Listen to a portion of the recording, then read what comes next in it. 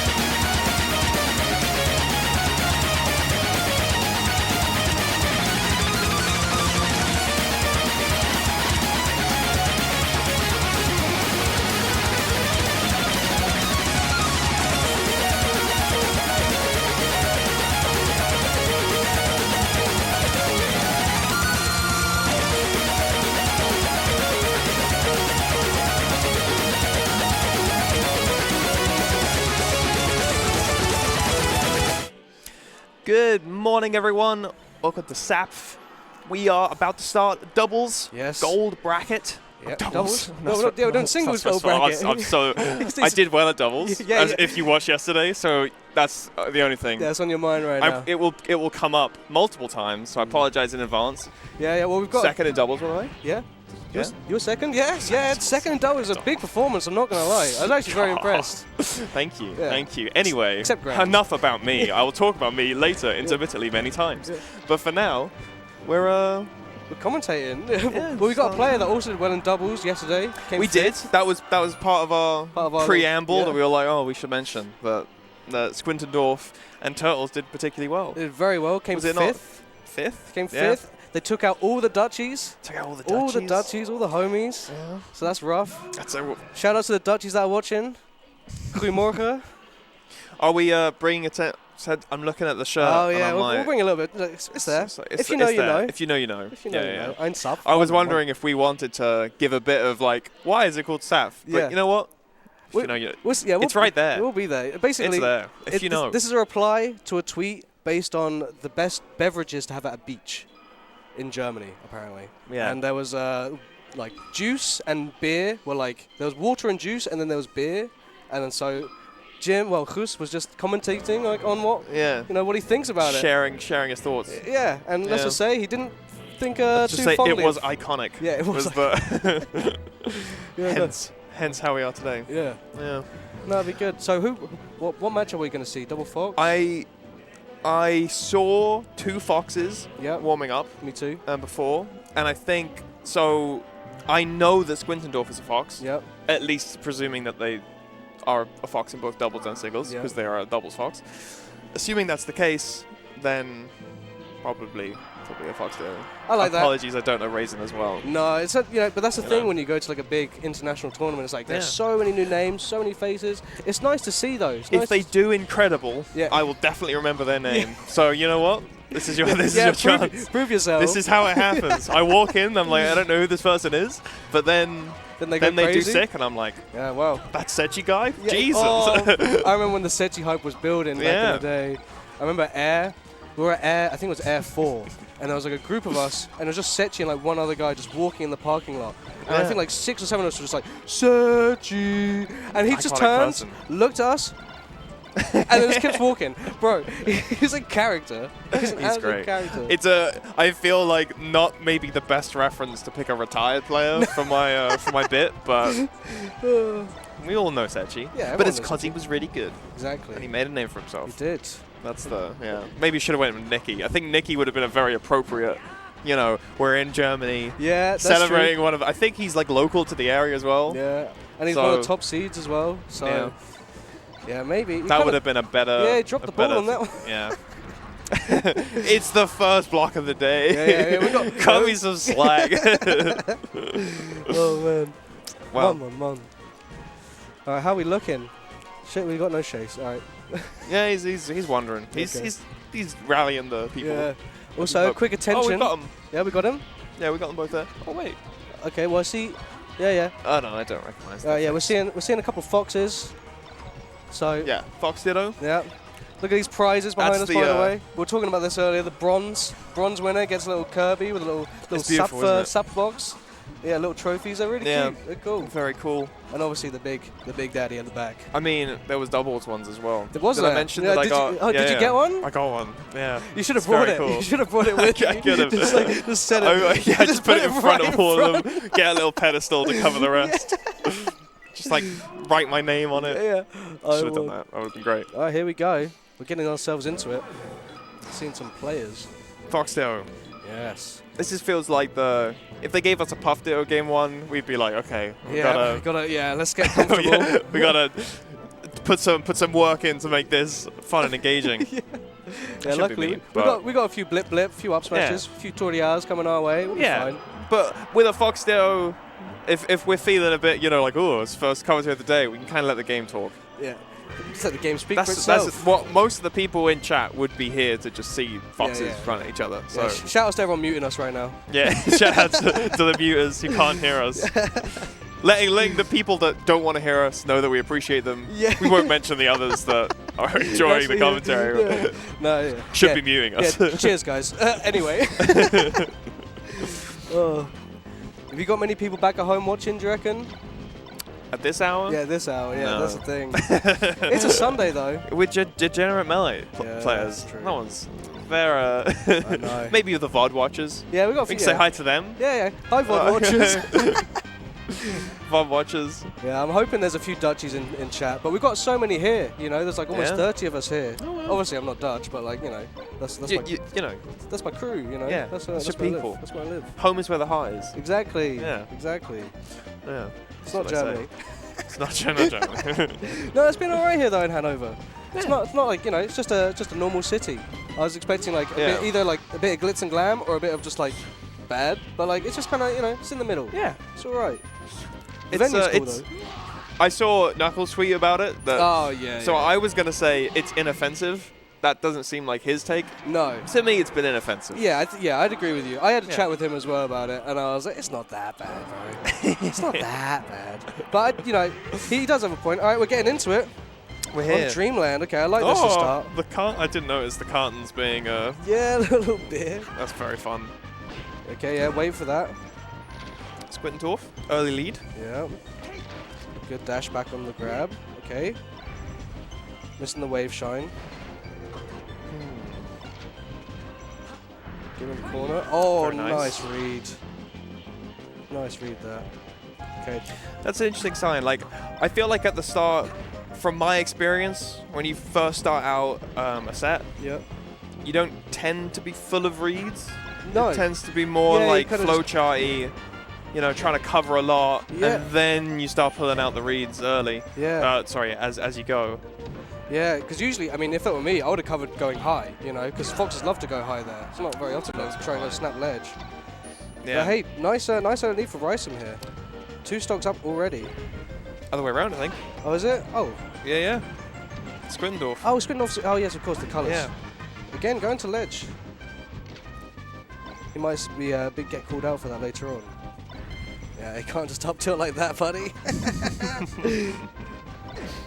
Okay, nice. I feel like the openings that I'm seeing from Squintendorf aren't like these massively long extended combos. No. It's just been like a bit of run and gun. Yeah, like creating good situations that can lead to sort of early-ish kills. Just like good recognition of. I think like that's a good example. That's not a great, not a great edge guard, but. That's sort of the idea was there. Yeah, getting a back air at 60, getting this like clean, like, yep, you now have to, it's now like a 50-50 on whether you live or not. Yeah. Or just had those iframes to save him from getting drilled. Okay, yeah.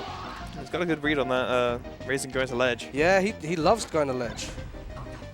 Okay. I feel like low-key the foxes do it a lot. Yeah, of course. Of course. And it's sort of like, it feels like there's a distance that you go away from the edge, and once you're in that spot, like all foxes think, oh, the edge is free, and then they will go to edge. Yeah. So I think like part of the mastery is how far away can I get where I can still comfortably get to ledge, get back to ledge, but sort of imply like, oh, the ledge is free. Yeah. That's the what do they call it again? The Yomi of melee. That was a very good little back air. That's a very crushing edge guard. Like when you've covered edge every time, and he's just like, maybe this time edge. This time, no, just gonna cover this that is again. when you mix it up. Yeah. Alright, running it back. No Pokemon. Okay, makes sense. Nice low ceiling for the fox. Okay. Oh, very safe. Yeah, playing very safe on each other. Yeah, went with the Arcadian ledge dash. Yeah, you're going to get punished for that. That's like I think that was an Armada thing. Yeah, back in the day. Yeah, where if you went out, like you've put yourself in a position where you quote-unquote can't cover side B on stage, but then you side B into their side B and then keep it going. Okay, good little coverage. It's been quite scrappy. Like they're playing around each other, like spacing very well, and then when they're in each other's faces, they're really in there. Seeing Squintendorf miss quite a few wave shines So maybe the early morning's kind of getting to him. But he's playing well so far. Yeah. I think last game they were more scrappy, but this one it feels like they're sort of keeping a bit of distance. Yeah. Like there was an instance previously where they were both like really far away from each other. Pretty clean. That was filthy. Like they were pretty far away from each other, and then on the same beat ran in and down at each other. So I think they're still like getting a feel for each other. Yeah. Also, to call back to that up smash, I really thought he was going to live. I really thought Squindendorf was going to live there. Squintendorf. What is going? Yeah, they're keeping the distance. Yeah, and up tilt, you can't get the knockup from up tilt at this low percent either. Yeah. I feel like it's kind of a statement as well from Squintendorf. Like when both players are playing like super far apart, it kind of gives me an thought of like, well, Squintendorf's like, well, I'm like up right now. Like you need to make something happen here. Yeah. Bring the pressure over here. But he's playing it really well. His Nair's been covering quite a lot. Yeah. Stage. Yeah. Not going to say it, but that was a good one. Yeah. I'd like to see it. This is what I think is particularly hard when it feels like they're in your head. Because I think like Squindendorf's just making all the right calls of how they want to recover. Yeah. Yeah, let's throw in some lasers. No, oh, okay. No reaction on attack. Yeah. I think that was another attempted running shine. Yeah. That was called out. Raisin getting a bit less, you know, I think he's getting a better feel for when Squindendorf wants to come in. Yeah, it does look like he's looking a little bit stiff. Yeah. Let's drop through. So patient. Okay. Press coverage. Shine. Seeing more shield as well, which is a good sign. Yeah. Like it's been just like working. Grab. Oh, yeah. great grab. Back air. No. Yeah, that's a be great grab as well. Very nice. Okay, listen, Yeah. it's even. I think the shield adaptation is pretty. It's working out very well. Yeah. Listen, all he needs is a back throw shine. Going ledge again. No. Okay. Well played. Squindendorf just completely just knows where he wants to go. Yes. Yeah. And I'm not even sure what it is that's made him so. I don't know why he knows. Like I'm not like he's being very predictable. It's just like oh no, Squindendorf just seems to know. Yeah, it does just have a read on how he wants to recover. Yeah, he really does. It's not like super predictable recovery. I mean, maybe a little bit going to ledge, but like sometimes it's just. I think he went to edge twice at the beginning and was called out twice for it. Yeah. And then he went. And then there was one where Squindendorf just like flubbed the edge guard. Yeah. Completely. But then the other 2 times he just correctly called him out going to stage. Or the other 3 times even. So it's just like he's 5 for 5. Yeah, back arrow shield is going to kill at that percent.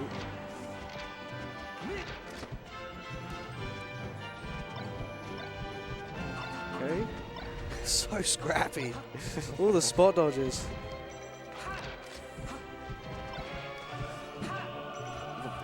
I want to see if the shield mare keeps up, because I do think that was working pretty well. Like I think the most Squindendorf got out of was like he got a single shine and did not continue it. He keeps getting caught with these get-up attacks as well. Squindendorf's timing them really well to just like, obviously that one, he was kind of hoping it would work out like it had the rest, but yeah, not that time. It's a good mid-shoulder. Up smash? Yeah. Right, okay. There it is. Ooh. These up smashes are just barely killing as well.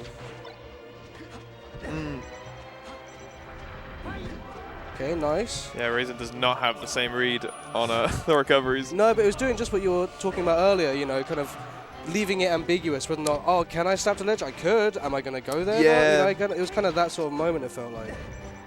Yeah, that'd be dead. No? No, didn't cover the ledge. Oh, Raisin's looking kind of nervous right now. Yeah, he just ran away. Yeah. Like he had him in the corner, completely in the did corner. 2 back airs. Yeah. Like they didn't work, and then he was like, threw out an just up tilt, charged across the end of the screen. Yeah, threw up an up tilt. It was like, he didn't run in. What do I do? I'm gone. Oh, okay. No double jump. He didn't. I don't think he noticed. No, but these. Squindendorf did not capitalize on that lack of double jump. I mean, we're like what, an up throw up air away from another death here.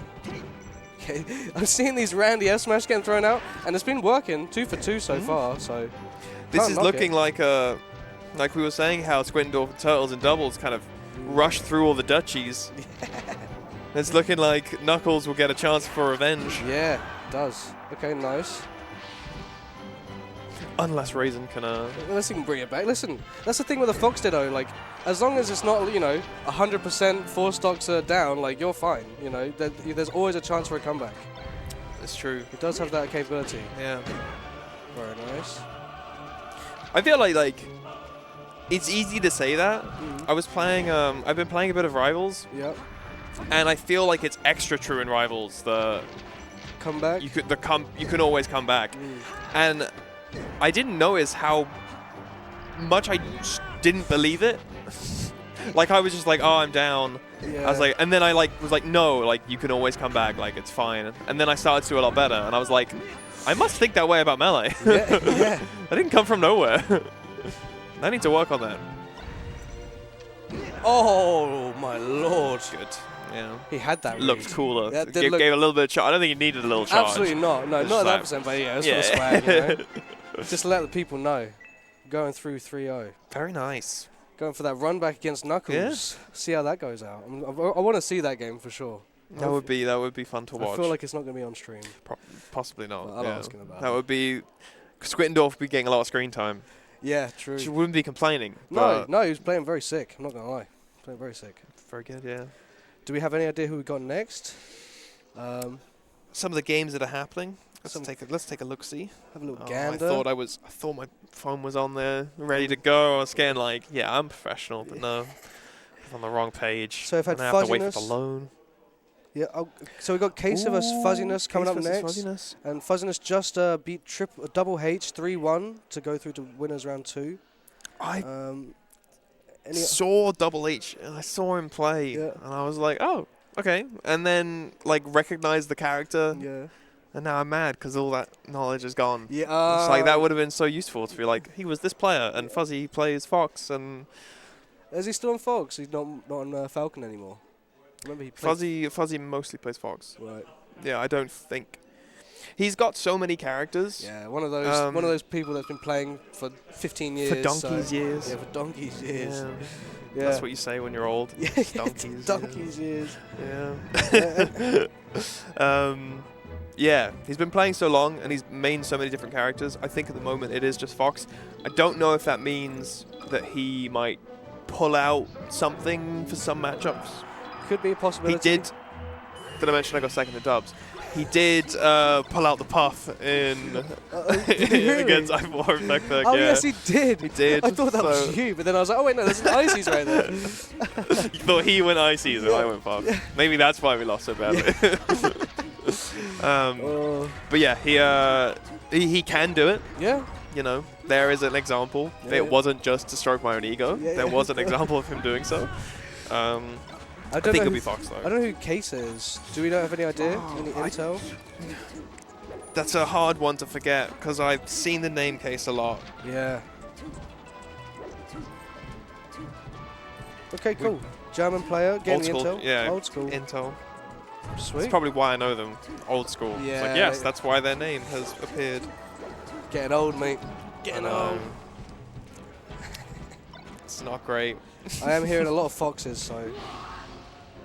I was hoping to very sneakily look up the tag and then get it's not very sneaky of you right now. It isn't, because it's taking a really long time. Well, and also you just announced it. And also, I mean, it's because it's taking too long.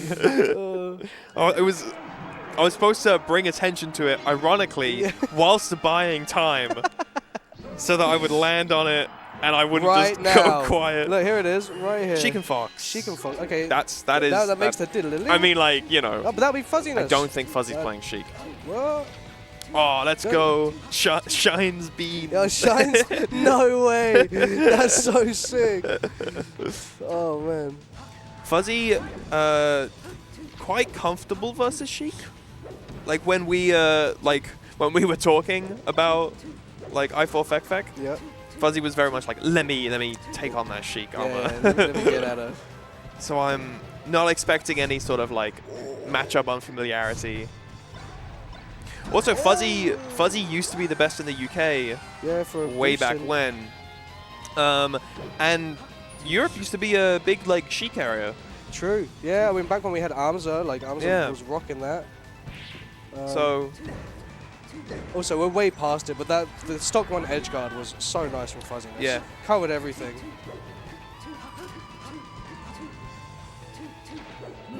Alright, just staying in the corner. He's looking quite comfortable in the corner, to be fair. Yeah. It's not.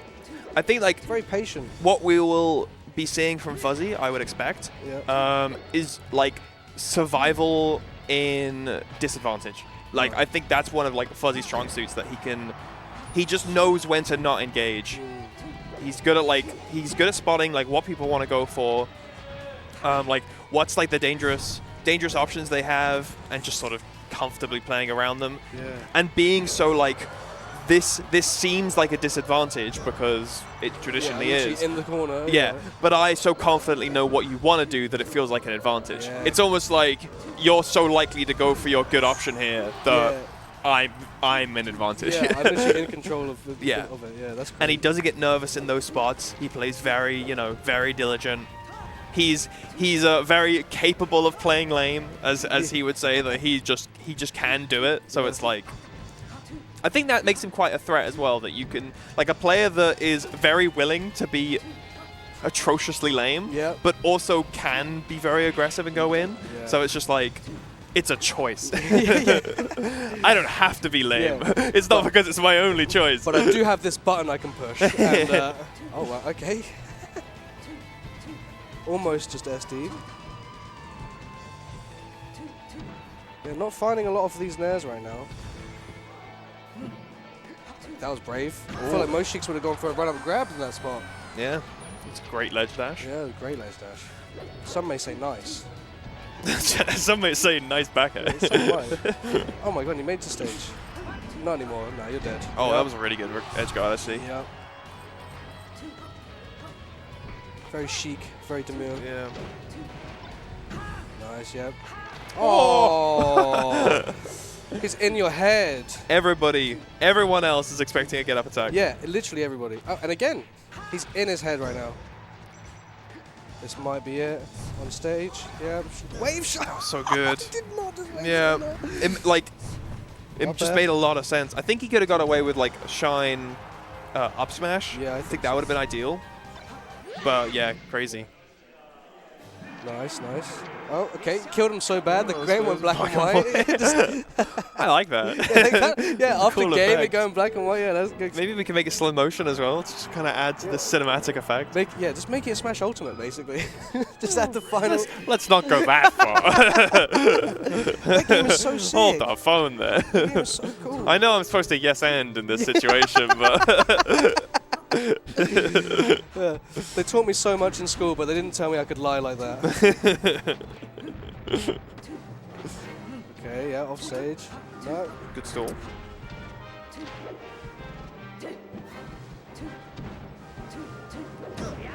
Wow, what a call out. I'm seeing a lot of like low commitment options as well from Fuzzy. Like often just like going for just sort of like weak nair and not trying to force a string together. No. Not trying to like I think a lot of Foxes, they're tempted to press as many buttons as possible or to keep a combo string going as long as possible. Someone I always think of in that scenario is someone like Frenzy, who's like, if I get an opening, I want to get the absolute maximum. I don't want to go back to neutral. I want this to kill. Yeah. Where it feels like Fuzzy's content to be like, I'm not looking to kill. I'm looking to get very clean like openings that put me in a great advantageous spot. Yeah. And then we'll play from there. Yeah, exactly. And with Fox, it's like, yeah, I somehow just got 50% from this as well. This is great. Yeah. Next thing you know, wave shine up smash. Wow, just about missing that. Unfortunate. Yep. Yeah, playing around Sheik on these platforms is it's a challenge. Because you can just get tilted by anything. Covered a lot. That was really good. Yeah, that was a really nice goal.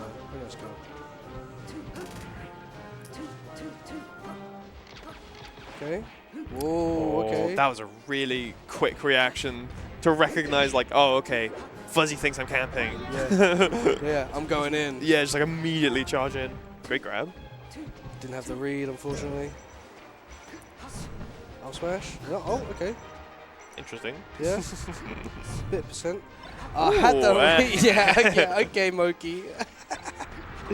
No, not like this. That's what you get for the BM shine. Yeah, do you know what, that is karma. Karma comes around, yeah. Karma's telling you that shouldn't have done that, mate.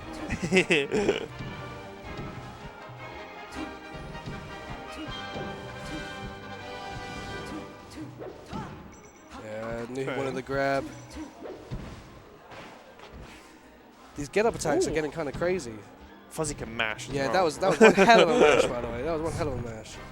That's missed. Oh. No. I wonder. I think it. he may have missed a dash input. I feel like he would have done that. Oh, nice angle though. Gave him too much space. Case gave a bit too much respect there. Fuzzy will go for these nairs a lot as well. Okay.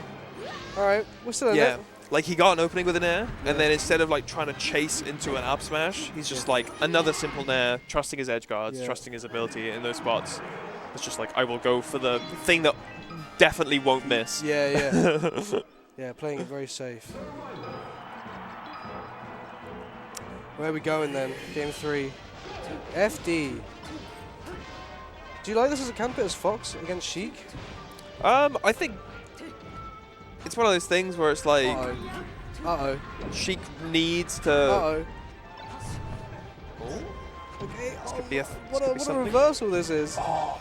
Back airs off. Oh, that's ooh, it. That's it. What a reversal. That was looking into the sun. yeah. That was looking really rough for Fuzzy there for a second. Yeah.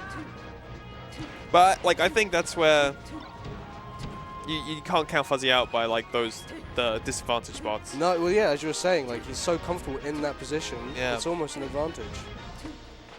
Yeah, see, this is why I was questioning. Do you think this is a good pick? I think it's like if you think about it, Sheik can kind of do that on every stage. Kind of, yeah, kind of. Because you don't really go high enough to down throw and go to the platform. No, yeah, that's true. I think it just feels more intimidating because you can't like hide on a platform. Yeah. But I don't think the Sheik's better without platforms.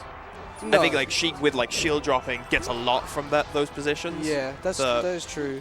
They just get a lot off the chain grab though, in compared to other stages. They do get a lot off the chain grab, and it's much easier for them. But I mean, you know, Fuzziness is on gold bracket winner side, and I'm not. So you know, he knows what he's doing, and I'm just here. He's looking pretty good on it so far. I think it's a fairly common counter pick as well. Yeah. Yeah, I think Sheiks don't typically like FD. I'm not brave enough for it. That's my thing. I'm not brave enough. You live in fear. I live in fear. Yeah, that's the problem. That's the difference between you and Fuzzy. Oh, there's no way! He just saved himself like that. Oh, good SCI though. That was good SCI. Yeah, but the bait to... He almost, yeah. Go straight. Oh, no! Oh, that's going to be it, yeah. Again, just getting reversed off of these little mistakes, Casey, this match. Unfortunately, wasn't able to close it out for Fuzzy, but, you know.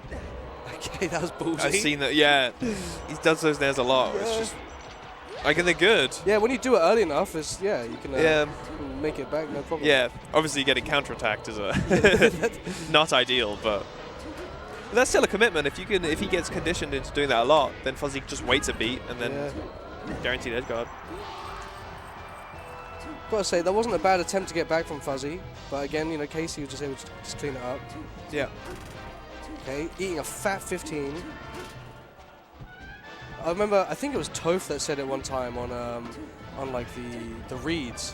He was saying like, this is my test to know if someone like is actually watching the screen or is watching me play. Is if I play Sheik, I charge needles, and if they eat the whole stack, they are not looking, and this game is free. and like, you know. It kind of rings true, I think, because when I used to not look at the screen, I would eat every single stack. Okay. This is huge. Yeah, this could be it. Oh, that should be it. Oh, that could be it. No! I mean, it was, but that wasn't what I meant. No, that's not what we meant at all. Damn. That's painful. Yeah, you hate to see those. You really do. Because that could have just been it, you know, 20% That's like, and, you know, I'm back. Yeah. what like you're saying about the stage, like Sheik needs for that stage to work at all in their favor is to have very good tech chases. Yep. And very good edge guards. Yeah. If you don't have those things, then that stage sucks. Yeah. I understand going back to Battlefield. No, so going to Battlefield, we start from where do we start actually? I don't know. Yeah. Was it just Pokemon? I know they went Pokemon. I know we went Pokemon, look. Yeah. Oh, okay, yeah, it's unfortunate. I think a bit of a too early morning for Casey. It's like, since you mentioned it, like watch how frequently Case like runs onto the platform, runs off with slide offs with back air, like slide offs with back airs and such. It's like it's very, very good neutral just to use platforms. Okay, nice little tech chase. What do we get from it? Another one. Okay, nice no tech though. Make a little mix up. Back air. Nice. That's it.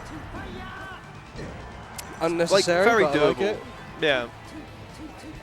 Yeah, this is definitely... Casey's not out of this for sure. Yeah, it's like a question of can they kind of keep their cool. Oh! That should be it. Back air! Another one! There we go. Okay, Roll up. we're so Nice. back. Okay, we're so back. Good edge guard that. Yep.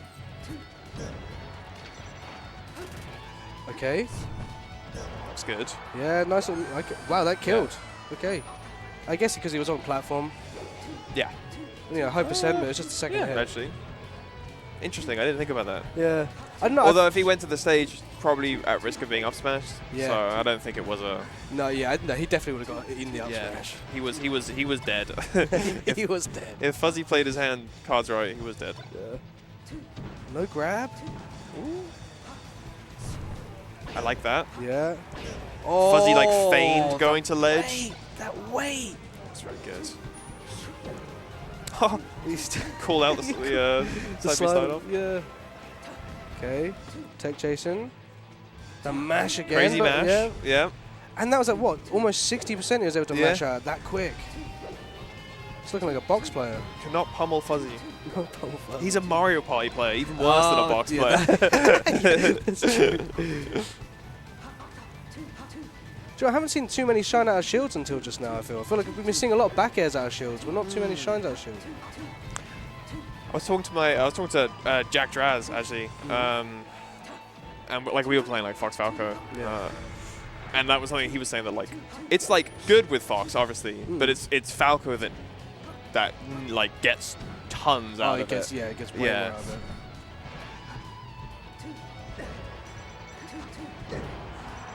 You see how if I'm wrong that I put Jack on blast instead of me. Yeah. That's the oldest commentator trick in the book. Yeah, we'll keep it that way. Oh, that's fine. Oh, that's it. No. Oh, okay. I don't think that was SDI. I think that was just a bad thing, but yeah. I don't think he had the room to convert. It was almost there, you know. Put up a good fight towards the end, you know. That could have went the other. That easily could have went the other way. Easily. Because KSSD like right at the beginning. Yeah, right at the beginning. Yeah, it was very unfortunate. Did he SD or did he get Gimps? I can't remember. He SD'd. He tried to up B, he chained. Yeah. Yeah, it's unfortunate. But hey, well played, guys. You know, fuzziness going through to winners. What, round 3, I think? Old players on the screen. Old players on the screen. Yeah, love to see it. So looks like the winner. Well, the winner between Nikki and Kiwi will be playing winners round 3. I don't think we'll be watching that. I think our next set will be a winners round 3. It'll be my attempt to get info on Case. I've ruined my. Oh, you'll start GG. And now having to load everything back. You know. Yeah, start GG. So we've got Steph's, and we're waiting for the winner from Knuckles Squiltendorf. So we could see Squiltendorf again on stream, or we could see Knuckles. That would be cool. That would be pretty cool. Yeah, Fat Tino's through. Quick 3-0. Very nice. Expecting nothing less from Tino. Yeah, no, we had a Dutch team kill. Stein 3-0'd Noxa. Oh, really? Yeah. Stein 3-0'd Noxa. Yeah. Skolbrado's through. I'm always looking out for the IC. I want ICs to go on. So that's like that's my agenda. Yeah, that's your home team. You don't have like a home country. You got a home character. Yeah, I try and get ICs on stream more. Yeah. against all the viewers watching, and I'm just like, get them on. Get them on. Yeah, we need them. I want to see Smarted play. We never get to see Smarted. Smart's great. Oh, we got Fountainelle versus Lunary right now. That's a rough one. Those guys are homies. Yeah. So many homie kills. Lunary's so cool. He's such a nice guy. He's the nicest guy I've ever met. Yeah. I was like gaming over there like yesterday evening, just chilling, and like he didn't have anything like to do with me. He was just walking around, just came up, hey man, just gave me like a hug, like while I'm gaming, like yeah, what's up, bro? Like it was great. He's such a nice guy. I played him in mentioned second in doubles. Did you play doubles? Yeah, and I played him in doubles, and before I went up to him and I saluted him, and he saluted me back, and then I went to give him a hug, and he grabbed me and lifted me up. He gave me the bear hug. Yeah. Oh, sick. It was great. Yeah. He's great a big guy. moment. He's a big guy. He is a big guy as well. Definitely lifted me off the ground. Swept you off your feet. He did, in more ways than one. So I was taking a look. I mentioned ice climbers. So yes, you did. As a beautiful segue, and not just to keep talking about ice climbers. Okay, Earthan is playing Smarted. Okay. And Earthan, I hope this isn't wrong, but Earthan beat a very good ice climbers player, and I think it was Moth. Oh. I think so. Oh. I might be wrong, but they beat a very good ice climbers player when they were abroad, and it was just like, whoa, that's a crazy win. Like genuinely, like one of like the best, like a top 100 player, and it was an ice climber. Sheesh. You know, pretty crazy. Yeah. Okay. We got Jasper and Defassen. I think that's probably how you say it. Yeah. Jasper's my goat, bro. Jasper's my goat. Oh, good. We can.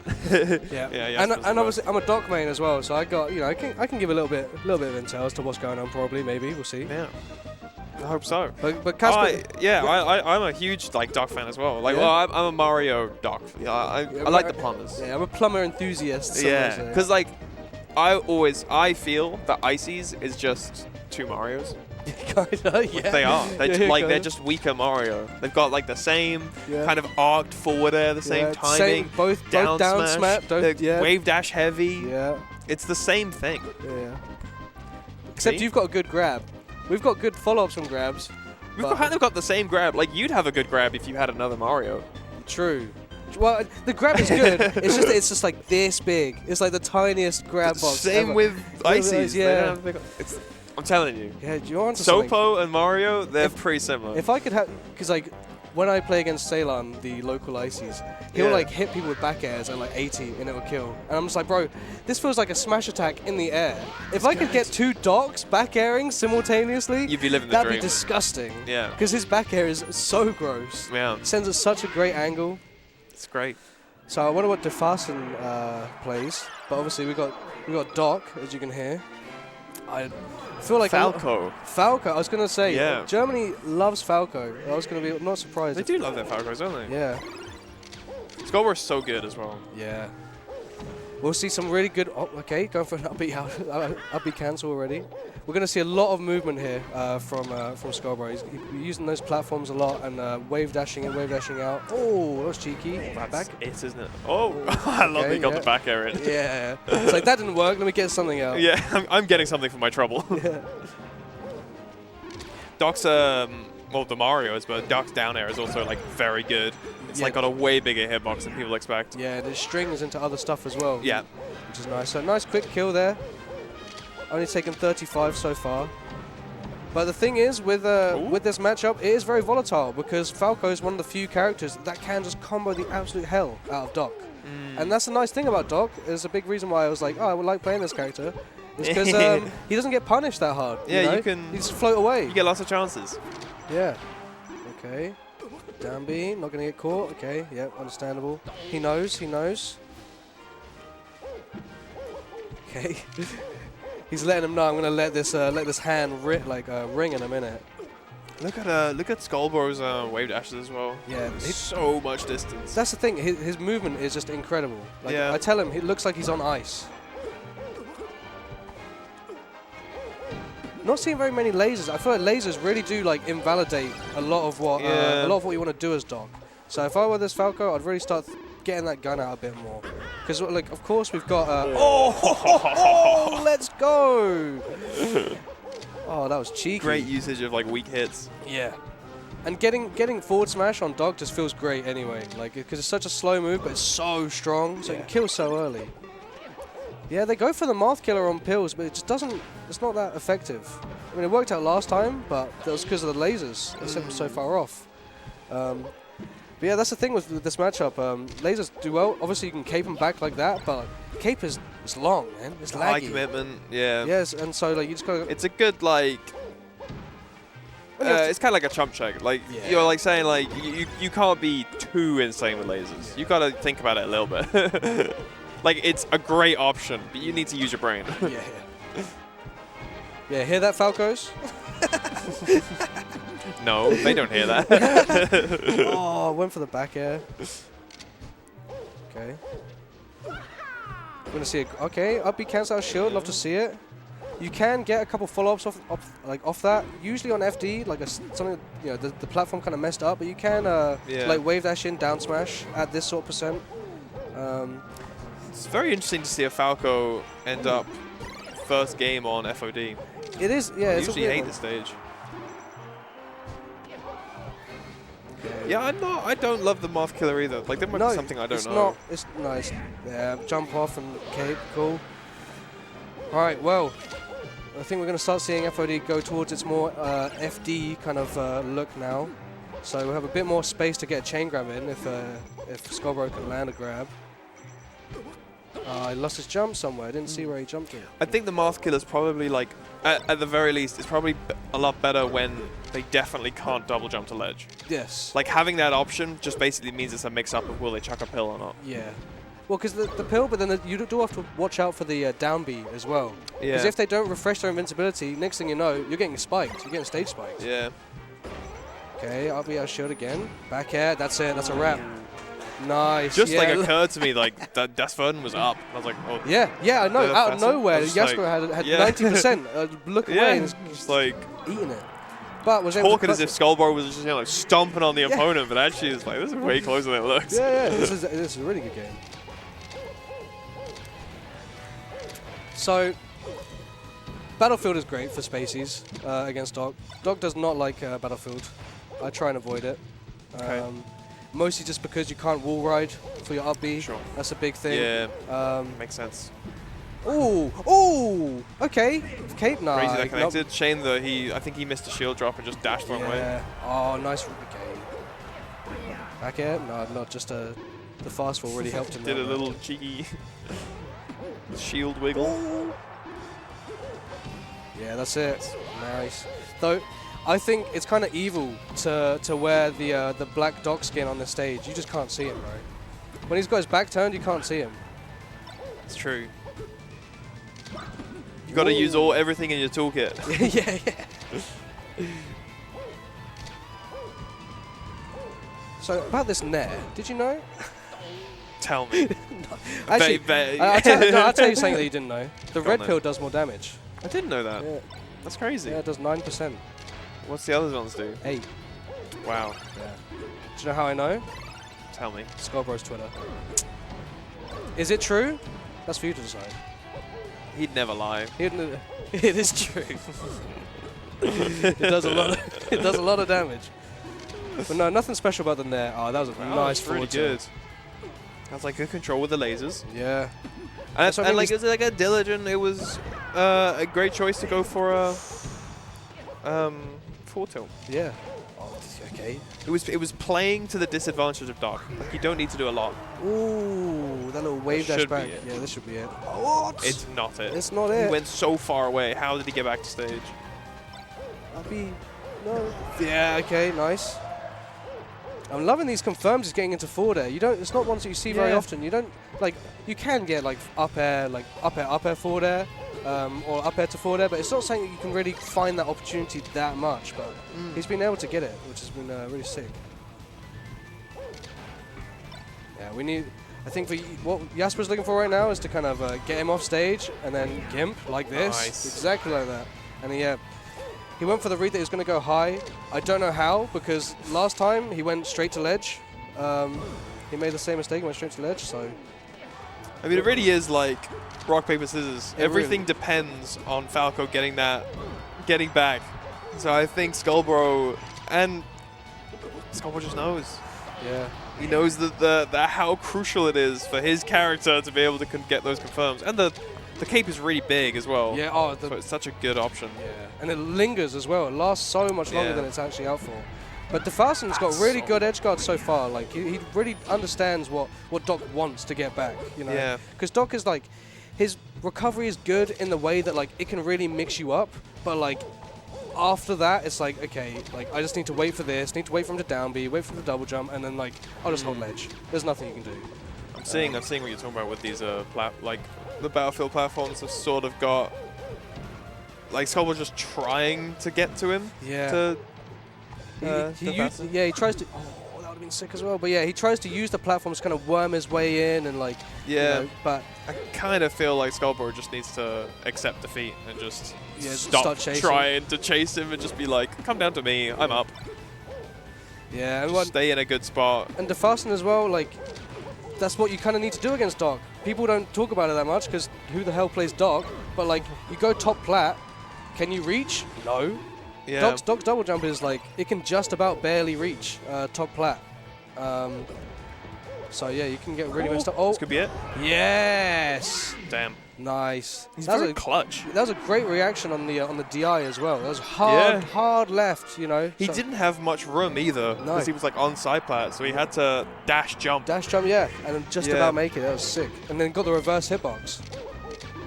I'm surprised we're not back on Battlefield. I am as well. That felt good. Yeah. For. I do agree. I don't. This is relevant for ACs. I don't, and you can mention if it's relevant for Doc. Yeah. But ICs can poke the top platform with up air. Yes. On Dreamland, but not on Battlefield because the platform's a little higher. Oh. So I would have thought that platform being a little lower might actually benefit Doc as well. That could very well be the case. Yeah. I feel like you can get like a cheeky up air in. Yeah. But the thing is with Doc's up air, it's what a cool out. Oh, we missed the stage as well. What a cool out. But that's what I was saying about. He died at 70%. You know, on the other side of the stage. Forward smash is just, it's a slow move, it's small, but my god, it's got crazy trajectory. Yeah. Same with back air, except for back air is just generally a good move, but the angle that it sends you at is just sick. Okay. Trying to get out of the corner. Good pressure though. Yeah. Nice. Does he have a jump? No. No. No, that was really nice. No. Chased him all the way from one side of the stage to the other. Get the edge guard in. Yeah, see what I mean though with that up air? It's just so weak, you know? It doesn't really, you can't really get much from it. Like it's not like a Falcon up air. Like you can't like shark people under platform, unfortunately. You can combo from it. Oh, and again, just landing at the wrong place at the wrong time with something laggy or missing an L cancel and then just getting completely punished for it. That was ballsy. He was trying to let a forward air rip while he's in the middle of a combo. Back air, yeah. Uh-oh. Okay. It's good placement on the pills. Yeah, that's the thing. You need to, you have to respect it when you're edge guarding him. It's one of those things like it's relatively easy to deal with, but you have to respect it because the moment you don't, you're getting dock tags. You're getting up bead and you're stage spike. And that's it. One thing I wish Skullbro would do a bit more. He always it's a habit of his. He will always use down B as his last resource to recover, and I personally disagree with that. I think it's a great thing to do because it's a great mix-up because you can get the stage spike if they don't refresh their invincibility. But sometimes you just need to go high. Sometimes you need to get high, get the high angle. Then you still have the mix-up to drop below stage. You know, you still have that mix-up.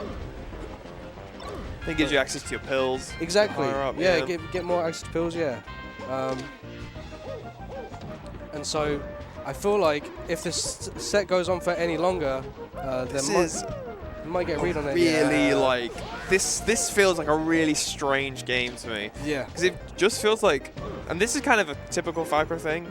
Like Falcos may have like the best neutral in the game because Falcos can just look so dominant and then just lose. Yeah. And that feels like that's what's happening here. Yeah, it kind of does. Yeah. DeFasten has been just like controlling the neutral really nicely the entire game. Yeah. And then just lands funny at 50%. Yeah. And then gets gets blown up, and then he's gone. Yeah, he's got Jasper's got the clutch factor, and DeFasten's got like the neutral factor. We'll see if DeFasten can find that clutch gene and bring this back. This feels like one of those. This feels like a situation where Dasfurden lose and then goes, I hate Doc. Yeah. We'll see a tweet in 10 minutes. I played so much better and lost. Oh. But that's why you play Falco. You play Falco if you want to tell yourself that you played better. Back it. No, Mr. K. That was close, right? That was usually hits. It usually goes below the stage. That magnet hand really saving him. Oh, okay, very nice. Just waited for that. Yeah. He waited out the fact that Jasper started to jump as well. He kept that very well hidden, that he still had that jump with him. But yeah, he just knew. The edge guards from DeFasten looking really good. He knows what Doc wants. He called out, but I think he called out the high up B. Yeah. Whereas like Skullbro could have sweet spotted the up B and been fine. Yeah, that's true. I think that was part of the mix-up because you know he was which saving was a that call double out. jump. Yeah. But obviously, understandable that we're in FD right now. That's just where Docs like to go. You can get your chain grab. You know, you get your cheeky up air strings. Though I also find it kind of scary. Obviously, for Skullbro, it's different. This dude is cracked. He's got really good neutral. But I always find this stays scary against Falco. Nice. Yeah, just timing it's that. not been working. The down B. No, that's why I think he should do it. Yeah. Do it first, then save your double jump. You know, just rip it, like let the down B rip straight away, and then you get more time. You know, more time to throw pills. You get to use your cape to slow down us a little bit. Yeah, just looking for that opening right now. Ooh. Okay. Okay, that's an unfortunate mistake. Yeah. Wasn't expecting the cape there, to be honest with you, but it looks pretty cool. It works. Yeah. It was good, like a good choice. Like good moving. Oh, that was a great pill dodge. Yeah. Oh wow, he played that whole sequence really well. Yeah. Like DeFasten's neutral is looking like good enough that I'm thinking that he's got experience versus Doc now. Like, it feels like his like way that he's moving in and out of the pills. Yeah, and how he's dealing with him off confidence. stage as well. Yeah. Okay, take the up B cancel. And yeah, like I said, like in game one, this is one of those kind of scary matchups for Doc because you can invalidate Falco, but man, like you can get comboed, you know, and that's not something you're used to, you know. Get really put in the blender. Yes, Skullbro's really struggling to find his way in here, and DeFasten has just got. Using the invisibility really well. Yeah, he's refreshing at the perfect time. Yeah, these full hop I hills. almost feel that this stage isn't really working for Skullbro. It's not right now. No, I think he just can't find his way in. Here we go. Yeah. Down throw, up throw, forward air. Getting a bit of extra. He's got the turnaround as well. Yeah. But he's still in it. Like Skullbro has. That's the thing. It's just a back throw off stage. They DI it wrong. They've got to up B cape. You know, it's same with like Shine. You know, back throw, Shine. You're back in it. Nice up B out of shield. Okay, cool out. Huge. Oh, he's never rolled in. Yeah, he missed the dash back, I think. Okay. I thought he was. It looked like still he got kind of covering stuck. the roll out. No, I think he wanted to dash back in and grab. Okay, up B again. Jab. Oh no. Oh. That laser was getting reflected one way or another. That's return to sender. Huge. Oh man. What attack! Wow. That's it though. Down B, please. Okay, no. I'm very happy for DeFasten that this has went well. Yes. Like I felt like he deserved more games. Yeah, definitely. Yeah, especially after the SD. Yeah, I made the comment earlier that this is just Falco winning neutral, but I'm actually second guessing that. And I'm like, no, actually, they're playing around a lot of Doc stuff. This isn't just Falco's oppressive neutral being really good. This is someone that knows where to position themselves. I think if I'm Skullbro, I'm taking him to Pokemon. Yeah, and I actually think you called it out at the beginning that you mentioned there wasn't very many lasers coming out. No, and I don't think that's the case now. No, I think we're seeing that's lots. the thing. after game 2, he really brought the gun out, and now look, now Dog's you can't get in. That's the part of the problem. Oh, okay. I like it. He missed, but I like the idea. Yeah. He like covered high and stage, or he tried to cover stage. Yeah, and we're seeing Jasper adapt to that as well. Yeah. With all these lasers, because he's throwing out some capes, but you're seeing him go for a lot for these power shields as well. But it's not working out too well for him right now. The fastest just got. Look at him, he's so locked in now. Yeah. He's still smiling. I think that's the thing. He's got it in him. Yeah, no, you'll never see Scarborough looking sad on stream. He'll either look focused or like he's having the time of his life. Okay. It's a great rep for your character. Yeah. Bro, just grab ledge! Jasper! I think, to me, that looked like that he got like a bit of like a weird movement. Like he like teetered on the edge by accident. Yeah, and then you have to get the frame perfect wave dash back or else you just... Exactly, yeah. I think he would have had he not had it. Oh man, that sucks because he DI'd it back as well. He tried to avoid it. Yeah, we're making it back. Oh, no, we're not. I think he could have made that. Yeah, that was like too. I think he maybe up B too soon, and then had to panic up B. I think he didn't get enough mashing on his down B. I feel like he could have gotten like a little bit more height. Yeah, that's. Now we're just seeing we're seeing getting lasered. Like Doc can't get in, can't get grab. You know. And then look, we're just going for cross-ups now. Like, it's working out really well for Defassen. Ooh. That's okay. Forward smash, yeah. Very nice. Okay, we're back. We're back. Looking quite even again. Yeah, that was like guaranteed. Yeah. Huge. Grab. No. Oh, actually, I really liked it. Yeah. I really like playing it safe. He went for the jab. Yeah, and just backed off. Could have easily tried to extend that, but backing off was smart. Yeah, here we go. Nice tech away. Yeah, all of these side Bs are preemptive as well. Yeah. He's not reacting to the laser. No, he's just doing it so soon so that he can act out. Okay, the get up attack catches. Yeah, back to neutral. Getting a little scared for Defassen. Defassen, listen, he's getting nervous. You can see it. Yeah, the lasers are getting less. Oh, he missed tag. You could have forward smashed that. I think perhaps this could be a bad habit of Defassen, is that when he's getting nervous, he starts lasering less. Oh. We're seeing some spaghettis. Spaghetti is good for Doc. Yeah, it's great for that Doc. Italian loves his spaghetti. Yeah, he loves that. That's what's on for dinner for right now. Yeah. Bit of chicken and pasta. But you know, not trying to make a racist comment as much as like. When you're like playing characters like Doc, Mario, Icy's, like you have these like super strong hitboxes. You don't have to play that like your neutral. Like your more rides on Falco just playing consistently well. That if they start to show cracks, if both characters show the cracks, it benefits Doc more. That's what I'm trying to say. I agree. Oh, cheeky! Oh, getting caught by that. And now you're stuck in the pillar. Okay, they're both playing it very safe. Oh, now you get punished hard for this. Yep. No down there. That's it. Yep. Yeah. GG's. Well played. Well played. I really thought that Scarborough was going to bring that back at the end. It was looking like it. Defassen popping off. You know? The shrug. Look, yeah, well, that's just what Jasper. Are you gonna do? Yeah, he's like, yeah, well, this was a good game. Yeah. After he got back and he was like, you know, he hit with the finger right. It's like, yeah, he got me. That looked when Defassen was on point. That looked very tough for Doc. Yeah. Like I said, just busted out those lasers. That was it, you know, just shut down Doc completely. Yeah.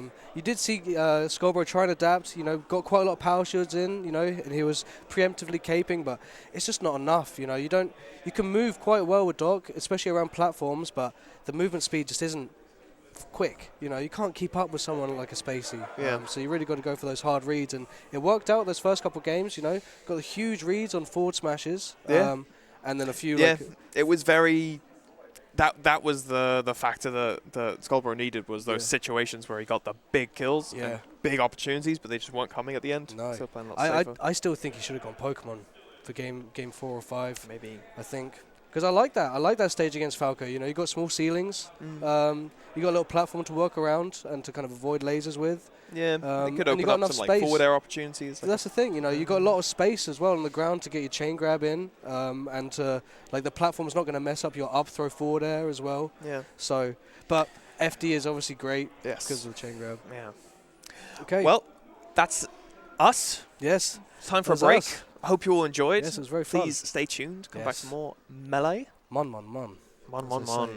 It's great What to a commentate day. with you, bro. It was wonderful commentating. Thank you so much. Yes, thanks for watching, everybody. Yeah, stay tuned. Yes, see you soon.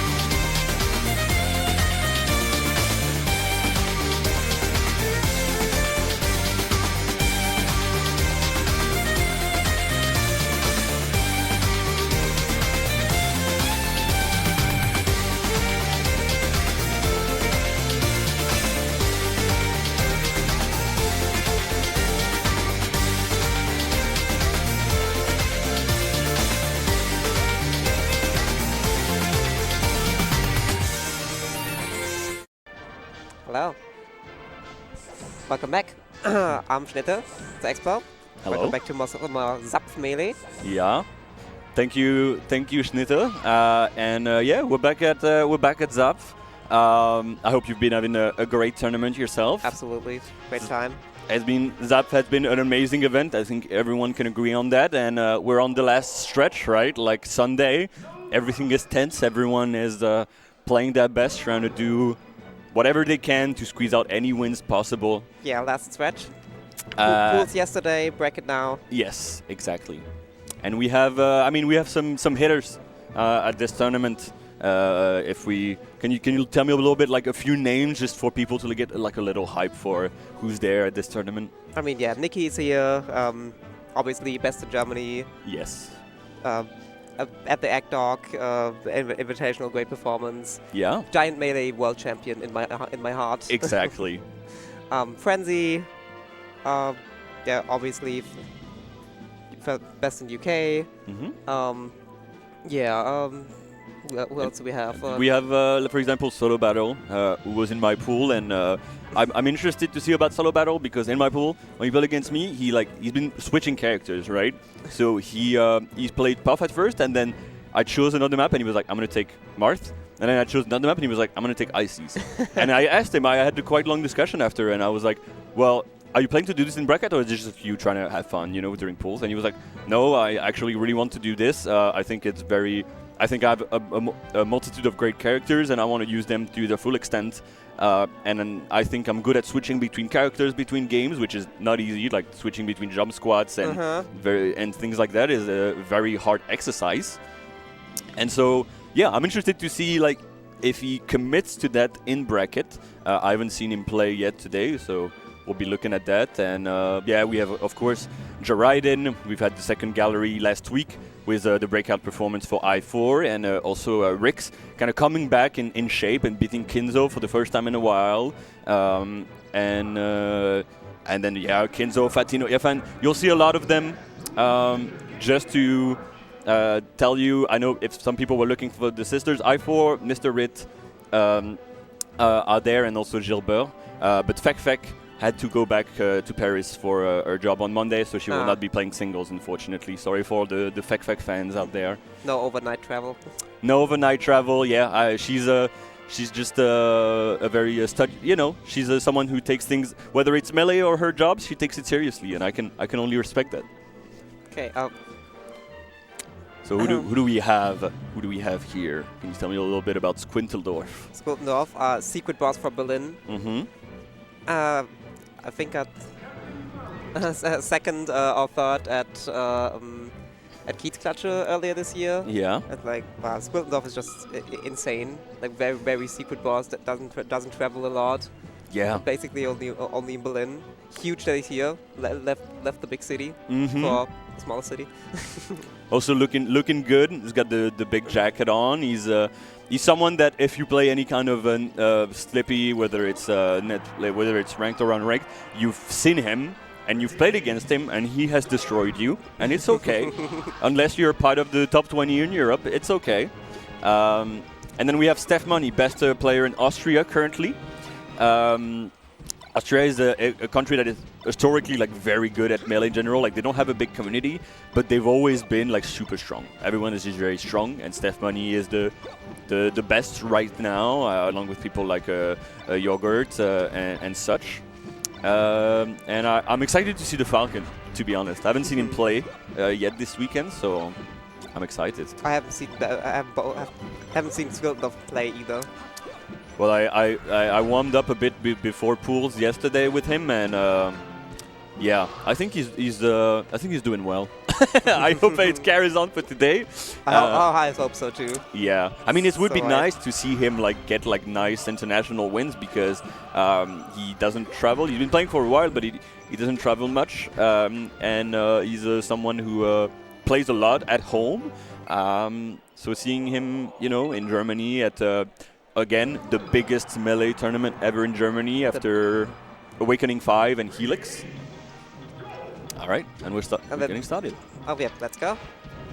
Starting. Yes, Squinteldorf just absolute kind of a hometown hero. I think even here a lot of Berlin people are here. And also the Berlin scene is just very strong. Just not traveling and just staying in Berlin, you still get really good. Yeah, for sure.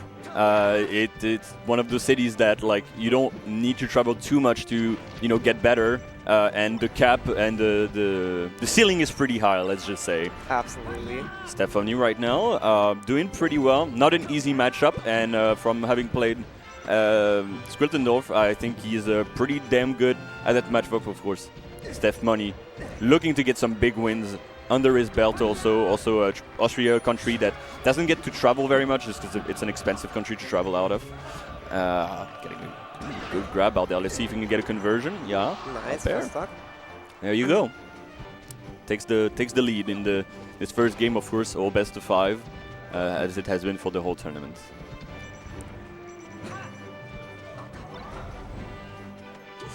Yeah, it's the first Let's Go Khan, Squiltendorf's first name, shoutouts.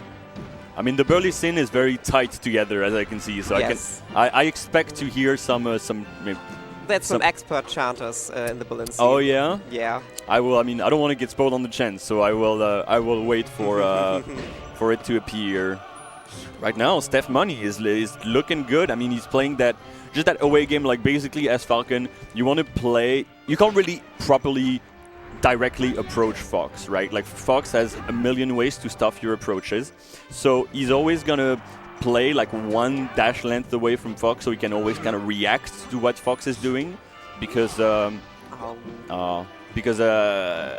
problem with the Falcon, even as fast as he is, his aerials are pretty slow to come out. So you have to jump and then do your aerials, and that's when the troubles come if you're too close. But he's just keeping them at bay, and then the punishes are following Schnitter. It's the demolishing, kind of. I mean, I know you very much for Squiltendorf, and also I am, he's when someone destroys you that bad, you're kind of like, I hope you win. I hope you win against other people. Yep. And this is still winners.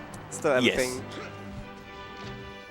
What's your so you play Samus, right? Yes. Have you played any other characters, like have you played Falcon or Fox yourself at some point? I've never made any other character, but like I dabble. Okay. I dabble. I click random sometimes. Well, I hope we get a Samus. Unfortunately, not that many Samuses at this tournament.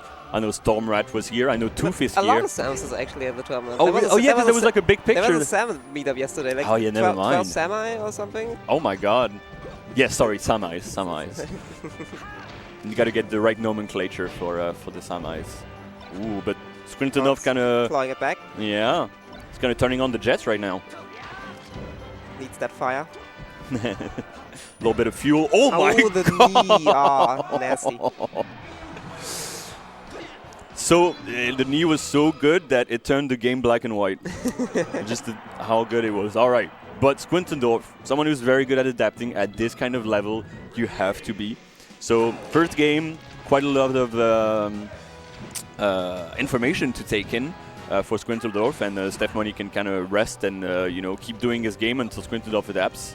And what he missing a tech chase, but oh my God, which he kind of did at the end, but yeah. So just with the stock lead and just one knee and it's over. Yeah. I'm gonna start looking very cautiously at how like Steph Money is handling neutral. For now, a good first stock for Squiltendorf. That looks good for him. Taking the advantage in that second game. You don't want to lose the second game. You want to stay as even as possible. Yeah. Nice. And you can see how fast like Fox's aerials come out. Like he could wait for Steph Money to commit and then just like instant nair and just stuff anything. And also just the FDE counter pick. Obviously, one of the best maps for Fox. No platforms for Falcon to get out the way. Yeah. Do some different approaches. Yeah, and also the recoveries are going to be very hard for Falcon, right? No way to like properly mix up your recoveries. It's going to be all like timing based on your jumps and your up B. Yeah, but we're waiting for a lot of openings from your opponent. Getting those. Nice grab. This could be a stock. Oh my God, yeah. oh my god, I'm very surprised he even grabbed that ledge. Yeah, waiting for Squinteldorf to commit to either like up to an up B, and then unfortunately... There we go. Yes, yeah. we can. Yes, oh yes, we can. That's a really good one. It's a little bit of a throwback, a little bit of, of a historical throwback. I like it. I mean, the Germans are very, very good at chance, I gotta say. Very important. Nice. Well, Squinteldorf is, you know, the counterpick is working, and you want it to be working, and those are the moments where you're like, as a Falcon player, you're like, ah, Fox is a character, isn't he? He's one of the characters of all time. Oh yeah, this counterpick's really working out, dominating this set, this game. I mean, the 3-stock shows it, right? Again, putting the melee to grayscale just to, you know, emphasize how how dominant that was. But now I'm interested to see, because I think Squinteldorf, Steph Money in the first game was extremely good at whiff punishing. Like, he was just like forcing and like baiting Squinteldorf into committing to something that was like not extremely quick to act out of, and then just whiff punishing.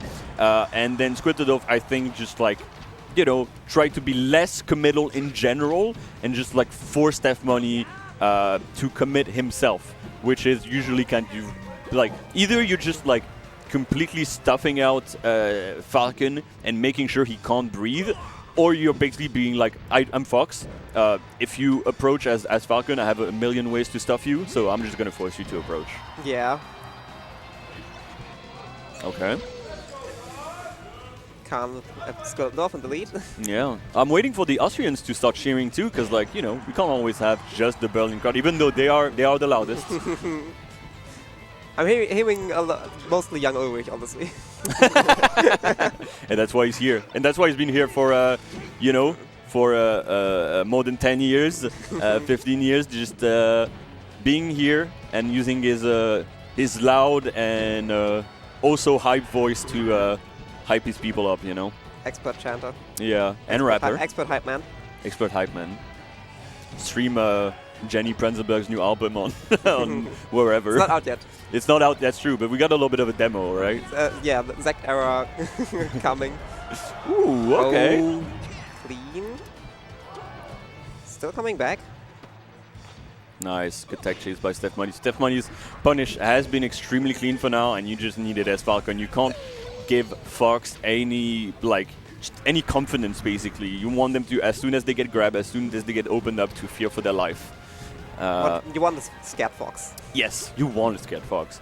Because a confident Fox is your worst nightmare, as any character in the game. Okay. How nice. Wow. Getting that aerial out of that tumble. Yeah, it's interesting because these two people are both people that don't get to travel a lot.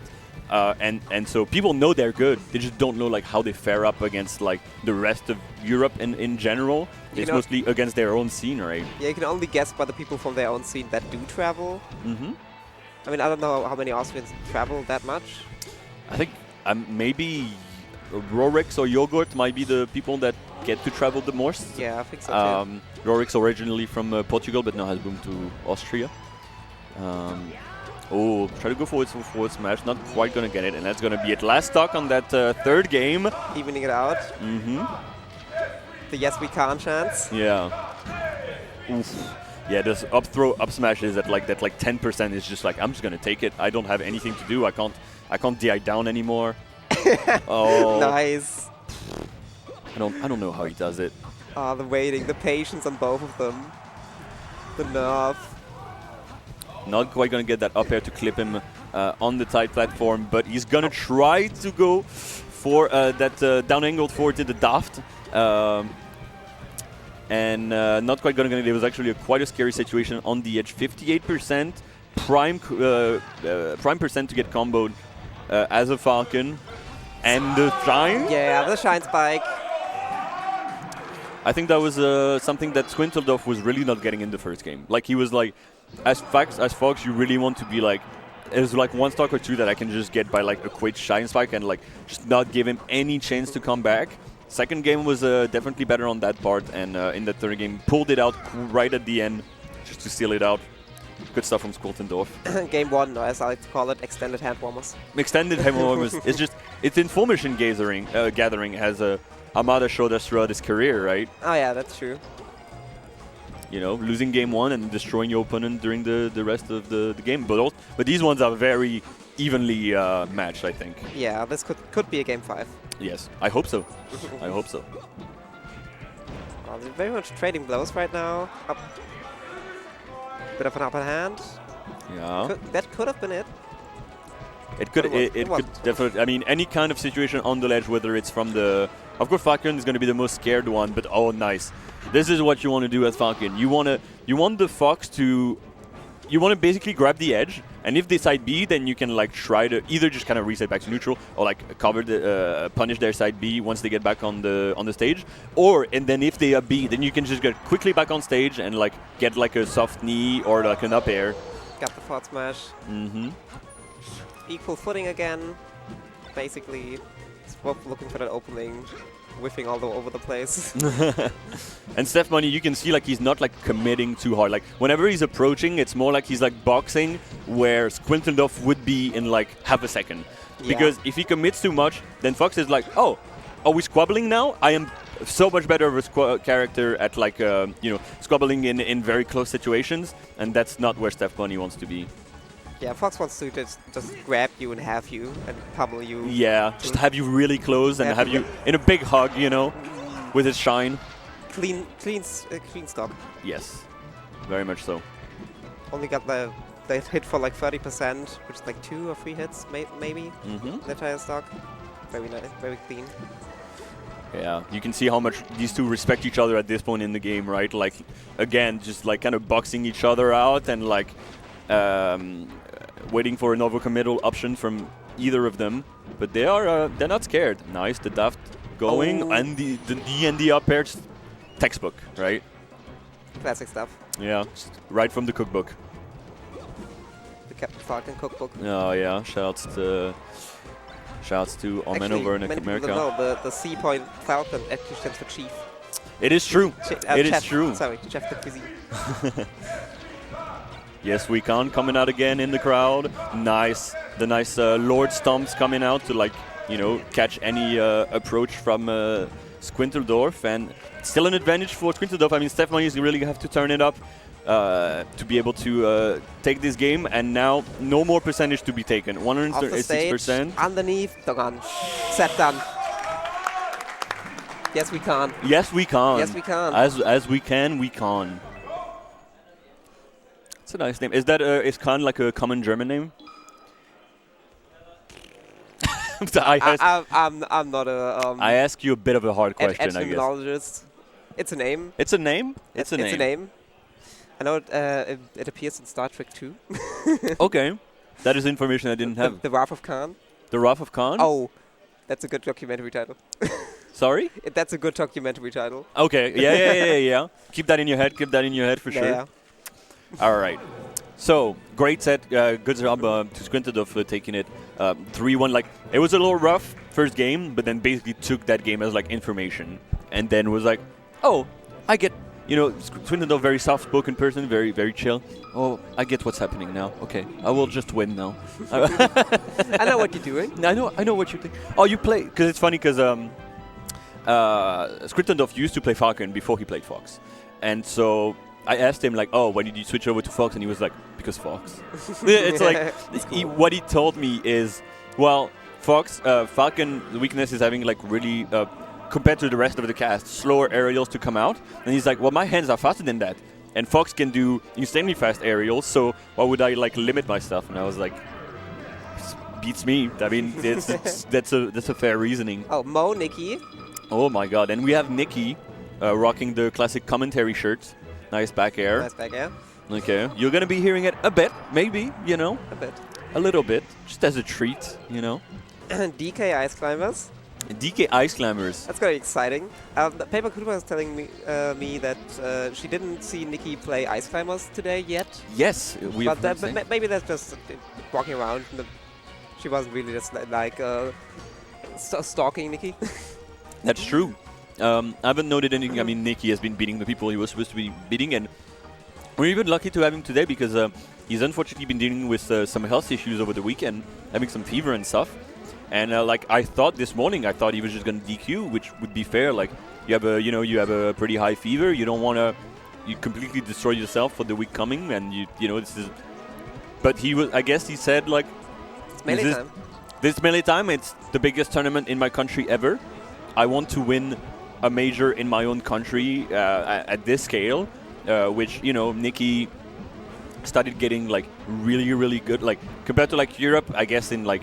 It was like Air 3, so like 2016 was when he started had his breakout performance, I would say, with Fox. And we've seen the Ice Climbers, ever since the past few years, and his Ice Climbers have like surpassed his Fox at this point. I think we can say. Ice Climbers are a work of beauty. Yeah, I mean, taking Zane to Game 5, taking Zane to Game 5. Taking Hungry Box to Game 5 also. If we look a little bit about Nicky, he's a 5th in the EU on the 2023 PR, 1st in Germany. If we look at basically 2024 and a little bit of the 2024 results, he got 9th at the End Dog Invitational that you were talking about earlier, right? Where he made a great performance, and I think that's the one that he won against that he beat Wizrobe, right? Mm-hmm. Yeah, and I think also Zamu, or maybe. This was on another tournament, maybe at Collision. I can't exactly remember. I don't know if Zamu was at the Ekdog Invitational, but I could be wrong. I know he beat. I'm pretty sure he beat Wizrobe at the Ekdog Invitational, which is insane because I think Wizrobe is very good against ICs. 17th at Collision 2024, 1st at Somnio 3, and 2nd at Avant La Fête. He's got wins recently against Zamu, Wizrobe, Ossify, an amazing Moss player, or taking Zane to Game 5, Rishi, Jojo, and J-Flex. So it's just someone who's been making the rounds for sure. Yeah. And we have Mo, the prime DK player. Do I have Mo somewhere in my notes? I think I have him. There you go. There we go. 13th in EU 2023, 1st in Denmark. Placed 9th at Valhalla, 17th at Arkham Melee, 17th at Function 3. Yeah, that's all around good results. Wins against Frenzy, Jeraiden, Riggs, who are all also here. So, yeah, this is gonna be a fun fact. 2nd behind Kingfug at the Danish Rivals 2 launch tournament. Yeah, it's a big one for him. Bigger one for him. Yeah. Big. But in terms of we're what's already up, down a stock. Yes, we are down a stock. We got a good, and then we got a little handoff wobble going on at the edge. Of course, as wobbling has been banned for a few years now, but it has only made, it's harder for Ice Climbers in a lot of situations, but it has made it so, as an ex-Ice Climbers player, it has made it so that Ice Climbers had to kind of reassess what they needed to work on as characters. And also to loop back a little, the down B to separate the climbers, great work. It is great work, and it works well. This matchup, when I played Ice Climbers, well, there wasn't amazing DKs back in the day as we have now, and I didn't get to play much against DK, but the down B was already technology, and it was already annoying as hell. But unfortunately, the character has a really hard time, just his back air gets crash cancelled until the end of time, basically. His forward air is so committal. As we've seen here, it trays with everything. The neutral B is basically kind of your redeeming move, but it's such a hard character, such a hard matchup for DK. Such a different character to play. Yeah, it's not straightforward at all. You gotta play backwards, basically. Yeah, but as we've seen, I think with the other DKs throughout in America, one thing you can do is just if you manage to grab Nana, you can kind of cargo her all the way off stage and just throw her far enough that she will not come back. But I think an Ice Climber like Nikki will always be looking out for that kind of interaction. Yeah. There's a few fairly good DKs in Germany as well. Yes. I don't know how often they get to play against Nikki though. We don't know what's happening behind the scenes on Slippy though. Yeah. Oh, try to do the up throw of reverse forward smash to get the forward smash to send the other way, but wasn't quite able to get it. I think even the forward smash on the left side would have worked too. But Nikki, he's a perfectionist. He wants everything to be as perfect as possible. And Mo is trying his best. Yeah, let's see. I gotta say, if Mo can get another stock. Of this is Jovo.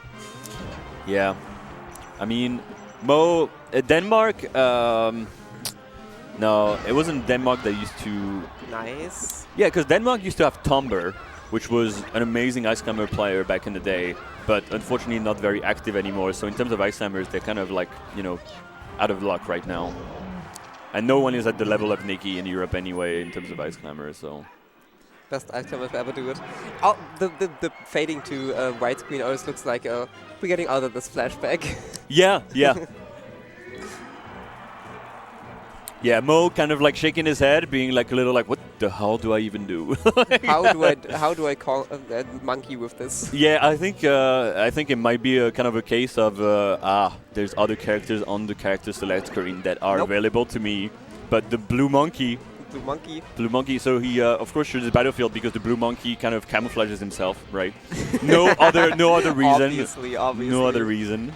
I think that kind of shenanigans is not working on Nikki. No, Nikki I think well that's why he's wearing glasses, right? You know, the X-ray version. X-ray, yeah. The yellow tinted glasses to the gunners back in the day. I don't know if they still exist. Yeah, I think Mo. I hope Mo finds any kind of answer, but it is like such a rough matchup for DK. He has like this is what you need to do. To get Nana off, and then once it's DK against Sopo, then it feels like a real match, basically. Then it's a fair fight. Well, like Nikki taking that first stock without taking any damage. Yeah, until Mo clawing it back. Yeah. All right, Mo having the charge punch. There you go. Basically, charge punch. The ice climbers like have to light shield it, because if they don't, then they just get shield poked anyway. So either you light shield it and then there's no way to punish it because you're way too far, or you just take it and then your Nana is like one way and then your Popo is the other way. So this is definitely what's got to count on.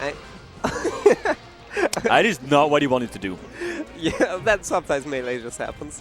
But we got it's a funny. It's not very funny for Mo, but it is a not pretty funny for Mo. Not funny for Mo. But funny for us. Funny for us, and that's good. Damn. Who really matters in the end? The viewers, or the players? You know. Real JR Smash moment. Top 10 Ice Climbers moment for sure. Top 10 monkey moment. Top 10 monkey moment. Nice. I like the. You get like that side B has like way more recovery time than people think. You can just kind of wait it out. You can crouch cancel it and just like punish ICs with a grab.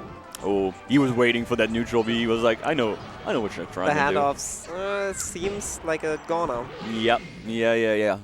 I mean, it is rough to think like what Mo can do. I'm sure there's like people like Cylinder, Kumquat, or Bing in the US right now that are like, well, actually, what you can do in this situation is, and I hope they tell me. It's actually pick up a different character. Yeah. No. Yeah. They're like, actually, you can just play another game where you don't have to play against Nikki. Actually, you can play some more rivals too. You can play some more rivals too. Off-brands rivals too. Oh, the Ditto. We're getting the Ditto. So this matchup. If you can't beat him, join him. If you can't beat them, join them. That's a really good way to see it.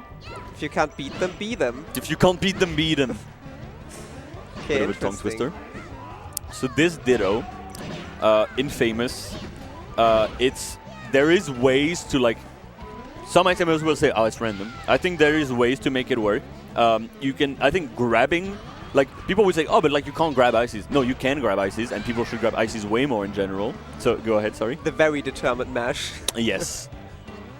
But, like, grabbing an IC and then back throwing as ICs completely speeds them up, also puts a hitbox that's gonna, like, frick up Nana. And there is, like, actually quite a few technologies to make that matchup, like, not as random as it seems. And I think Nikki might be aware of those techniques, you know. I'm sure. Nice. Okay.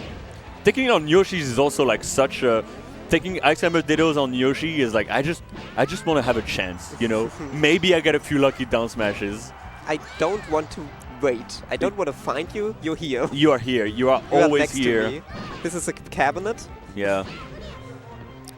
This is the polycule fighting.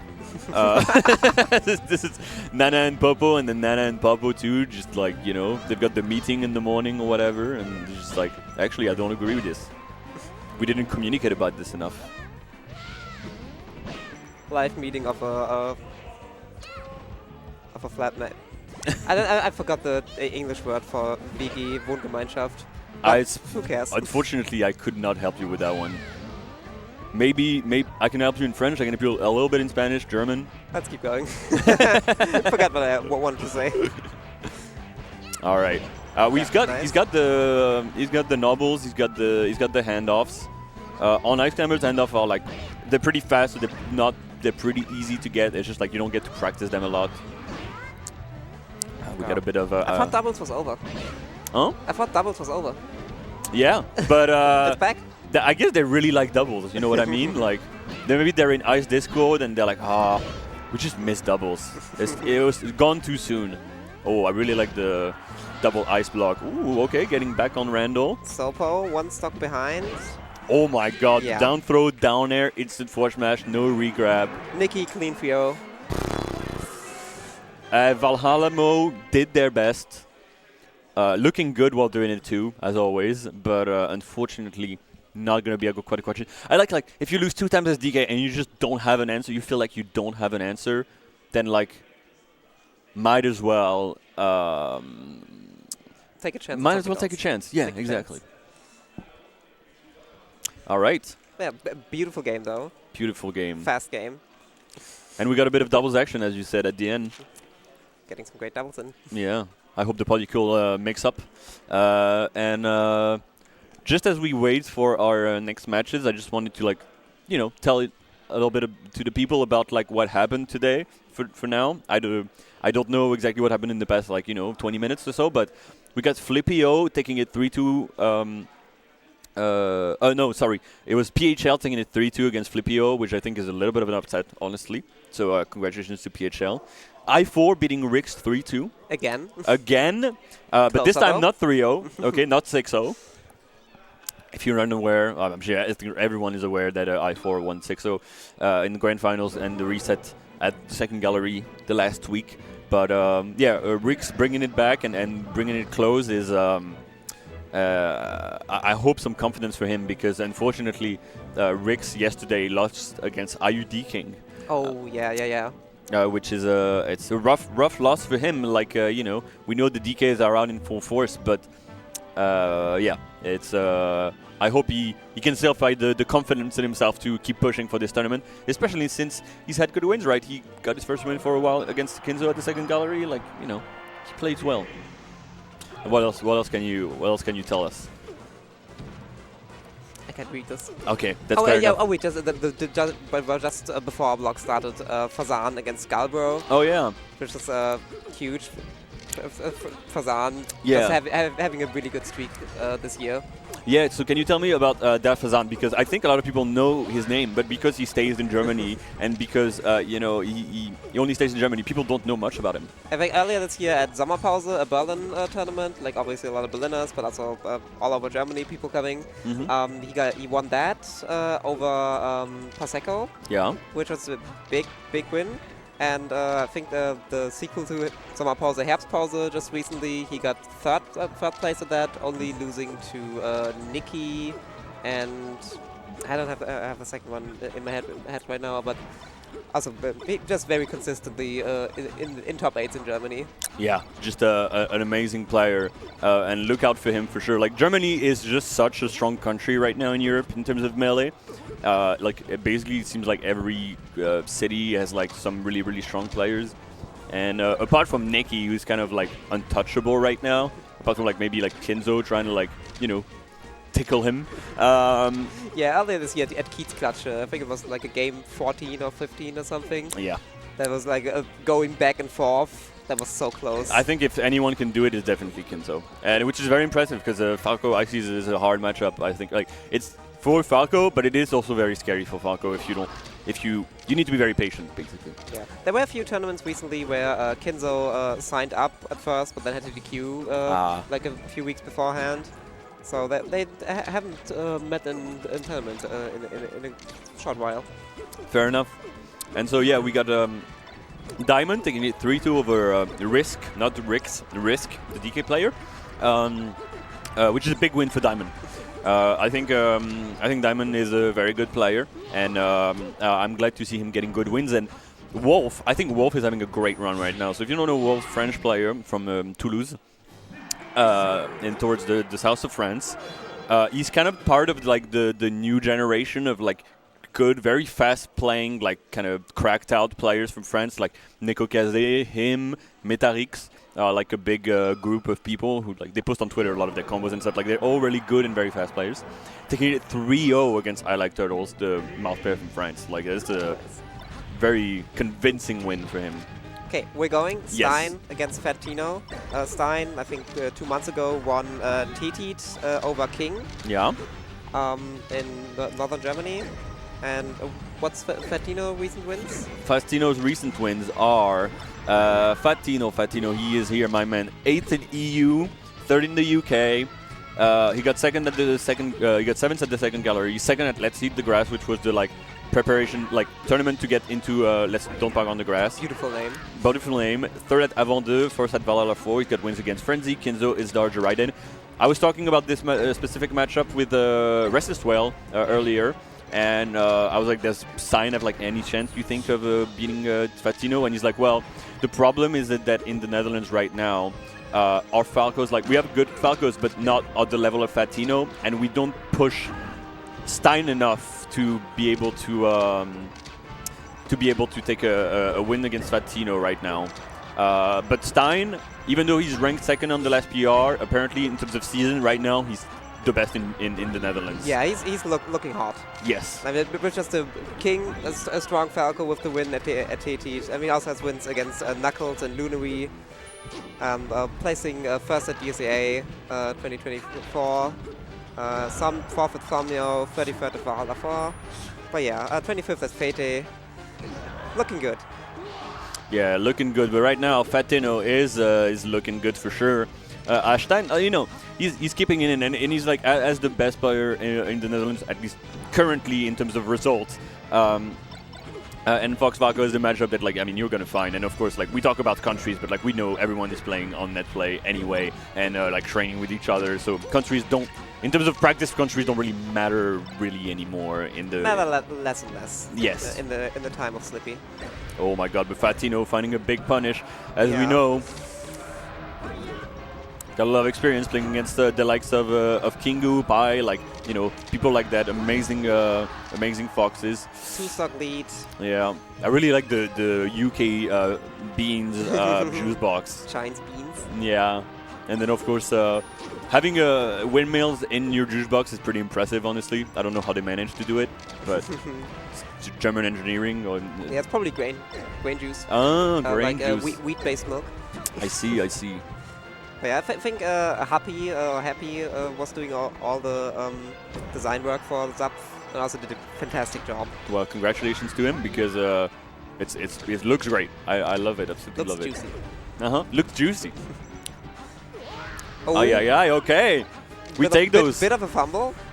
No, Yeah, okay. Fumble on kind of each of their part. he had those stocks to spare. Yeah, Gotta I use guess them. so. Use them or use them or lose them. It's true. That is what they say. Don't get off the bike.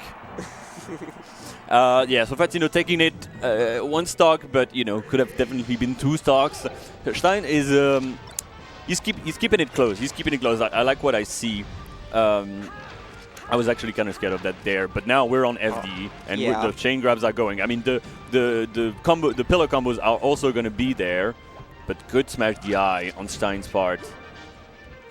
Okay. Pillar combo. Oh, Nice. start of one.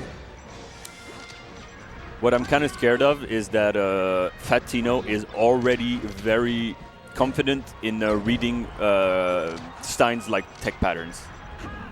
That was a beautiful offstage. The shine into the back air. Yeah. Clean. Just Yeah. so clean. Nice. We're getting the Getting those percents. yeah. Now is he gonna close it out? That's when you really need it. You need to close out that stock. Oh my God! What a smash DI on the double jab. It's gonna get him out of it, and he's gonna get to live another day. Yeah, just one One forward smash. Or up smash. I think the Fox's was up smash was the stronger one, right? Yes, yeah. I mean, you know, it's a DI mix-up at this point, you know, but like at 131%, anything basically is gonna kill any kind of smashes. Okay, the back air just clipping him. Closing that out with that stock. Yeah.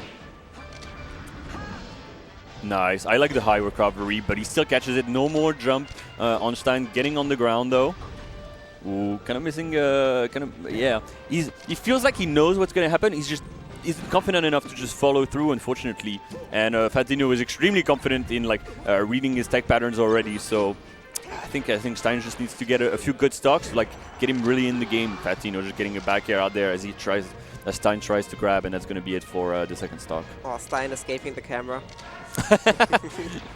No paparazzi here. No paparazzi, please. Falling into the screen. Oh, Trying to read Fatino. Nice. Cute. Plug it back. The lucky, you know, Putting. up throw, weak up air.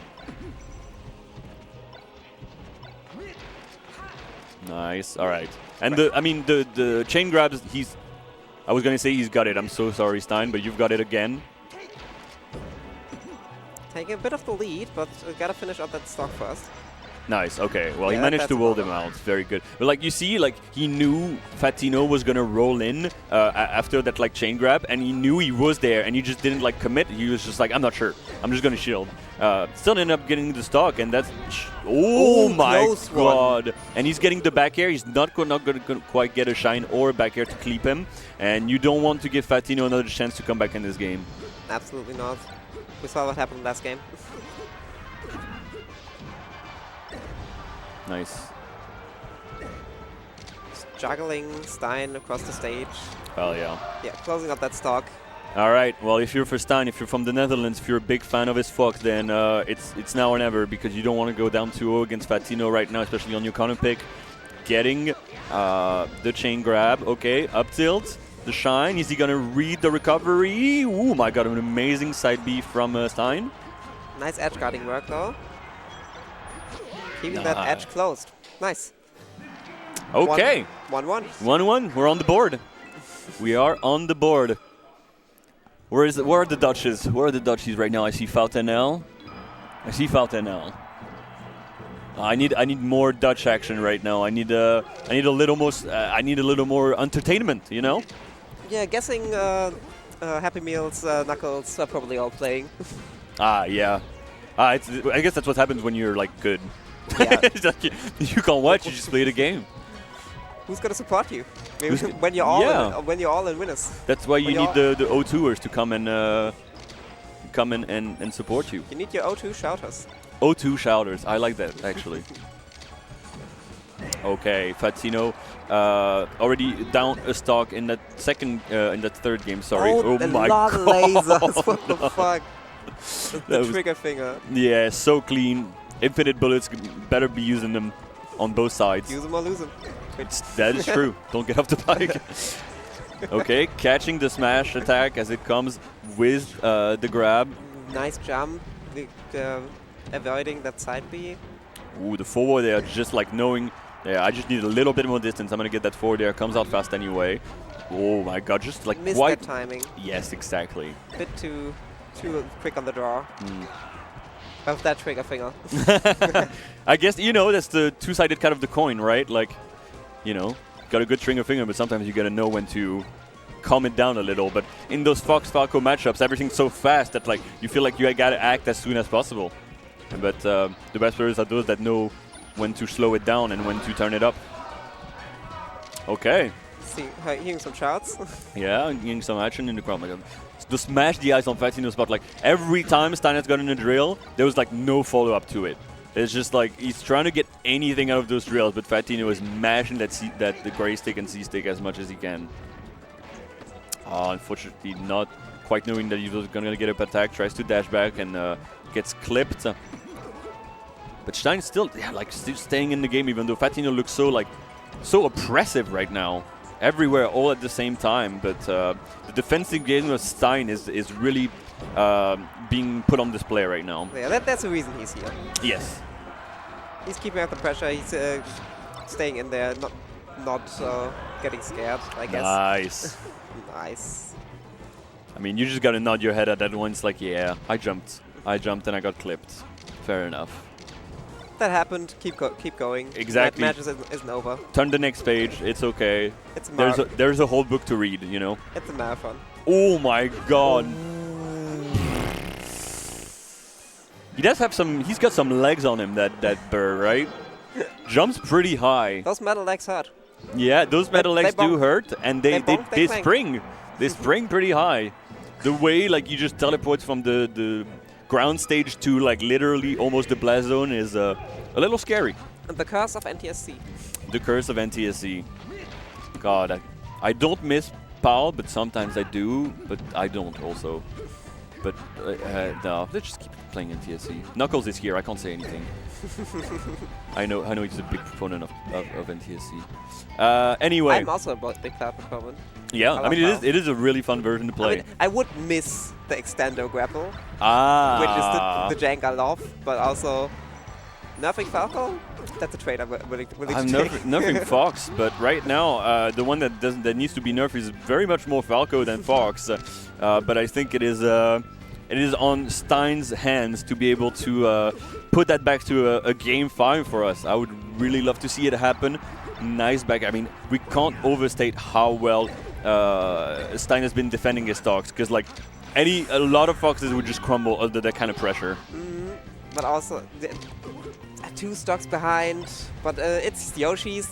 The deaths can happen very quickly, and Falco falls like a rock. Yes. But for that, you need to get him off stage, like that. Yep. Okay, Stein, nice ledge dash, using the platform as a tool, just mixing up his recovery, mixing up his getting back on stage, and not just like these are the moments where like he should be getting way more, and unfortunately, not quite catching. There's like a moment where you have to take a guess. It's not an instant follow up. It's not guaranteed, but you need to get a good punish in this part, or at least like reset neutral and not like lose the interaction. A lot of neutral right about well, there was a lot of neutral a second ago, and then they got in. They got in. And then they were like, you know what? I got an ace up my sleeve. I'm putting it all on black. All in. All in. And cashed out. I've noticed that the gambling is pretty prevalent in Germany, so. Oh yeah, betting on football is like common. few gambling machines at the shops here and there. That hurts. Losing the game that way.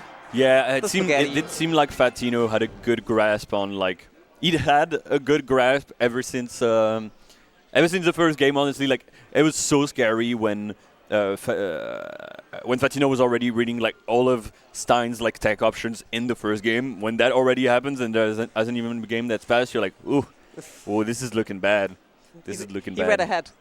He went ahead. He read ahead. He knows already. Yeah. He read the curriculum before it even started.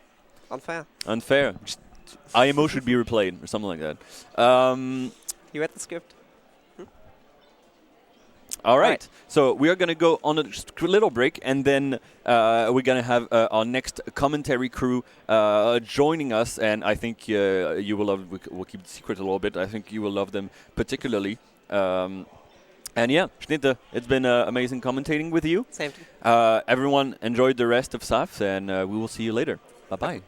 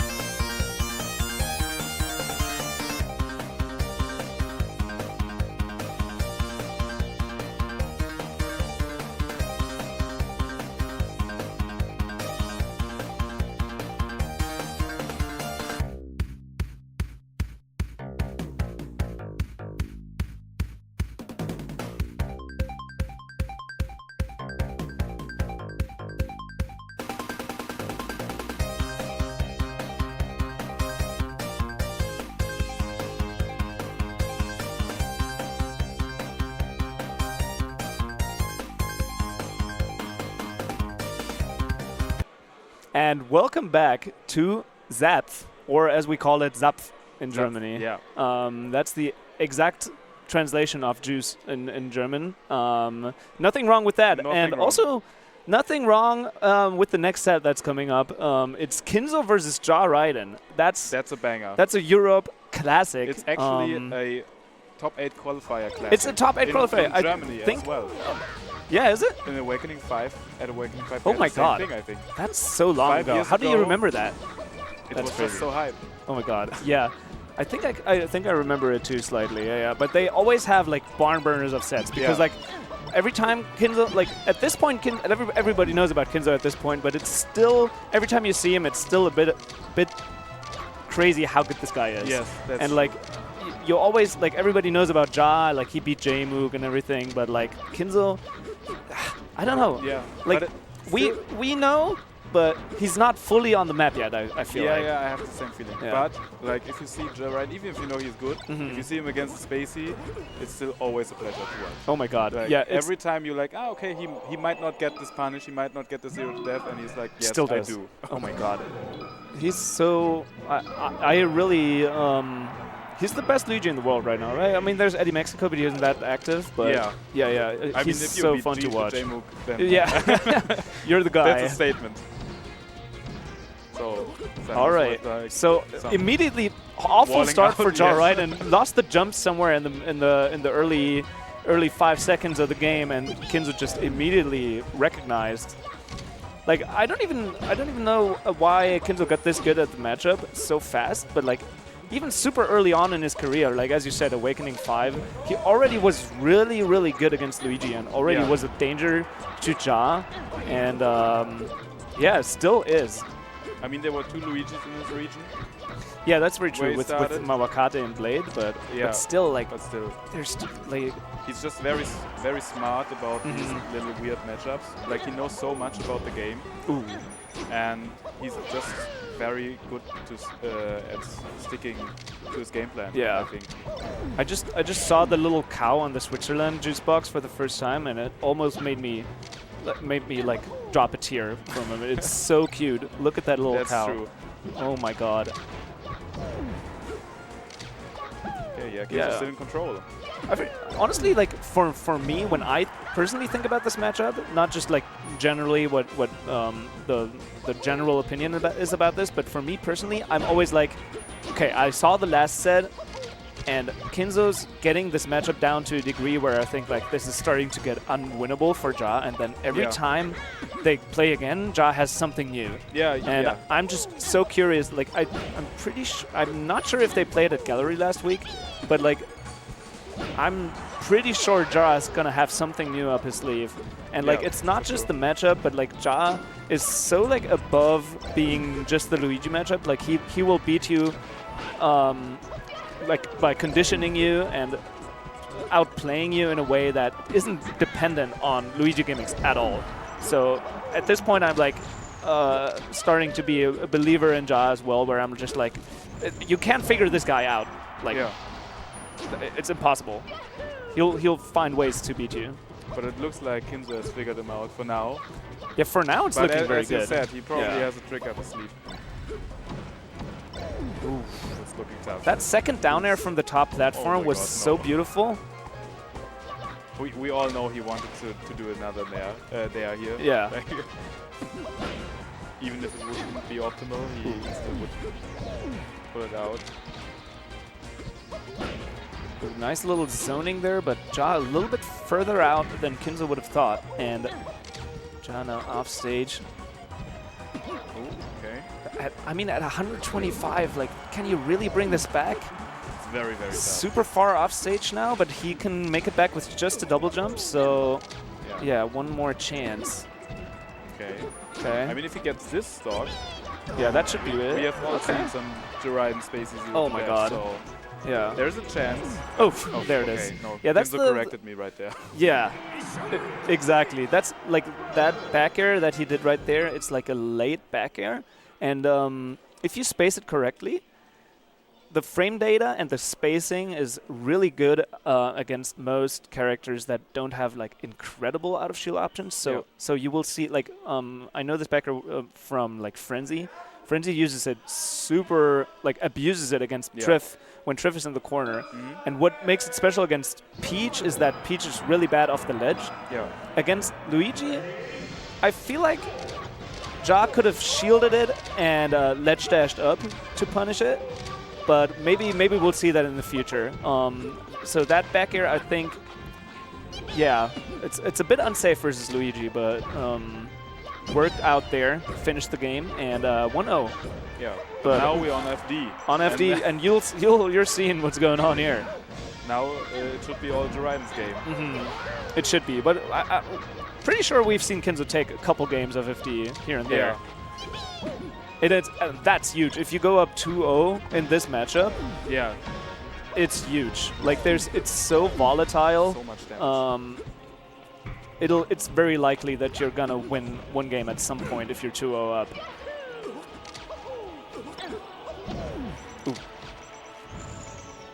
And I don't think he can make it back. Yeah, scratches his nose instead of trying to go for a misfire. Fair enough. I don't think the misfire would have done much there. So no, probably not. Okay, chain grabs. Guaranteed chain grabs here. Now he's at the ledge. Smartly goes behind. Yeah, it doesn't matter. Full stock up. The grab is just to be avoided. Yes, that's true. Down air has so much priority. It's crazy. Like Luigi has so much priority moves, like priority aerials. Yeah. It feels like, but down air is still like the king of all aerials. Yeah. Like priority doesn't exist as such in Melee, of course, but like the hitbox and the way it works and the way it's in front of him. Wow. Just so quick. Yeah. And like not even just the movement itself is quick that Kinzo does, but his recognition of the situation in the moment is just like quicker than anyone else's, I feel. That's like the hard carry for Kinzo, where he's like immediately recognizing situations that are good for him and just pounces on them. But even goes for the freaking side B in the end.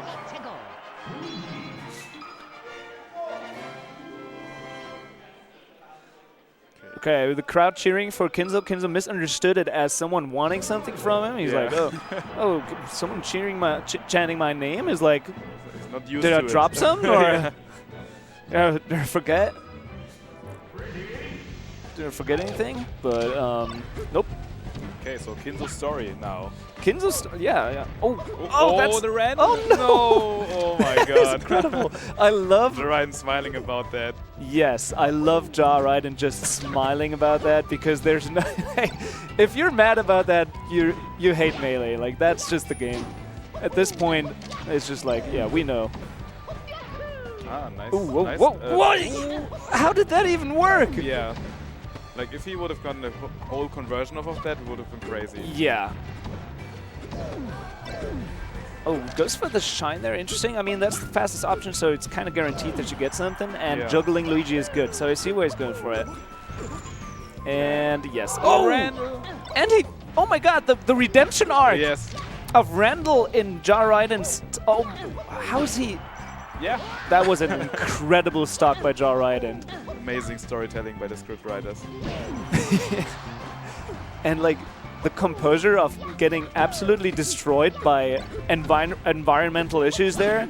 Yes. And the stage hazards, and just coming back and playing one of the best stocks I've seen all weekend is like, oh my God. Okay. Wow. And that should be a chance for an edge guard here. Kinzo. Oh, that nair. Well, that was an incredible placement. Just a smidgen above the lasers there. Yeah. Oof, that kills.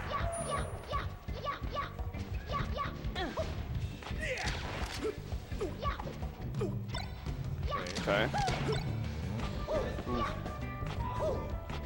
Yeah, small mistake there. Shy Guy assist? I think it did actually. Yeah. A short delay. gave him a little bit more time to think about it. I love the shields by Ja. He's very smart about using them.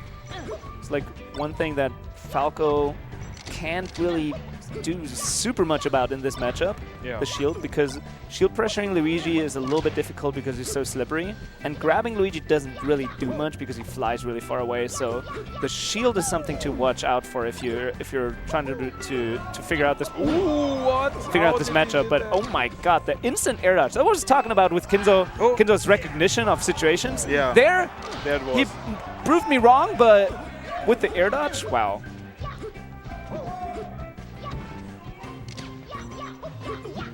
Oof.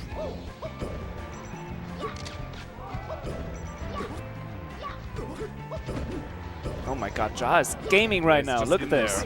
That down air is definitely going to do it. And last stock for Kinzo. This would be a huge game to take for Ja Raiden. Yes, that's true. Basically... Oh, okay. Oh, again! It does it little down B at that percent. Yes, but like the little hop to avoid the down air. Okay. There we see the grab again doing not much. Yeah, he went the up air there but got countered by the Yeah. Again, the juggles are pretty good in this matchup, so that's what the grabs are useful for, but okay. Oh, somehow Kinzo goes for the style there, I think. No. Oh no. Oh, that's it. Oh my god, and and deserved pop-off for Ja. What a game to take after the most unfortunate way for the first stock to play out. Yeah. Ja somehow clutched that game out, and a well-deserved pop-off. Like usually I'm a pop-off hater, but that one was that was well-deserved. That was an amazing game. I think he's one of the most clutch players in Europe. Yeah, definitely. He got out-clutched last weekend by I4. Yeah. Just, I mean, Ja Raiden is a good clutcher, but I4 is just her. Yeah, that's true. That is just a different level. Like, I've never seen, like, I know I4 is not playing this match, and I shouldn't be talking about anyone else besides the players on the screen, but I just can't help it. I4 is just, like, there's no reaction of her ever. Yeah. But anyway. Wow. Ja Raiden is just in it right now. Kinzo's punching himself on the thigh, trying to get himself back into it, but like it's just getting outplayed, which is unheard of. Kinzo usually is one of the players that is like one step ahead of everyone else, but Ja is just better right now. It's just better.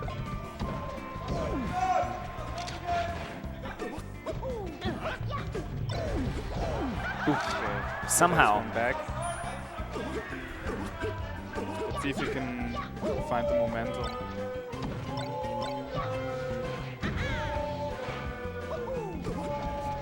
Love the crowd right now. Yeah. Oh, Randall again. And again, Randall with the redemption arc.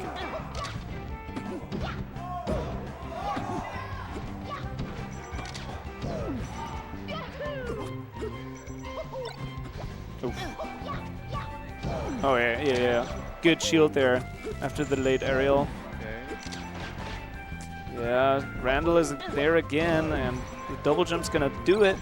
Nice little movement there off the top of that, and I feel like Kinzo is starting to smooth and groove. Yeah. But I still don't know why he goes for these up airs. I've seen him now 3 or 4 times. Yeah, it's almost like a... But probably he knows something we don't know. Almost looks like a stylistic choice, but at this point it's like... I don't know. I mean, it's Kinzo, so maybe.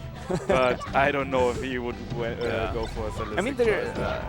What they do is like they're pretty good at juggling Luigi, and like Luigi doesn't really have moves that reach super far down. So up tilt and up tilt are pretty useful, but like so far, Ja is just like out moving him. Okay. All right, nice down tilt. Just so hard to edge guard this guy. It's like it doesn't make any sense. Okay. Okay, there you go. Yeah. I mean, he kind of brought it back. So Yeah. There's a chance. This is going to be so difficult. Ja is so patient right now. Doesn't want to give laser advantage away for free. And Randall. Still living. Nice try. Okay. Okay, free back air there. Oh, that's a very smart down air. Oh, and he goes for it all. Oh, the clank. Well, how did that clank? Clanks are so mysterious in this game. Yeah. Also dangerous. No. Forward air. And Ja. That should be it. Another chance. Oh, And somehow that reverses. backer sent the wrong way. And Ja is still fighting and still patient. Look at this guy not giving away laser control. And that's super far off stage now. Oh my god, I'm so scared of the misfire. Yes. Oh my god. Oh my god. Oh my god. Oh my god. That is ridiculous. Kinzo clutches his back. If Ja would have DI'd that a little bit better, he might have lived it with the star KO. Yeah. Oh my lord. Oh my god. What is this? Already What game 5 banger set? What a burner of a set. And it's just winners quarters. But I mean, this is for top 6 winners qualifier. So Yeah. this is a huge set. So I love to see them fight for it. There's a lot on the line here. One of the biggest tournaments in Europe of the year. I mean, for all the Americans watching, I mean, it's for you. It's just 280 80 attendees, but for us, that's huge number. And yeah, we're fighting for it.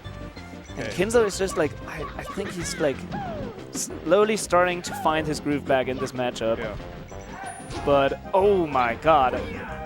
So daring there to not just go for the ledge, but like do another back air. Oh. So elusive with that. Shot.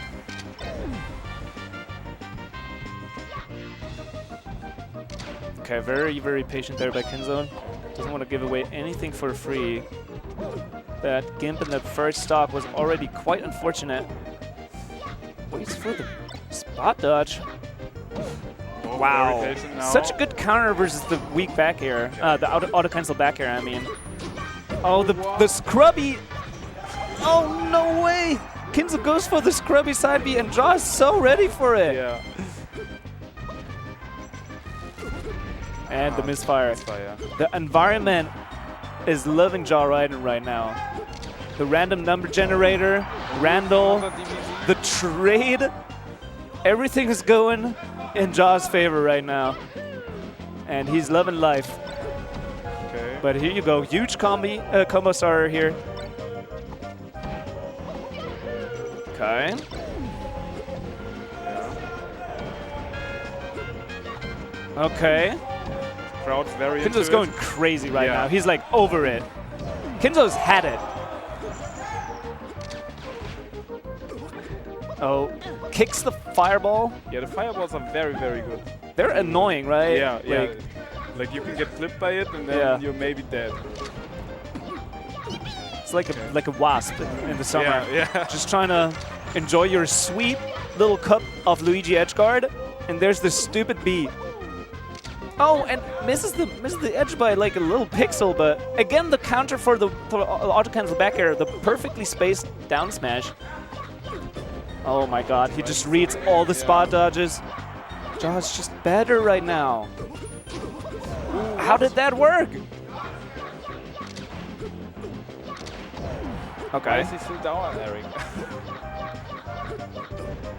Wow. So ready for the high angle, but that was an even higher angle. And Kinzo's doing, I think, a little bit too many of those auto cancel what? backers just to Double. give him the double pocket shot.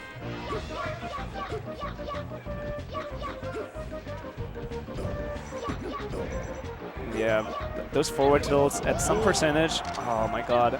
He needs to take this stock. He's just like, what weak move could also be helpful in not killing Luigi right now? Yeah. I'm gonna try that one. Maybe down air? Yeah, that'll not do. Okay. There he is. This back air There it finally is. takes the stock. Ooh, I love the movement over the platforms there, but Ja is just so ready for everything. Just chasing down Kinzo like it's no big deal. Okay, super ready there for the neutral for the down B. Okay. Okay. Very patient. Yeah, Ja a little antsy with those down Bs, I feel like. Just kind of spamming them out. And oh my god, they're both kind of spamming, and this should be Yeah, it. that's it. Oh my god, and Ja is definitely going to be happy about that. Wow. Yeah. Well-deserved win here. Huh? Well-deserved win. Yeah, for sure. Incredible. What a set. Ja with a roar in the end there. Yes. Do you see that? Oh my god. Yeah. What a one of the first winners quarters that we see today, and already a burner of a set. Yes, wow. that's true. Yeah, a little bit like Ja just had his number in the end. I feel like he just knew everything that Ken's going to go for and just super read all his movement options on the platforms. Yeah. And I think what was huge was those 2 times when he countered his auto cancel back air with the down smash. Yeah. That's such a usually low commitment option for Falco to do, but he gets a huge opening out of it. Yes, and that's I think those 2 down smashes already did so much in that match. Like the match only has 4 stocks. With Ja right in its punish game, it's like 2 openings are huge. Yes. So wow. Yeah. We have Nikki sitting down next. Yeah. So we have Nikki versus I4, which is very interesting because Nikki's Ice Climbers versus I4's Sheik. Like everyone has I4 winning that, but like in my head, like if your sister, who you're winning doubles with, is like one of the better Peach mains in Europe, you might as well have a secondary Peach. So I'm wondering if I4 has one, but let's see. Usually I think she just plays Sheik only and tries to chime out Ices. Yes. And it works well against all the other Ice Climbers players, but Nikki is special. Nikki is special. Look at this boy. Yeah. With a nice AC air. Nice Ak air. Yeah, I mean. So it's like a nice acre. Or like if the AC hits just right, and it's just like the perfect nice AC air. The perfect air that comes out of it, that might be it. Yeah, I4 still missing. Yeah, but I think she's still. I think warming up. we can see her walking in the back. There she is. Yeah, there she is. Yeah. So I4, I think she already had to play 2 Ice Climbers players at this tournament. Really? Marls Barkley from Berlin, now living in Denmark, and Diamond from Switzerland, Zurich. And Diamond actually took a game. But yeah, Nikki, just a different beast. Yeah, but so I'm I just think wondering. it's actually impressive that like she holds up very well against these other 2 because the other 2s are also very They're good. super solid, for sure. And you know, historically, it has always been a matchup like where people are like, okay, it's kind of like even if the Sheik is like the best Sheik in the world, there's always like the chance where like, okay, but maybe this local Ice Climbers player exactly might win. And now this local Ice Climbers player is Nikki. Yeah, the first seed of the tournament. So, but let's see. I mean, there's always a chance. And with the way I4 has been progressing recently, I don't want to call anything before I see it. Yes, that's It's true. like if you would have asked me 2 weeks ago if she could win the gallery with like which was like randomly one of the most stacked tournaments in Europe of the year with like so many really good players in attendance, you would have asked me if she can win that. I would have been like, well, what do you mean, I4, like the doubles player? Like probably not. Yeah, probably. But not. now it's like, oh, you mean I4? One of the greatest singles players in Europe. It's like, sure, she could take that. Yeah. Can she beat Nikki? Probably not, but let's see. Yeah, Also, Nikki is Nikki, something holding into the camera. Nikki is what is that? The camera is not cameraing. Oh, Ice Climbers. Information. Oh my God. It's like when you go to take your exam in school and you write down all your formulas on the back of your hand or to the inside so you can hide it. I think that's what Nikki's doing. Yeah, but for ours. Yeah. I think it was information for the commentators because usually commentators are very bad at these Ice Climbers numbers. Yeah. And are talking a lot of misinformation. I mean, it's difficult. I watched Nikki's Ice Climbers guide and I tried to learn some of the things, and it's much harder than it looks. It's all very unintuitive because, like, as soon as you, like, for example, the handoffs, as soon as you just input the action that Soap is gonna do, you're immediately free to use Nana, like 1 frame after. And it's so weird. Like you have to do everything so fast. And it looks really easy, but it's I mean, it's one of those things where like if you're really good at playing piano, you can do the hardest sequences consistently. But like, oh yeah, that's already probably a stock. This is rough. Yeah, you can't really land there as Sheik, and yeah. So I mean, yeah, but what I was trying to say is those handoffs are super consistent as soon as you learn to do them, but like learning to do them is kind of difficult. I can imagine. Like I've never seen them as like an easy character to learn with all these setups. Oh my god. Oh wow. I just tricked him. I kind of think what happened there was Nikki was kind of looking at Nana and looking at if there's a way to save her, and meanwhile just Ifor just snapped to Lidge, just stole it away.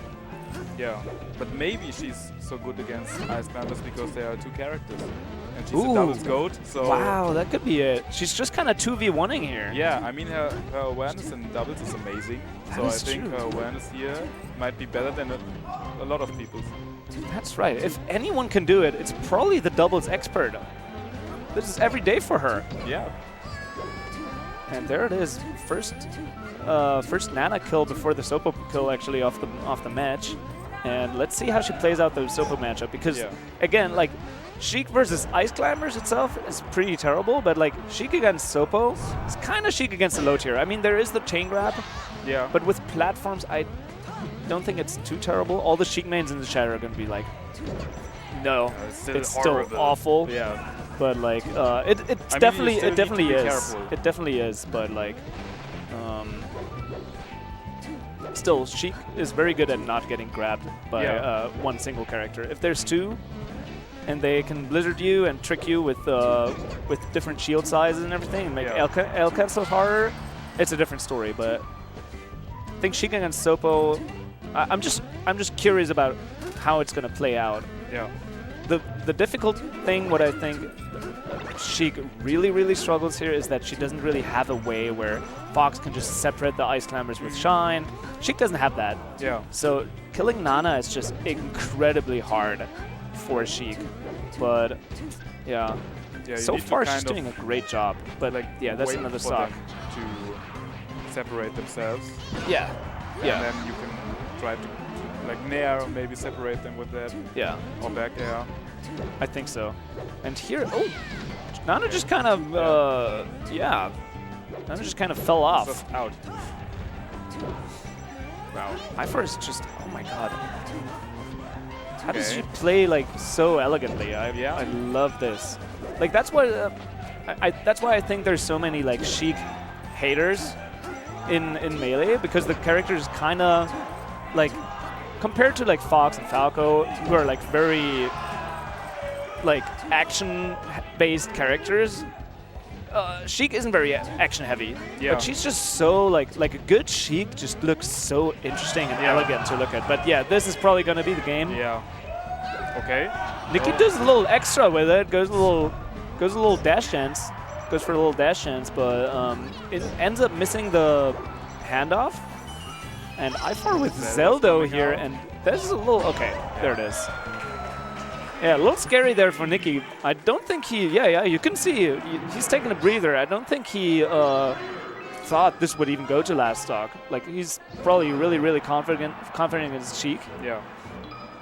But Ifor, so far, really holding her own here. And she is not afraid to time out.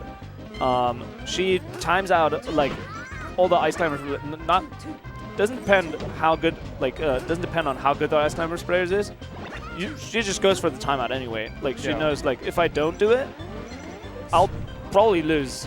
Doesn't matter the skill of the Ice Climbers player, because the matchup is just, you kind of have to play it this way. And she's not afraid to do it. But yeah, so far it's hard if you're behind. Yeah, so that is very true. To find the next kill very quickly, which he's kind of doing right now. Wow, look at that. She's trying to separate, create a gap between the ICs, which is very interesting. Look at this. She's kind of playing doubles here. Yeah, that's what I wanted to say. It's when you watch a doubles play, it's kind of similar.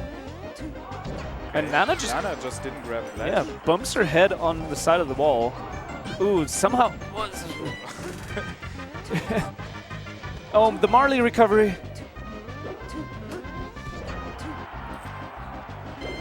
Yeah, very nice recognition there by Nikki, and that's what I was talking about earlier. The chain grab. Yeah. On Dreamland, it's a little bit of a different story because the platform is so high, but Nikki ends it a little. I think you have to end it there. I'm not sure there. That's what you were talking about with commentators not knowing shit about ICs. I have no idea if that chain grab ends there. It kind of looked like it, and Nikki wouldn't end it otherwise. I don't think so, at least. Yeah, when in doubt, just trust him. Yeah. Trust his decisions. Standing there, menacingly. Yeah. It's so scary. Ooh. I first kind of like Nikki's giggling, having a good time, but like I4 is just slowly bringing this back, aerial by aerial, and yeah, I was really annoyed there, and I can see why. Like I don't think the down air here was on purpose. Yeah. And like any other move, any other aerial would have been in there in time, but that down air was just not it. So understandable reaction on I4. Didn't get the grab. This is competitive. Yeah, it's more competitive than I thought, to be honest. Look at this. And like she's doing a great job at beating Sopo so far, which is pretty incredible because Nikki's kind of known for his Sopo. And like it's 2 stocks each. I4 still looks a little bit annoyed, but like you gotta know, as soon as she deals, as soon as she deals, I was gonna say 19%, but now it's 36%. As soon as she's in the lead, it's going to be a huge difference in how this match is going to play out. But so far, Nikki is just extending that lead. Ooh. Interesting to go for the roll there. That's kind of what you got to do there as Sheik, is roll the dice. Every time you land, every time you do a committal option, she has very good frame data, but you kind of have to be mix up in your action that comes after your good frame data. So you'll see her either full hop or roll or do another move.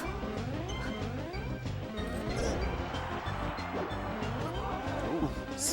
Steals the edge, and that should be something. No. That's okay, like, that's to me is like always like when you play pool billiard.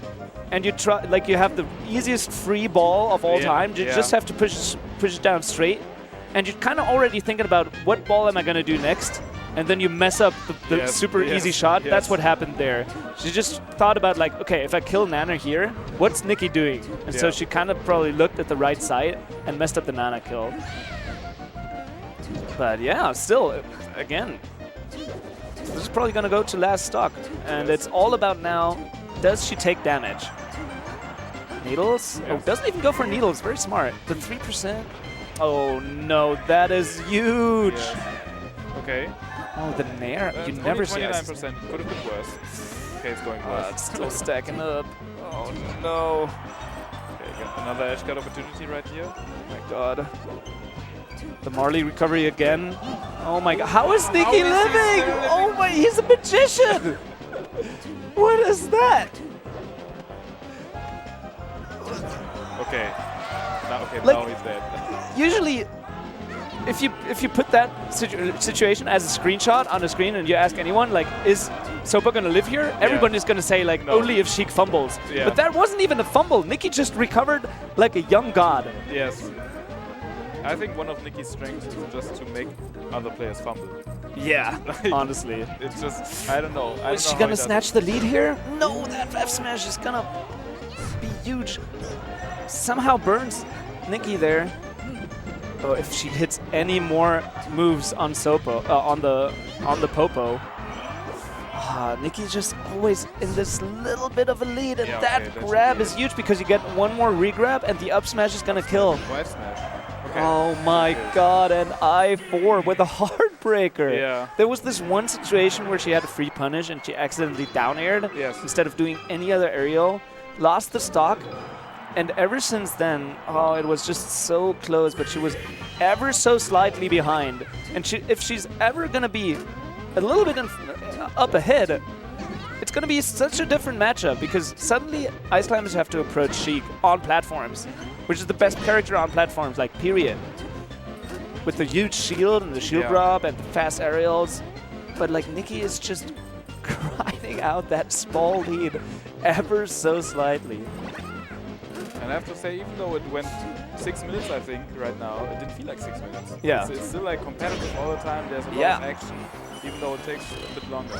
She has to go for Zelda here because if she just comes on stage... Yeah, that is gonna be rough. free punish, Is she going to go for a kick here, or is she just going to... Yeah. Goes for a kick. Okay. Nikki actually baits out the kick because now she's stuck having to play Zelda. And the crowd loves it. Yeah. We have some Zelda fans in the crowd. Okay, some Zelda The Triforce of Wisdom. Honestly, her Zelda is freaking kinda moving. Look at this. And like, if you ask any Ice Climbers player, they'll say, like, give me one low tier you're terrified of. They're all gonna say Zelda. Yeah. It's such a weirdly good matchup for Zelda. Okay. But there it is. Yeah. Finally is able to change back. Like, she earned her respect, and then with this respect, she transformed back. Nico was just like, okay, I'll give you the space. Yeah. To. I would rather fight your Sheik than Zelda. Honestly, it was like a gentleman's agreement to switch back. Oh, nada. Both enjoyed that situation more. But the Zelda was smooth. I love that. I want to see more. Oh my god. Oh, whoa. That was tricky. Like, you didn't even... It was like a Crimson Blur camera trick. Like, you didn't even see Nana on the screen, but she, like, came in with an F smash.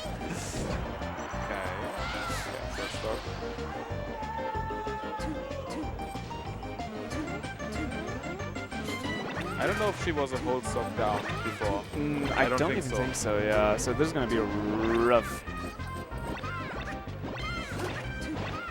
Okay, then just trading. Yeah, just going to take the free needle charge.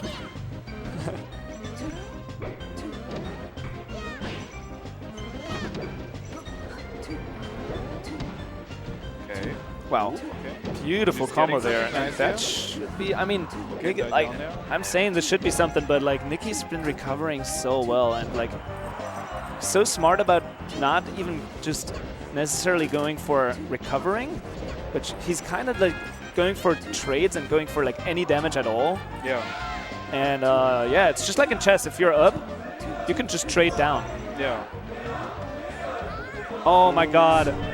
That was incredible.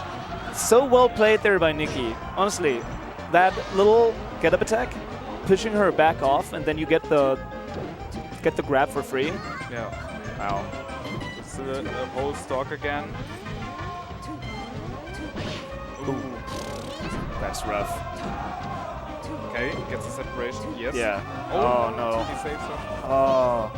Nikki just goes into the side B a little bit faster than she anticipated, and actually interesting. Like, I've seen I4, like she ran the gauntlet in Zurich last week and just won the tournament out of like a huge losers run. Yeah. And I haven't seen like all of her sets were on stream. And I haven't seen a single reaction of her whatsoever. Yes. But here she's actually a little bit emotive. Yes. A little bit annoyed, which is very understandable. This is a very rough matchup, but like there's the respect in the end. I think she really, yeah. I even think like that was really impressive, and I think she learned a lot in those games. So honestly, this kind of looked doable. The first two games. For sure. I was almost thinking like, oh, this is going to be like a very straightforward, almost like a boring set this is going to be, but like it was so competitive. Kind of a slobber knocker. Yeah, and like the way I4 just got better and better at like understanding how she's going to deal with this is like very incredible. Yeah. It's like I don't know. I haven't seen Nicky versus Sheik that much. Like every time he goes to the US, he doesn't really run into the really good Sheiks. Like he doesn't run into J-Moog so far. I mean, I was thinking about Plup too, but I think Plup's probably going to play Fox against Nicky. But we might see in 2 weeks. Don't Park on the Grass is going to happen. It's going to be one of the most stacked tournaments of the year, probably in years. So got all the top 25. It's got a lot of European players. Super excited for that. So let's see. Nicky is also going to be there. Maybe he's going to run into one of the other top Sheiks. And I mean, very dominant showing here against I4, who's kind of proving herself as one of the top Sheiks in the world at this point. Like beating Jaw twice, beating Rix twice last week in Zurich. And let's see. This was an unfortunate pairing for I4 to face in this bracket, but I mean, there's still she won the bracket. She won Zurich out of losers. The gallery too. She won that out of very early losers. So and after anything might happen. Like she is a Saiyan, you know. Yeah. She has like the Zankai boost. Oh my God. Yes. So like when she's losing but still alive, she just gets stronger. Like 25% strength increase. Yes. But losers bracket boost. Yes. This is Faraday versus Frenzy. Faraday with also like an unexpected showing in winners quarters here. I was looking through the bracket earlier, and I don't even know, like he beat Wolf to get here, which is also a name that I don't really know that well. Same. Might be like a player not from Europe or something.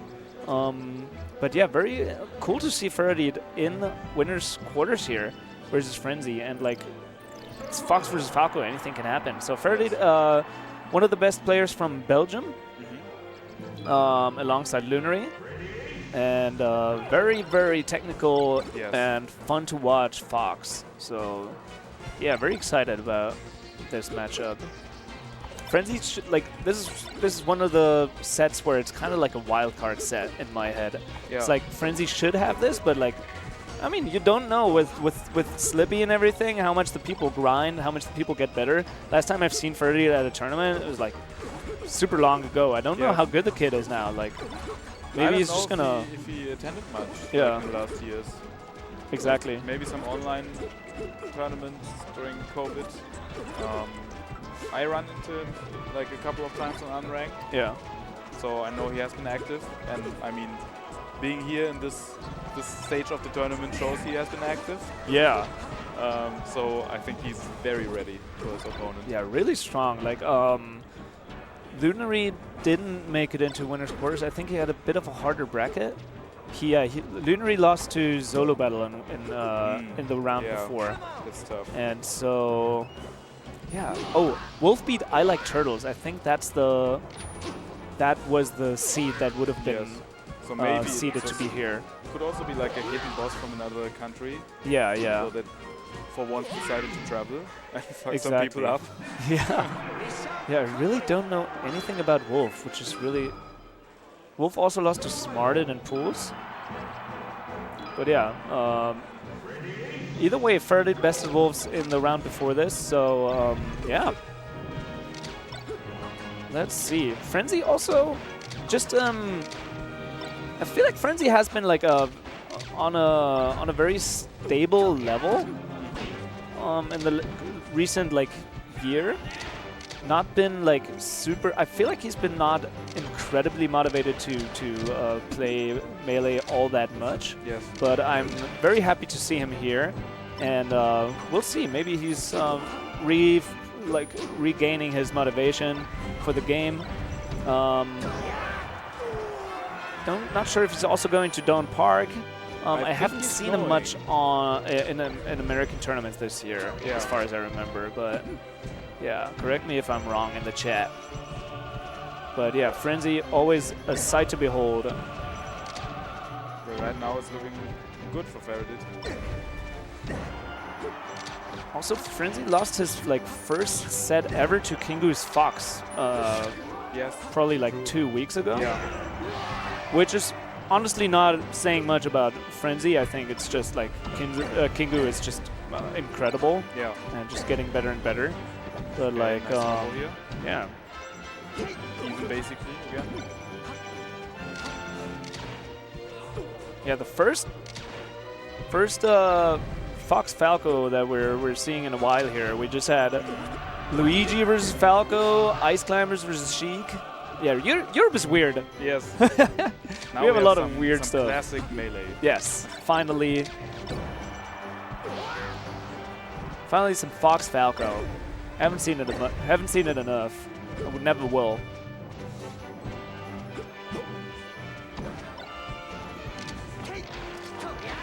But yeah, Ferdinand so far really holding his own here. Yes.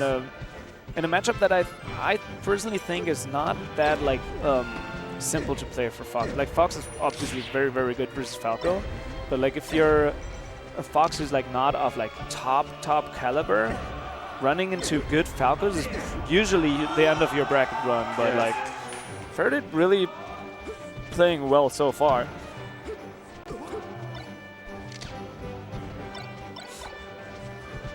But yeah, Frenzy with a nice Bomb Soldier combo there, and ooh, He gets laser. That's nice. Oh, gets burned. Fortunately. It looked like he was overcomplicating it a little bit, but like there was no chance there to go for the suicide down air, so Frenzy just did what he had to do, which is respecting Fox's recovery.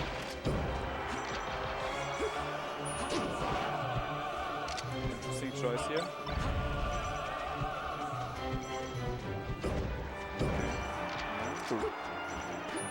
All right. Ooh. Nice recognition there by Ferdinand that Frenzy's going to make it on stage, and with the re-jump back air. Yeah, Frenzy 100%. bravely going in there with a laser grab, and game one. Yeah, pretty solid. It was looking very, very even, but like Frenzy, the further the game goes on, Frenzy will figure you out. Yes. That's what I always have with this guy. It's like you just play the first game and you're thinking like, oh, I'm playing kind of hot. I think I could beat Frenzy today. Yeah. And the more the set goes on, it's just like, oh, wait, what the hell was I smoking? This guy's way too good.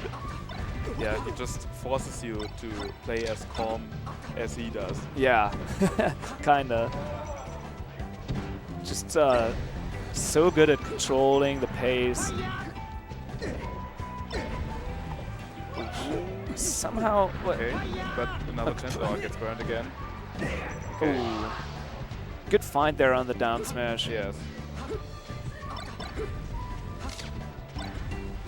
Okay, finds another combo Sora. Interesting. Usually those runoff shines, wave landing back on, you usually see those as platform tech chases, but Frenzy used it there at the ledge. Yeah. Seeing that Ferd is rolling towards the ledge. And that would have been honestly a huge opener. Oh, nice air dodge. Recovery. Those air dodges are always like a sign that you're playing a very good Falco. It's like if they make those back, that's a huge game changer. And like worse like low level Falcos, panic up B, you're just dead. Spike, dead. Yeah.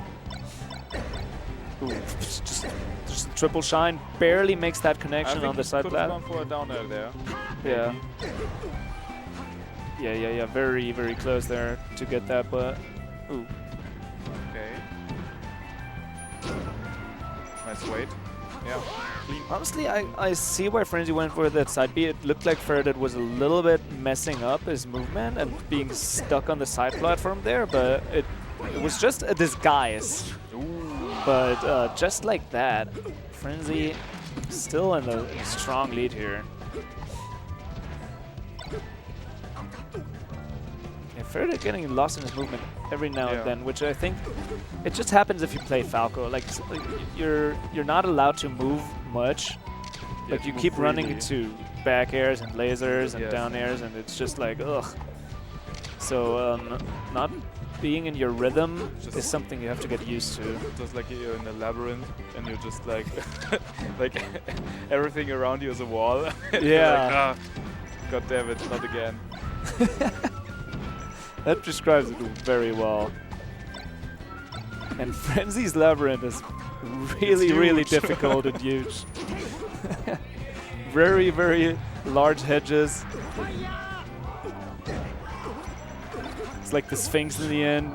Asks you a question to get out. 3 questions, I think. It's 3 like one for the back air, one for the laser, and one for the down air.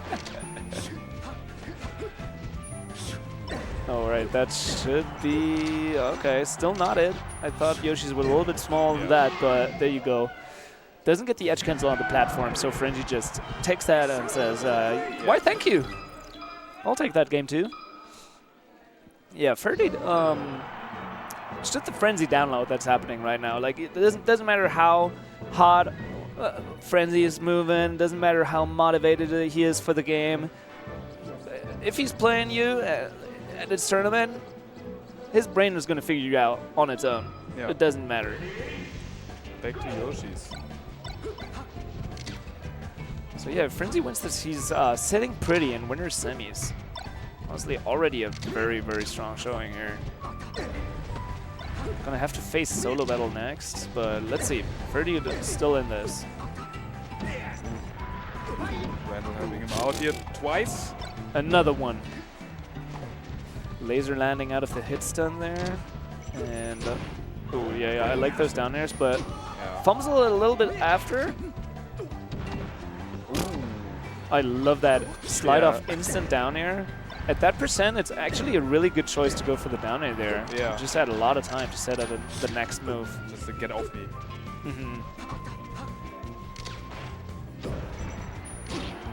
And yeah, that makes sense.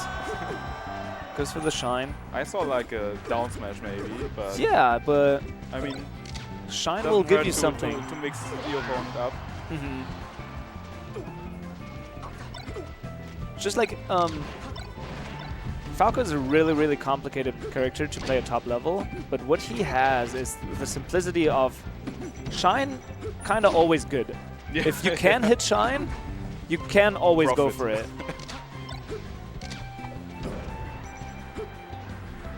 But finding those, that's a different story. All right, Ferdy looking very strong here, and the softest little. I don't know what he got scared of there, but like sometimes it's a little difficult to gauge how far Falco's gonna go. And okay, finally, yeah, Frenzy got a little change there after the stock. Got a little cash back. Shouldn't have, but a little 50.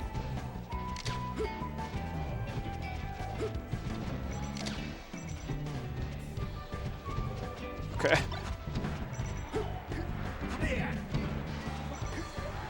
Yeah, very nice positioning there on the up B. Gave him a lot of options. Could have just gone straight to ledge. But yeah, Ferdy. Yeah, beautiful. That's one of those. Doomed if you're DIing in, doomed if you're DIing out, and somehow got out of there. Yes. Very low recovery.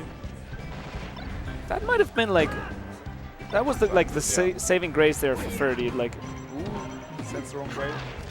If Frenzy would have taken that stock clean, I'm almost like, that would have been the game. Like if Frenzy would have come back from that, but like now Ferdy is all in the driver's seat.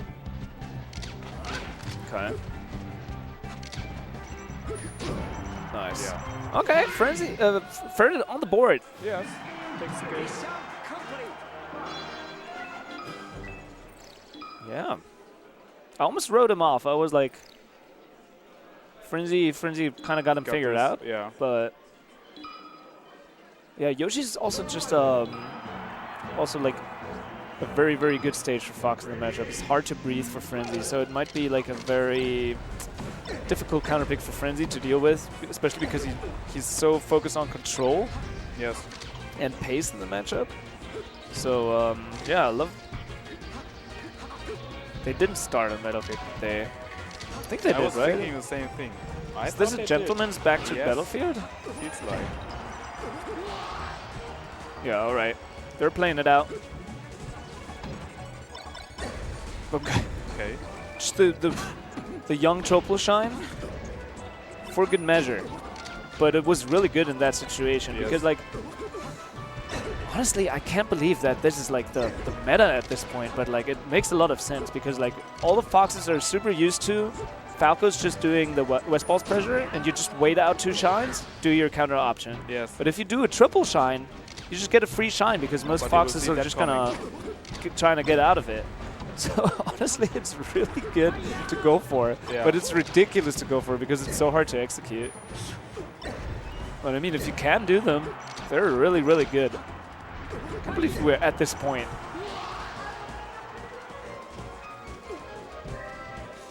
Yeah, you can play Fox versus Falco, but you're required to be able to do triple shines now. Yeah. In a few years it will be quadruple shines. Or back to the West Balls pressure, it might also be.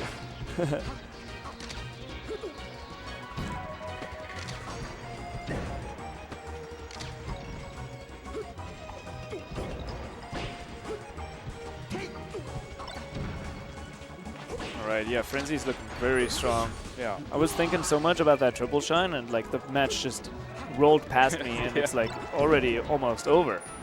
We saw a lot of these back airs you were talking about earlier. Like Frenzy's very good at zoning back airs. So good. Like if you space them really well. Yeah. There's not much you can do. Just try to not interact with him. Yeah.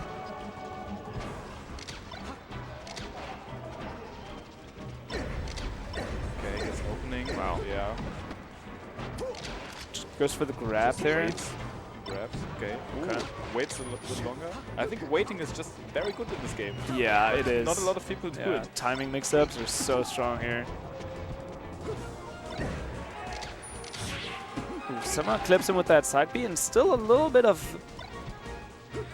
life for Faraday. He hasn't given up. Okay. Tries to go for the spot dodge coverage there. Ooh, somehow got past that forward tilt, and Ferdinand's still living. Running through that back air with a shine. Ooh. Okay. Wow. I mean, okay, winnable. Yeah. in Counter-Strike, we say winnable in situations like these. Oh, yeah. But there it is. Exactly what we were just talking about. Yes. That back air, you just can't do much about it. Like, that back air, you usually think there's a shine coming after or something like that, but it's those back airs just spaced and you do movement after. It's so hard to deal with, and Frenzy's so good at them. And you can still just always pretend to throw out a bear. Yeah. But then you just don't. You just short hopping in place and still Exactly. mix up. Exactly. Yeah, I'm wondering if we're switching, but yeah, I think so. But I think we need 2 people. Where's yeah, I think so. Yeah, so far. I wonder who's the next set anyway. We have one more winners quarters lined up, right? It's gonna be Fatino solo battle. Okay. Sure. So we're gonna go to a break first. So don't go anywhere. We have Fatino solo battle. Yeah. Honestly, that's usually super solo battle favored, but I can see Fatino taking it this time. So stay tuned. And thank you so much for tuning in. Thank you so much, Michael. Thank you so much. It was a pleasure. And see you around.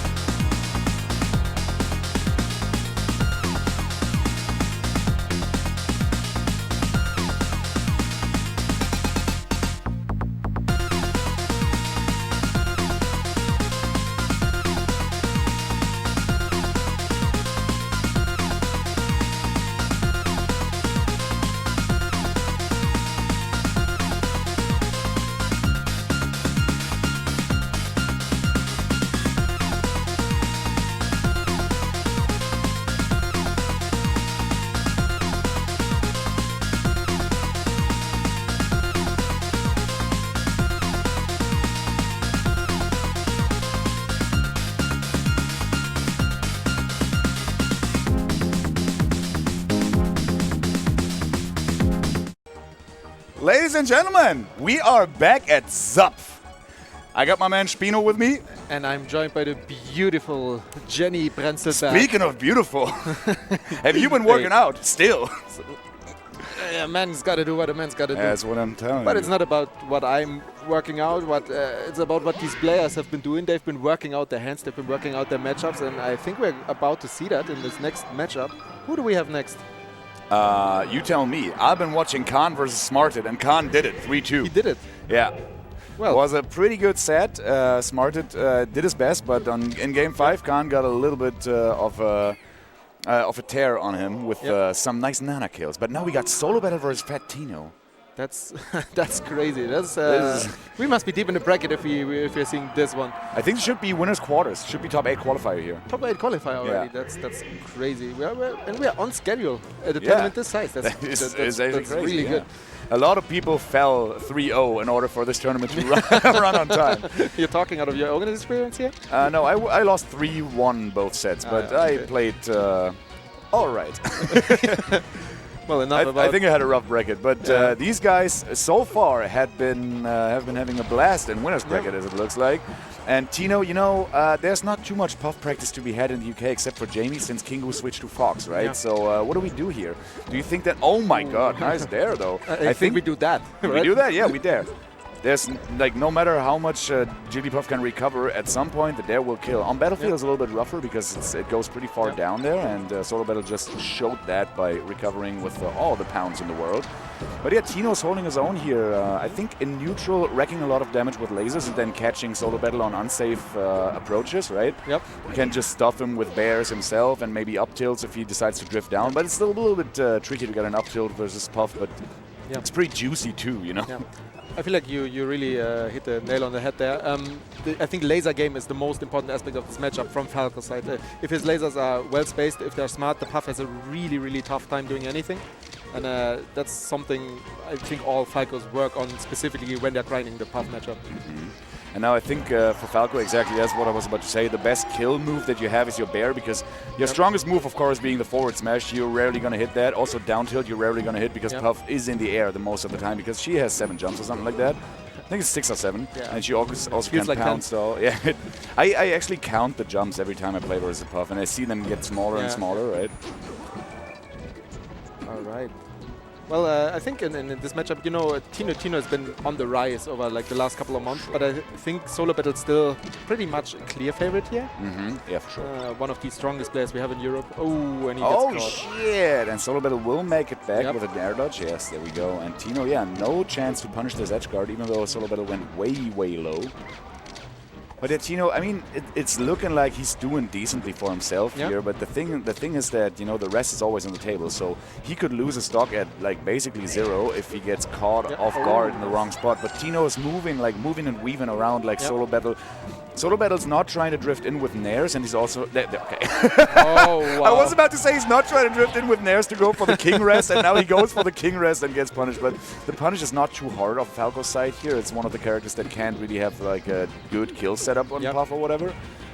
They basically just want to, get some like 2 to 3 hit combos here. Oh my God! And that F smash was talking about F smash not being able to be utilized that much by Falco here, but he caught him in the corner, and Solo Battle. Of course, Puff has a little bit of a tough time being shielded in the corner, jumping out of it, because Falco, can catch her really well that way. Oh, that's going to be a stock. Triple fair, and not even a sweat broken here by Solo Battle to take that stock. Oh, pretty high percent. I think 1 or 2 more bears will bring it back to even for Tino. There was one of them. There's another one, and that's going to be it. Dice at the top. In Germany, we say Totgleich at the end of the first game here. Der Ebene Stefan tried to go for another one of those nair rests, man. He's really letting it rip because he knows that Tino doesn't have the best of punishes on that, especially at low percent. And that's going to be a rest. He didn't even jab reset it. He just it was raw RTC raw rest. Yeah, that's what Solo Battle does. Yeah, crazy. All right, so we're not even going to need to talk about this much. It's going to be Yoshi's, isn't it? I think so as well, yeah. I think Stadium is not a bad pick as well. Yeah, it's not a bad pick, but I feel like Yoshi's usually is like Falco's favorite stage. Well, you were right though. I hear the soundtrack. It's Pokemon this time around. Okay.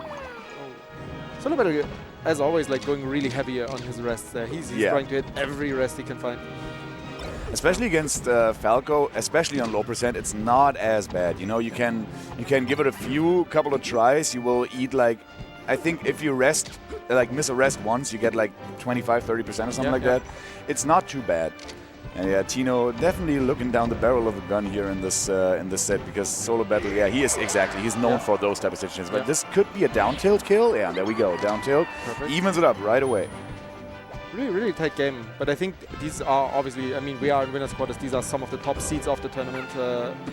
Wow, goes for the double pound. I think he missed the rest input there. Wanted to drift forward a little bit, right? Yeah, possibly. Alright, stuck on the plat there. But yeah, as we were saying, these are like some of the best players in Europe that Europe has to offer. I think we're missing Triff and Leffen, and then there's not too many people that we're missing here, right? Yeah, it's basically Nikki and that's about it, right? Nikki's here. Oh, you mean missing at the tournament? Yeah, exactly. Yeah. Oh, yeah. No, we're missing Triff, Leffen, and that's probably all. Sharp's not here, unfortunately. But yeah, we are missing a couple of people, but not too many. This is like one of the biggest, I think it's the biggest tournament that Europe had this year so far, out attending Valhalla, if I'm not mistaken. Oh, yeah, that's nice. That's the biggest tournament Germany had since 2019. Yeah. Probably 18. Actually, the biggest tournament Germany had ever. Is it that big? 281. Oh my god, there we go with a strong bear. Solo battle not being ready to DI this, and dies at 81, which is very, very low for a Puff. For a Puff, yeah. It's actually, I'm a little bit surprised how well Tino's keeping up. It has been even stock for stock. It's a tight battle the whole way through.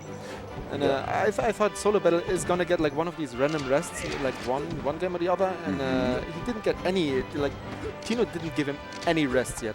Oh no, he died from a rest. Well, but not any of these random rests. Oh yeah, that's true. And he goes for the tech chase or like tech roll read forward smash here, and Tino up an entire stock here on his first counter pick. Yeah.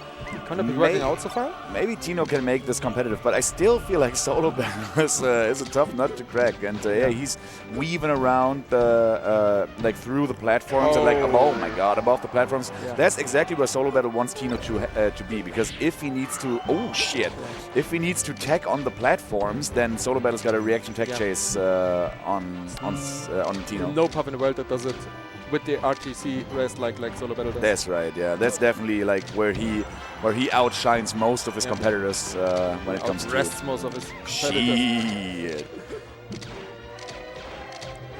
Gun out, Decker, that's this not it bear's yet. not quite gonna be it. And now this must be rough for Tino, because he almost could have had this game, and now he's gonna place a bunch more neutral. And wow, that's it.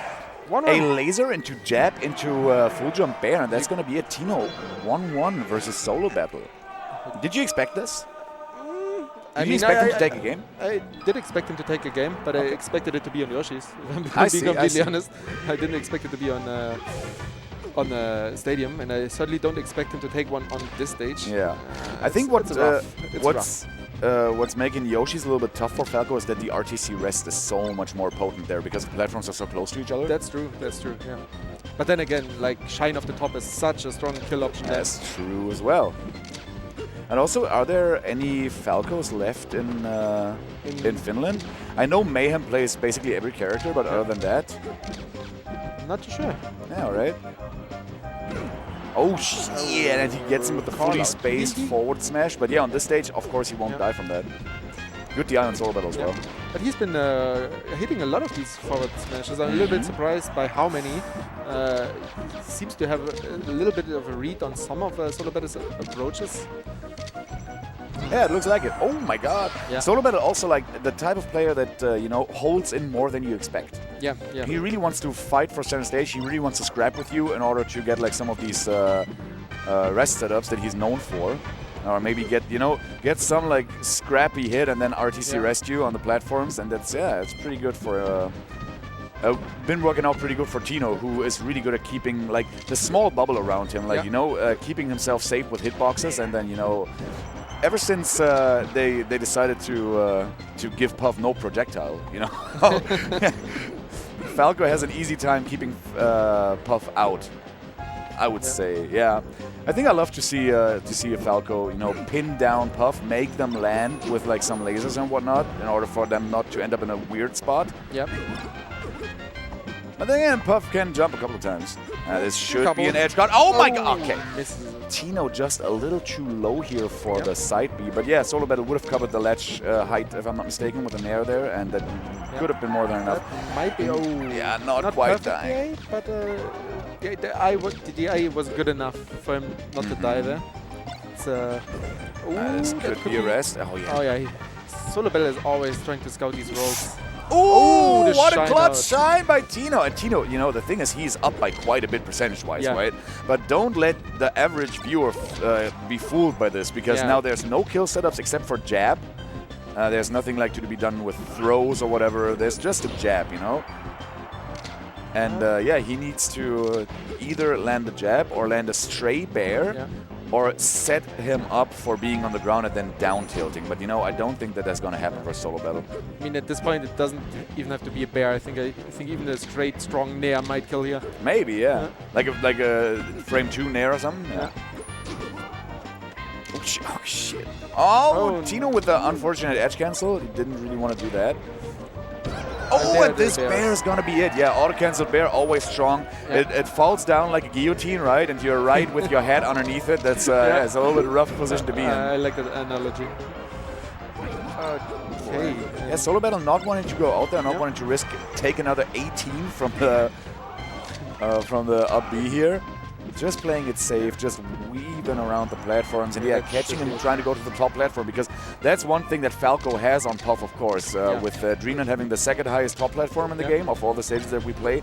Falco can go up there pretty quickly, while Puff has a difficult time getting up on the top plat.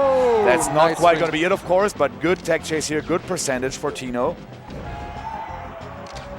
Oh yeah, this could haunt him. No, okay, it doesn't come back to haunt him. The eye on this throws has been immaculate the whole set. For sure, he's definitely on point, yeah. This must be on his mind the entire time, right? He's like, okay, shoot some lasers, try to go to the top platform, and maybe DI these up throws. Because if you really think about it, the game plan is really simple. It's just very difficult to execute it around Puff's immaculate aerial drift. Smash out of shield? What the hell? Looking like Foxman. Yeah, Falco McCloud in the building. Okay, that's a stock lead, and he's still at low percent there for Tino, so as long as he doesn't get killed. Well, that's going to be it. That's the thing, yeah, Puff can kill you in an instant. Tino took a little bit of time on the Halo there to, you know, recover mentally, maybe think about some things that he wants to do, maybe reflecting upon the game. You know, like in a speedrun, when you are on an auto-scroller level and you start reflecting on your run so far, you know, that's like the Halo here. You got 2 seconds of glorious free time on yourself. And also, we had 3 minutes on the clock. Not saying that these guys going to be playing on like by time here, but Tino could shoot the gun a bunch more times before it gets difficult for him. Don't think. Oh my God! And the S smash not going to be enough. I think maybe the weird hit where he dies off the top, or maybe it was the weird hit, because Solo Battle DI'd it pretty well. Yeah, might have been. Yeah, might have been. Oof! Okay, Tino tried to catch him drifting in with a jump out of shield, but not... Oh my God! Doesn't DI it for once the entire game, and now he dies for it. Man, this is so sad, because that's what happens when, you know, when you don't really execute like everything that you need to do at every single point of the game. Puff is so scary because you can die in an instant. Yep. Yeah, it's. I mean, you know, everybody who has been watching Melee knows this. It's like if you watch Major Top 8s, you always see HBox doing this to everybody. They're on point, they're playing well. Everybody thinks that is the one, and then one up throw, not the eye, and it's just poof. It feels like Puff can be outplayed like quite easily in neutral by Falco, and Falco wins neutral more often than Puff does. But what Puff does to a Falco, you know, when they get their opening, is that they could kill them in an instant. I mean, to be fair, that's pretty much Falco in every matchup, isn't it? Yeah, I guess. No. Like, he can out-punish folks for sure. Like you know, he can out-punish Falco and Falco, Fox, and Falcon. I mean, just the aspect that like he gets killed for one mistake. He can outplay you completely. He does one mistake and he dies. Yeah, he's that's bad. That was big mistake by Solo Battle there, not DIing properly. I think he could have survived here, but yeah, just didn't. By dying from the bear at 100. 100 is still a lot of percentage on the stage, but he died like all across to the other side of the stage. Okay, Nair here. Oh my God, good tech. Answer. Oh, but that was a hard call out. And he gave him a little bit of a Falco treatment here. F smash tech chasing on the platform. Solo Battle's got those too. Now Tino hit him with an up tilt from behind, just like Puff would do, but Puff kills you for it, and Tino just gets a bunch of more damage. Oh! Yo! Not it. Not it. But there's no more jumps left. Waiting for Randall. No more jumps left. He's stalling 5. No. Okay. Oh. No, it was like I think 8 more seconds or something. And then if you mess up, it's not the most difficult thing in the world, but doing it like 10 times in a row, it's quite difficult. Yeah. Okay, Tino going for a dare into F throw. 19%, that's not bad. That's going to be RTC rest, and he misses it. Wow, Tino with it. Off the top. I think Tino just spot dodged the RTC rest, if I'm not mistaken. Might have been. I think possibly Solo Battle just like a frame or two slow in the execution there. Have you ever seen a Puff get shield broken, by the way? What do you mean? Have you ever seen a shield break on Puff? Well, not in tournament, no. Really? You know what happens? So. Yeah, obviously I do know what happens. No, because I got it once versus Maxi, and I didn't know at that time. And I was like, what the hell? It's actually such a... I mean, I understand why did it... Oh, no. Oh wow, my god, and this time he waited out the spot dodge. Yeah. He got punished for it once before, right? With the RTC rest with the spot dodge, and now he waited out the spot dodge. And bro, Solo Battle is such an amazing player. The adaptation in the same game, and he is like he's trying his heart out here, right? Tino is playing phenomenal, and Solo Battle is just like, you know what? I learned this about you 30 seconds ago. Yeah. Let me correct my mistakes. Yeah. Let me adapt to what you just shown me. You show me your cards, and now I'm gonna play my cards. Yeah, exactly. Yeah. Oh, that was amazing. So that was a good set. And now that sets up Steph Money versus Fat Tino for top 8 qualifier and losers. Steph Money versus Fat Tino in losers. Yeah, because Steph Money beat Irfan 3-0, so he is. He's got quite I didn't expect that. But I know who sent Steph Money to losers. I know who did it. Who was it? Khan. Oh, that's true. Yeah, Khan did it. And Khan is up against Kinzo now for top 8. Well, I mean, I know you love your boy, but no, you're biased. But the last time these guys played both biased, yeah, that's right. We commentated the last time these guys played. Both sets, both Game 5 last hit banger sets. And now we got Steins trying to qualify for top 8 against I4. So the last remaining Dutchie here versus the last remaining Frenchie. Yep. I4, of course, last weekend winning the second gallery in Switzerland with an amazing losers run.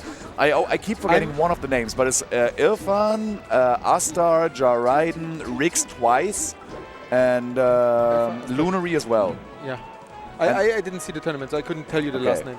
But I'm so sorry for the last person that I'm forgetting. But I noticed, because, I have been somewhat inactive recently, I always have known the sisters to be really good in doubles. I actually have never seen them play singles until today. Oh, I really? never watched them play singles until today, and I was so impressed. I mean, she lost, but the way she played versus Nikki, I mean, that's a hard matchup against #1 seed of the tournament. Yeah. And she was doing really, really well. She played so disciplined, really impressed. Yeah. So, Fox Sheik, I mean, we know it's Fox favored, but how is it seating-wise between those two? I think they must be somewhat close. Yeah, somewhat close, yeah. I think both of them are first seeds for their pools, of course, but also both of them are quite highly seeded in their tournament. Rightfully so, I suppose, if they made it all the way here to quarters. Oh, wait, this is losers round 7, okay. Yeah. Remind me, is this for top 8 already? This is for top 8, This is for top 8 already. Oh, that's crazy. Let's go. So yeah, what we want to see here from I4 is, of course, getting some crouch cancels on early percentages. From now on, it's going to be difficult to CC like Nairs and whatnot, but then she can get a grab and then tech chase them, maybe with another grab, depending on the percentage, or maybe pop them up with a down tilt, dash attack, F tilt, up tilt, something like that, right? And then try to get them in an uncomfortable spot where they're either high up without a double jump or off stage already and trying to edge guard them. Sheik has amazing edge guarding tools, of course, with the bear, the fair, the needles. She can also cover the ledge, like the side B on ledge with a nair. She didn't do it right here, but it's sometimes difficult because you always got to read. Can't really react to that too well. Oh, and the reverse fair! Nice here by I4. She's up an entire stock, basically the entire game, and Stein having a difficult time keeping up. Oh, get up shine is of course the best thing that you could do with Fox in that situation. If you tech into get up shine, or tech and place shine, or maybe tech and then don't tech and then get up shine. Yeah. It's also pretty well. Pretty good. Oh my that's God. unfortunate. That was a hard call out by I4, yeah. but Stein went even further down there than she expected. And this could be the stock. Oh, and she messes up. But yeah, Stein from the Netherlands, he's been around since like 2013, 2012, something like that. So also pretty old school. The sisters, not too long in the game. I think they're like OG Slippy kids. They started like 4 years ago, something like that. They got that good that quickly? Really? Yeah, for sure. Damn. Yeah, they are coached by an old school French Marth player that is also really solid player and also really good at coaching. And he really enjoys, having his time with them. Trying to teach these new young guns that are like seemingly a bottomless well of technical mastery here because that's the thing, right? The young players, they have good reaction times. They're really good at their tech stuff. Exactly, yeah. It's not like that I believe in like the arthritis kind of thing where you turn 30 and you stop playing well or something like that because like I pushed through this. We two would have stopped. Yeah, exactly. we would have stopped if we were thinking that, but yeah. There's definitely something with like the young guns and them, having access to all this stuff in order to, learn the game, get better at the game, whatnot. Also have amazing coaching here. That's why the sisters became so good so quickly. Yeah. Stein, he fought through the trenches, bro. There was no Uncle Punch back then. There was maybe he had 2020 tournament edition, like 20 XX tournament edition at some point. But yeah, I4 taking game 1 with a solid edge guard here. Stein just not being able to make it back with the up B so low. And there's going to be game 1 for I4. I think Dreamland, one of the better stages for Sheik in that matchup. I guess we could say it's the most neutral. Because, the counter picks are pretty rough in this matchup. Yeah, for sure. In both ways, I think. Because so I think Fountain is really good for Sheik.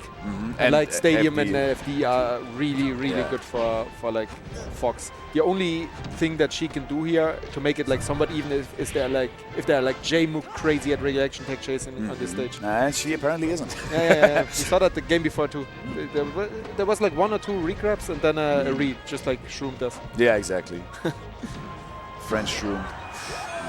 Clips her with an up smash here. Stein up, not too much of a not too comfortable of a lead here, but he's still doing fine for himself. Now getting sniped by a needle, and that's going to be it. Yeah, that's the lead gone. France versus the Netherlands. Let's see who prevails here. I think this stage, as we said, pretty good stage for Fox. Yeah, but yeah, as you said, those reaction tech chases. She tries to go for a read. Maybe she just, doesn't feel like reaction tech chase is worth it if she can get a good read and gets more out of it than getting a couple of regrabs every once in a while. Maybe that's that. She's like, a good read gets stock anyway. Yeah. All right, Drushan up smash. Yeah, Drushan up smash out of shield. Pretty solid here by Stein. Of course, pretty difficult to execute, but I was about to say Stein, one of the more technical players and really fast button presser, I think, out of the European top Foxes. He's not playing like, the fast button presser type. He's playing really disciplined. He's also not afraid to use the gun. But that's difficult against the boost grabbing Sheik, of course, right? If you use the gun here. So Stein has to mix it up a little bit in neutral here. Going in with the drill is always a good idea because it's pretty difficult to play around the drill when you don't expect it. So you gotta like basically SDI it. Oh my God! Nice shark. Second it up here. Yeah, like the great white shark. All right. Yeah, get up, Shine. She's not getting any of the reactions. Ooh, this time still gets the stock. Yeah, he didn't get sniped, and then he got sniped again. He thought it was over already. French sniper. Yeah. Okay. Oh, maybe now. There we go, 1. And there's a read. Okay. Like the next hit could decide this. Okay. Stein. Ooh, barely misses the bear. Barely. Got him. And now we got to see if Stein has what it takes to go up here. Oh my God! Yeah, tries to go for the weak bear into up air, but I4 wisely kept her jump. And now this could be it. Stein with an ups attack here, of course, all the way from the Netherlands, representing his homie from the olden days. He makes it to the ledge. No, he doesn't. Oh, no tag. And he gets sniped by the needles and then doesn't tag. And now I4 up 2-0 against Stein on one of the strongest counter picks there is. Yeah, that was really impressive composure there from I4. Because like when you last stock against Fox, especially a Fox of that caliber, some people might get a little bit nervous, but she seemed really composed, knew what she wanted to do, executed, and now she's up 2-0. Yeah, Stein goes back to FD, of course, being a little bit scared of the platform movement on Pokemon Stadium, which is very difficult to play around, even as Fox. having this many options. But you know, if Sheik is like very ambiguous on the platforms, that's of course difficult. On this stage, you don't have to worry about any of this. You can shock her getting down, even though it's not that easy, but it's I think the best shot you have to take on some damage. And you know, Stein also knows, like, I mean, he lost this game, but he also knows he got like sniped 2 or 3 times. So if he just cleans up and mixes up his recovery a little bit better, he's probably gonna get that game. This time he gets the weak reverse bair into up air, and then he gets another up air, shocking her out of the skies. Yeah, with no platforms to land on, as we said, it's pretty difficult for Sheik to get down here versus Fox, because Fox is so agile on the ground. He is so ambiguous with the way he can get up, because he has such a like fast jump squat and also gets into the air so not only gets into the air but also jumps so quickly that, you know, it's sometimes difficult. That Sheik's drift is just not enough to avoid the Fox trying to shark you. So yeah, that's why, you know, a stage without platforms of course works in Fox's favor really well. And now again for the tech chase. Oh, and she doesn't even go for another tech chase. Also doesn't go for the nair here. Nice Stein was drifting back a little bit before he side beat, so you know I4 had to commit before Stein made his move. Okay. Oh, yeah. Calls it out. And again, there's nowhere for her to go, right? She wants to go towards the stage a little bit. Also doesn't want to commit to ledge necessarily, because being ledge trapped against Fox is also pretty difficult. And Stein, oh my god, playing the stock pretty well so far. Immaculate play by him, taking on more and more damage, 33 already, which, you know, almost gets her out of crouch cancel percentage, which is also important. Crouch canceling, of course, being a huge factor for Sheik here in order to get some grabs or, you know, get a down tilt, get an F tilt or something going. Oh, and Stein weaves out there. He doesn't get sharked. But you know, that's the thing. With Sheik, she has kind of a similar thing, even though, you know, she has a more difficult time catching Fox when he gets down. But when he gets down, like, obviously, you can not only CC, but you could also, like, crouch so far down and then throw out a move, because Fox coming down with a move won't necessarily hit you because you're so far to the ground. The like, so low. Is really low. Exactly. Really close to the ground, the low profile ninja. Now she finally goes for the tech chase, and she's turned the wrong way. She's never gotten more than 2 in this whole set, I think. But I respect that she's still going for it. I mean, what else are you going to do on FD? Exactly. I mean, a hard read, but she didn't hit the reads as well, so... maybe now. Stein gets out. Wow. Tries to go for, I think might have been a misinput. He wanted to up air, possibly. like short up air. Could have been a mix up as well, just to like try something random. I4 wisely waiting out the net play option here. Ooh, and Stein realizing or recognizing that I4 was double jumping there pretty high in the air and gets back onto the stage with a side B here. But this, I was about to say, it should be it, because you can cover basically everything with a bair from ledge. But I4 didn't quite do it, and now it's looking good for Stein. Trying to shock her. Okay, 69%. That's difficult because 69, of course, gives you a power boost, as we all know. But that's why also you shot the laser immediately. No crouch cancel percentage here for Sheik against the Fox Nairs, if I'm not mistaken. Yep. Ooh, maybe now's the one time. What a Mars grab. Re-grab. Okay, goes for the little bit of a jaywalk into dash attack. Still on the tech chase. Okay, and now she isn't anymore. Now it's even percentage here. Yeah, she evened out the game real quick there with a couple of re-grabs out of the grab. That's why, you know, it matters so much that you don't hold shield too much versus Sheik, because her grab game is very much the best she has. Oh, They go for a downer. Maybe it was a misinput, or maybe she was going for a Hail Mary in order to win the set quickly. But now she goes for a nair out of shield. Snipes him with the needles, and this is going to be it. Stein and losers 3-0. I4. She fought really hard in order to make this work, and Stein could have had any of those games, but he just wasn't clutch enough. Not clutch enough. Especially in the recovery, he got gimped. Especially in the second game, he got sniped a couple of times. So I think that was the main difference maker in this, because they were really close when it comes to like how they punished and how hard they punished each other. So and that concludes the Netherlands for this tournament. 9th place for Stein. Really, really good showing here by him. Unfortunately, not making top 8, but I4, you know, she has a title to defend from last weekend. She has a title to defend. She's still alive. Looks like she's ready to do it. I think she will play the winner of Kinzo and Squiltendorf, which is, you know, that's a rough matchup. But if Khan makes it, she already has experience with a really good Kinzo Fox. Against Squiltendorf? Is that it's a loser's top 8 qualifier. The other loser's top 8 loser gets 9th. It's the same round as we just saw. Do we get to commentate that again? I think so. Really, it kind of looks like it. Do we have these guys in the building? Wait, we have cameras here. Nobody on stage yet. Nobody on stage yet. Well, then if nobody's on stage, what better to do than to shout out the organizers, Thank you sponsors. very Shout outs to much, Phoenix yes. Smash. Yes. Phoenix Smash coming here all the way from the UK. Great production as always. Shout outs to King, our head TO, and his Yes. whole group of like other TOs and helpers. Shout outs to all the people doing stuff for the tournament. We have Treatment Crafts 93 on Twitter doing a little thing where she does plushies, little sweet Kirby plushies. We got Annie as always doing her controller booth. Yeah, alongside Zebi, of course. Alongside Zebi, yeah. We got Leon doing tattoos. Oh yeah, we have Leon in the building who is making free tattoos for everyone with Yep. a real tattoo machine. That is Yep. You guys maybe saw on Twitter the little tattoo I got. Oh, you got a tattoo, right? I still don't know what it is. You said we are the same. You know what my tattoo is. I have no idea. Is it chic? It's fuck chic. Oh, that's my guy. I got fuck chic on my fucking thigh, man. Let's go. Let's go. I feel that. I wanted to get this as a partner tattoo with Cyric because I wanted to get like the FU and the SH of Chic, and he gets the rest, and then if you put the fingers next to each other, it says fuck Chic. And then Leon said, if somebody looks at just your finger, he's gonna ask, what's Fush? Good call by Leon, yeah. All right, we've got Riggs versus Faradid, a Fox Ditto for the ages. Faradid really deep run into bracket. I don't think Faradid was seeded for making it this far. I mean, but Faradid was, how active has Faradid been? The last time I really remember seeing him was like probably back pre-Corona, honestly, when he was like teaming with Raul a lot. Yeah. They had some good runs together.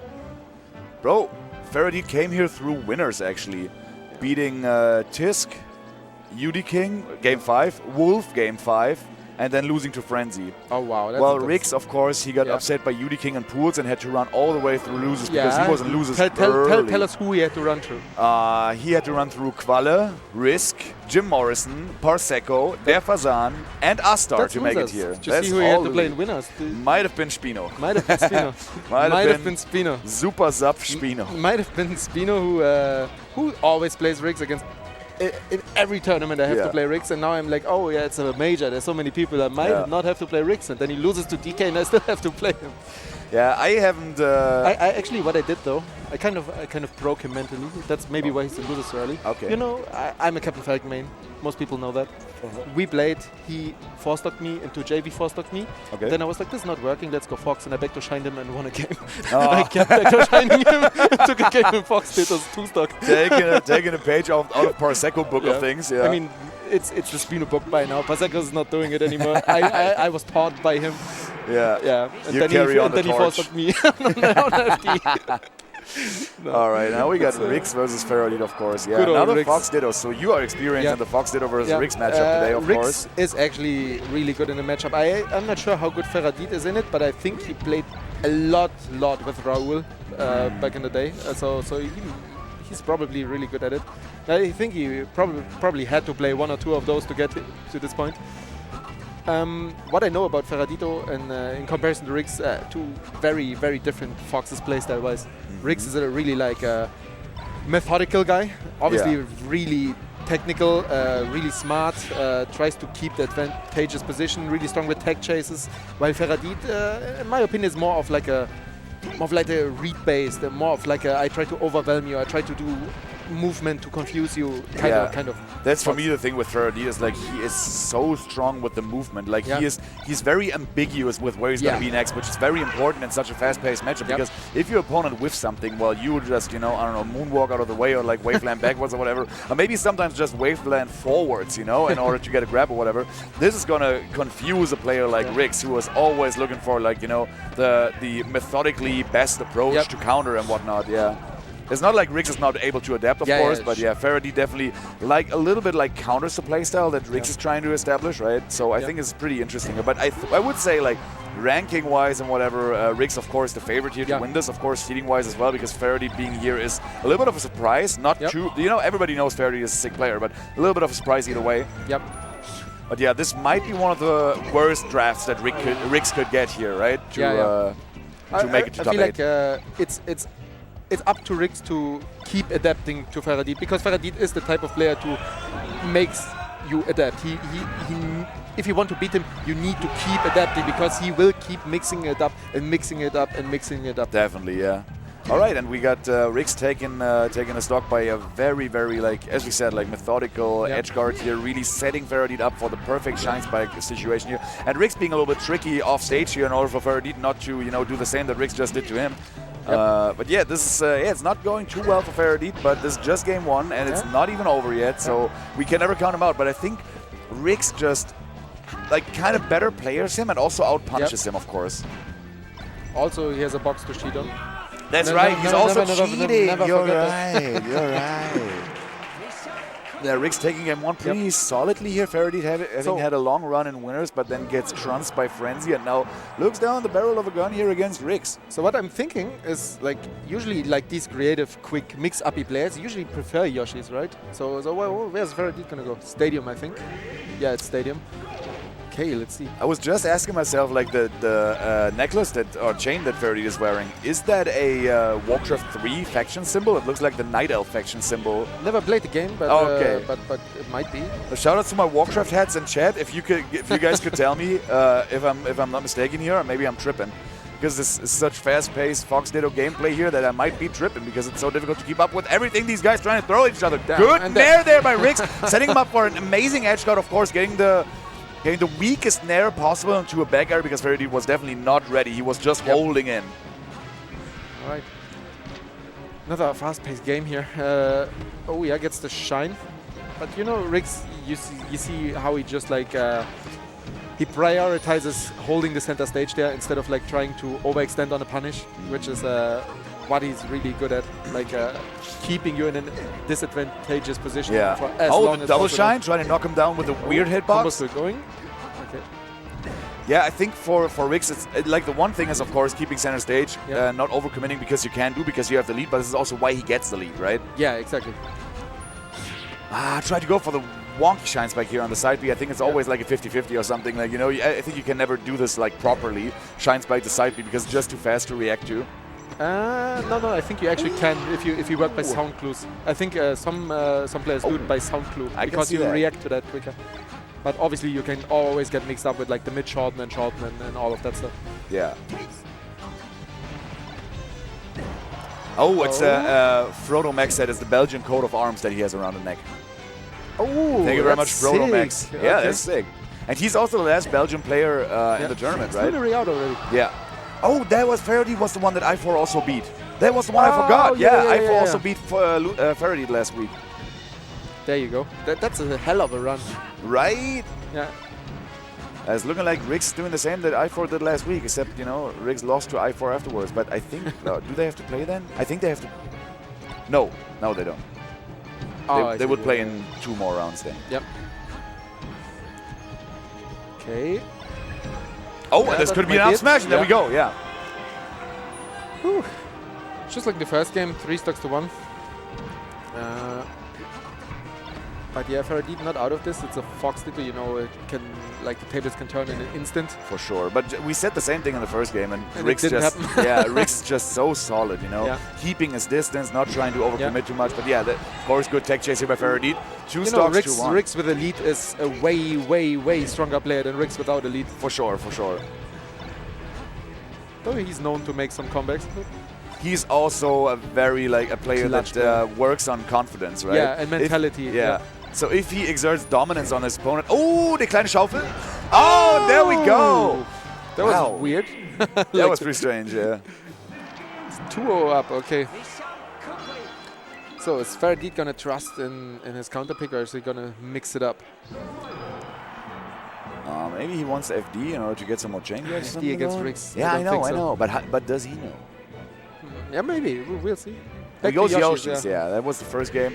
It was a closer ordeal than the second one, right? But Rick still, I think, 2-stocked him both times. Yep.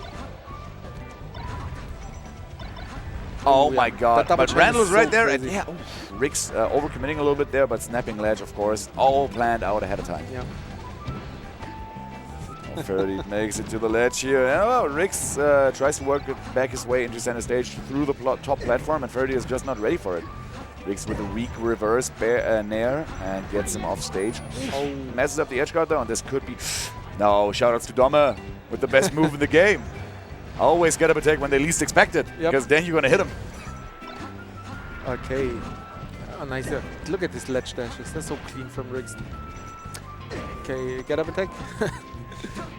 Ooh, Jeff to start up of the up smash. Yeah, but from the other way, and that's going to be an up smash, yeah. Now, this is looking pretty scrappy, and this might be what Faraday wants, because he's so good with being ambiguous with his movement, right? But not too sure if it'll work out in his favor in the long run, but I think it's his best shot yet this game is. Like, in the Fox Leader, I feel like Yoshi's sometimes it's just the Hail Mary, right? It's just like, let's go to Yoshi's. It's quick, it's fast paced. We're gonna hit each other a lot, so let's just see what happens. Bro, I know puffs that go to Yoshi's, you know? Like it's such a good like Hail Mary if you're a scrappy player and you know what you can do, and of course you know what you can't do, which is, you know, outplaying a player like Riggs and neutral on a large stage. But out scrap him, Faraday definitely can. Straight angle, okay. Ooh, no, he waited at a perfect spacing here. Somebody in chat said it's almost like he's playing on a box. It's almost. Okay. We don't want to controller shame here, but yeah, Riggs plays the box straight up because not because he has hand problems. He just straight up says it's better. Yeah. That's why he bought it a couple years back. I feel like you should only be allowed to play play box at a tournament if you have like a, like a yellow slip from your from your doctor. Doc, I need a box prescription. I want to play box so bad. All right. Faraday slowly bringing it back, but he shouldn't take too much percentage stock. It's looking rough right now. Yeah. Ooh, yeah. I think he has been up with 3 stocks to 1 every single game. Exactly. I was about to say the same thing. Yeah, it's crazy. Oh, Stuttgart killer, he didn't do it. Oh, tries to set him up for a shine spike. Not even needed, and it's going to be a 3 stock for the first time in the set. For the first time, yeah. Other 2 games have been 2 stocks. This is a 3 stock, and Riggs advances to loser side top 8, I think, though. Yeah, that's right. He goes to loser side top 8. I pray we get Kinzo Squiltendorf now. Oh, I hope so. I really hope so. And Faraday actually has to play against the winner of Fat Tino and Steff Money. Not Faraday, Riggs, that is. Yeah. Fat Tino Steff Money. Well, Riggs traditionally has like a little bit of a Falcon problem. I think he lost to... I don't remember what it was, but he has a history of I'm not making this up. He lost to Falcons at some point. Was it you? No, it was definitely not me. But I took more games than Faraday did. Yo, what the fuck? Money even? Yeah. Shit. Yeah, you got a money match Faraday later on. in the with the Fox Ditto on Yoshi's. I'm going to get so fucked up. Okay, guys. We are going to be seeing you guys with the conclusion for top 8 for the entire tournament later in the day. But we are going on a break right now. Spino, it was such a great time having this couple of sets with you. Yeah. We saw some amazing Melee, and you guys stay tuned for more amazing Melee. Shoutouts to Phoenix Smash. Subscribe to them if you have the money, and see you in a bit.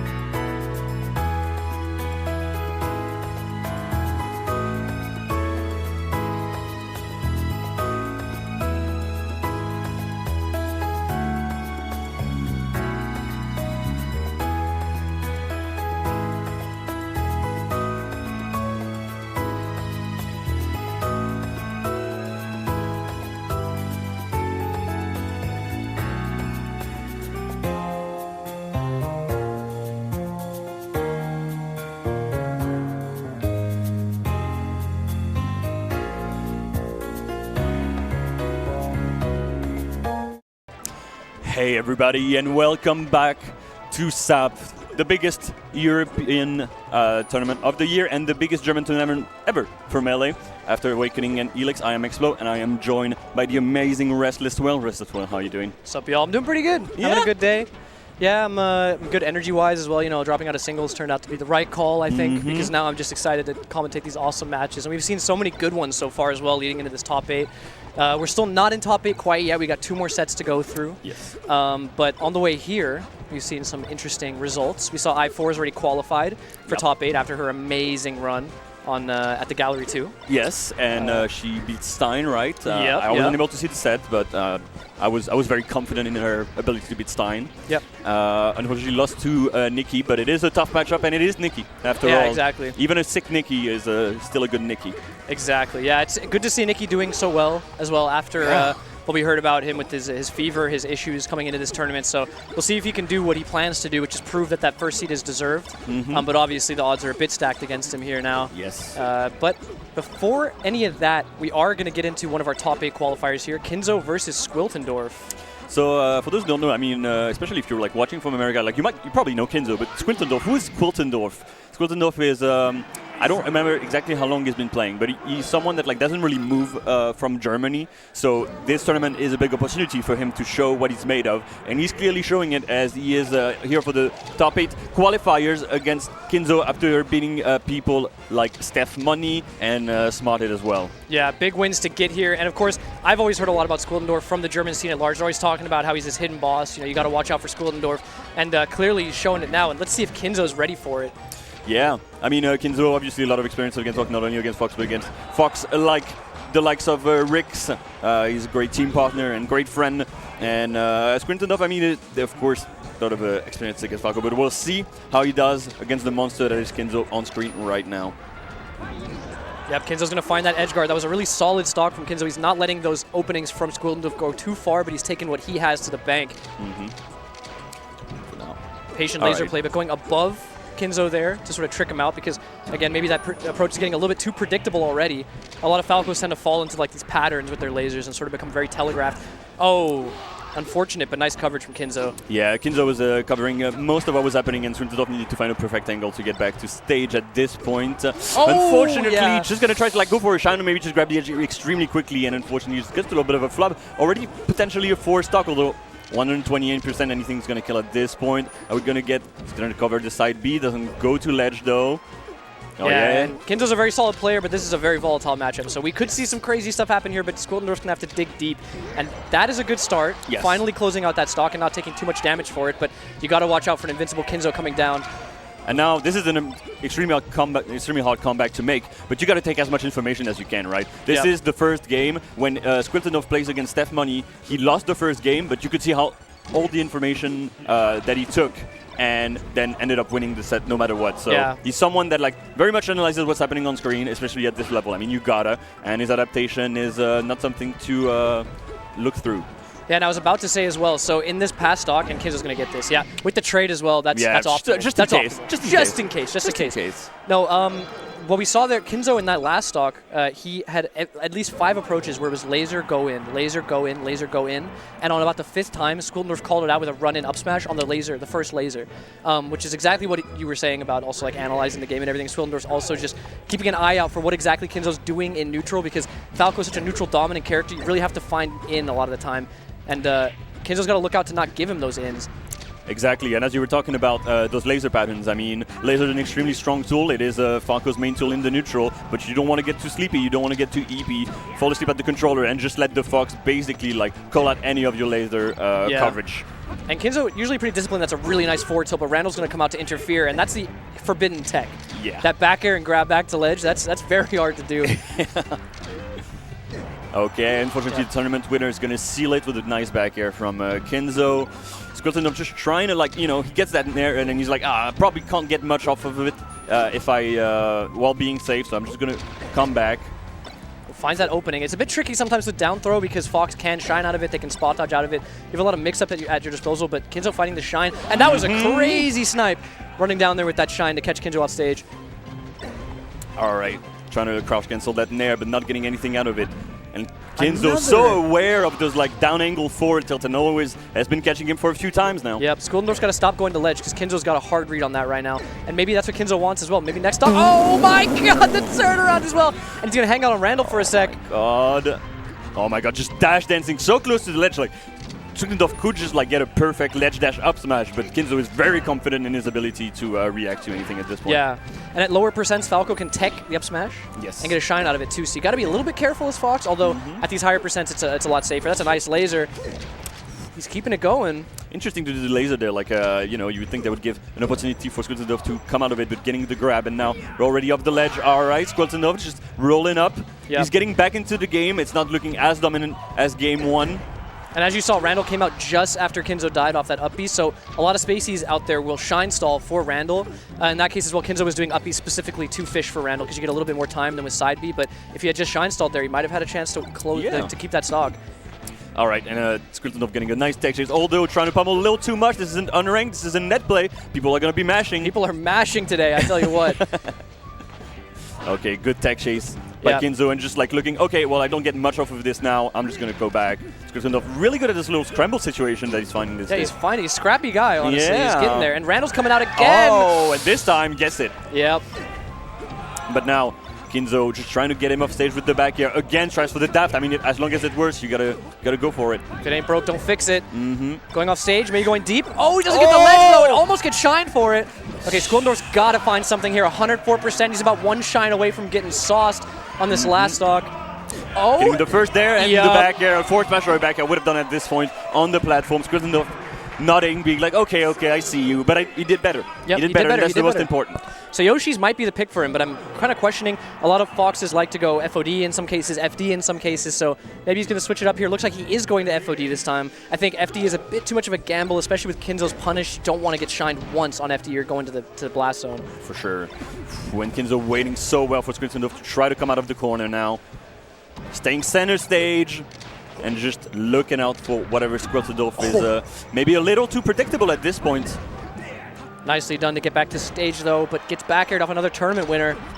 And that laser turnaround. Oh! Yeah, Skuldendorf is even trying. Like, he's not being first degree. He is trying, although right now these like full hop nairs are not going to get much off of it. But he is trying, but just like Kinzo is covering so much at the same time, he's got a good, at this point, he's got a good read on what Skuldendorf wants to do. Yeah, and and he's too late on the double jump shine. That's a classic, but not quite ready for it. And I was going to commend Skuldendorf there for realizing he needs to get to center and he needs to push Kinzo out to the ledge, because that's something he's going to be able to net a lot of early kills off of, but he wasn't able to finish it out with that shine spike, and now Kinzo's kind of running away with this last game. Yeah, just kind of like shadowboxing, just being like, if you're going to be there in half a second, I'll be there to cover you. The side B is not going to get caught. The dash attack's just, get up attack's just going to clip him. Are we going to find anything on the top platform? Yes, just waiting for Kinzo to act, and that nice back air off the ledge is going to net him his first stock. Oh, tries to go for the roll read. Kinzo's feeling himself a little bit here. He wants to close this out quick. Grabbing the edge, but this time Skuldendorf doesn't go to the edge. He's realizing, but the down smash is quite going to get it. And a little bit of a cheeky movement, just getting, just showing us why he's there and why he's up 2-0 against Skuldendorf for top 8 right now. He's getting ready for top 8. There's the tech I'm talking about. That was for an up tilt, but same premise for up smash. You've got to watch out for that, because a grounded Falco getting a shine there is terrifying. Yeah, and Skuldendorf just trying to get him, just not letting him back on stage. I'm on a back air. I like the attempt. He thought maybe like Kinzo either was going to shine out of shield or jump out of shield, and that would have netted him something, but Kinzo's so patient. Gonna get the edge. He almost had the read as well. I thought he had it, but he wasn't quite ready for that tight angle. And goes high this time, but Kinzo's still ready for it. And that's going to do it. I think that's too far. Yeah, wow. Such a quick set. I mean, these Fox Falcons, especially these kind of players, Kinzo is someone that, like, even though he's very picky about what he's going to do, once he understands how you're playing and what you want to do, especially as Fox, it is extremely hard to get back to like an even stage, an even advantage. And yeah, it's going to be 3-0 for our boy Kinzo from Germany. Kinzo moves on to top 8, loser's side. Congrats to him. And of course, congrats to Skuldendorf as well. 9th place. That's nothing to sneeze at, I got to say, because again, we were talking about Germany. He just keeps talking about how good Skuldendorf is, and a lot of people struggle to put that, to quantify that in your head. Yes. You know, when you're just told how good someone is. So to come to a tournament like this, a huge one, and place 9th is just a great little check mark on your resume, you know? Yeah, I'm sure Squirtendorf is like, I could have done better, but this is very important for him, showing people that he is there. He is at the top of Germany in some ways, and honestly, I can't wait to see him like travel a little bit more if he can in the next year. Will be nice. I mean, Germany is a very strong region right now, but they're missing just like the big international attendance to sort of like show that they have this wide net of good players, and they have them. Yeah. But again, like you were saying, some of them struggle to make it out to international stuff. So it's great that Germany again has a big tournament like this that they can actually display their top talent. Yes, well, shout-outs to King and his entire team of helpers and TOs and such, putting on an amazing event. I mean, it's just like, what else? What can you say against SAPF at this point? If you're not there, you're missing out. Yep, and we can only hope there's another one. And we can only hope. And for these two, one of them's going to be hoping for another one after this, because one of these guys is placed in 9th after this. Steph Money and Fat Tino for a top 8 qualifier. Fat Tino, we saw Fat Tino earlier putting on quite a show. Fat Tino, of course, an extremely strong player from the UK. If I can find him, I'm going to find him. Yeah, he's number 3 right now. It should be Frenzy Max Fat Tino, I believe. Yes. Fat Tino, number 3, 8th in Europe at the 2023 European Power Ranking. If we talk a little bit about his performance this past year, we got 7th at the second gallery, which probably for him is a bit of like an under performance, I would say. Second at LCD The Grass, which was the tournament to get a spot at Don't Park on the Grass, the American tournament in Seattle. And he secured his spot as well, yes, as one of the top 2, so he will be going to Don't Park on the Grass. You can look out for that. Hell yeah, Don't Park on the Grass looking like, a tournament that we've seen and we wanted to see again, so it's really nice to see it organized again. Third at Avant 2 and fourth at Valhalla 4 in February. With wins against people just like Frenzy, Kinzo, is Dodge, right? And just, a few decent players just from a couple, homeland. Just a few. I mean, that Izzar win is pretty big, because I was going to say Tino probably doesn't have that much Falcon experience, given the loss of players like Sechi, for instance, in the UK, a very, very good Falcon player.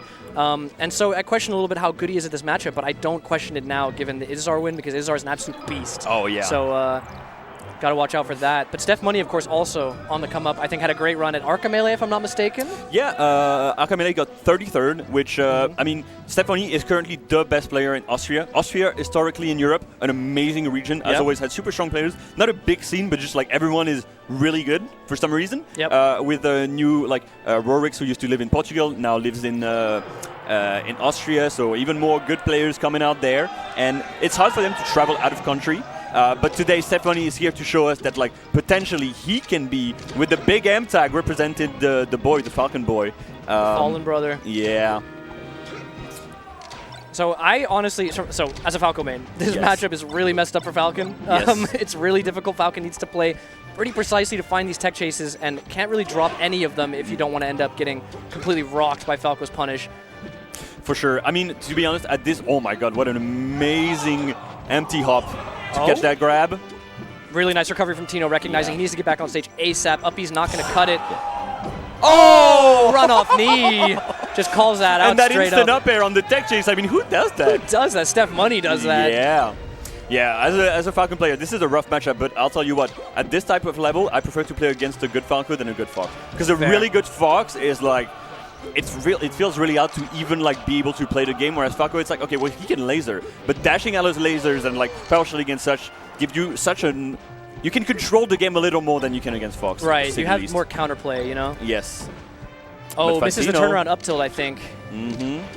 Fatino not get to like go to the edge to like play with his lasers. Like, I'm just gonna run around, see how Steph Money plays. Steph Money, hard call out on the high up B. You wanna recover high. You don't want to have the opportunity for Fatino to be able to get you with the dare down. But now he's already gonna catch it on game 1. That's scary. Looks like he missed his wave dash there. Couldn't quite get the grab out of it after.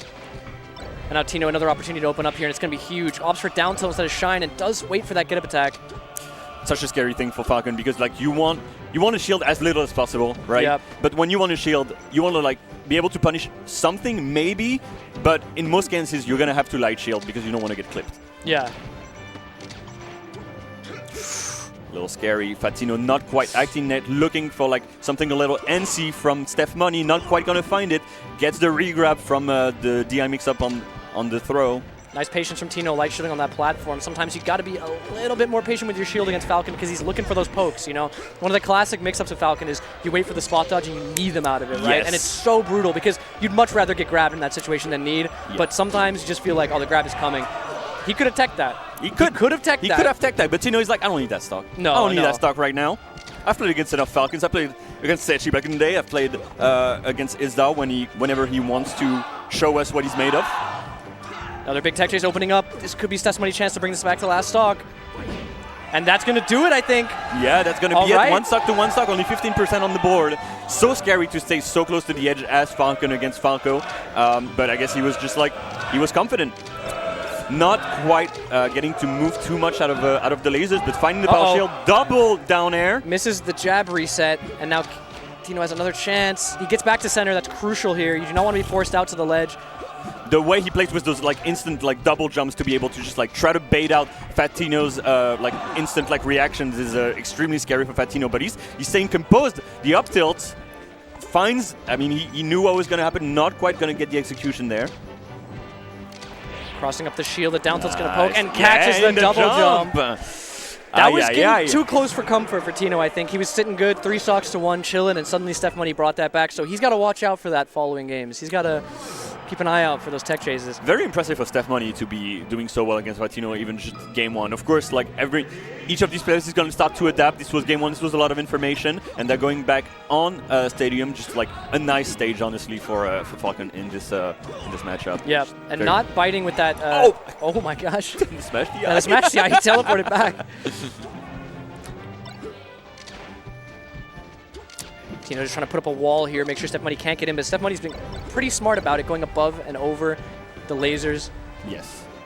It is basically like kind of like the basic game of this matchup is like, well, if the Falco starts doing really high lasers constantly, then I'm gonna like side B under it or like wave dash under it if you're a madman. And if they start doing them low, then I'm gonna like double jump like knee over them and just really try to catch them off.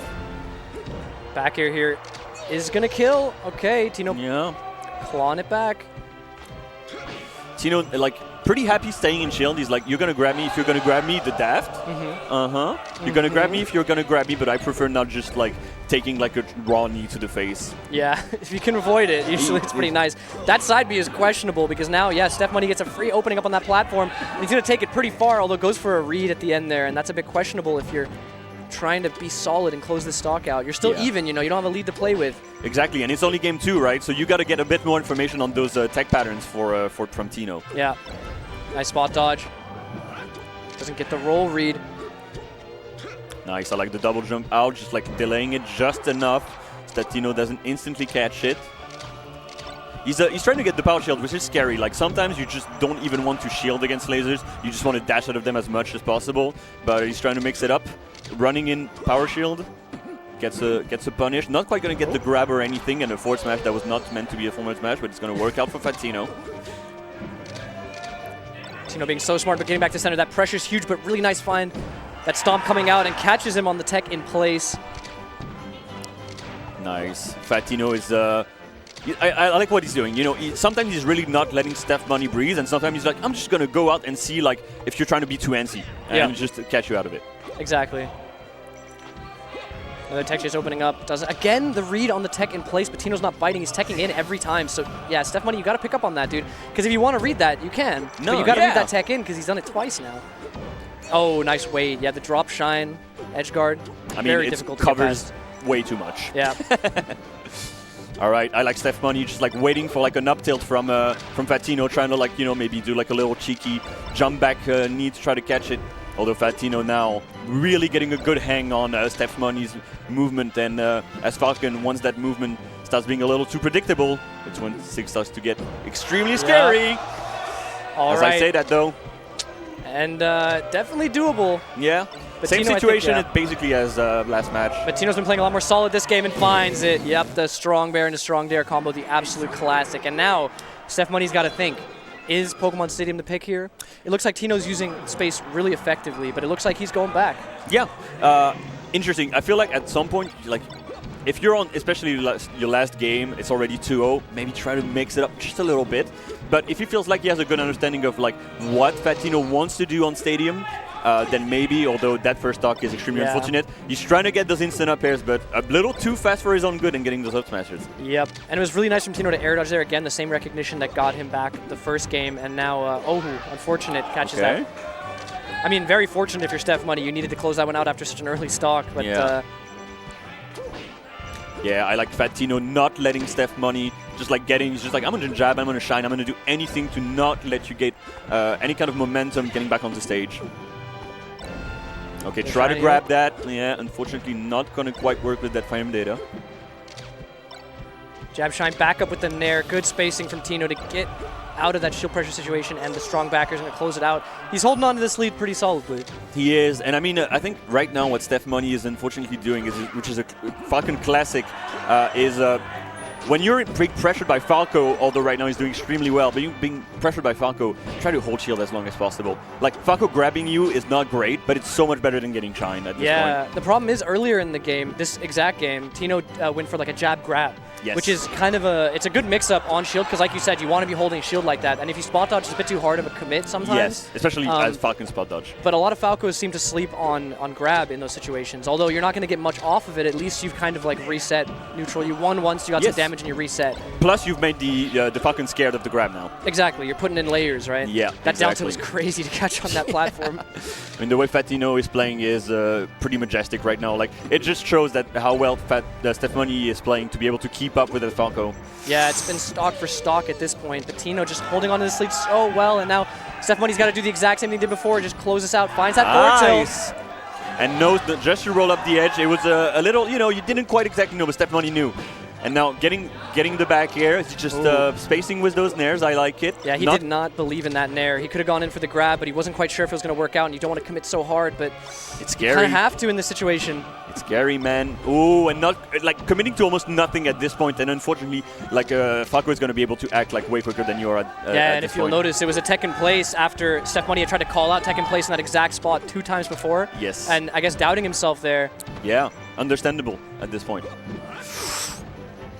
Okay, getting the first knee, not quite ready for the second one, but the up air is going to do it, and that's going to be Steph Money's first game on the board for Austria. And you can see him wincing because he knows it's an uphill battle now. You know, 2 counter picks on Tino's side. You got FD, you got Fountain, dangerous stages to be on. FD obviously a little bit less so if you're really hitting those tech chases, because again, you've now narrowed it down to I'm going to tech chase you, and then you have only ledge and stage as your options to get back. Exactly. But we are going to FD regardless, and let's see if Steph Money can pull some tricks out of the bag to get these tech chases down. And the dash back was immaculate for Steph Money. Another and the one, tech chases are coming out now. Dash back out of crouch as well.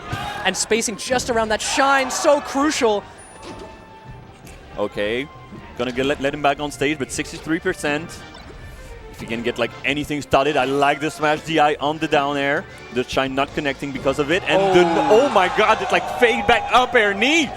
Steph Money's nice feeling catch. himself. Misses that tech chase though, but again, this is exactly what I was talking about. Another grab, and he's in a good position to take a lot more percent. Nice. I like the way he's baiting out Fat Tino. Fat Tino maybe feeling a little too confident at this point, especially on FDs, I guess, to my counter pick. But Steph Money definitely has a game plan, and he knows what he needs to be doing, just like you were saying, to be able to take advantage of FD on his own part. Oh, yeah, just going for the Hail Mary knee, and yeah, it's not going to work out every time, but sometimes you get some juice off that, you know? Sometimes you do. You get some soft. Some soft? Some zup? Yeah, shout out Jim Morrison. Not quite going to catch the roll-in, so Steph Money has a little more room to breathe now. Yeah, Tino making it a lot harder to grab him now. He's committing and pulling back a lot of the time, so Steph Money can't find those grabs to get those big openings he needs on this stage. And trading there is really unfortunate because he did catch Tino's jump. I like that he's starting to pull out the like a gentleman on wake up. That's going to make something to think about for Tino again, because those wake up situations were starting to be a little dire for Steph Money. Yeah. Oh, just calling out the side B there at the back air. And that one's going to hit, but it's not going to let him get to ledge.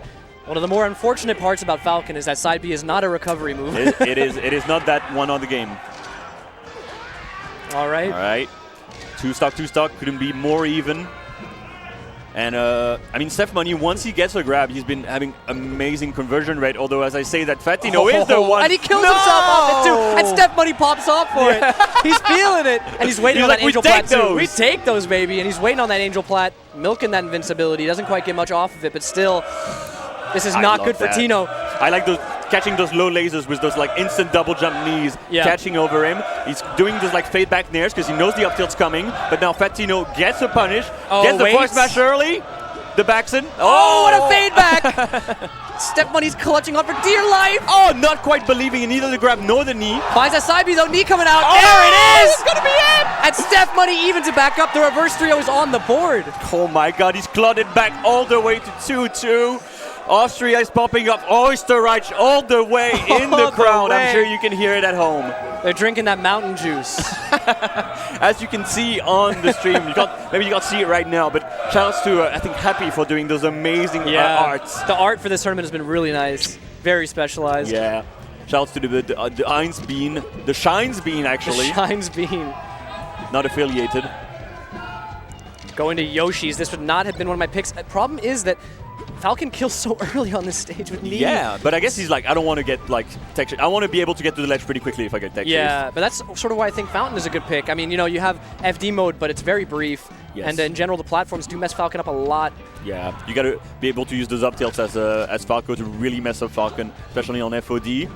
Okay, oh my god, getting a reverse knee. He knew. Yeah, but not quite ready for that edge guard. With the platform, it's a bit trickier. Like we said, FD is a little bit more straightforward to edge guard here, but Tino has more options he can pull out on a stage like Yoshi's. Yeah, and Fatino, again, like committing to shield now. But now it allows Steph Money to like run circles around him and be like, am I going to double jump? And am I going to empty up? Am I going to grab you? And it's looking scary for the bird. Oh, and just the F smash, an accidental one for certain. But yeah, you know the roll was coming. You never know when he's going to let it rip. Nice patience from Tino, hopping to that platform, dodging the counterattack, and calling out the fade back. Okay, Tino on the board on this game 5. Oh, he went for it! This is not good though. Finds that shine. Oh, I like the attempt from Fatino. A little DI mixed up with the forward there, possibly into down smash. Not quite going to work though. Yeah, he's looking for quick kills here if he can. You got to balance it out with the fact that Falcon's going to knee you at 50 and you're going to die. Yep, and Steph Money not waiting. He was like, Fatino was trying to run circles around him and was like, I don't need that. I can just up air you instantly. And, even catching the edge, and Rendo was there just in case. And the tournament winner coming out. Good on Tino to not default to ledge dash after that. A lot of players will do a tournament winner, and then you're sort of telegraph the fact that you're trying to ledge dash, and they'll immediately go for a ledge dash after that. But Steph Money closing that one out again, only 90% on him. Can Tino close that out? Ooh, yeah, weird interaction on the edge here, just like slipping off. Immaculate pressure. No jump, I think. Oysterreich coming out, but he manages to make back on stage, and that's actually really scary for Fatino because earning 47%, Falcon dies off of anything like an air, but it could have been so much worse for Fatino if anything got out for Steph Money or grab a knee, anything. Yeah, and like you say with Nair, if you get antsy with Nair, that's not a safe move on shield unless you time it right. Yes. So you got to be really careful not to get shield grabbed, and nice from Steph Money to get back from that. I love how they're both like switching between being extremely forward on their get up and being like very patient and like shielding, and both of them are playing this like kind of chicken game and switching it up. The knee on the tech in is gonna find it, and Steph Money is one stock away from reverse throwing his way to top 8. Yeah, one more stock, as they say. Nice grab to call it on the shield again. Yeah, you don't want to let him get too comfortable. Steph Money keeps fading back. He's got to find a different answer for this recovery because it's getting a bit too predictable. Okay. He's trying to dash out of lasers, but he's gonna get stuck into them. Right now he's just waiting in shield, trying to go on the platforms, trying to make it tricky for Fatino to find any kind of opening. Oh, grab coming out. Yeah, they're not quite safe coming down on Falcon in this way. And Tino had something there. If he had, another S smash, not good. At forward tilt, very patient from Tino, and the fade back again. Tino's ready for it, and that'll do it. Fat Tino advances to top 8. Congrats to Steph Money for a hard-fought battle, honestly, because it's hard not to get down in the dumps after the beginning of that set. The beginning of that set looked extremely close. I mean, it was close between the two, but you could see Fatino always felt confident on the last stock to like take it. Yeah. And that's that like, top player thing of like, even though I'm down on my last stock, I feel confident. I know I can win this. Steph Money a little more like proving himself still, especially, one of his recently at least one of his biggest tournament to attend and to perform at. 33rd at Akamele 4 is good for the stack tournament that it was, but SAPF, very important for us Europeans. It's a big 9th place finish. Austria back on the map, it seems. Yeah, very happy for Austria. And I do believe that was our last set before top 8, if I understand correctly. I think so. So we have top 8 is decided. Yes. We can check it out for you right now, give you a little rundown.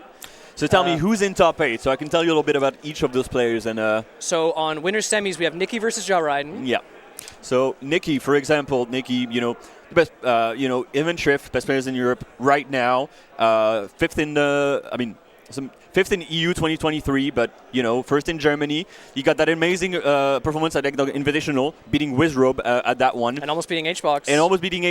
13 set collision where he won game 5 against Zane, and I believe that's where he beat Zamu, or maybe it was also Eggdog. And then first at Somnio 3, second at Avant Lafette, wins over Zamu, Wizrobe, Ostify, Rishi, Jojo, J-Flex, just a little nice amount of wins. It's a pretty nice resume. It's all right. And against Joe Ryden. And then against Joe Ryden beating men. his one of his demons per se. I don't know how the matchup is with Kinzo against Joe Ryden in the terms of the grand scheme of things. I just know that Joe Ryden specifically struggles against Falco a lot. Probably his most struggled matchup. So it's cool to see him pull that out, especially winning the counter pick on Yoshi's. Yes. That was Kinzo's counter pick. So securing that was a treat to watch. And of course, Nikki Joe Ryden's going to be an absolute slobber knocker. So you're going to want to see that. Yeah. We got Solo Battle versus Frenzy on the other side of winners. Yeah, I'm very interested in the Solo Battle because I did my pools, and he was doing this thing where every match, depending on the map, he was changing characters. So he was doing Puff, he was doing Moth, and he was doing Ices, and I think his DK came out sometime else, and I asked him are you really going to do this for bracket? And he was like, yes, I'm very serious about this. I want to be able to use all my characters. I know they're all pretty damn good, especially his Mars is amazing. And so he wants to use that to his advantage. Let's see if he uses it in top 8. It's a much more scary situation to be using those kind of techniques and switching between characters at that point. But yeah, you got to stay warm. You got to stay warm with your characters. It's not easy to switch, especially if you're playing a character like Puff that has so much character-specific tech you need to do, especially the tech chase rests and things like that. If you're not ready for it, you're not ready for it. There's not much more you can say. And Solo Battle, one of the people who can definitely beat Nikki at this tournament. Having won over him before. I believe actually Nikki lost one against Solo Battle at Valhalla, right? Yes. Yep. So and Frenzy. then against Frenzy, so Solo Battle Frenzy will be that side, and Frenzy also having a pretty good season so far. Yeah. Not doing too bad. Third in EU and first in the UK. Of course. Finally usurping Prof as the Shouts to Prof. 1. I hope he's doing well in League of Legends right now.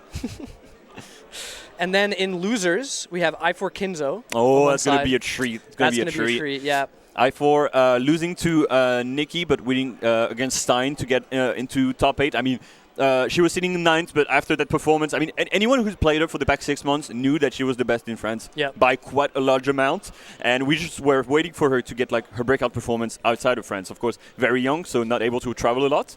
But that breakout performance at the second gallery, 6-0ing Rix. And then, I'm just going to tell you all the wins she's got in one tournament. Rix, Jaridin, Astar, Sharp, Fatino, Kinzo, Irfan, and Lunary in one tournament. Absolutely insane. And at this tournament as well, beating Rix again. Yes. Beating Stein. Absolutely great performance so far. And we'll see if she can eke it out against Kinzo, who also a demon to be reckoned with in this bracket, I think, especially being in losers. Somebody you got to look out for because Kinzo could very well run all the way to the end. To the end. It's totally feasible from his side. And, we got Fatino against Rix. And I'm very happy to see Rix in top 8 again. Because I know Rix, as I said, it's a bit tough for him this past year and end of 2023.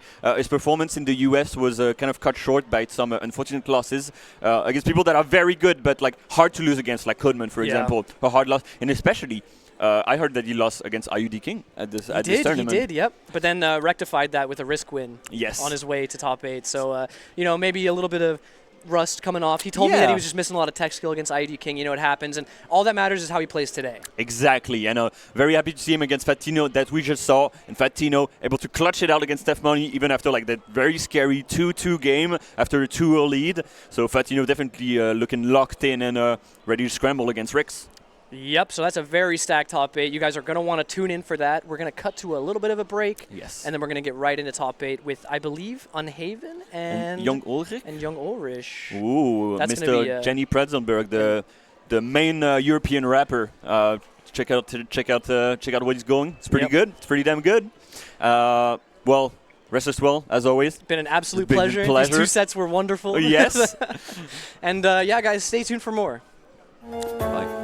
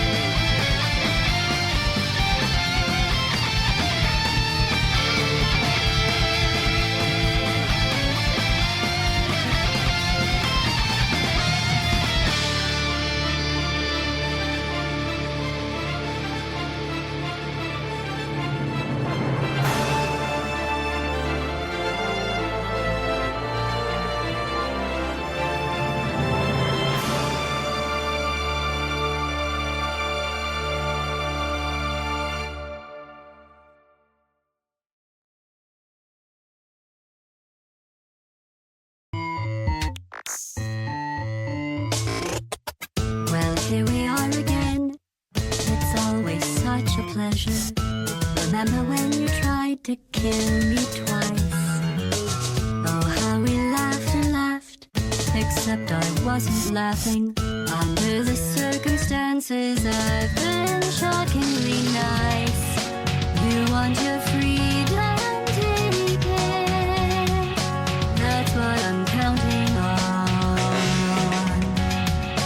I used to want you dead, but now I only want you gone.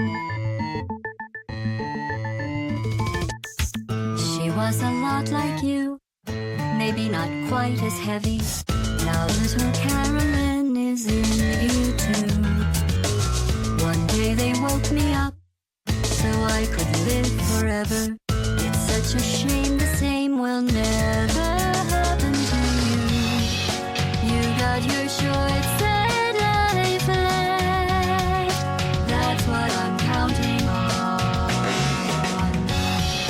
I'll let you get right to it. Now I only want you gone.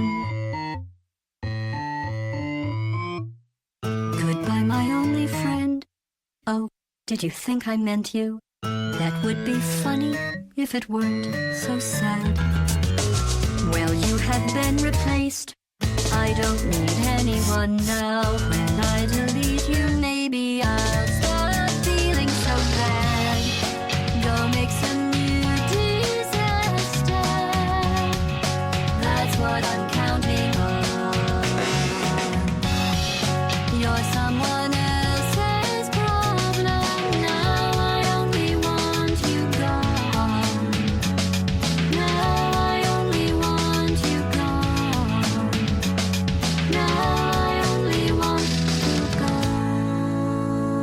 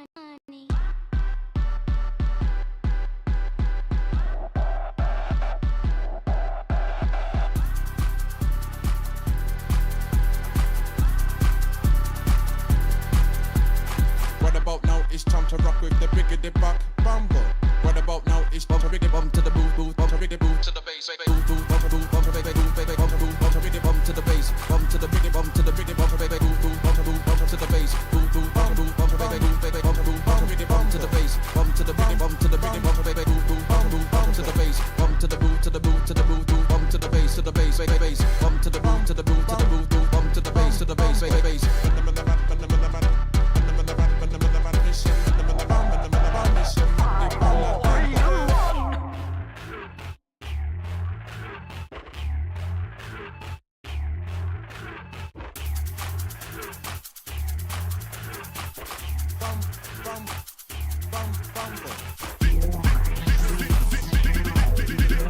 What about now? It's time to rock with them.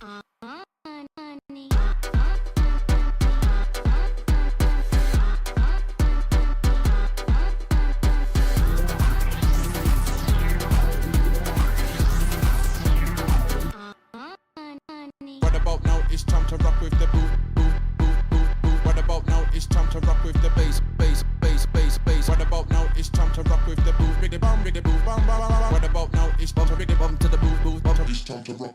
Boo, boo, bum, bum, bum, bum, biggy boo, biggy bum, boo, bum, biggy bum to the bass, bum to the biggy bum to the biggy bum, biggy boo, bum, bum, bum to the bass, boo, boo, bum, bum, bum, biggy boo, biggy bum, boo, bum, biggy bum to the bass, bum to the biggy bum to the biggy bum, biggy boo, bum, bum, bum to the bass, bum to the boo, to the boo, to the boo, boo, bum to the bass, biggy bass, bum to the boo, to the boo, to the boo, boo, bum to the bass, biggy bass.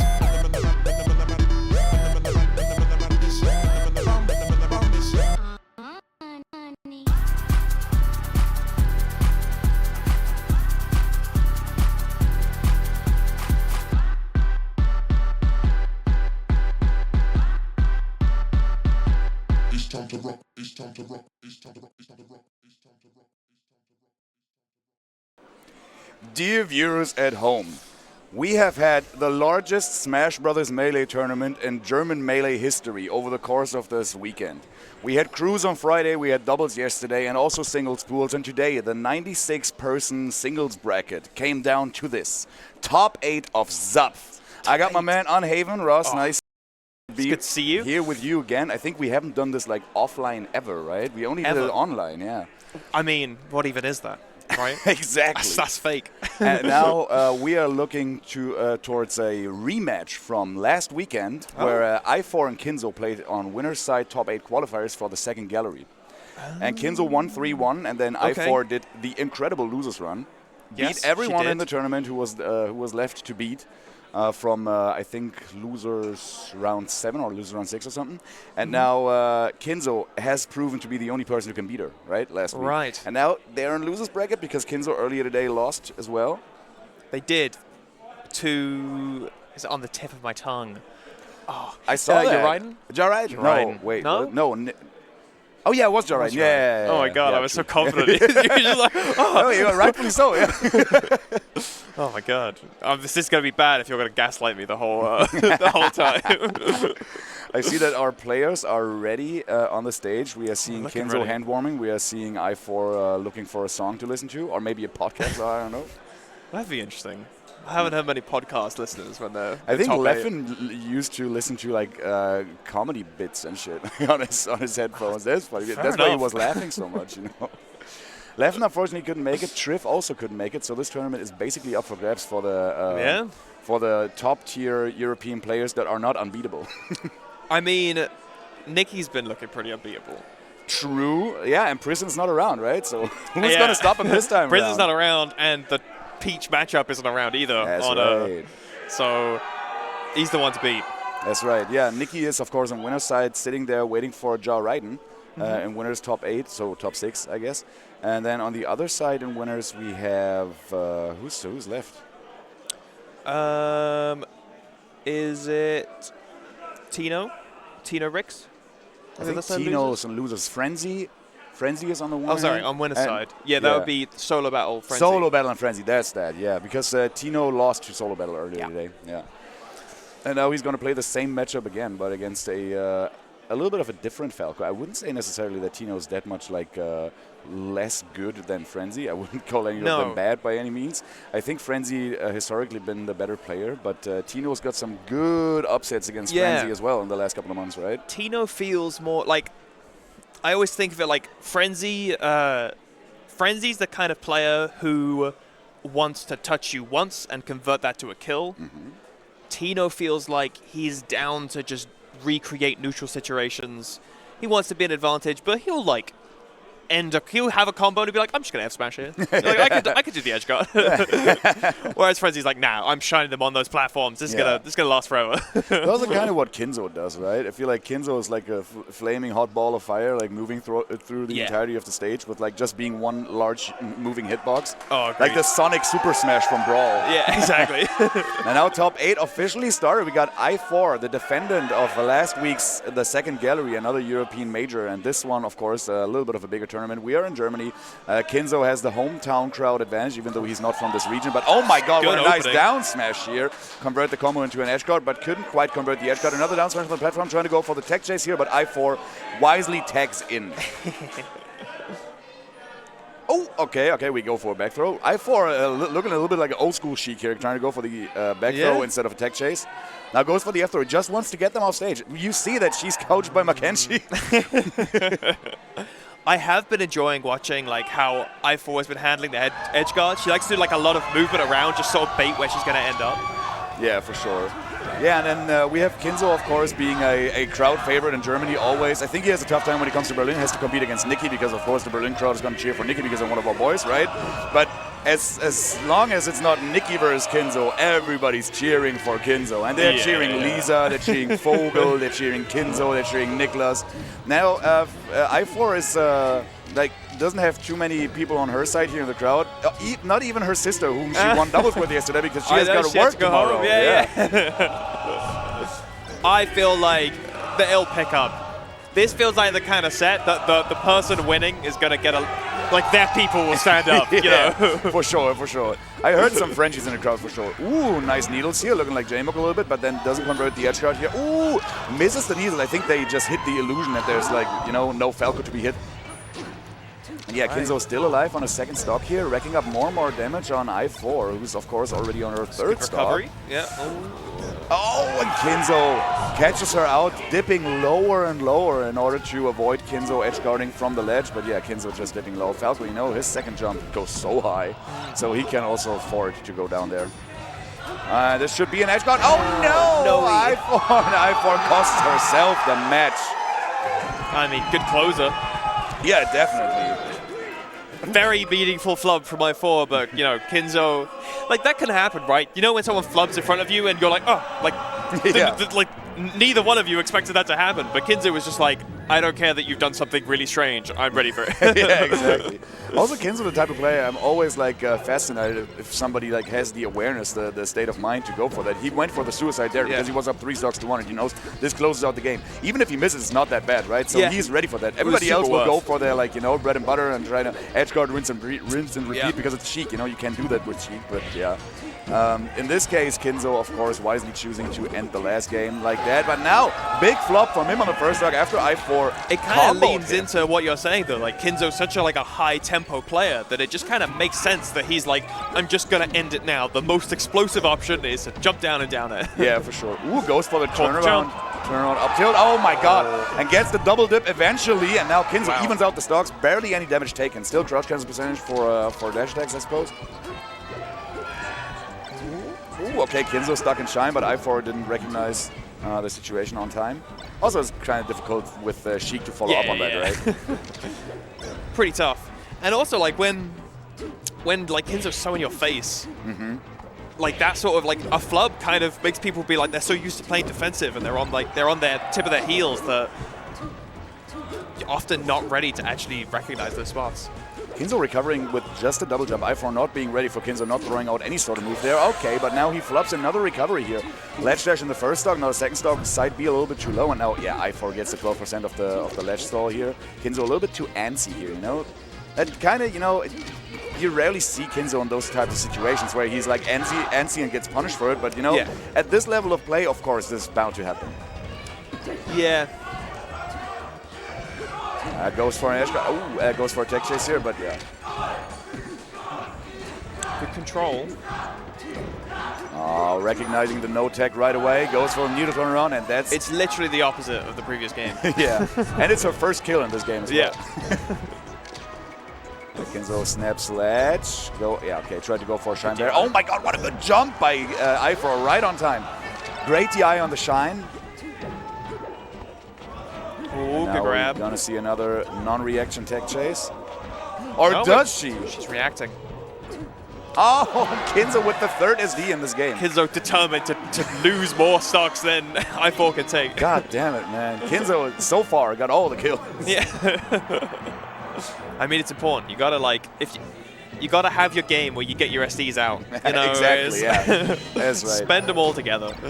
I didn't see their set last week, but maybe it was the same because I4 lost 3-1 as well. Maybe she's a changed person after this. You know, after winning the second gallery, knowing that she can do it after all, beating the guy that beat Kinzo as well in Astar. So yeah. True. Oh my God! I goes for the dash attack here as an extension of the combo, but doesn't get anything out of it. And now staring down the barrel of a gun here, and I think there's a stock. Oh wow! That's wow! Great needle. I thought he was back. I was like, This all came from Kinzo just overextending on his punish for once, right? Like he overextended just a little bit, and I4 took it all the way to the bank, taking the stock here. Ooh, the double proof, 22%. That's more than any smash attack in the game.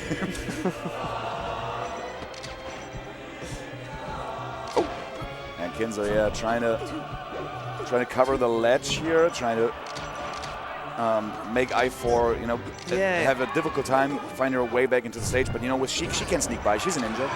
I want to see like a bit more tight movement from Kinzo. Like there's a couple of strange choices that seemed like flubs. Hey, he's definitely a mover, but that's the thing, right? Yeah. Like that's the Kinzo. The Kinzo is flying around the screen, applying so much pressure. That's right. That's right. Oh, goes for the up two, but it unfortunately trades. But oh my God, power combo in Hannover. Great DI. That's King's favorite combo, is like the weak reverse bear to down air. We call it the power combo, and we are in his hometown. It's his tournament after all. So Kinzo trying to pay respects to the greats. Oh, okay. Good edge guard here by Kinzo, knowing that I4 would go for the ledge here. Okay, did you see another tech chase? Kinzo up on the platform, reverse fair. Goes for a back throw. Doesn't get the edge guard though, but this should be it. Yeah, Kinzo SDing again, if you will. Got away with getting a side B out as well, but didn't get anything from it. Oh, yeah, that's what we're talking about. The Kinzo movement around the platforms. Yeah, well, I4's movement is not as tricky, right? It's a little more straightforward on the when you think about like Sheik's.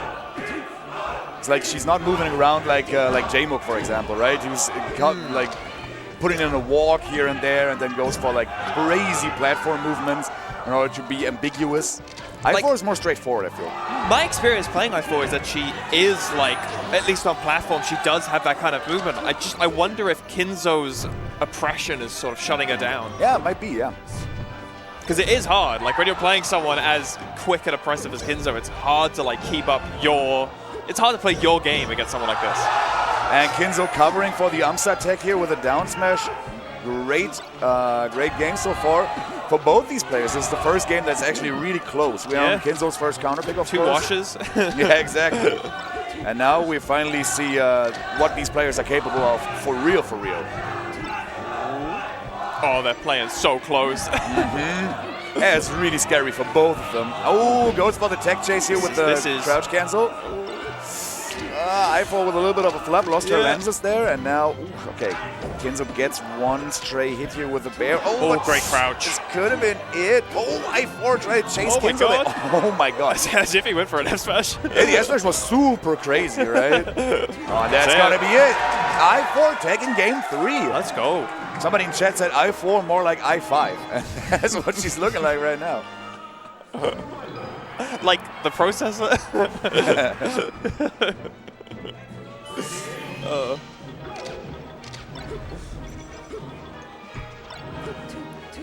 Yeah, the thing is, like, Kinzo is trying to, you know, apply some pressure with like aerials on her shield. It makes her shield. She doesn't move out of the way because it's also a little bit difficult to react on time sometimes. But then she's very aware that Kinzo wants to go for a shine afterwards, right? She always shields the shine as well, and then Kinzo doesn't get anything out of his pressure here. He gets like fewer openings than I expect him to. As I4 is just playing around the shield pressure so well. I like how she's been using, like, I've noticed a few times that she's just kind of walking around the screen. So I feel like she's being really intentional with her microspacing. Yeah. Oh, this could be it. Oh, should be still.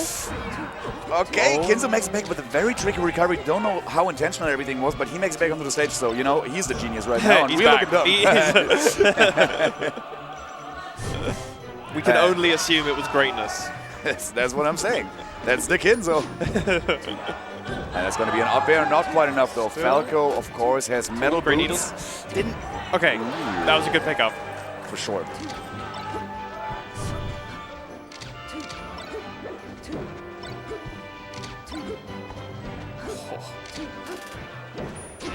Yo, okay. Nice side B here to get her out of trouble and also get an opening out of it because I4 all of a sudden was trapped in the corner, of course, when Kinzo does his fastest move to get out of the corner. Ooh, it should be a dare. Could be an edge guard. Oh, and stage spikes her with a shine. And this is loser side as well, mind you, so Kinzo has got no more games to lose.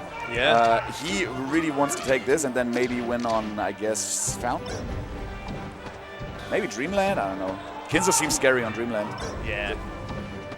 Kinzo always seems scary, though. That's true. But let's not get ahead of ourselves here. Maybe I4 can do this comeback. She's shown to take 3 stocks out of Kinzo unanswered so far in this set as well. So yeah. Kinzo wants to go there as quickly as possible. Even hits the laser in the stall. That's crazy. Oh, wow.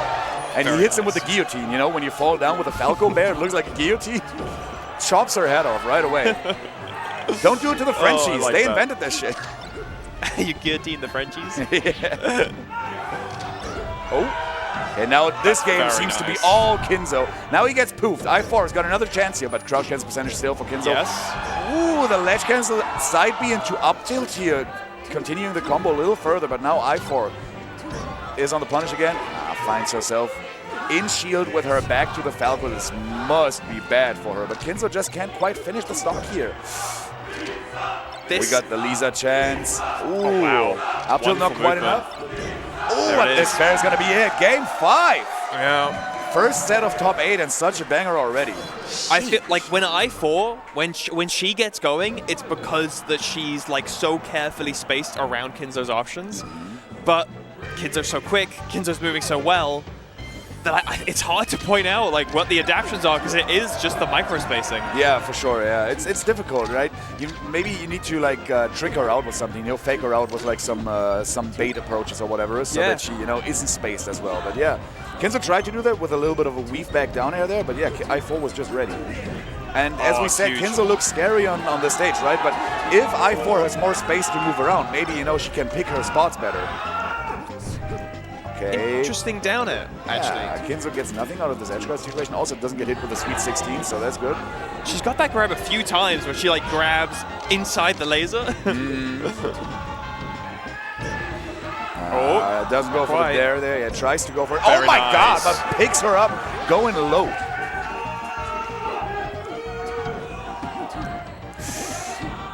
Still on the combo. Oh, but Kinzo. Very nice.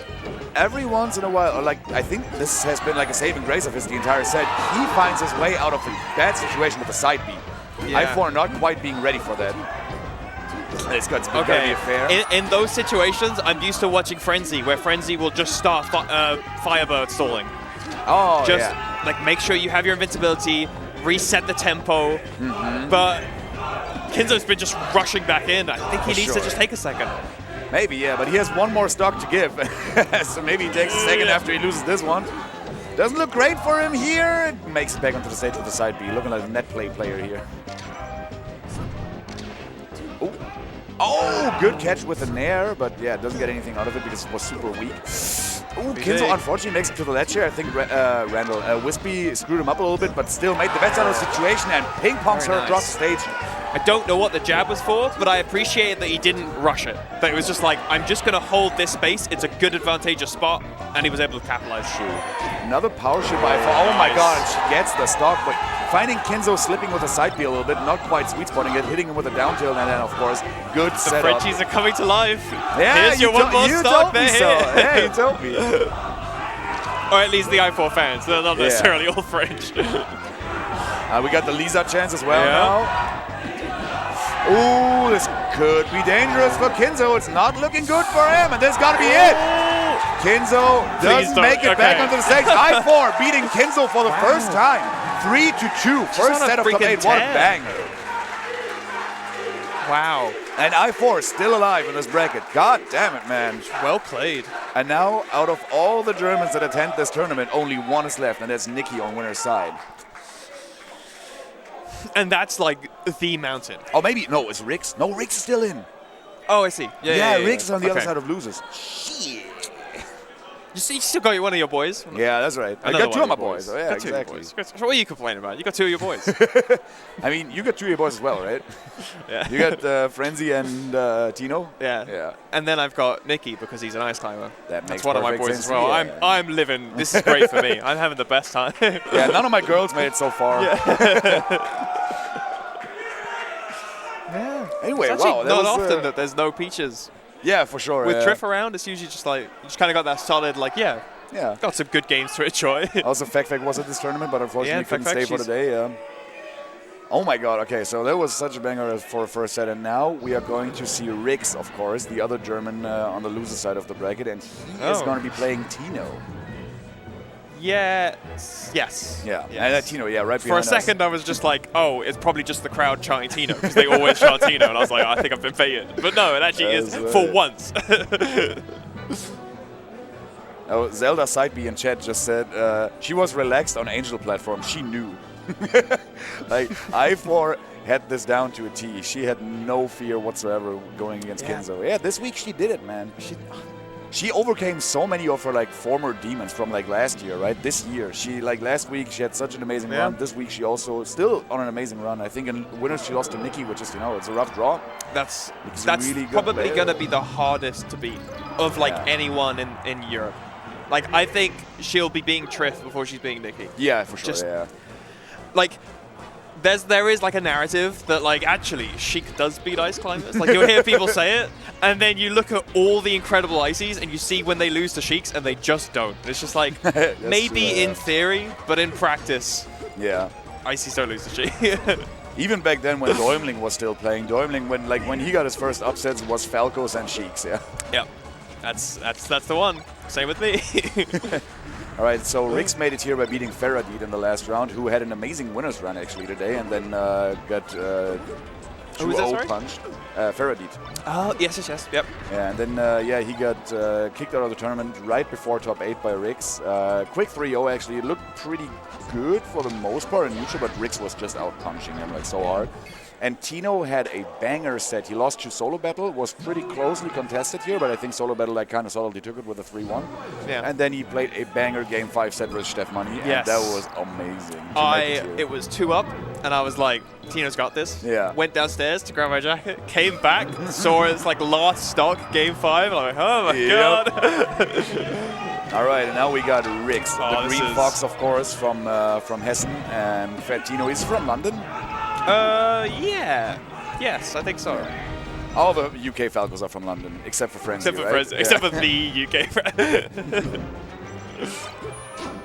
Oh, nice edge guard here by Rix. Sets it up nicely, methodically. We were talking about this earlier today when I was commentating with Spino, like how Rix is such a calm and collected, methodical player. You rarely see anything crazy out of him. He's just he's so textbook, right? Yeah. And it kind of makes you wonder sometimes. He sees 5 situations at once that could unfold, and then he tries to eliminate 2 to 3 of them by jumping or whatever, weaving into a situation, and then he picks one of the remaining 2, and then usually he gets a big punish out of it.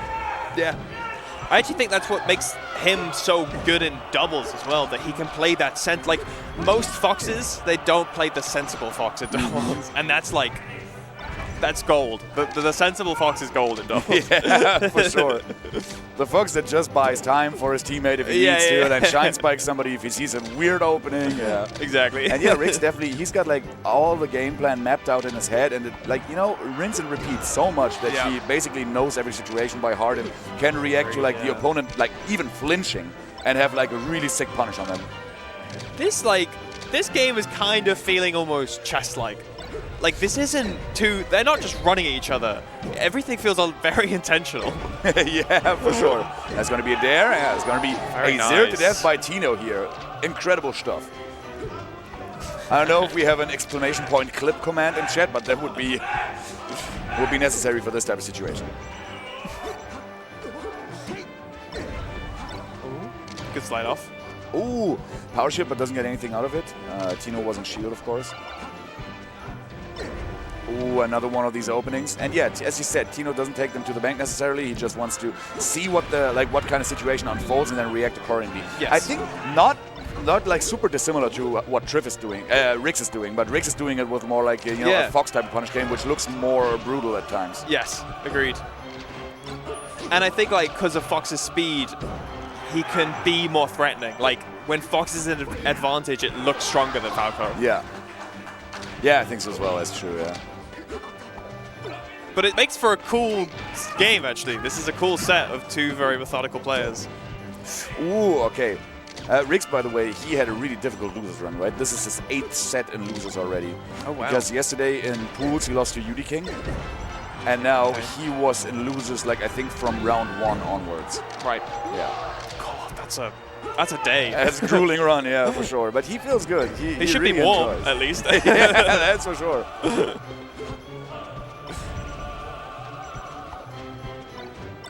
Oh, calling him out. That was out. a spacing battle. That should be an up smash. This Okay. See, doesn't get the up smash, doesn't do it out of like, automation or whatever. He just sees that he misses the up smash and then goes for bair instead, securing the kill. Yeah. Because, he checks the situation twice before he acts, and then he acts accordingly. And everybody is like taken aback by that. Yeah. Should be a bair, but yeah, Big moment. Get it. Go for the ginger nair. The burn. Oh, the down Crazy tilt was jump. a good call. Oh my god, and Rick's calling him out for rolling in. This could be it is for huge. Rick. Oh, and unfortunately he doesn't get the bair in time. Oh, boy. No. Almost had the sickest opening there, or like the sickest conversion, but doesn't quite make it. Unfortunate for Riggs. But yeah, Tino up 1-0. He was up 2-0 earlier today and then made it interesting again versus Steph Money. So let's see if Riggs has anything left in the tank here. True. Yeah, if there's anything to go by, Tino goes up and then goes down and has a close set, so... Yeah.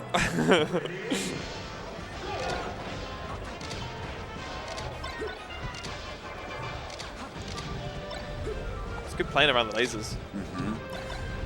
Yeah, if you counterpick FD as Fox versus Falco, you've got to be really confident in playing around the lasers, maybe dashing out of the lasers and whatnot, and then getting openings from there, because Falco can do so much to you, like locking you down in neutral in this matchup. On this stage, especially because you don't have platforms to escape to, and then he also has a sick punish game because there's no platforms for you to escape to. So Riggs must feel really confident in his ability to get openings and then also take them to the bank here versus Tino, because this is a stage that could go either way in this matchup. Yeah, it's always interesting to me when the spacey goes to FD. It feels like they're making a statement. It's just like, my punish game's better. This is the adaptation that I need. More punish. You're like, okay. Yeah, Tino with SDI up here, not getting hit by the second hit of the up air. A really important get-up attack. For sure. Ooh, and oh my god, Kinzo just lets it rip here. Dash in up smash, catching Tino trying to retreat a little more. That was like a repressed, like, I've been reserved for too long. I must let the beast out.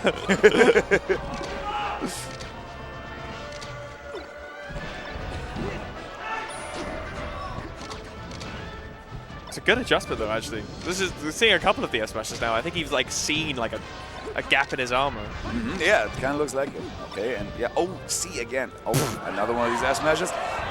Kinzo shield DIing in, so he doesn't get pushed too far. I said Kinzo, Riggs, I mean.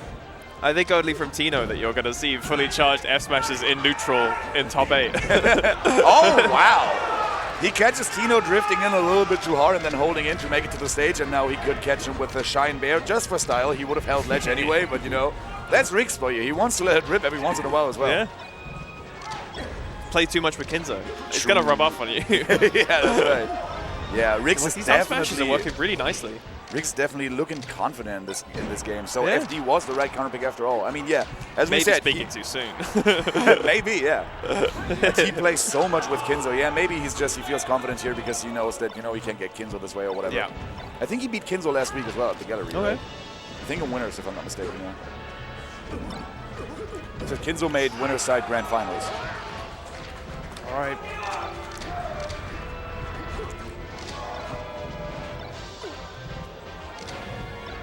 Oh my god, yeah, shine out of shield here. Makes it back onto the center stage here. Not if risking you're going to anything. accidentally side B, that is the direction you want to go. Exactly, yeah. Oh, no jump for Tino. But Rick's trying to go for a weak reverse bear there. I don't know, maybe he didn't see that Tino lost the jump or something. Yeah, you're looking more and more right about it being a Rick stage. Ooh, Rick's going for the double jump call-up, but Falco always jumps higher, right? Yep. He's a bird after all. What tiny little woodland creature could out-jump a bird? Oh, wow, how did he make it back? What was that? It looked like the opposite of a short. A long gun. A long gun. We love a long gun. Oh, now Forbidden Falco tech. Rick's with some S-smash of his own. Oh my god. Make it 3, but yeah, it's 4 back airs to contest 3 arms attacks, I suppose. That was for the fans. You saw Tino, it's just like, there is an outcome in this where I come out well, but I will tech. That felt like if that was game 1, I'd be looking at the next games like, is this a 3-0 on its way? Yeah, that's true. Because Rick's just looked very cozy. Oh, we kind of thought the same thing when we saw game 1 from Kinzo versus I4, right? And then I4 pulled through, yeah. Yeah, so what we're saying is Tino's going to win. That's not necessarily what I'm saying. Oh, it sounded like it. I don't know. Now, I believe in my boy. Of course, I would love to see some more Tino in bracket, but after all, like, Rick's my boy, and he plays amazing today. And he also has the chance to make, like, one of the craziest losers runs of all time. I mean, definitely from Europe. Yeah. After being losers ran last week. Yeah. He been losers ran by I4. So maybe today is his day to shine. And I think it's his turn, yeah. He's waiting for the loser of Nikki and Jar Raiden, so that if Jar Raiden loses that, that's a good draw for Riggs as well. You mean the winner is?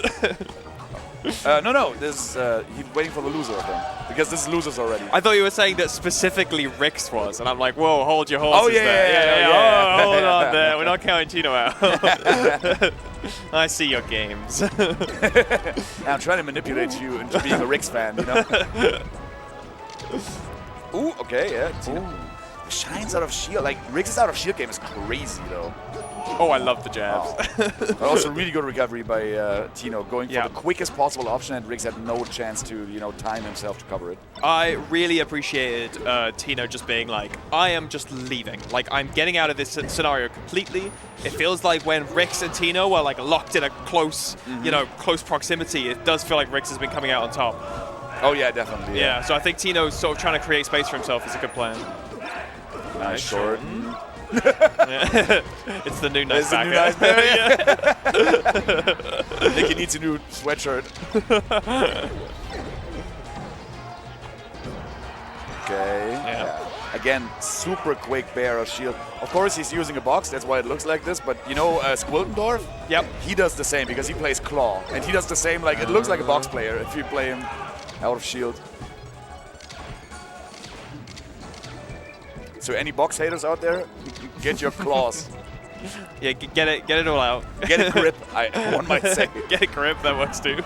Oh shit, a second SD here by Riggs. Of course, the one was like recovering a little too low, but this time he definitely fell down all the way.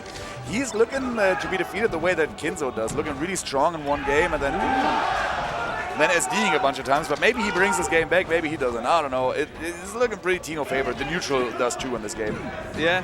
Oh, that was really good DI to get behind the jabs. Nice weight here. And Riggs being his true Southern German self, throwing out full jump nairs, of course. Yeah. Seeing a lot of up tilts, more up tilts than shines, which surprises me. Oh, second dash attack, tech chase dash attack. That's pretty good. Tino's got the 69, tries to go for something fancy. Doesn't work. Nice and now chase. Riggs gets the tech chase. Yeah. Okay, Riggs brought it down to a last stock situation. Took 2 unanswered. Now, can he do a third, or is Tino just going to close it out with a nice I think this is going to come down to... Oh, God. Oh, my God. Oh, Tino, my God! No. Riggs the madman does it! What a 0-to-death to end out the 3-stock comeback here. Holy moly. Damn. I was gonna say this is gonna depend on whether Tino will be defensive and diligent, and then he just ran in, and got rolled over. Bro. Now, exclamation point clip in chat if you have this command, but this should be clip. Holy moly. Don't clip that. We don't want to. You UK people, don't try. We don't want to see sorry. that. And we go back to Battlefield. So, what do you think about the stage pick here? I feel like Falco feels good with the highest top platform in the game, right? Yeah. Because he's a jumper. I think so too. And like we saw situations where Tino was able to like escape and just use. He's using it well for his combos. He's using it well for his neutral. So, makes a lot of sense to me. It's not like Fox can't reach the top platform like quickly enough, but you know it's a little more difficult, a little more of an execution test, I would say. All right, Tino, keep it up. I mean, no bias. Equal interest in both players winning. We are a German and a UK commentator. We can't do this. Don't worry. Don't worry. My boys got this. Oh! Catches the side B with a Shine. That's a rare side. I always love to see that. Ever since I've watched Shine Blind by Zelgadis for the first time, I'm like, this is amazing. Top jump as well. From the top row? Yeah. Looking like Dave Bautista. Oh, they're chanting Wiesbaden. That's the city where Rix is from. Oh, thank you for the context. It's difficult with those German chants because, yeah, when we chant in English, of course, you understand us, we understand you, but yeah, we have a secret little language. You do have like a secret. You got a secret language going on. It's just secret for like 100 million people across Austria, Switzerland, and Germany, but yeah. That's a secret. I mean, English and Americans, we think we're the only people in the world. So that's true.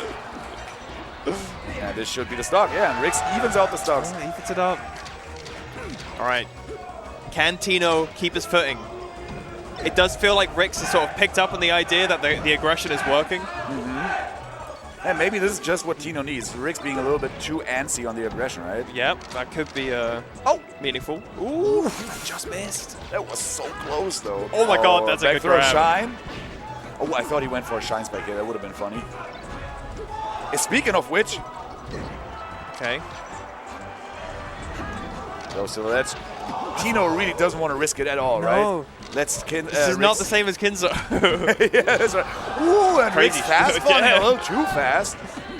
I think that Shine sort of confused him. Oh, the power of 69 doesn't help him this time around. Oh no! And Rix makes it a little more interesting for us. Another Both game of Tino's 5. wins have been from an SD by Rix. Yeah, true. I wanna be like, yeah, let's go, but I can't bring myself to applaud an SD. No, it's all right. It's all right. This is what matters, right? This is the biggest what stage we're waiting you're on. for. This is the biggest stage you're on, so you better play on point. Game 5. Tino picking up the high recovery here. Of course, the high recovery ain't too high on this stage, but this Rix's counter pick. Ooh, lovely back usually hit. This is a Falco counter pick, right? It feels a little wonky. Tino fans get getting pretty excited. Up air, tries to go for another up air, is unfortunately turned the wrong way around, doesn't get the shine against the light shield of Tino, and Tino makes it back into the center stage here. Getting another opening, wow, and just raw grabbing Kinzo's up smash, it looked That's like pretty exciting. Like both of those situations felt like situations that Tino was losing to. Like Tino's been approaching a little more, leaning in a little more, and catching out these up smashes. I can't believe throughout this entire situation here where Rix was juggling Tino, Tino was keeping his second jump the entire time. What the hell? First hit up air Delicious. to an airborne opponent into down tilt on the platform. What the hell? Now Tino is reinventing the way I look at Falco. Randall unfortunately messed up Rix here. This is looking rough for Rix, this game is. He's also flubbing a lot here. Tino doesn't look phased at all. A lot of rolls. Yeah. Rix really needs to find his footing if he wants to make this interesting for a game 5, because otherwise it looks like Tino's running away with it. Yep. Oh yeah, another auto cancel bear into a fade back F smash. Great stuff by Tino, taking on more and more percentage on Kinzo's Rix's third stock, while Tino still has yet to lose his first. And this could very much be a stock. Oh, Kinzo. Kind of like surprised by the choice of counterclick. Yeah, me too. I feel like he's not had the room to like move around and move in and out of his space as much. Maybe he really hates Fountain. I don't know. Yeah. Nice. Okay, and now we're looking at a 4-stock here. This is a mountain for Riggs. Okay, that's how it starts? That's how it starts. Sometimes. Sometimes. Oh my god. Oh, okay. Could have went for another shine there, but yeah, it would have been a big call out. Okay, but he needs these type call outs now. That's where I'm afraid. Like, don't run in, Tino. That's what he wants. And now Riggs is all over him, starting a little bit too late in this game, but maybe not too late. Now this is looking great for Tino. Tries to go for... Okay, this F smash is going to be it, right? And that's a whole ledge. Randall not coming there, and Tino takes it 3-2 over Kinzo. Now only one that was a dominant left. last game. That was a My complaint of all game. the other ones he won were like, the SD felt like it was meaningful, but that time... Nah, that was Tino came to show. Yeah, Tino definitely took that game 5 and made it his own. That was a great showing here by him. And he is still alive in the bracket up against, I think, the loser of Nikki and Jarraiden. And then on the other side, we got Frenzy versus Solo Battle. Yep. Whoever falls from Frenzy versus Solo Battle, I think, is going to be also really tough for I4. Because she doesn't really like neither Falco nor Puff, right? No. I feel like Frenzy's a different beast as well than the Falcos that I4 may have butted heads with, or at least come out on top of. I think like Kinzo and Tino both are not so far away from Frenzy, but Frenzy's still like just the tiniest bit better in situations where it counts the most. Yeah, if it was like a tier list, Frenzy might be like the bottom of one tier and they be at the top of the other. So it feels like there's a tier jump. But also, exactly. You know, they just need one off. They need to like piece things together a little more. Definitely, yeah. All right, now Solo Battle versus Frenzy. I don't know when I saw this the last time. Maybe at Valhalla. I'm not too sure actually. Yeah. Do you remember how it went? Solo won. If they played Solo won, I know that because Solo played Nikki twice. That's who we lost to. Yeah. And I think I haven't seen Solo Battle after that. Maybe at a Finnish tournament, which I maybe didn't watch, but I think there was one like Smash Zone or something this year. Yeah. And Solo Battle, he beat Tino earlier today. I think it was a 3-1 type of deal, but Tino looked pretty good in the set. And Solo, you know, he just had a clutch rest in 2 games. And that's how you do it. That's the Puff classic. Yeah, what I'm thinking of is like, if I'm Frenzy, I'm not too sure how confident I am in my Yoshi story counter pick, because you can get the kill off the top, but it's pretty difficult against Puff. Either way, and then also reaction tech chase is so potent on the stage because platforms are so close together, they're so small, and you are so quick up there because they're also low to the ground. So the first jump of Puff, of course, is the highest jump, and then they got smaller the more she jumps, right? So on Dreamland with the higher bottom platforms, you can reach them a little bit. It's a little more difficult to reach them, right? Yeah. On Yoshi's, I think they're going to start on Battlefield, That makes sense. That's the middling low platforms, the highest top platform though. This is a good thing for Frenzy having the high top platform because Puff has a difficult time reaching that. So if he wants to take a timeout, you know, if he wants to make a little bit room for himself, a little bit room to breathe, maybe after you get rested or whatever, he can camp up there. Maybe make Solo Battle a little bit impatient because he is not the most patient Puff out there. He goes for this is true. He goes for the crazy stuff all the time. Traditionally more aggro than one might expect of a Puff player. Than one might expect. Yeah. Yes, I just got what you meant.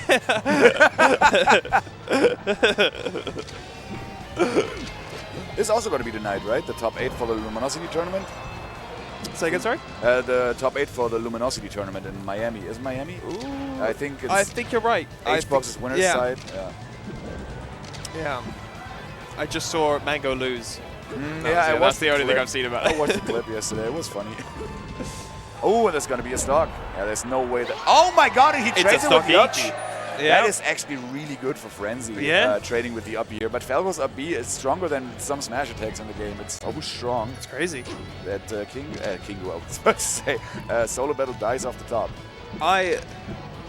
Of all the Falcos, I think Frenzy, you know, like I mentioned thinking that he's maybe like slight tier above, but I do think his playstyle benefits Puff the most. Oh yeah? Just because he can play very patient. he can do that style. He can just sort of lock in and just commit to a very specific, like, laser-heavy, walling out style that I feel like I just could imagine that eventually Kinzo would want to go in. Yeah, for sure. Tino definitely didn't want to go in. Tino didn't want to go in. Nah, he was chilling. He was big chilling versus Solo Battle.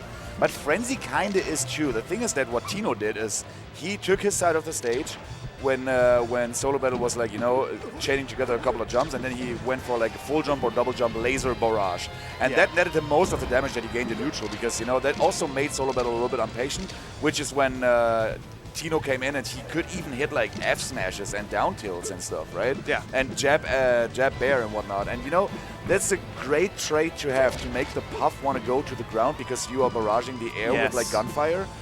And I don't see Frenzy doing that a lot. Yeah, that's going to be hard to CRS, but I think it's going to be a stock trade. Down tilt? Down tilt, yes. Oh, up smash. That works too. I see someone saying in chat, and I was thinking of a similar thing, that obviously I want Frenzy to win because I'm from this country. Oh, raw rest. Punish not going to be Will too this great. even be worth it? Probably. Maybe. Oh, Punish was alright. Yeah, I think like 25 or something. It was like even. Yeah. But I also would like to see Frenzy versus Nikki, as Frenzy has a win against Moth. That's right. That's right. It's pretty exciting. Oh, Frenzy versus Nikki winners final? That would be cool. Have we ever seen Frenzy play the Nikki ICs? I don't think so, which makes it pretty exciting. But like, I think the expected winners finals, grand finals is Nikki versus Solo Battle, right? Yes, I would. Well, I would have thought so. I'm glad I'm on the couch to watch that later on, because I think we're not going to commentate their set either way. No, unfortunately. But at least we could be in the crowd. Good showing so far from Frenzy. I do think that patience is paying off. For sure. Oh my god, Rosen gets the... Yeah, that's what we were saying earlier Kind of today interesting, as well. actually. Like, I would have thought it was a roll-in. Could Puff not have F-smashed instead and not got any punish? Yeah, maybe. But like we were saying earlier when we were watching Tino versus Solo Battle, I think Solo Battle loves to let these rests rip at low percentage, like up until like, I don't know, up until he's like at 60, 70, 80 or something. Then he really doesn't get too much of a punish afterwards. Even if he whiffs the rest, like what does it matter for him?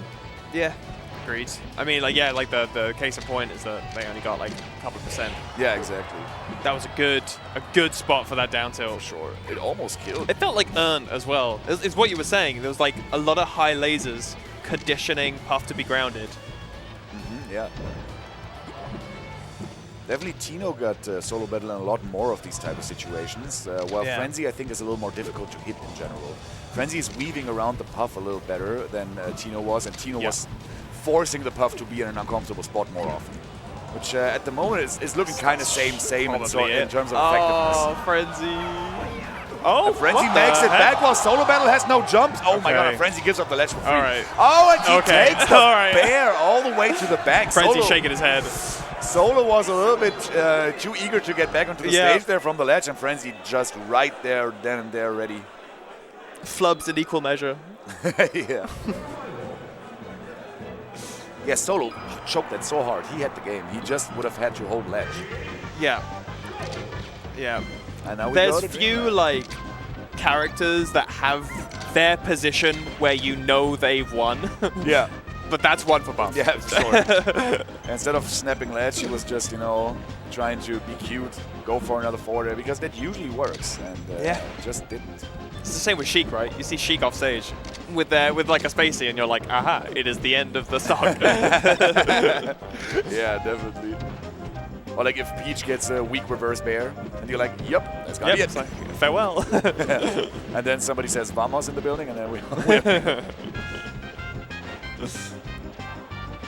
I feel like Solo might be playing a little more aggressive here. Uh-huh.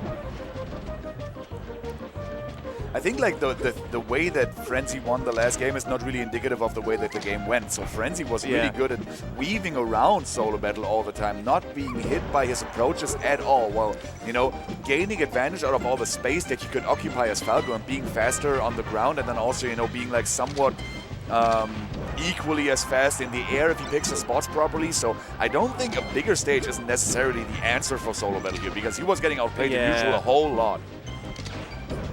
Yeah. And it's like a patience game to a degree on this stage. Missing like, the the stocks are just going to last a lot longer. Oh yeah, for sure, yeah. And Frenzy feels a timeout. 1.5 minutes off the clock already and only one stock gone. And now Solo Battle feels a timeout as well, going to the ledge here. At least stalling out the invincibility of Frenzy, but now making his way back into center stage, trying to get whatever opening he can find in order to make the stock lead count. But now Frenzy evens out the stock with a full jump reverse bear into center stage, which is, oh my god. Living though, right? This is going to be it. Oh, no. This is going to be it. As we said, bro, sitting at 0, you're going to let it rip here as Solo Battle. Yeah, you're absolutely right.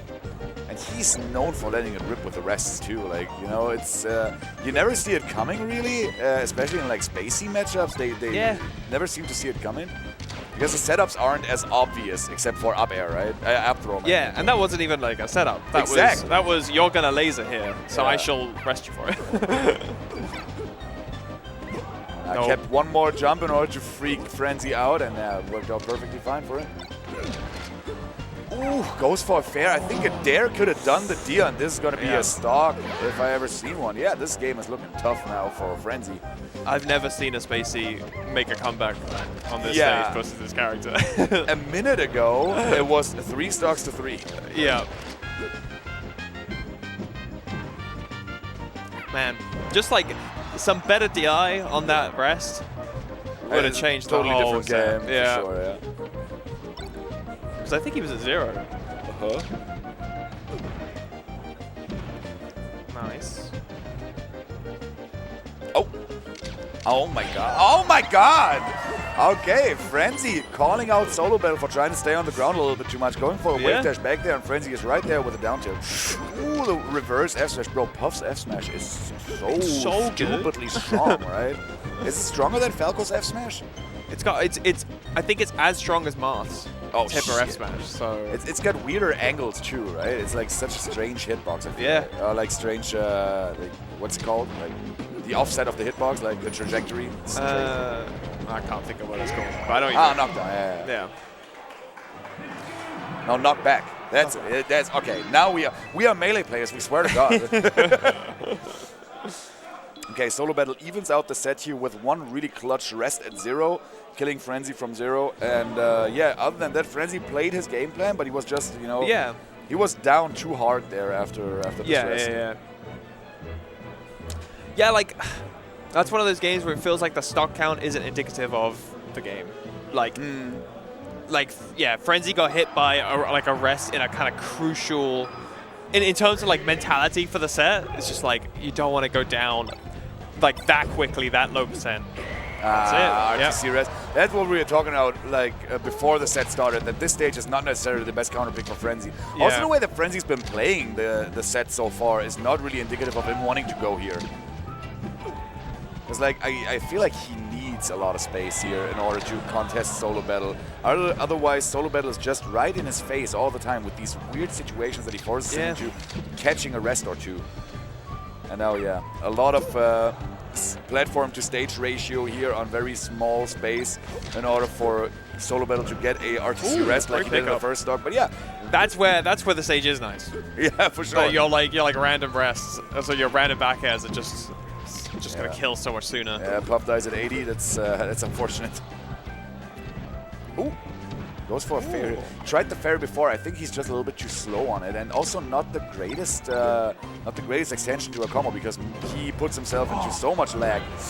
Ooh, I like the reverse. Oh my God, the Nair 2. Wow. Oh. The grabbing the wrong way. Yeah.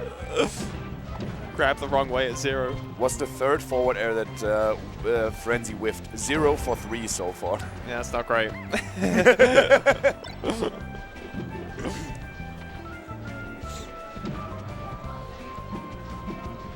It's just like... I mean, like, Puff has just movement back airs. So like the melee in me is just like I've seen someone go for a move. They meant it to hit, but that's actually not true with Puff. Sometimes they just aerial because it helps them move around the stage faster. Yeah, that's right. Yeah, Puff kind of breaks the rules of the game sometimes. I think like every character does in a certain way, like in some like weird aspects. But for Puff, it's like more visible. Yes. Yeah. Yeah. Agreed.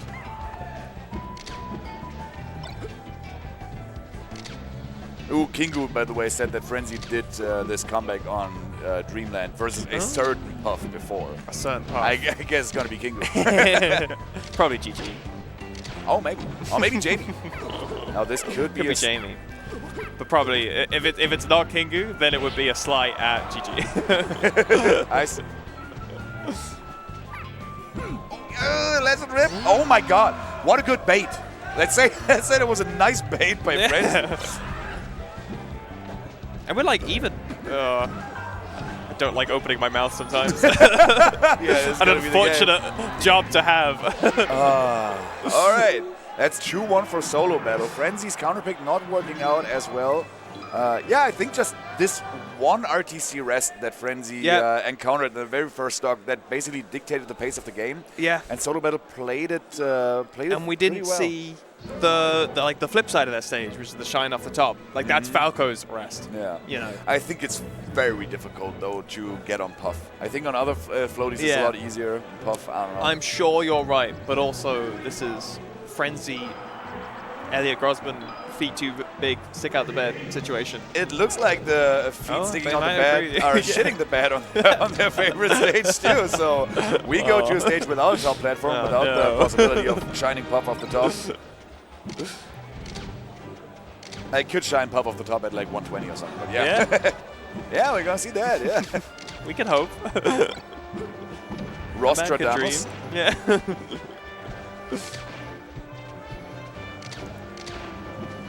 So it's funny how you can watch this matchup throughout the years, and the fear is always there, and it's always the same. Yeah. Do you remember this wife commentary bit with the two Samuses with the charged beams? I don't. Okay. I don't want to repeat it because it's a little bit gross, but also hilarious. And this is like for everybody in chat who knows, this is how I feel when anyone plays against Puff. All the time, puckered up. I do love it though. Like I love the Puffs in the game. I love that we have this. We have this matchup that keeps everybody completely on edge. Yeah, that's right. Yeah. Also, we just saw a situation where I was sure that Solo Battle was fishing for RTC rest, going for an up air, but Frenzy, like I think the top the platform here might be a little bit too low to go for like solid RTC rest because you can't react in time because they attack too fast. Yeah. Maybe this is a really good counter pick here. I don't know. Yeah. Because that's like the opposite of what happened on Yoshi. I got so excited for a moment. It's like, there we go. It's the moment I'm waiting for. If it was on Yoshi's, it would have won. Up smash out of shield by Puff. Shit. Looking like McCloud. Good choice, not going for rest. The extra brain power required to know, like, kill percent, don't. Yeah, that's right.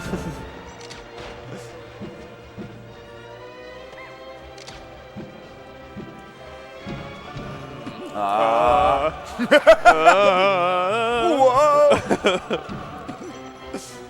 Things were getting a little too quiet for too long. It's a little too much neutral. We needed something frightening to happen. Solo Battle needs some knockdowns on this Falco right now. Oh, and he's just he's just oppressing Frenzy here in neutral. It looks difficult for Frenzy to deal with. Him just throwing out hitboxes. Oh my God. The Marth F smash? It's like a slow oppression as well. It's not that like every second that puffs in Frenzy's face. It's like Solo Battle chills out for a moment, really safe, and then when he chooses to shock in, it's just like scary. Speaking of choosing to go in here, calling out. It was like the tippy toes of his foot as well. Yeah, exactly. I think he called out like a spot dodge or something of Solo Battle. Oh. those lasers look so frightening. They're like right in front, but like Frenzy's done like a good amount of. There we go, RTC rest. Is there a way this is a stock? Nah. Nope. Look where Puff was from one shine. Yeah. Even Falco, the fastest jumper in the game, cannot. No end, yeah. Yeah. He needs that Fox speed with his high jumps. Yeah.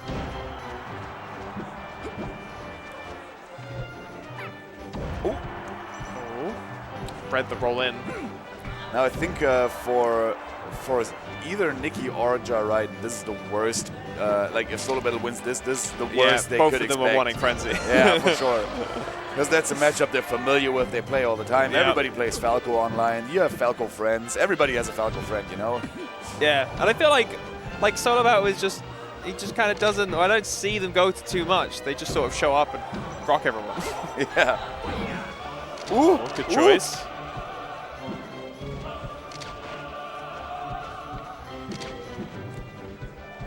I feel like Frenzy's win condition here, he's got to get like a juicy down air string.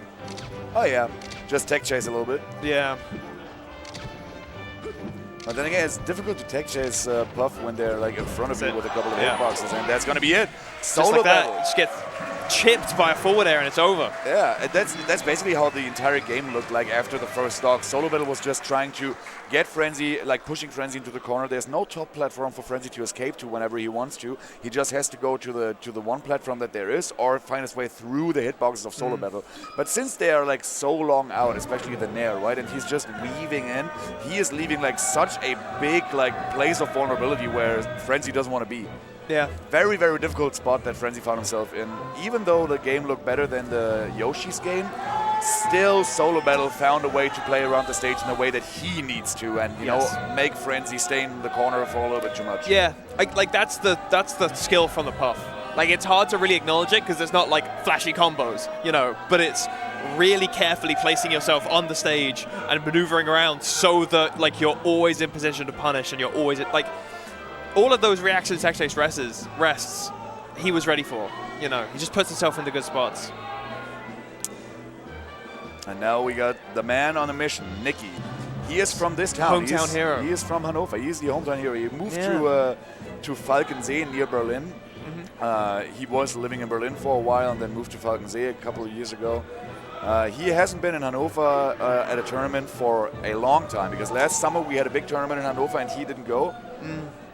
Which is why King, I think, won the tournament. Right. Who was the other hometown hero, of course, the organizer of this beautiful tournament, Yeah. ZAPF. Thank you That's very cool. much, King. Shout-outs to King and all the people Living that up to helped. the namesake. Exactly. All the people that helped making this tournament possible. And now we got Nicky, the former Icy's hometown hero. Luigi. Yeah, Icy's Luigi. A matchup that we don't see as often. I feel like in my head, it feels pretty difficult for Icy's. Okay. I feel like he might, like Luigi can like split them very well with like huge clunky hitboxes. Yeah, Luigi's got a longer wave dash, so like in the wave dash off, He is the gonna one be winning character that has a longer wave dash. The one character, yeah. Got the longer moves with the longer F tilt and the down smash. Both outrange anything Icy's have. The difference maker is, I think, well, one of the big difference makers is the Icy's, their desync Blizzard is such a good get off me tool, and Luigi doesn't quite have the same. A Moga spin? No Moga spin. A Moga spin again. My boy be venting. So yeah, you have been around the block for I think about like 10 years, right? I have been. Playing Ice Climbers exclusively. I Or had for a the brief most part. morph, but yes, Okay. basically exclusively. As far as anyone's concerned, yes. And you've had some pretty solid Luigi players in the UK as well. Which so is what is your experience Captain with Nebs. the matchup? Yeah, Captain Mine, Nebs. yeah. So I what's- think, yeah. like, and I've played against Uriah. Uriah destroys me. So this is like gonna be a bit of an exploration for me too. Because I'm like, why? Because I watched some of Nicky's sets, and Nicky does well against Uriah. This is a tough matchup for Uriah. And things that I've noticed being particularly difficult is dealing with Luigi's jabs. Like, whenever I come in, he just starts punching me in the face, which feels awful, as one would expect. So I'm curious to see, like, how does Nicky approach? Like that? See what I mean? Yeah, exactly. Yeah. Also, right now he gets punched. Throwing out the hips every once in a while as well. Yeah. Actually, and immediately I'm seeing a difference is that when Nikki gets punched, immediately DIs it out and then is fine, whereas I'm getting hit by all hits. I see. For you, it's looking like a Smash 4 type. Yeah, for me, it's not looking great. Okay, I see. Like, I think we saw Nikki earlier this year at the NDM finals. No, at the NDM qualifier at the end of last year, the German circuit, where at the first qualifier, Nikki played Jariden in the grand final, and Jariden was practicing versus Ice Climbers for a week or 2 weeks exclusively, just, you know, to get ready to beat Nikki the next time. And then he made grand finals the next time, but Nikki just didn't attempt. Right. So I think Jariden has been waiting for this for a long time, because I think at NDM, the finals, shit! Yep. At the NDM finals, the playoffs, I think they didn't play. I know that Jariden lost to Astar and maybe someone else, but I don't think he played Nikki there. Another thing that I'm sure we'll see. Knowing to CC that's crazy. Another thing that I think we'll see from Nikki is that his edgeguard game will be as strong as Luigi did in Ices. Okay. Luigi has a great time edgeguarding Ices because they have like the same drift. So Ices will go for the side B and scroll hammer across, and Luigi would just sort of match the speed and match the height and then just fall down reaction. Do they have like this very same aerial drift? It's really similar. I don't know if it's about the same, but you see there that it's just like Luigi could just jump and then just drift alongside. Oh, that's interesting. Yeah, so it makes the edge guarding pretty nice for Luigi. Oh, that was great. Yo, the double F smash. Great option. I don't think he expected Nana to get side bead. To be fair, like I'm not seeing the edge guarding now. Oh, okay. Nana's doing something. Amazing jab. That jab was everything. I'm glad he could pommel 3 times in order for Nana to arrive on time, because she was playing around the platforms a little bit. Yeah, Nana was just doing her own thing. Nikki needed to buy some time to get resynced. Nana was like spelunking a little bit. It's going to be Nana. No jump for Nana, she's gone. We got the Berlin bleibt hard chance, which means Berlin stays hard. Great call out. Like, you're right in every time. You know he's going to side B, and then he's going to, like, edge cancel it on the side. So Nikki just going for the up air, because it's just like, I'm not going to be able to... There's going to be effectively no landing lag on this. Yeah, exactly, yeah. This is looking like a very competitive game here, this game 1 is. And Jariden gets the kill. No, not quite. I don't see Nikki making it back. It's just too free. Oh, so close to eating my own words. Yeah. I was like, oh no. That was also really solid option by Jariden, just crouching and then going for a down smash, because this way he keeps a low profile, doesn't get hit by the hammers, because these have wonky hitboxes. They can hit you a little bit of a disjoint as well on them, right? With the side B. Oh, wow. Nice. The max distance short hop bear. It looks so fancy every time they do it. Nice. Oh, okay. Just about. Nikki doesn't get a grab here because he gets triple jab. Triple jabs are really good against Ices trying to grab you, right? This is the other thing about Nikki. Oh, he got the good RNG. Let's go. Oh my god, again! I think this is going to be a He's got the perfect RNG, 4th throw up smash. That's going to be it. Yeah, Nana cooperates. Look at him shaking his head. He knows he got the good RNG twice in a row. Oh, some people booing? I don't like that. No, you can't boo. You can't boo that. Some Nana chance? Oh. Nikki's happy about that. Nice back air. Nikki is doing so much for the Icy's reputation. Yeah, for sure. Being like such a lovable person. Yeah. People are like, oh, those silly climbers. Yeah, right. I'm never mad at Nikki. Every time I of course he better players me with every character, and I'm like, you know what? Like, he is such a smart player. It's incredible to watch. Yes, it helps that he was a really good Fox. Yeah. So no one looks at it and goes, oh, he's getting carried by Ices. It's like, no. He was big with Fox as well. Also, I think his plan was to win his pools with Luigi. I don't know if he followed through on the plan, but he also has a really sick Luigi. He told me it was going to be Zelda. Oh, shit. That's going to be a double bear. That's the double bear Ices. I think there's like an old Wobbles thread on Smashboards where he says, like, if you have both climbers and hit a back air, that's almost like a smash attack in the air. Yeah, genuinely. Oh, and Jariden messing up the recovery here a little bit. dipping a little bit too low, not quite making it onto the ledge here, gifting the first stock essentially on a stage that, you know, is known for Luigi to survive for a long time. I kind of feel like watching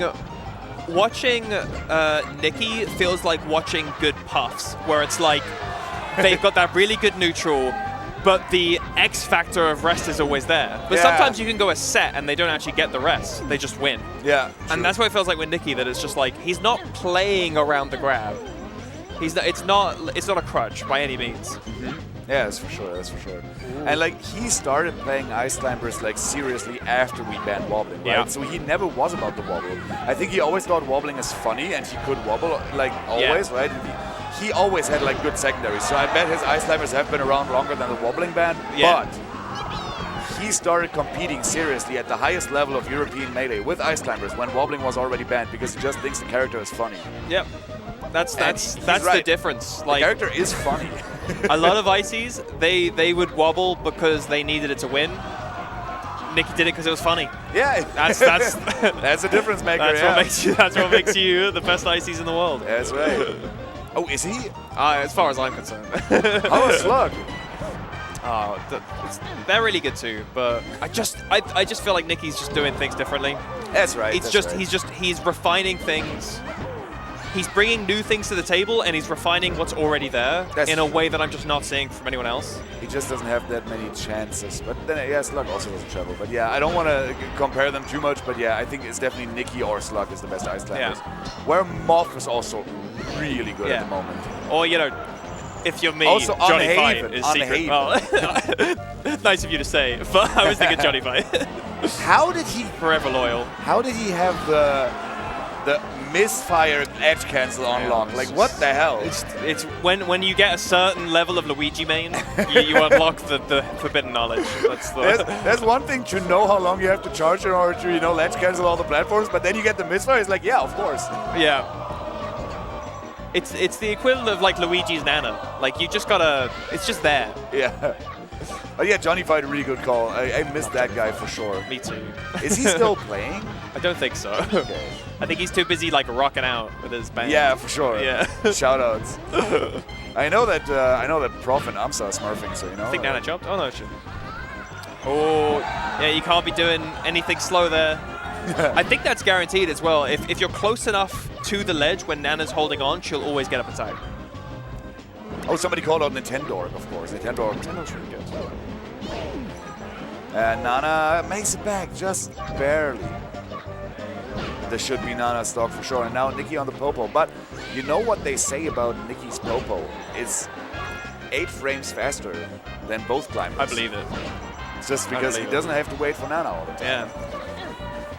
I thought it was 6 frames. Yeah, I think it's 6 frames. And Nikki's even faster. But it's generally like, it's a different character because like Ice Climbers can't dash dance.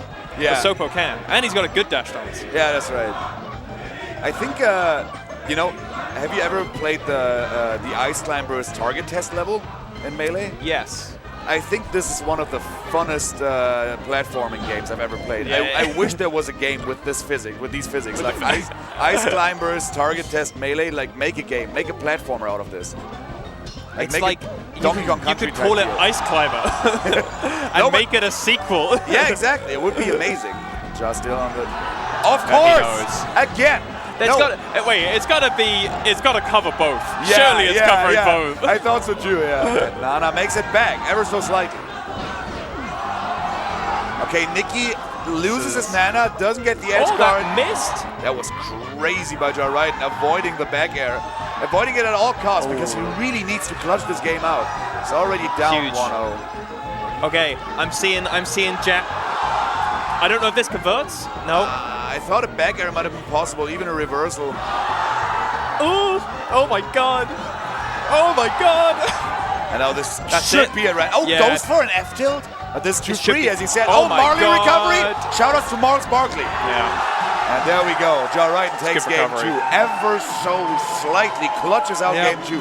With a very clutch misfire edge cancel. Of course, that's how it started. Yeah. 2 in that set. That's interesting. Okay, that's probably Dreamland exclusive then. Maybe, yeah. Like, we got to go with the understanding that it covers both, because that's actually crazy if both times he's just like, I'm just going to risk misfiring and landing on the stage. Yeah, right? Yeah.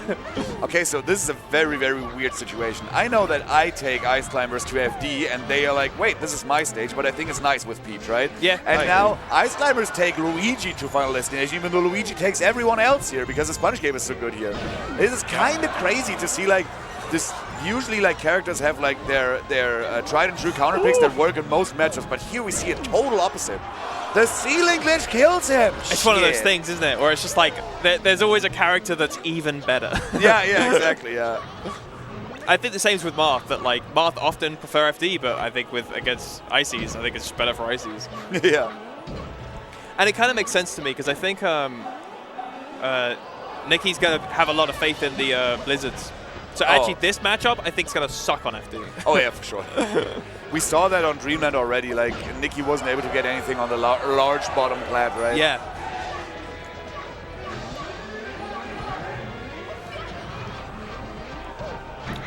Good jabs. Triple jabs, yeah. Great escape.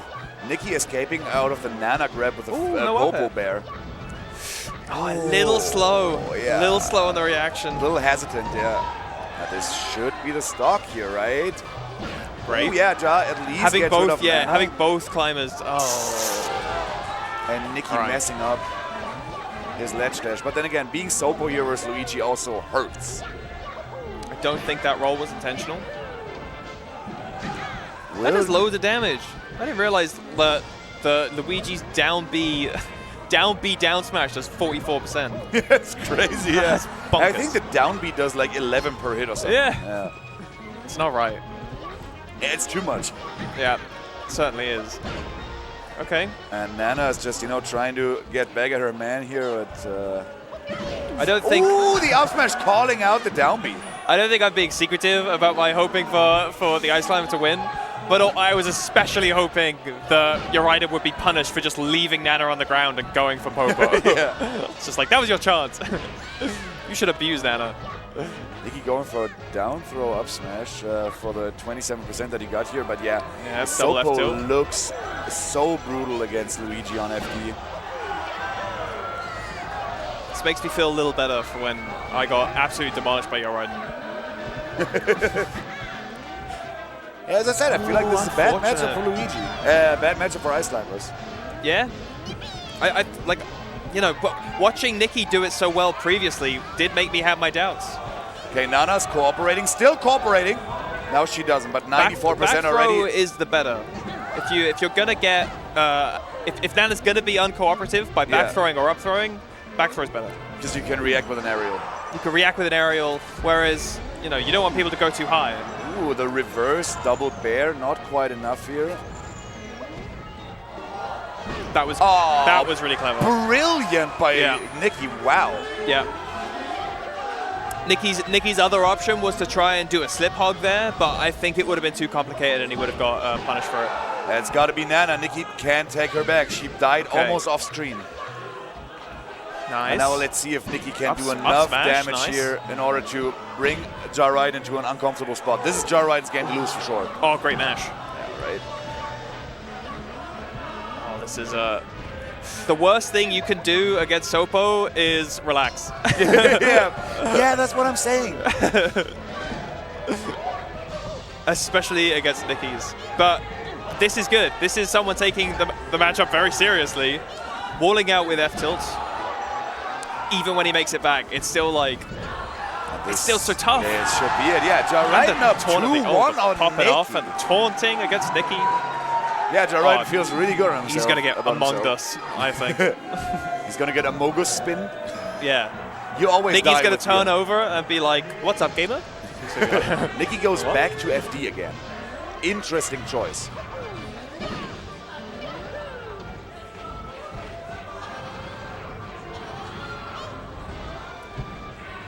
Now that was on Nicky, right? Drop. Yeah. Yeah.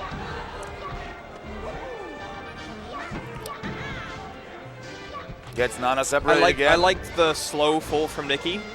He was making it so that if Yorida went to punish Nana, that he'd still be able to hit back. Uh-huh. Nice. good. That was a very good D-Sec choice. Yeah, just cover the forward spat, and then he's ready to grab ledge if he goes lower. Exactly, yeah. That was correct. Great job. You got this meme with the kid that uses the computer? That's me right now, in front of the little monitor. Turning to Shice with a thumbs up.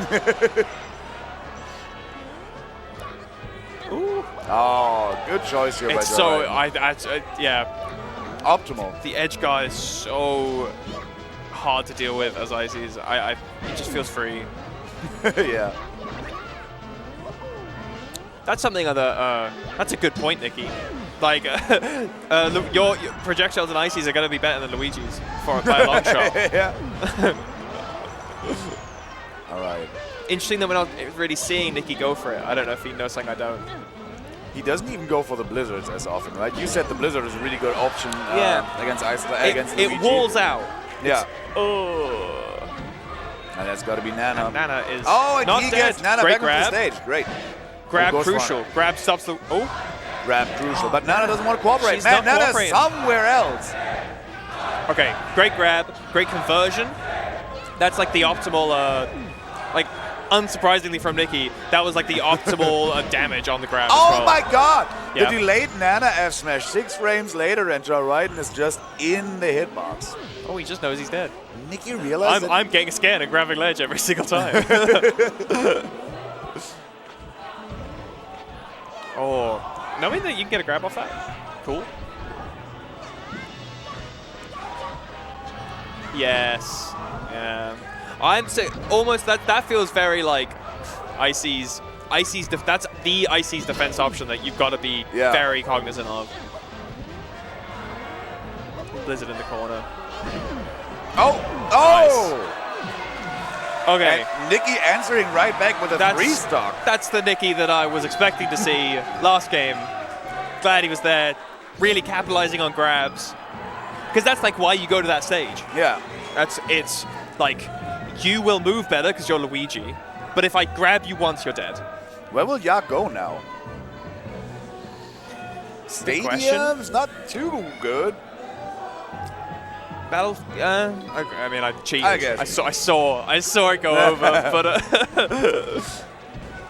I can see why I went Dreamland. I do think the size is benefiting Luigi. Yeah, Nikki not quite able to punish Joe Ryden going for Nana all the way off stage here because, what is Sopo going to do? His hits are not hitting as hard, especially at low percent. They do not, for sure. But, like, it's just kind of like a war of attrition. Oh, he's fine. Yeah, Nikki fell for it. You know, when the... Yeah, he fell for it, yeah. Every time I was like, oh, no, don't fall for it. When Luigi does short hop, does he double caught aerial. him not mashing. He pummeled him 3 times. Not mashing in top 6 of the biggest tournament of the year. Unbelievable. Joe Ryden, what are you doing? Oh my God! Incredible. His brain is massive. This is How is it so big? impossible with Sopo to take the stock, but Nikki somehow managed. Every single person that's been destroyed by Nikki's Sopo is feeling so validated. They're like, I knew it. I knew it wasn't just me. It's him being amazing. Yeah.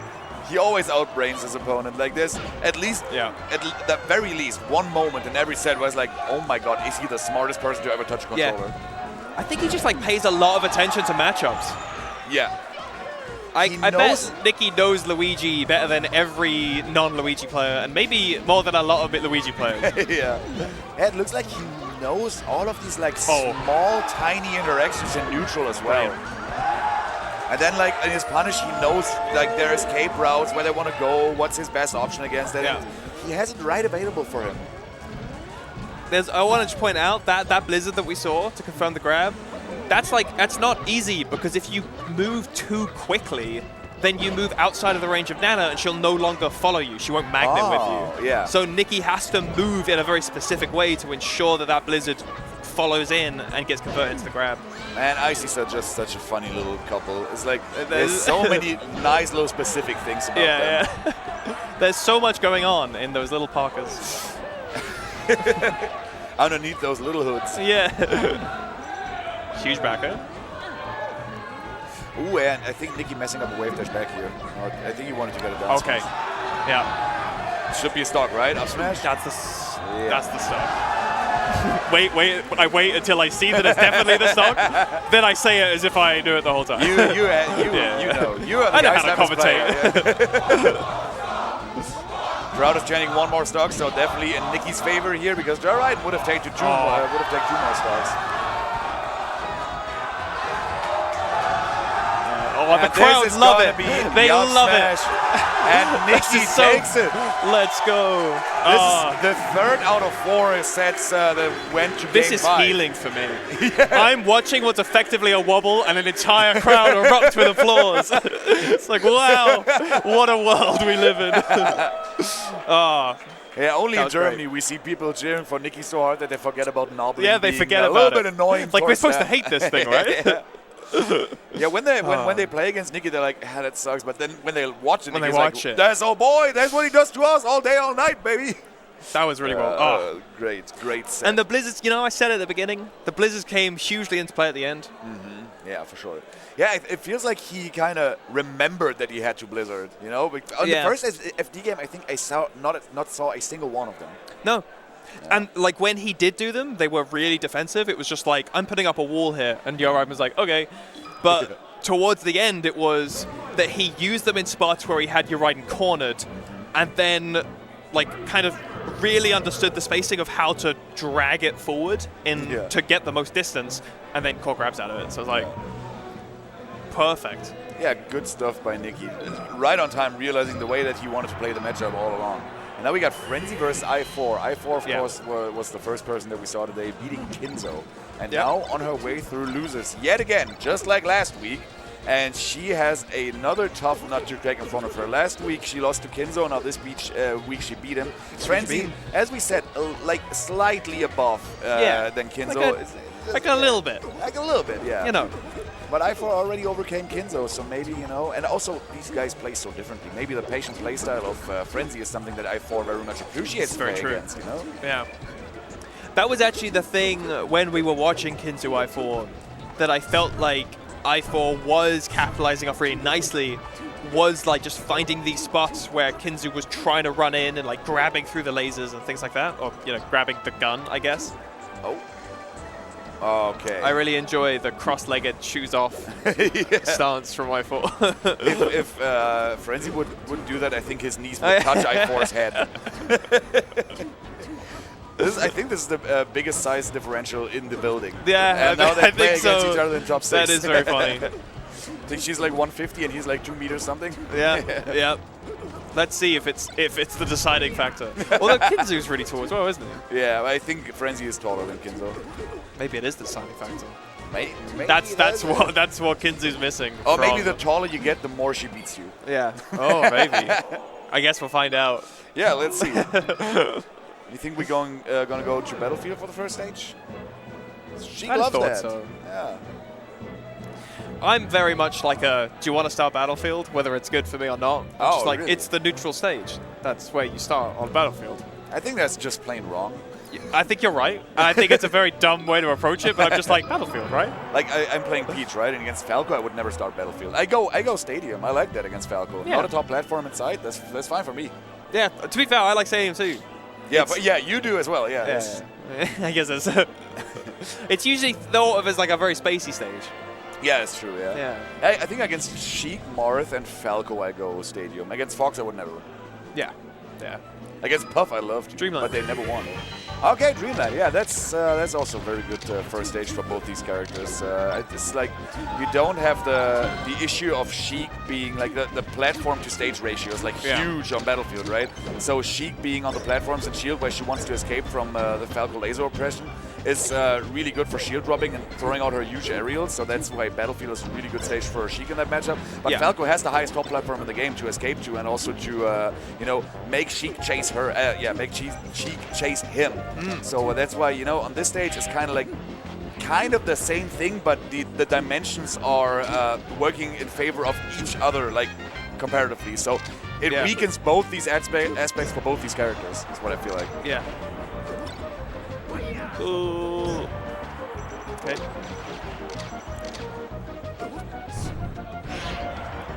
It's going to be a down tilt, yeah.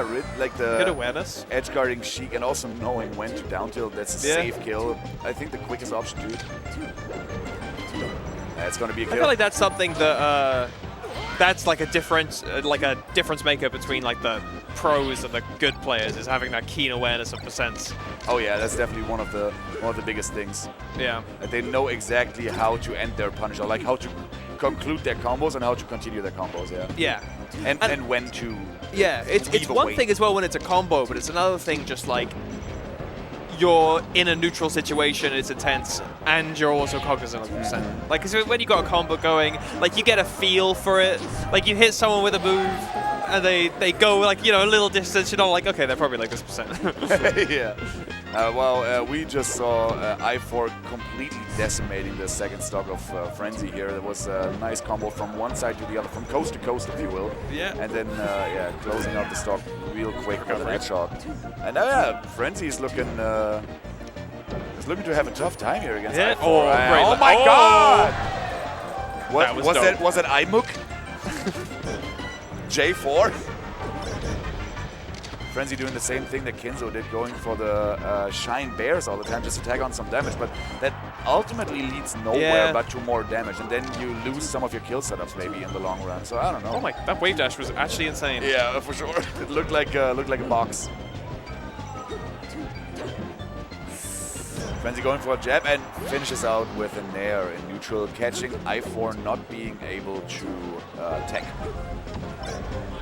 And Frenzy having a huge opening here, 50% already, and no jump on I4. I'm very curious if Frenzy will go FD and how that game will look, because I feel like I4's like platform dominance is very crazy. The slide of Nair here to get out of harm's way, and also tagging on 50% of Frenzy. Every little bit of damage that I4 does here is extra damage that takes Frenzy out of crouch cancel percentage and also makes the stock easier to take for her. But now this game is pretty much even. Frenzy has a little bit of a deficit here, but I think he can still crouch cancel. I think he can't do it anymore. There's got to be the stock, and that's going to be game one. I4 taking game one of Frenzy. Now it's looking hella different from the Kinzo set, I think, with the way that Frenzy plays being a lot more controlled, a lot more like a lot less of a hot flaming ball of fire, like a moving hitbox around the stage. It fits I4 a lot more because she doesn't get overwhelmed here. Yeah. Yeah, because we were saying like, oh, it feels like she's just kind of like moving around pretty like normally. Like we didn't recognize specific like movement techniques from I4 when she was playing Kinzo, but now it feels like we are. Yeah, for sure, yeah. Like she's getting to play her game more. Yeah, the Kinzo approach to the game definitely made her look more vulnerable to being overwhelmed, while the Frenzy approach of the game makes her play her strengths out a little bit better. Oh, the shield grab, what a classic. She just mashed it. She is such a good masher with the shield grabs. Shoutouts to Irfan, he hates those mashers. Every time he gets shield grabbed, he's like, This should be, should be an edge guard situation, I was about to say, but Frenzy barely missing I4. Nice.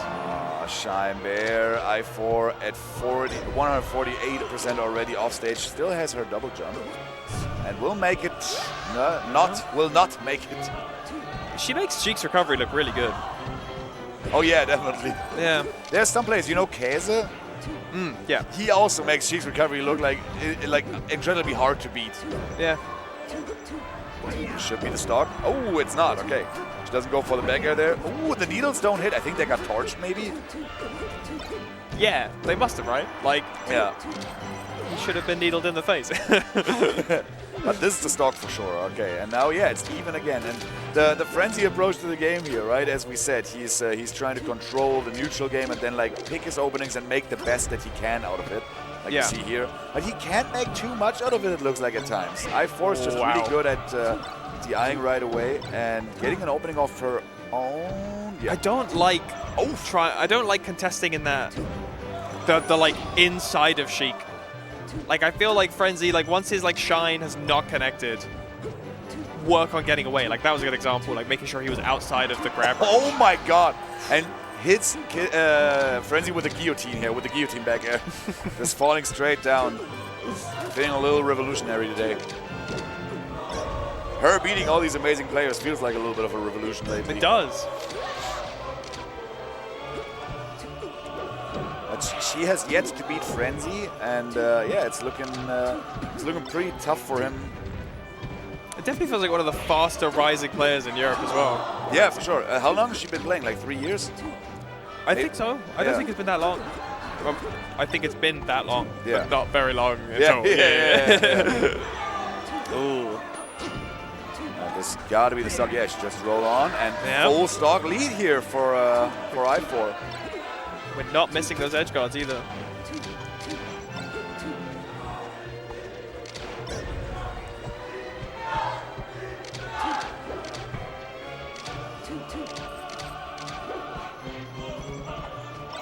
Ooh. Ooh, good CC.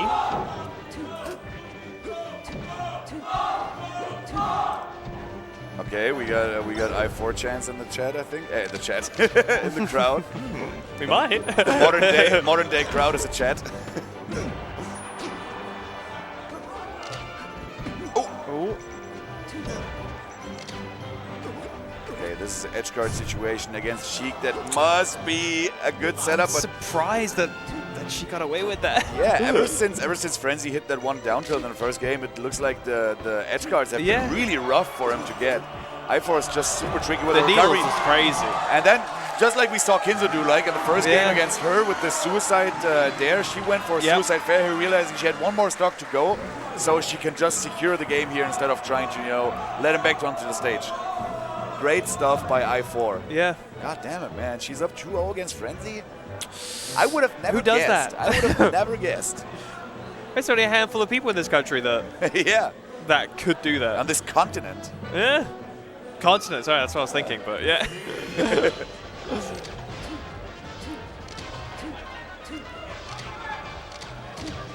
Okay, Final Destination. You were wondering if he would go here, right? Yeah. Because she's been playing around the platform so well. We also saw that on I think on Pokemon is extra potent, right?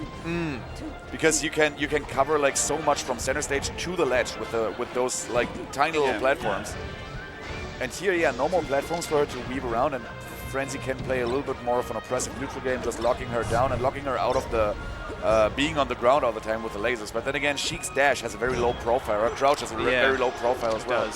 Makes her a little bit vulnerable to, getting hit out of her movement, so she can't CC too much when she dashes. But other than that, it looks good for Frenzy to at least get some more openings in neutral, because I4's openings so far have been proven to be way deadlier than Frenzy's. Deadly, yeah. Jesus! Frenzy tried to go for attack here on the side of the stage, but the stage was just not long enough, even though it's the longest stage. Working so hard as well. Like when Frenzy takes a stock, it feels just like it just took everything he had. And then I4 was just like, oh, I'm just in the right spot. Yeah. Hit with a clean neutral option, and then the whole stock's mine. Maybe it's the young gun bonus, right? She's like, everything's fun, everything is like feels easy to me, and like for Frenzy, it feels like he's so like. Not like super overcomplicating things, but definitely what he does looks more complicated than it maybe should be, While she is just, also conserving her energy, waiting for the important spots to hit. Yeah. Sometimes all you can do is just DI properly and not die. Oh my god! Oh wow, that killed! Oh my god. So much smarter than me. I was like, that looked fancy, but you should have just, up tilted forward air. That would have been confirmed, but like, nope, it died. You're right.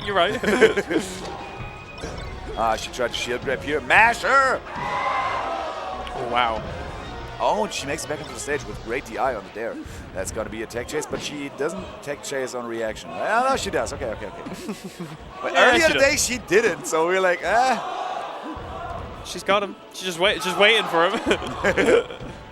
Oh, this could be it. Oh, okay. I think she could have went for an F tilt in order to extend the combo, but yeah. Sometimes you just want to let it rip with an F smash, up smash. That's the McCloud special. Ooh, this could be dangerous for her, but she takes in, and Frenzy was not ready for the tech in. It's always 50-50, of course. Up and not quite enough. Yeah. Okay, nice. She drops to the ledge. Look how high he's working for each stock. Yeah, that's right. And now she's just gonna get some rando nair out of shield. Not rando, but right? Good jump out of Shine. Ooh, and there's the nair out of shield. And there's going to be the stock. No. Oh! Commentator's curse. No, I thought so too. Nice. That's going to be the game. Frenzy on the board. Frenzy's on the board. UK, they're feeling a bit more relaxed. After he had like a pretty good showing, but then lost in a pretty rough fashion to solo battle. Now his top 8 was looking to get ended early here by I4, but he has still a word in this conversation. So yeah, let's see where I4 takes him. Maybe Battlefield. Yeah, there we go.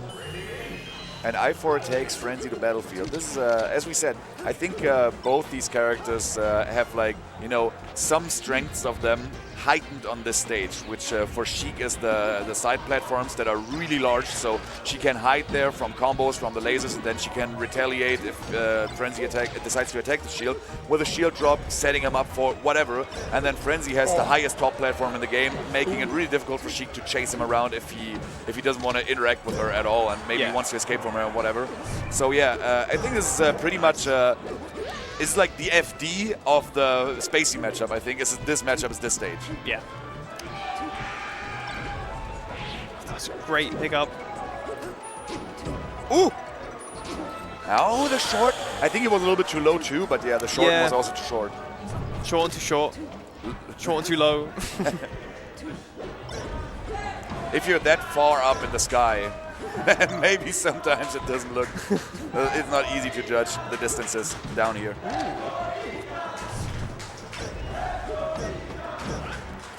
I feel like I wasn't seeing Frenzy connect to these shines on the side platforms quite like he has this game.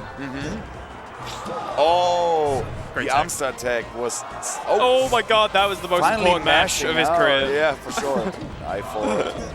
Oh, the get-up attack! Yeah, it's the best move in the game when they least expect it. Yeah, no one expects the get-up attack. Right? Good down smash, but yeah, Frenzy snaps ledge here and gets an opening with quite a bit of Galint. He's still going? Hitting all the needles there, but no I4. Ooh, this could be... she's a little bit too slow on the dash. I think she like missed the dash, yeah. That's a needle, yeah. Oh my god, that was so quick, and now she... Crazy. Wow. Feeling a little too J-Mook here. Could have ended the stock early, but, you know... I did like register how good I4's needles were before this tournament. Nice. Tech chase. Frenzy with the... was a spot dodge shine. Save. Shoutouts to KJH. Yeah. Ooh. Nice.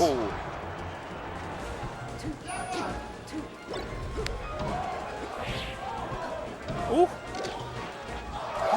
Yo. Okay. Frenzy feeling a little, maybe too soon to say, but the controls feeling a little more Frenzy favored. I think he's figured something out with the platforms. Unfortunately, she turns around here. That happens sometimes.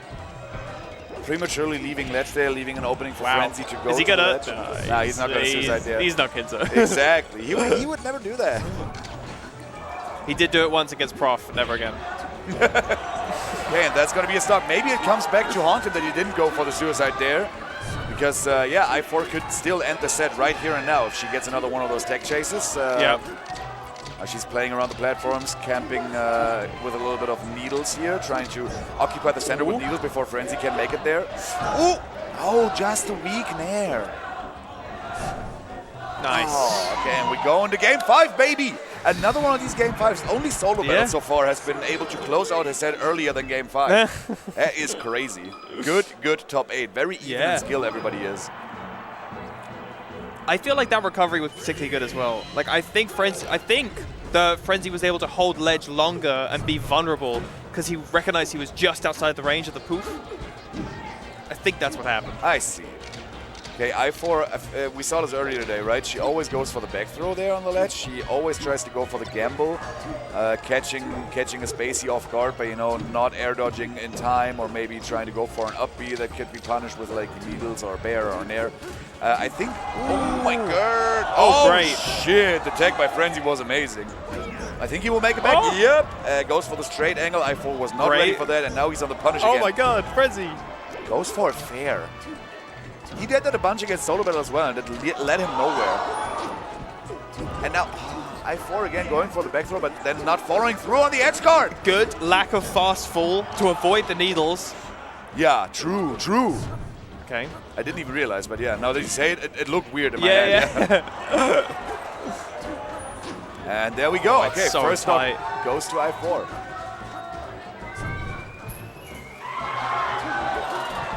She goes for the whip. Oh, could have grabbed there, but now it's a little bit too late for the grab. She tries for it anyway, and Frenzy punishes with the shine, but couldn't crazy air dodge. Couldn't get anything out of the shine And here. ultimate over here. Oh, she knew as well. It's a little slow, but...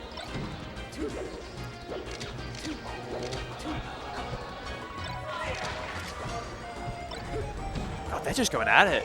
Yeah. It feels like Frenzy's just hunting her down right now.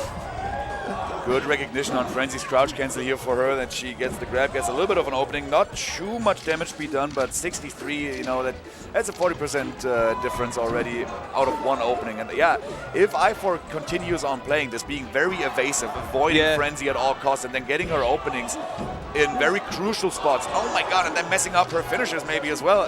This could be looking difficult for Frenzy, I was about to say. Yeah, it definitely does. Frenzy, like that up smash missing. Frenzy, oh my god, this is not good. Frenzy knows this too. He played Maxi a bunch. And GG. And GG too, that's right. We've got all the Zeldas in the UK. You can't lose this. We used to have Pro Smasher Tim, who had a secondary Zelda that was really good. Beat King Funk before. Yeah. We were like, dang, bro, what's the Zelda? He's like, really easy. Just, she's got 3 moves. You gotta use them. King Funk's like a massive fighting game player as well. He understands footsies. Yeah, for sure. Oh, and there we go. Goes for the tech chase with the for the jab reset here. But not too much more tech chasing to be done here. And Frenzy is camping the platform with some lasers. I4 having a difficult time coming up there. Doesn't have to come up there though if she gets him down on her level. And tech chasing at these crucial moments, you love to see it. And now Frenzy chilling on the top platform, but I4! Oh my god! Letting Frenzy have no chill on his beloved top platform. Instead, just, pushing him off and then going for a fair that he definitely did not see coming. God, the crowd are loving it. Yeah. It's such a nice storyline too. She's a relative newcomer. She's amazing in doubles. All her siblings are here. The fam melee. That's very fun as well. Like having a whole family. Yeah, with Fake Gilbert and Mr. Rid. Fake unfortunately had to leave earlier today because she's got to work tomorrow. But other than that, the entire family made the trip this time around. Outside of country. Frenzy does not have the crowd with her right now. Okay, everyone going you can hear a pin drop in here when he starts getting his combos going. We are going to a last stock Game 5 situation between these two. I'm not sure if they ever played against each other, but if they have, I think it would have been Frenzy favorite. And it looks like history might be repeating itself. Looks like the favorite might prevail. I don't know, it's too hard to tell if I4 gets one grab. Yeah, she's proven how consistent her grabs have been, or her tech chase has. She's not getting too many good openings here. Oh, this might be it! That's a pretty good one. And Frenzy with a good awareness with a down air, realizing that I4 was trying to go for a combo extension. Oh, that back air. Good job. And that's going to be it. Frenzy takes it. 3-2 over That I4. was so well played. Oh my god. Damn. And the tallest player Kind of a prevails. heartbreaker. Yeah, for sure. I would have loved to see more I4 because she was playing, she just felt like she was on Frenzy's level. That was so back and forth. Definitely. But your boy Frenzy's. Oh, let's go, baked beans. Reverse Let's 3-0 go. too. Reverse 3-0 as well. It was, wasn't it? Yeah. Jesus. That's a good adaptation. Yeah. And now we have Ja Raiden versus Tino, another UK Falco. Yeah. I wonder how that will go. That's where my brain went just then. What do you think?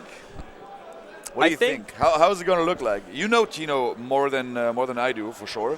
Even though I watch a lot of Tino in my time, but who hasn't? Exactly. Who hasn't seen a lot? Who hasn't heard the Tino chant? Hundreds of times. I'm not sure what to expect here.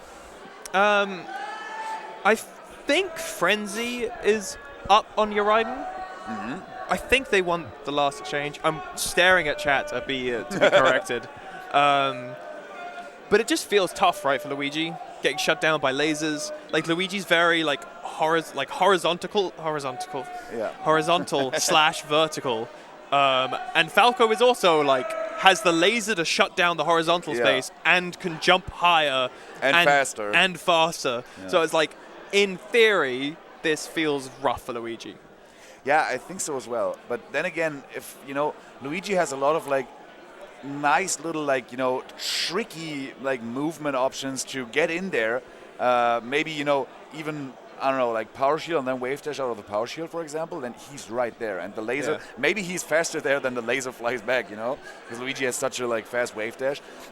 Whenever he gets an opening, he makes it count. That's the Uraiden guarantee, you know. And then if he gets Falco off stage, Falco is like a sitting duck off stage, especially against a character like Luigi, who has so many good, huge hitboxes that come out quickly as well. They do, for sure. But must be difficult for Luigi to deal with Falco neutral, but I think like in the punish game, definitely Luigi out-punishes every Falco. Yes, yeah. But like Luigi's, like Falco's still got a good punish against a character like Luigi. Like a lot of characters, they're not getting long combos on Luigi. Like, he's floating away. But Falco can follow up on a shine, like, you know, by jumping. Yeah, that's right. I'm kind of mesmerized. It really seems like in this lighting that that they've got like an inverse close situation going on.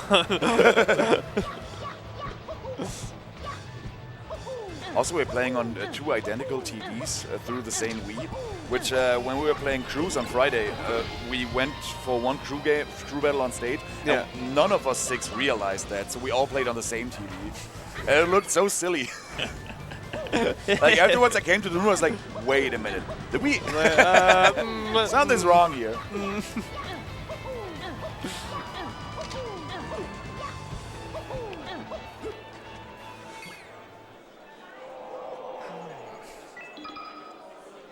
I don't know if these two have played before. If they have. I wouldn't be able to recall any set of them. Yeah. I feel like it's going to be your favorite. Yeah, I think so as well. I think Uraiden might be the 4th seed of the tournament, Frenzy 3rd, Solo 2nd, Nikki 1st, yeah. Yeah, that sounds right. And then Tino, I don't know, somewhere in the top 8 range for sure as well. Ooh. Yeah, I think they meet where they're supposed to meet, if I'm not mistaken. Yeah. This could be it. Very tight. Luigi down air beating Falco down air. Oh, down B, sorry. Crazy. Yeah, it's going to be a there, and there's going to be a stock, yeah. It's also pretty rough, you know. Luigi has really good survivability, even though he's one of the lighter characters in the game. Yeah. He is really good at DIing very far up and out, and then he can drift in with pretty good aerial drift and very slow fall speed. But this survivability, where he sometimes survives up until like 150 or something, is not worth anything against a Falco there that just spikes you. Yeah. So yeah, Falco can take early stocks off Luigi in a way that like most other characters cannot. Yeah, it feels tough. Yeah. Oh no. Oh, okay. It still makes it back with a straight angle, just correcting his mistake of bonking his head under the platform here, or under the stage. That's him back onto the stage. This could be a mistake, and it is. Wow, what a quick conversion by Uraiden. Crazy. Turns the tables right away with one opening. Okay. Stops the bleeding. No bleeding, in fact. 0%. True. I'm like really appreciating how Fatino's been sort of placing his lasers, and he's not too afraid of Luigi up in his space. Like, he's just sort of recognizes when he can land and when he can't, and sort of mixing up the timings quite well. Yeah. And then Uraiden is like weaving in and out, trying to find an opening, but Tino is the type of player that does not unnecessarily throw out hitboxes, right? So Uraiden has a difficult time deciding on when to really go in, when to throw out a move here, because Tino seems to be ready to stuff him with everything he has. And then it's quite a large arsenal. He's got, oh my god, the Tino, third time he bumped stay on his the head. stage. Wow. At least get hit off it. It's one thing we talked about earlier today, because I think one of the Austrian players beat Saftblandon, right?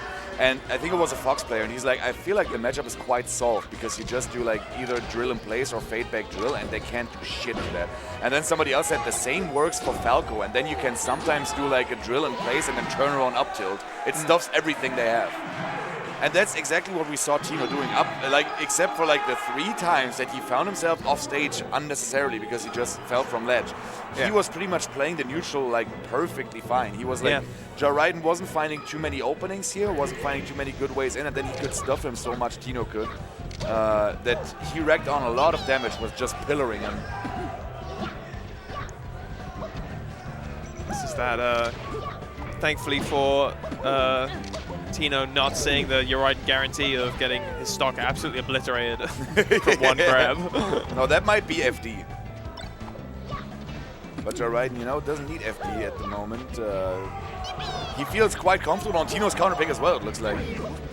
Oh, wow. Oh, the bear, though. Yeah, he fell for it. You know, again, short hop Luigi, just always expect the second aerial to be out.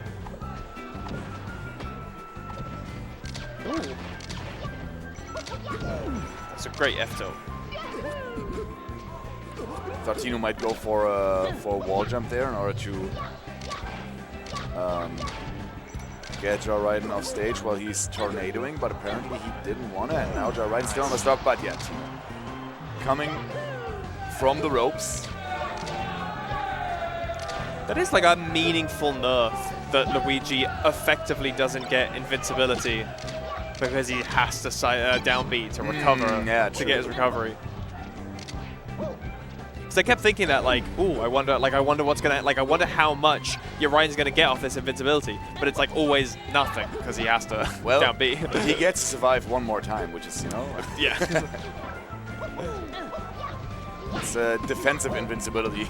Yes, that's the worst. There's definitely value to it. He's always getting value, just Tino going all the way up there in a way that only Falco can, but yeah, Jariden just a little bit out of sight.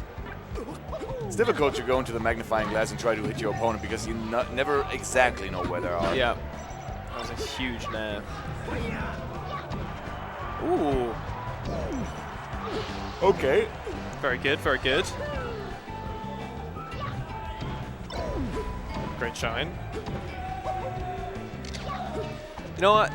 That was very responsible. That was a responsible Falco combo. he got his percent and was like, I'm not gonna push this further. Yeah. Yeah. Oh, and the wave dash in grab, like raw grab too, right? Yeah. That's the type of play that Jariden needs in order to take a stock because it's so difficult to win neutral against Luigi, against Falco as Luigi. Now a little bit irresponsible with this double jump up air here, but at 70% you can allow yourself to let one of those rip. Now at this percent you definitely can't. You need to know when your combos have to end. Ooh, okay. Jariden missing his double jump. Missing the double jump, maybe calling out an angle. Oh my god, quick reaction on Jariden. It seems like Tino's controlling much of the games here, right? And then all of a sudden Jariden comes out of nowhere with like some quick reactive play in order to get Tino like completely off guard and kill him at like 50 or 18 as we saw in the first game. Yeah. So yeah, Tino's definitely keeping it respectable, but Jariden is just, it seems like he's, you know, out janking him, you know? It does seem, yeah, that seems to be like the difference maker. Yeah, that's a great combo by Jariden. 0 to death on the last stock. Jariden guarantee that came through. Completely obliterating Fat Tino, realizing, okay, we are in the center of the stage, the platforms are just as far from each other that I need to in order to get enough of a combo going to get a kill move, and the kill move even killed. The kill move even killed. It's a perfect punish by Jariden, back and forth. And now we go to, yeah, I think this fits Tino a lot better. We go to Pokemon Stadium. Let's see if he can pull a frenzy here and do the reverse 3-0. Tino fans would rejoice. That's definitely. Fans of baked beans would love it. There's no Swiss viewers at home for to cheer on Jar Ryden because they're all here. That's a lot of Swiss people here. Yeah. No, Black Haze didn't make it. Black Haze and Tony didn't make it, yeah. Maybe see you in chat, Black Haze.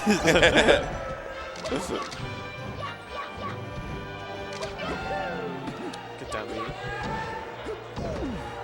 Nice. All right, that's a cheeky lead. Yeah. Not seen one of those in a while. Yeah, it's been pretty Jar dominant in the second half of the last game, but Tino definitely had a lead in the beginning. Tino had a lead at the beginning of the first game too. Yeah, true. And then Jar, he's just slipping and sliding his way into openings that that count. Ooh, the tomahawk. Tomahawk with Luigi? That's a rare sight. Oh my god! And it's enough. It's enough to get the stock off of Tino. I thought a down air might have been better because if he DI'd the fair, I think it doesn't send him as far, but Tino was just, it looked like he was completely out of it. Yeah. Sometimes, sometimes Jar Ryden hits you and you're like, oh my god, when does this shit end? And it's like, then it ends sooner than you want to.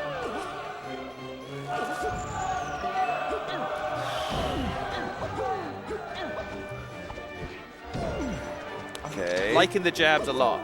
Jabs feel great.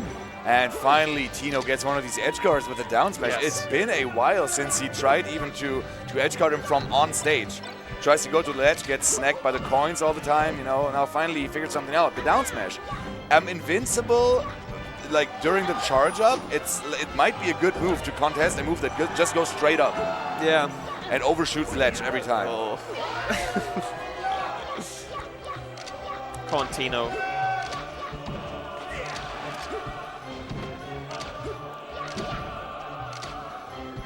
That's definitely slim Tino right now. It's certainly doable. Oh, okay. Ryden just has like the strongest punish. And it feels so like, I feel like Tino's winning neutral more often, as he should be, because he's playing Falco. Yeah. But not enough. Not enough to offset the damage that Luigi does when Luigi gets in. Somebody said malnourished Tino. Poor. Okay, let's see if Jar Ryden has another one of these amazing punishes in the tank, or if Tino can take it. Oh, no. No, he's so far out there. Oh, DI'd in space. Yeah, oh my god. That's a good free frame. Yeah, that's nice. That's nice. Thank you, Scheisse. Okay, so Jar Ryden with the first 3-0 of this top 8. And now I think we are down to the top 4. We have winners finals, which is Nikki versus Solo Battle, as expected. And then we are going to see Jar Ryden versus Frenzy on the loser side, and the winner of those plays, of course, the loser of Nikki in Solo Battle. Amazing stuff we saw so far. I think our time has come, Ross. I think so. We had a great time. And what a time. We had some what great a time sets. it was. Yeah, definitely. Thank you guys very much for tuning in. I think we are just continuing with the top 4 here right away, so don't go anywhere. We are just swapping commentators. I think we get Restless Way and Zin. Yeah. Quick shout outs to Paul and the entire Zapf team. Shout outs to Jamie. Shout outs to everybody that helps here. Shout outs to the venue. Go to the Rix in Rickendorf, Hannover, if you're ever around. Buy a beer and get something to eat. Great location, really good venue. 80,000 setups. Everybody could play the entire time. Thank you very much for everything. Thank you, Scheisse, for the stream. And now, please. Wow. Everything's been said. And now we're still on. Scheisse, what's happening? We're still on. Okay. Now I said everything that I had to say. What do you have to say? What do you expect from this tournament? What do I have to say? Your prediction for top 4. I had a great time. I said, well, you've thrown me. My prediction was top 4. Yeah. I think Nicky's going to win the whole thing because I think Nicky's the best player in the world. Yeah, makes sense. No bias. I just think it's going to be great. I just think we're going to have lots of great sets. Okay. And hopefully see a lot of ice climbers. That's my hopes and dreams. All right. I think that concludes our slot then. Yeah, that important addition from me. That's just like no. Ross needs to just say that he wants Nicky to win and Nicky's the best. All right. Thanks, Rose.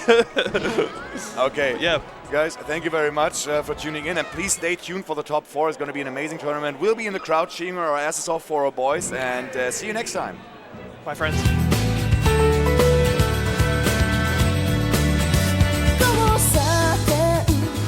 Go on,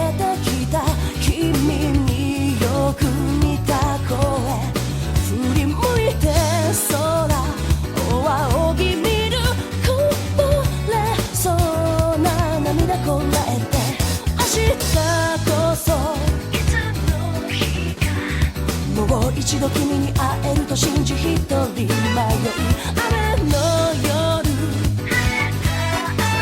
待ち続けて忘れないよ駆け抜けた夜を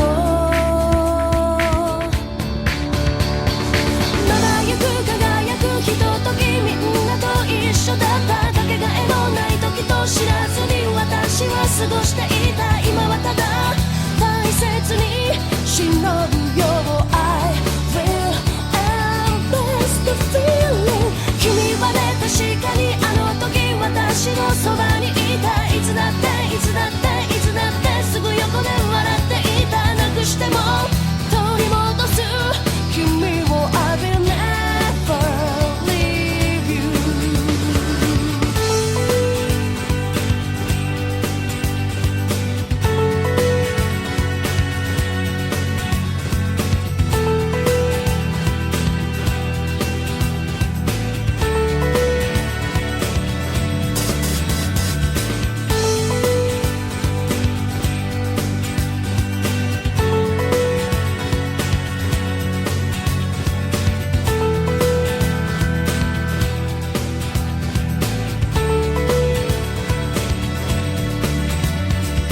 儚くたゆたう世界を君の手で守ったから今はただ翼を畳んでゆっくり眠りなさい永遠の安らぎに包まれて Love through all eternity 優しく見守る私のこの手で眠りなさい笑ってた泣いてた怒ってた君のこと覚えている忘れないいつまでも決して Until my life is exhausted 輝くひとときみんなと一緒だったかけがえのない時と知らずに私は過ごしていた今はただ大切に忍ぶよ I will embrace the feeling 君はね確かにあの時私のそばにいたいつだっていつだっていつだってすぐ横で笑っていたなくしても取り戻す君を I will never leave you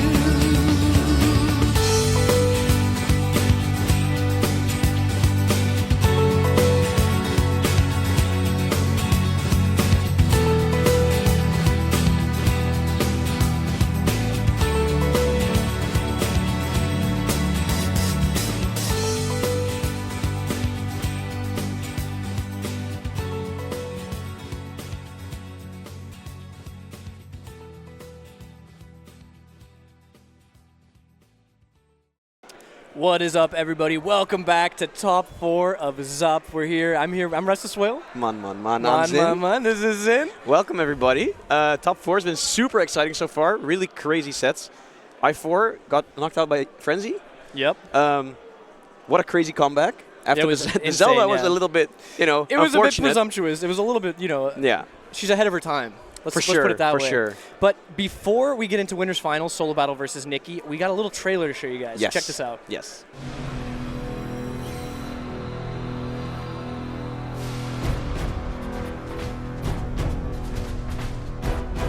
Oh my god! And John Ryan takes it! The pop-up is massive! Holy shit!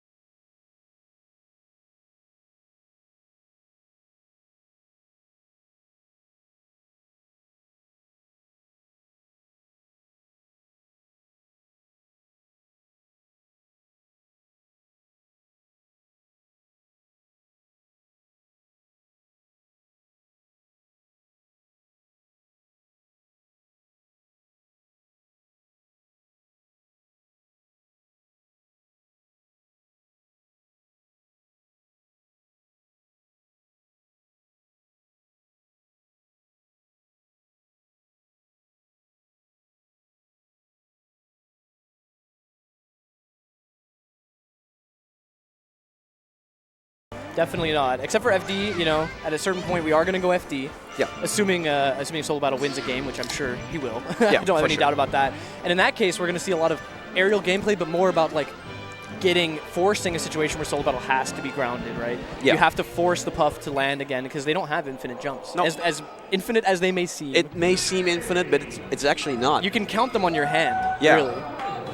I don't know if around you can. 5. It's like around 5. It's around 5. 5-ish. 5. To be honest, I do not keep count. No, usually. me neither. I'm not very good at it. But we're starting off on FOD. But so I'm sure Solo Battle's a better counter than I am. Oh, probably. I mean, hope so. Nikki. Oh, both of them, both to be of honest. them, I mean, got Solo it. Battle also needs to know. Okay, first blood is drawn. Solo Battle taking some percent here. So already Nikki doesn't have to play too aggressive. Yeah, so far only finding the up airs. I think that's like a crucial opener for Nikki. Wow, gets a grab. This is actually Great. so big because getting a grab at low percent is, or at like mid percent, where other characters would be mid percent, it would kill against Puff. But yeah, but that was brutal. That was a The classic. pound rest. Yeah, going for crazy rests on Nana is like super smart. Because if you hit Popo, you're happy, you know, you're gonna kill the Popo. If you hit Nana, Nana's dead, and then there's not gonna be a massive punish. Yeah, you got to be a little bit scared, obviously. Around Yeah. this percent, you're not going to be wanting to just like let it rip. But obviously at the lower percents, you can. The punish is going to be as hard on the rest. Yeah. And you see Nikki just trying to play tricky on the ground there, wave dash in and out, trying to keep it interesting so that Solo Battle has to do something off the platform and make a read here, but makes the right one and now has an edge guard situation. Yeah, this is great for Solo Battle. Nice rinse and repeat with the back airs. Another one. Yeah. Yep. Space around it. You have all the hitboxes in the world to. But Nikki's just going to keep trying. You got to keep on trying. Keep on trucking. Keep on trucking. There we go. And there the truck hit the highway wall. Yeah. Solo Battle at 103. One grab will even this back up. Yeah, Again, or it's up about smash. It's about grabbing, first of all, or getting that up smash at all, because Solo Battle's not going to make it easy. Yeah, I feel like Nikki was trying to go for up smashes, if I remember correctly, against Hungrybox. And that was way too antsy from Solo Battle. Like, you do have the lead, and you do kind of want to make that lead a little further by maybe killing Nana. Like you said, potentially killing Popo even with the rest, but pounding a grounded Ices. Oh, I thought he was going to rest the Nana there, but no dice. Good use of the platform by Nikki, trying to cover space above and below the platform with either climber, so that Solo Battle has to sort of commit to one and potentially get punished for it if they're not able to get the read. Oh, a little bit of a hiccup, but looks like Solo Battle got the best of that situation. Another rinse repeat coming out here. Yeah, getting a nice lead here if Solo Battle cleans up the stock. Should just grab the ledge. No, it doesn't. No. One more. Wow, I really thought that back air was going to kill, but I guess the staling is coming into play now. Yeah. So for the people who don't know, if you use the same move over and over, it's going to deal less damage. Ooh, nice call out from Nikki. Solo Battle moving off the platform, getting caught by both hits of the fair. That's a lot of damage to take because now one grab at the corner could be enough to close this stock back out. Oh, nice drill. I like that. Oh, but the grab, the up smash is going to kill here. Yep. Some bubbles for good measure. It was good stage positioning from Solo Battle, recognizing that if you do end up towards the ledge, you are in a much worse spot. But again, if you play too telegraphed into, I need to be in center, I need to like stay above the climbers like this, you might fall into patterns that Nikki's going to pick up on. Because Nikki is one of those players who will find out what you do, and he will use the hell out of it. What an insane save that was. But yeah, for sure, I agree. Oh, nice really forward air to kill that Nana. Great catch. Okay. Yeah, just call out that no get up. Oh, no punish there on the side B. To be honest, I always have trouble punishing the side B. It's tricky. You get clipped sometimes, and then you just feel bad about yourself. Yeah, I always feel bad about myself when I'm playing this matchup, but that's just me. It's a different story. The down air to force Solo Battle away, and Nikki running in. Hard Nikki's commit. moving a little bit, though. Yeah. Like I said, this grounded wave dash play that Nikki's doing to try and bait Solo Battle into committing to some option, thinking, oh, Nikki's coming in, I have to do something, right? Nikki has a jump now. Wow. Good catch. Good catch from Solo Battle. All right, Nana taunting for good measure. Some morale. A little pep talk from Nana in the middle of the game. Staying patient, no platform on the right side, so it's going to be a little harder. Wow. Nice catch. What a catch. Wave dashing underneath that pound. It was really sick. Again, Nikki gets pounded once at the start, gets rested for it, and immediately starts to counterplay, right? Yep. Like, come pound me. I dare you. But pound in this match. Wow. This is huge. Actually, this is massive. Nikki doesn't miss. No, he misses actually, because Jigglypuff is the lightest character in the game, the throw animation is really short, so it's harder to get the regrab. Oh! Wow, Nana. So that was not a desynced Nana, so that was an input from Nikki. Yep. The down smash, but still a good catch there. Yeah, great catch. I mean, it's good awareness from Nikki to recognize, like, I am two people. Yep. I have the ability to hit them. What do you mean? Person. What do you mean I am two people? Do you think Nikki's like a schizophrenic? Like No, I think Nikki has two people up in his head. One of them is controlling Nana, one of them is controlling Popo at all times. Ah, that's why he's so good. No, it's not fair. That is messed up. We're going to Dreamland. It's an obvious pick here from Solo Battle. He's going to probably try to take it a little bit slower. Again, Nice pound! And yep. the double rest. Yeah, the rest actually extending the hitbox because they hit Nana first. But, you know, Sopo's still living, but this is an awful spot to be in. Like, now, this could potentially go to time if Solo Battle decides, like, okay, I'm going to take this lead to the bank. Yeah. And the difference we were seeing from last game when it was like, oh, you know, Nikki lost the stock, but at least Solo Battle's high percent, is that Nikki doesn't have a guaranteed kill confirm here, I don't think. No, for sure. With both climbers, obviously, you get the up smash out of the grab. Well, there's one thing. You can down throw, reverse back air. Yeah. On certain DIs. I'm not sure how percentage dependent it is or how tight it is, but I do know that I've only seen Nikki hit them. I imagine on a stage like Dreamland, you're probably dealing with percents that are too high. You have to be so high percent to kill, you can't even fathom these percents. Way too high. I can't count that high, as we've established before. So. Yeah. Ooh. Yeah, nice fish. I mean, you might as well just let it rip there. You don't have much to lose. Yeah, but I don't think the up smash would have killed here, even. No. Maybe if you hit both, I don't know. Yeah, it's more a question of, like, what else are you going to do against a puff coming down? Right? Yeah, especially you're not going to be getting a grab. Yeah, especially on Dreamland. Like, with the platforms being a bit higher up, that means your hammers aren't going to poke through as good as normal, like with up airs or whatever. But it's not going to do anything. Like, maybe build some damage. Okay, this is an up smash. Oh, so it will kill. So I just don't know my percent. Well, I mean, the grab and the throw and the, you know, the pummel. Yeah, but if you hit both the up smashes, it would also kill, right? 100%, you're right. I just don't know my Puff Icy's percentages. Man, they're going for the dash attack, and it almost worked out, but just phased right through Puff, and Solo Battle's going to take advantage of that. That's why it looks so difficult for Icy's, right, this matchup. It feels like Puff can just kind of throw hitboxes, and at some point, Nana is going to get hit because she's 6 frames slower, right? Yeah. And then you get them separated, and then you can just spam some moves. Walling out in the corner, finds that back air. It's going to be a difficult recovery from Nikki. Yep, and just goes out there. You can just grab the ledge, but if you're uncertain, it's probably just best to go out there, especially if you have, as we said, 5-ish jumps. Yeah, around 5. Okay, good patience from Nikki. Doesn't want to give up any percent. Solo Battle looking a little more scared to let those pounds rip after what happened in the first game, but as soon as he does, he almost gets punished for it as well. Yeah. It's very interesting to see this matchup at a higher level because we have Tommy N and Noxa in the Netherlands, and I see this matchup. I've seen this matchup a couple times, and it's a very interesting dynamic where Tommy N is just going for pound after pound, and Noxa having trouble punishing it. But this is such a different way of playing. Yeah, Nikki's sort of sharking to get pounded sometimes. Yeah. You know, okay, no. Wait. Okay, clip that. Nobody clip that, please.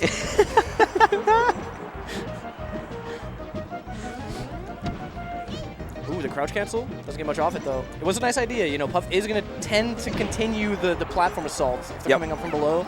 You might as well throw a hitbox out. Oh. Both ice blocks hitting. Big damage. Oh. A lot of pressure from Solo Battle, to be honest. I expected Solo Battle to take it more easy. I feel like Solo Battle should just camp more. I don't know. I feel like this is exactly what happened at Valhalla. I think we've said the same as well, where it's like, Solo Battle is playing more as if there is no such thing as a lead. Like, exactly. I'm just going in because I have to win this. Yeah. I mean, maybe it's just Solo Battle's playstyle that just makes him want to go in more. I don't know. Yeah, and it's like we said, Nikki is one of those players that's going to feel you out, try to find your habits, and the more time you spend in the air showing him how you drift, the more information he's gathering, and the more he's going to be able to punish you later. That's true, for sure. So it is sort of a double-edged sword to camp out in that situation, although obviously optimal, I would say. Yeah. A lot of three pummels, and there's the back air. I think that's really frame tight, but I'm not sure. Bit of a tricky platform movement and the delayed back air on the shield. See a lot of pressure from Solo Battle, even though he's still like in a good spot. Ooh. I think he just squeaks past, and this back air is not going to kill because it's the wrong side of the stage. Still living though. This could potentially go to timeout if they both decide to like take it real slow, but I don't think it will. Yeah, just from the way they've been playing so far, I think it's going to be a very approach-heavy last stock. Naring in with... It feels dumb, right? Maybe. I don't want to call you dumb, Solo Battle, but Oh, see, that's gonna kill. Yep. It looks like it shouldn't work, right? It definitely doesn't look like it should work. But it works. Like, how is At that Nicky high percent Sopo as well. finding these kills, by the way, Yeah, on it's Dreamland? insane. If he manages to rack up more damage here, another 10%, That's not bad. I like that 10%. And Take Solo that to the Battle's bank. too low to punish it. Even Yeah. with the up air, it's not going to kill. Nice side B, nice drift mix-up, but yeah, Okay. there's just not that much you can do. 12%, water in the bucket. Yeah. If Solo Battle gets grabbed by the ledge here, it could be game over. Nicky taking a second to cough. Yep. He has a little bit of a cold, I think. Something like that. He's got a Yeah. fever, he said. A fever? No way. He's playing with a fever?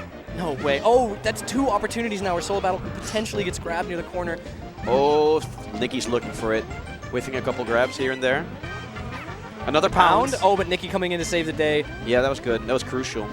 It's scary because the first stock Nicky came in to save Nana and got rested for it, so you have Yeah, to wonder. because of the extended hitbox. Yeah. There it is. Not going to rest Nice here. grab, saving Nana. They're separated, though. Not much you can do when the climbers are separated. Small percentage lead for Nicky, but Nana has a lot of damage stacking up now. Oh, it just Yeah, jumps that's right it. over Nicky to get Nana at the ledge and with no jump now. And good walling there from Solo Battles, just to make sure that Nicky is not able to save Nana. Oh. Oh, that was potentially a rest, but no, Solo Battle a little bit too early on the drift down. Trying to bait something out. It looked like Solo Battle was looking for a roll in, but Nicky's not budging. Oh, this is getting very close. Oh, the rest potential. You don't want to let it rip now, though. Oh my god, how did Nicky get away with that? Oh, another opportunity? No, another one. The jab. Oh. Another roll in, too. Nicky's going to be getting a little too predictable with those rolls in. Yeah, I mean, to be honest. Not much you can do besides roll in. No, but in this situation, I would be rolling too. I'd be quaking in my oh, boots. okay, yeah, that would have been cheeky. What? How did he get back? I feel like Solo Battle had that rinse repeat on lock earlier. I feel like the problem is again the percent. Wow, that's it! That's No, not it's it. not. But Oh my god. Now the percent is looking kind of nice. If Nicky gets a grab, a potential reverse back air near the Yeah. ledge. Maybe that will kill. No, with good DI, I don't think the back air will kill. But I mean, that DI on that last back air was abysmal. Granted, That it was like yeah. a Randy back I think out it was of no nowhere. DI. I think it was no DI. Right. So could have been worse. I think with worse DI, Solo Battle would have been dead. Solo Battle now slowing it down. They got 56 seconds left on the clock. Yeah. Thank God it's not 56 minutes. Yeah, that would be a while. But yeah, Solo Battle not going to come down for anything right now. Yeah, I think this is going to go to time maybe. You're 40 seconds away from winning this as long as you keep it together. Yeah, this might get controversial. I feel the YouTube doc coming on right now. Yeah. I don't know if you've seen the Nicky video about Hungrybox camping. Or like pound stalling. Yeah. Oh, and that's it! That'll do it! Yeah. And Nicky pops off for that one. Yeah, well-deserved pop-off. Being able to take that as a Sopo, that's crazy. That's insane. Nicky Sopo's playing out of his mind right now. Yeah, for sure. What a game. He's checking the non-existent time. maybe it's Skullbro's watch. That he's Yeah, looking. oh, yeah, true. Oh, man. That was very unexpected. Yeah, I agree. Like Solo Battle was on the ropes, so every time he drifted back to stage, Nicky had a read on his drift. But again, just emblematic of the fact that Solo Battle is going in. Like, yeah. Nice drill rest. Not a big punish, like an F smash. 19. Perfect. I love That's that. all you need. Oh, and the up tilt rest. Yeah, this is a much more solid lead than we saw than before. It almost started the same last game, but with the double rest. Yeah, but he's just got to hold it together now because another pound on shield. He's just letting it rip now. Look at this. Yeah, Pounce. Yep. See, Oh Pounce my is actually goodness, yeah. really good in the matchup, but I guess Nicky's now getting maybe a little bit antsy. But at the same time, Nicky already won on this counter pick. Well, yeah, this is still he's sitting doable. pretty. He's got FD lined up. Yeah. He's got Pokemon Stadium if he needs it, if he's desperate. Yep. Oh, another I like one. that though. There's just not much Nicky can do to punish. Okay. If I'm Nicky, I'm like, GG, go next. You know? Like, Yeah, but you're not Nicky. I'm not and Nicky is Nicky. built different. It's true. And you're a quitter. I definitely am a quitter. In this matchup, it's Yeah, LRA I mean, start to- for to- me, Chief. To be I'm honest, out here. there's a reason I don't play any of these characters. Like, Oh, yeah, I get stuck looking for his wallet. all right, what a massive lead. This is looking very different than the Yeah, last this is game. what you expect from the Dreamland counter pick. Yeah, and this is all right. Like, you know, if Nicky loses this, it's fine. He's already won 2. Oh. Yeah. Interesting. You don't see that very often. No, Puff SDs are few and far between. Nice up smash to get some damage, but the pound's not going to work out this time. And just walling here. Nana's back off stage. Nice S smash to save Nana there. Oh, interesting. That was what? Look how aggressive Solo Battle is. Nicky's getting freestyle with it now. Yeah. Oh. And Nana getting higher and higher percent. Knockdown. Okay. Nice clearance down smash. Let's see if Nicky can find this grab and close this stock out because it's looking dire. See where Solo Battle is like drifting the whole time, like constantly drifting like diagonally up above Ices, which is a very good spot to be in because Ices can't really cover that area usually with their aerials. Yeah, it's a tricky one. Yeah. But I mean, Nicky's actually bringing this back, which is kind of wild. Oh yeah, going for Nana, doesn't get it. Okay, this should be Nana having plans. Okay. Oh, and the forward air works this time, but Nana's gonna die for it. Yeah, and Solo Battle barely makes it back with the meteor cancel, and that should be no it. Yeah. tech opportunity. It was almost an opportunity to tech on the wall, and then maybe an air dodge to stage, but yeah. But this is all right. You know, Nicky lost this counter pick, but he already won the counter pick war. That's what I'm saying. So now there's 2 counter picks to be played for Nicky. So we're gonna go to FD, which makes sense. Not a lot of the platforms are not gonna be in the way to reset the jumps of Puff, and that's already a big knockdown. And Nana on center stage. Nicky has to make a decision here. Nana's not going to live this. What? He makes Nana the wrong died? decision. That's unfortunate, but maybe Nicky just trusts his Sopo. Uh-oh. I don't know. Rest? Oh, okay. I think he's scared of the resting towards the ledge, right? If he comes down, that's a handoff. That's true. Yeah, that makes sense. You're right. Like you have a decent opportunity here to push a great lead, but you do need to, make it work. Yeah, Nicky Sopo, no slouch, as we've seen before. Jab grab not going to work. Oh, nice mash out. Solo Battle doing a good job of every time he gets jabbed by Nicky, he's jumping out of it. Because again, what are Ices going to do? They're always fishing for that grab after the jab. So as long as you're just jumping out of it, you're not going to get caught. That's true. Okay. Another one. Yeah, just rinse, repeat. There we go. Solo Battle's still going out there after getting forward aired last time. I mean, he did live it, but makes me wonder if it's going to work again. Yeah. Later down the line. Potentially. With a little bit of a drift mix-up or something from Nicky. Uh-oh. Bad news. Nice to get out of there. Yeah, the pounds are really, really... Oh, wow. Yeah, this time, okay, yeah. Great recognition, honestly, from Solo Battle to be like, okay, Blizzard is not safe if I'm drifting up above him. Just go for that rest. Decent damage again, 62. Okay. There's the forward air again. Managed to snap the lead from that. And just some crazy center neutral going on. I think he's weaving around these back airs. Oh, amazing up air to clear that ledge. That was really nice. Oh, a tech. Okay, yeah. Wall tech. Was ready for it, apparently. I think that was just a wave dash off turn tech. Right. Oh, Solo Battle having great trouble killing the Ices, and I think Solo Battle got a little bit too comfortable with spamming back airs for a minute. Yeah. Oh my god, 12 damage. Let's see how far Nicky can push this. Great patience. Gonna take a sec at the ledge here, recoup. Yeah, he needs to get his shield back online. Oh. That shield looking kind of small still, even. It takes a while. Oh, I like the up tilt, but yeah, nice SDI out. Oh, weave in S-Smash. Yeah, that's crazy. It's such a funny game they're playing in center with Solo Battle above and Nicky having to weave in and out and have to find these hits. Yeah.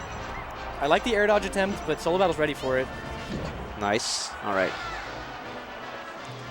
So, I think Solo Battle's going to go for another rest here on Nana as soon as possible. Coming in, yeah. For sure. Good spacing from Solo Battle. There's the pound. Right in that diagonal zone, but yeah, ripping the pound a little bit too early, expecting a wave dash in probably. Ooh, nice. Almost got hit there. Yeah. Jab grab. That's it. That's the stock. Yep. Wow. Incredible, really. That's the thing with Puff, right? Like, you're so light, just one grab. You don't even need to hand off. You can just one grab and do a little bit of damage. Uh-oh, that's a stock potentially. The desync setup. Gets the Blizzard. Blizzard is maximum damage. He needs to hit all the Blizzards. Oh, okay. And Nana back throws, yep. Yeah, okay. Too close to center.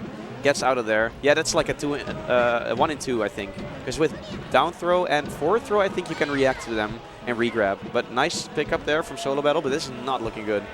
Nicky is one stock away from securing a spot in winner side grands, but Solo Battle's got something to say about it. Nice DI up to survive. One more. Yeah, I mean, there's just not that many mix-ups you can do with Icy's. F smash is not going to kill just yet. A couple back airs. Oh, okay. Made it back, and this is bad news. Reverse back air. Okay, nice from Solo Battle. Yeah, more damage. More damage stacking up, though. Yeah, this is not looking good. And he doesn't even need the grab. He just finds the raw up smash. See, that's the up smash I was talking about, because that's what he did against Hungrybox as well. But nice. Yeah, he did it earlier, too, like first stock or second stock. Yeah, really, really good play from Nicky. Congrats to Nicky, making it to winner's side grands of ZUP and sending Solo Battle to losers finals to play. Hometown hero, if I remember correctly. I'm pretty sure Nicky comes from around the area of Hanover. Okay. So don't fact check me. I don't know if it's true. Don't fact check me. I'm pretty sure it's true. So yeah, definitely the crowd on his side. Yep. We've been hearing it. The crowd's been getting wild for today. Sure, They're for loud. sure. Yeah. Yeah. Up next, we got Frenzy versus Ja Raiden. Ooh, okay, so Ja is having the Falco Gauntlet. And if I remember correctly, I'm not sure which tournament it was. There was a tournament where he had to play Fatino and Frenzy back-to-back and lost both of them. It was Let's Eat the Grass, I believe. Was that at Let's Eat the Grass? Let's Eat the Grass, yeah. All right, yeah. And lost to both of them. A bit of a demon for him, but he did just vanquish one of his demons, Fatino. Can you maybe give some insight on how he did that? So, word through the grapevine is that a very talented Falco player called Restless Whale stood up to the challenge. Who? Never heard of them. Number 11 on the Dutch PR, excuse me? Oh, right. Oh, man. Oh, geez. Well, yeah, I warmed up with him. Yeah. And I actually made a little bet with the Swiss people, with Cyril, with one tab specifically. I said, all right, I warmed your boy up. Switzerland owes me. If Ja Raiden wins against Fat Tino, I get free entry to the third gallery. Ooh. If Ja Raiden loses against Fat Tino, I pay double. Oh, I love the double or nothing. Nice. And there it was. Ja Raiden won that, so I'm going to the gallery 3 for free, baby. You were confident. I love that. I love that. But let's see if Ja's been keeping that warm-up going. Yeah, let's see if he can do it again, because Frenzy is a different beast, of course. Yep. Definitely a different playstyle as well, so maybe your warm-up is not that great. Yeah, well, I wasn't there to warm up this time, so we don't know what's going to happen. Yeah. But also Frenzy coming off of a I4 win. Very big. Close, it was so close. Very, very nice comeback from Frenzy, but it looked like I4 was going to take it for sure. But yeah, and I4 with the recent, coming off the recent second gallery win, which was insane, historical moment to be honest. Agreed, and it was also that Frenzy was, I think, one of the last top Falcos for I4 to win against. Yeah, so she still has not beaten Frenzy, as right? As far as I know, no. Yeah. From what I was told, maybe I was fed misinformation. But it feels like it's inevitable. I feel like it is inevitable. Yeah, but not today. Not apparently. today. It didn't happen today. Frenzy plugged the dam. Yep. Stopped the French crowd in their tracks. Yeah. But now they got their next hero, Ja Raiden. Also kind of French, in a sense. Also kind of French. A little bit. Maybe he doesn't. No, he's like very Swiss. Okay. Definitely Swiss. But yeah, Ja's punish game looked very, very solid against Fatino. So I'm not sure how much of that is like DI dependent. I saw like crazy DI mix-ups during that set. So if Ja Raiden can mix up Frenzy with the same punish, that would be really nice for him. But yeah, we'll see. Frenzy is of course a different player, different beast. I think Frenzy has just proved that he is better against floaties than Tino in a lot of ways. Mostly, I'm banking this mostly off just his Triflin. Right, yeah. Which was pretty big at the time. You know, not many players have been able to do it, and Frenzy definitely not. But he's managed, so, I mean, maybe he's got some tricks for floaties up his sleeve now. And Luigi is Falcon Luigi's pretty bad matchup for Luigi, I'm not going to lie. And you see already immediately the first interaction. The Frenzy's trying to laser lock down the Luigi, and nice opening. And Ja Raiden is trying to find like a power shield laser wave dash in down smash. He did that a bunch against Fatino too. Yep. Oh. More patience, Ja taking center, but getting pillared here. Yeah, I always feel like Falco is one of the only characters that is effective against, at comboing Luigi. Yeah, you get quite a bit. Like, honestly, you can pillar Luigi for a little while, and you do have a lot of counterplay for stuff coming down, like if you space the up air correctly. Nice. But that's a nice back air. For sure. I've ever seen one. you can say that for real. I'm allowed to say that. Oh, really nice. Nice cover. Wow. Oh. I'm surprised Frenzy got that. I really thought that Frenzy was not in a position to get that edge guard, but it's a really tricky timing, because if Ja Raiden goes a little bit too early, then you get coined. Yeah, I did just let Cyril tell me that apparently, I'm not sure which Falco it was. It was an American Falco from Michigan.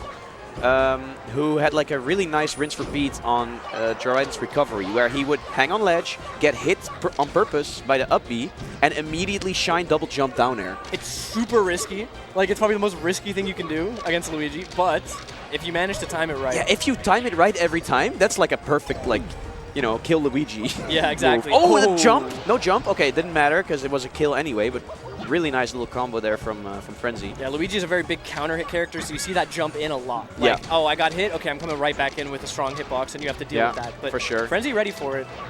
Nice power shield, doesn't get any of it. Yeah, that's the thing with Frenzy. Like, because Frenzy is definitely like a laser-heavy Falco, he's also very good at the countering the power shield lasers. Yeah. And that's something that most Falcos are not very good at, but Frenzy's definitely good at that. Yeah, a lot of Falcos tend to underrate take laser.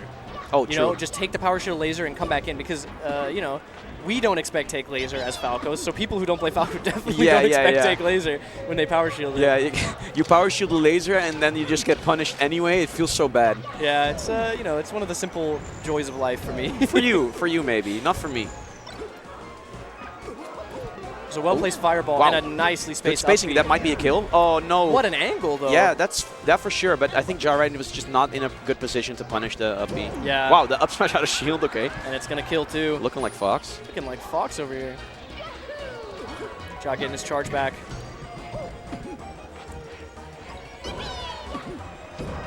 A down air is gonna kill, and now Jarraiden. Last stock, but he has an opportunity to open up with a strong punish here. We've seen it before. Yeah, we've seen how good Ja is at killing spacies.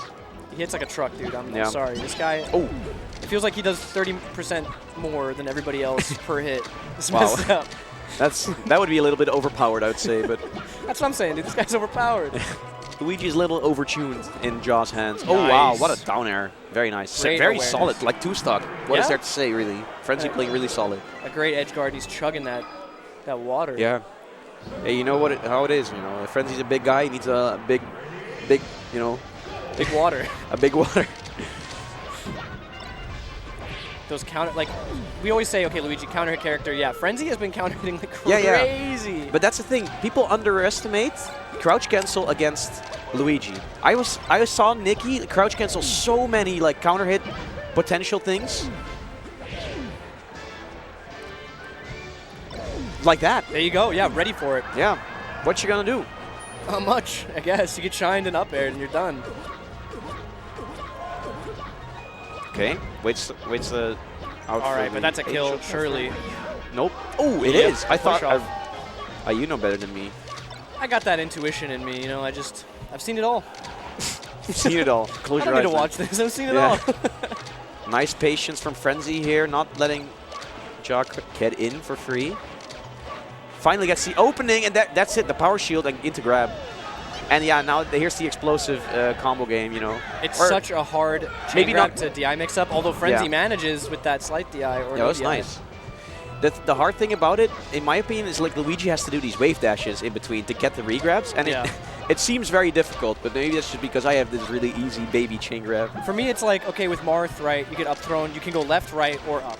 Yeah. With Luigi, you have two options. You go behind him or you go up. There's not much else you can do. True. So it's a bit more like, I don't want to say simplified because it's not easy, but it's a little bit more, you know, you cut the fat a little bit. Yeah. Okay, that makes sense. I never really thought about that. Although, again, slight DI is a good mix-up because if you manage to be directly in the middle of Luigi, he has to make a pretty important call about where he's going. Yeah. Right, which way he's facing when he goes for the regrab. So I noticed Ja is only getting the power shield lasers when he's facing his back towards Frenzy. I'm not sure. Do you think that's a Luigi thing? I don't know if it's a Luigi thing. Okay. Because I know with DK it is a thing. Oh, nice down smash. I'm surprised he caught that because he there's whiffed the grab. back DI, another back DI. That's no DI, I think. But it's up throw, of course. Yeah. Oh, goes tries to for go. it. Yeah. Okay. Good damage a little bit.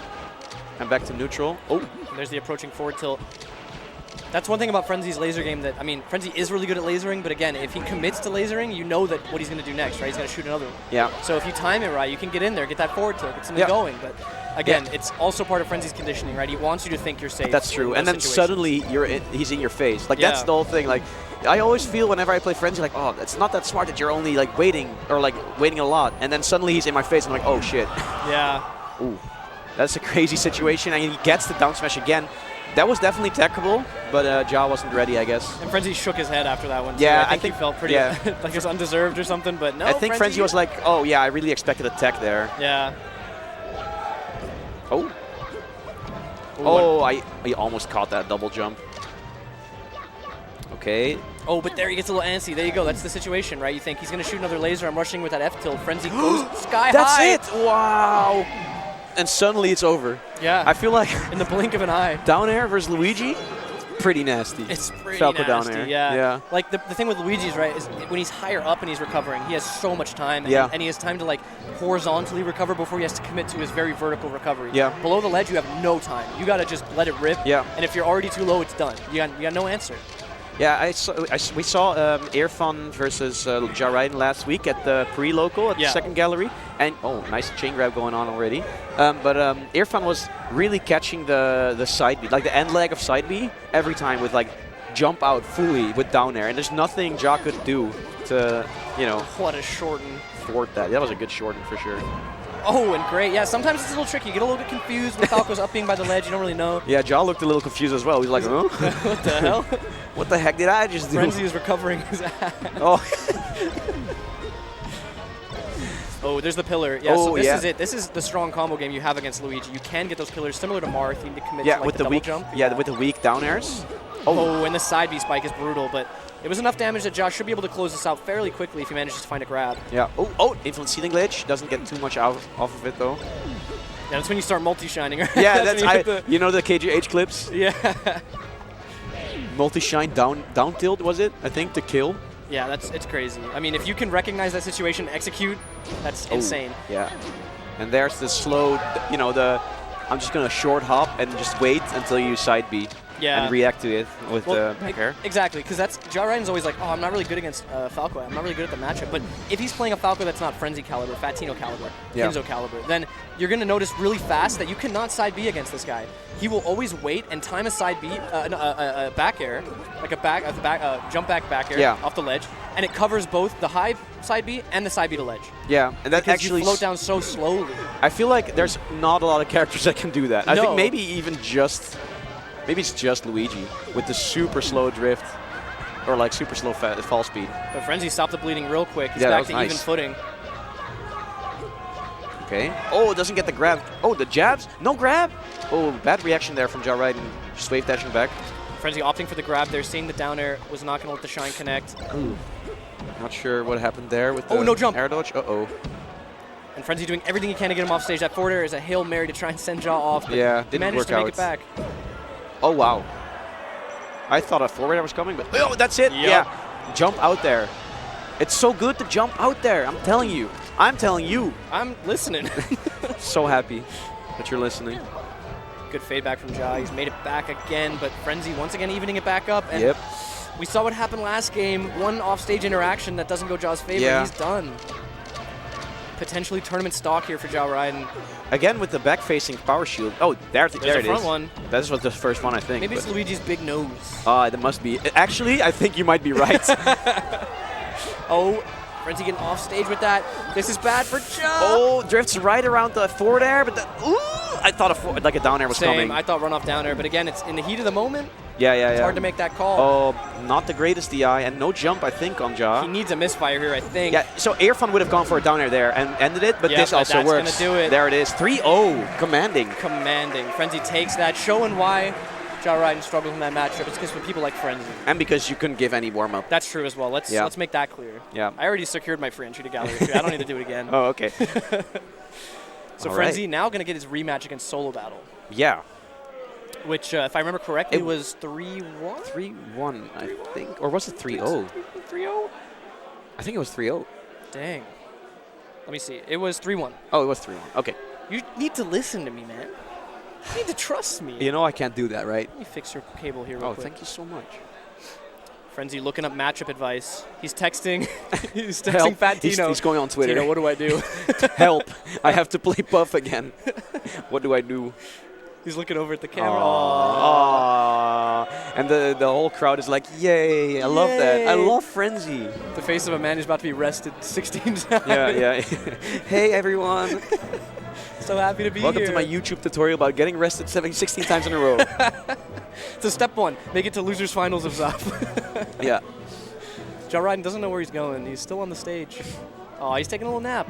This is a very wholesome frenzy hour I'm having right now. This is. I love this. Can we get more of this? Just all the time? Looks like it. Looks like we can get more. So this is almost for all the marbles. Almost. We're almost there. Bro, this is like for half the for marbles. all the juice. Actually, this is for like 33% of the marbles, right? Something like that. Depending on how the prize is going to be split up. It's definitely not 33%. I don't know. It's like for 30% then. Like no, 20, because 50, 30, 20? Is that what you normally do? 15, 30, 20. 50. Oh, 50, 30, 20. If you Maybe. do like top 3 payout? I think some. Oh, sorry, I was bouncing the camera. Let's there get with the my calculator legs. out. If I move my legs, I bounce the camera. Okay. I don't know, because I think some tournaments obviously favor paying out first a lot more. There's like a better reward. But yeah, I don't know. I'd have to check.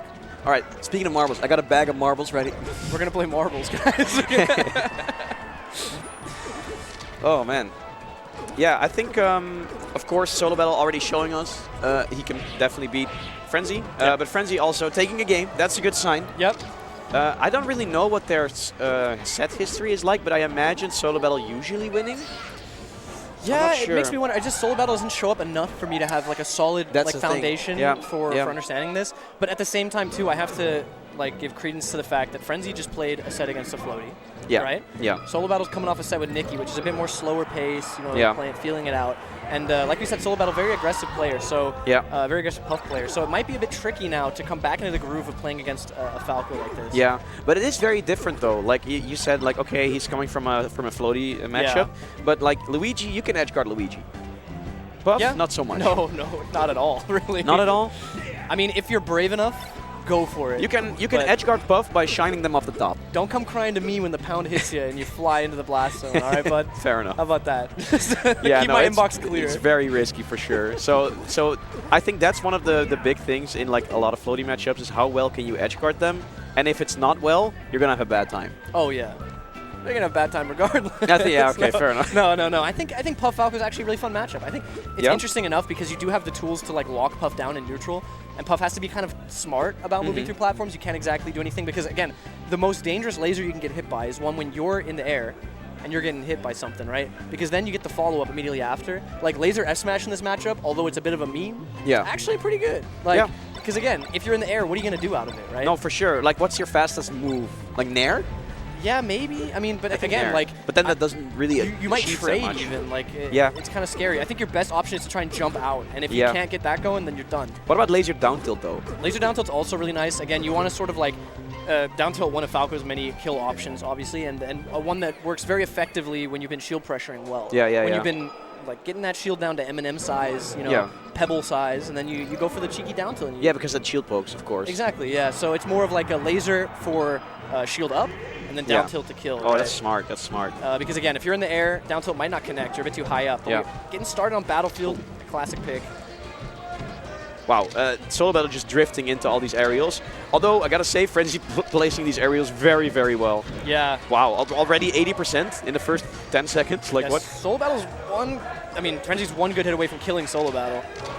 Oh, there's the grab. Up air, that kills. Yeah. What? Like up throw, up air? Yep. Looking like Fox. Looking like Fox. Yeah, I mean, if you DI the up throw, then the lasers don't hit, and you can't SDI on the lasers. Exactly. So that's also one of the things you got to look out for when you're playing against Falco. Try to not DI the up throw and then SDI the lasers. If you can, Yeah. It's not for everyone. That would have been insane. I'm sorry. Okay. The drill, edge cancel, up air. Yeah, that's definitely something Solo Battle would do. Oh, what a weight! He tomahawked in front of the shield. Yeah. Also, one of the good things for Falco in this matchup is just whoa! Yeah, if he hit the right hitbox, lights out, curtains. If STJ hit the knee, bro. If STJ hit that knee, dude. Oh, I gotta go, guys.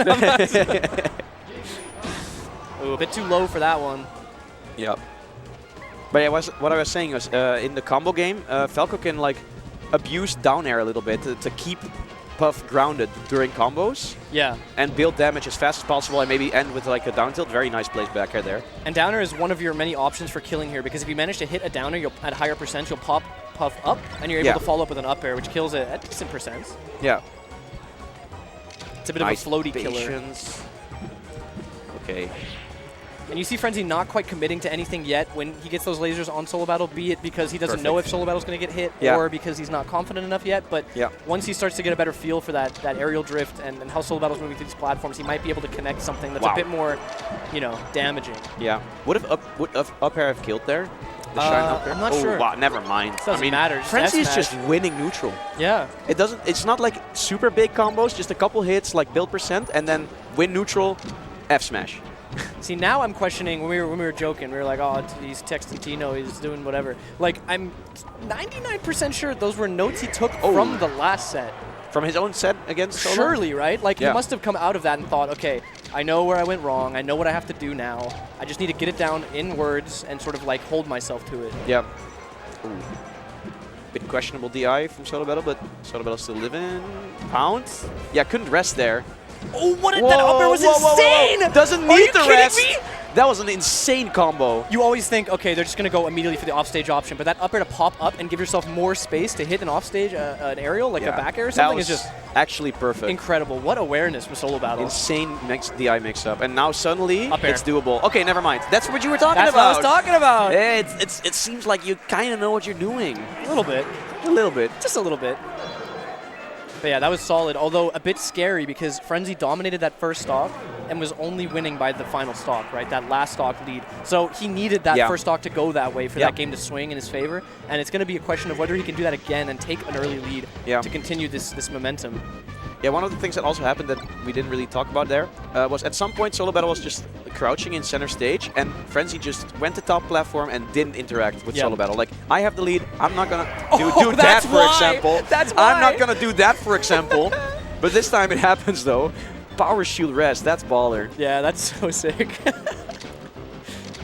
These are the things you see on Twitter, right? Like a Puff with like a Power Shield Rest compilation or whatever, and you know it's unranked. You know it's unranked, but no, Solo Battle here does it at SAPF Losers Finals. He's ready for it as well. That's crazy to me. And this is more of what I expected from, and you see Solo Battle bobbing his head. He's trying to Power Shield with each one. I would just avoid these, to be honest. I mean, yeah, you don't have to take the damage, but again, you're up a stock. Like, Frenzy has no reason to approach, but neither do you. Yeah. You don't really have to move. That looked a little bit like Triff on unranked. Just a little bit. No, it looked like what I wanted Solo Battle to do against Nikki. For sure, like, yeah. Because Solo Battle was going in, there were 40 seconds left, and he was going in, and it's like, you could have just done that. You know? I think he just knows that if you do that against Nikki, it's not going to work. Yeah, probably. Because Nikki is just so good at playing that slow-paced game. You just need Frenzy to prove that he can deal with it first before you start to give him that credit. Yep. Nice. I really like that Waveland off back air. Soft air gonna hit. Wow, big damage. What an extension, that up tilt. Goes for the down air. That wasn't going to kill anyway, but it was still a nice idea, I think. It sets up for a kill at least. If you manage to get down to ledge, you can do some shenanigans against Puff, especially if they're doing these like telegraph pounds towards the stage. Yeah. But Solo Battle doesn't do that. No, he's way too disciplined for that. Wow, finds that. He's gonna die for it though. That rush was like fine dining. That was like a gourmet meal. That was a gourmet meal right there. Not hitting the edge cancel that time. He was doing it a lot in the first set where he would, like when Solo Battle's coming down with invincibility, he'd go off stage, jump up, edge cancel off the top plat with side B. Ooh. Oh, but he's the crouch cancel and a punish. Double down air. Nice percent. Sneaks under with the up tilt. If you're Puff and you're doing the Puff thing where, again, you don't want to get hit by lasers, so you're going above and over, up tilt is a great option to deal with that, right? You're putting out a hitbox, especially if you get the turnaround up tilt. Oh, tries to go for the up tilt. Another up air. That's not going to do anything now. Just some damage. It's still very nice to have the extra damage. Oh, he's trying to read the full hop, but Frenzy's not biting. Frenzy's not biting. Frenzy's been really... Wow. And dice off the top. That's really good for a Solo Battle. I'm thinking like Nair F smash is the classic, but Solo Battle's like, no, I'm taking this stock. Yeah. It's over. I'm not leaving it up to the gods. It's over, gamer. It's so over. It's so Hunover, gamer.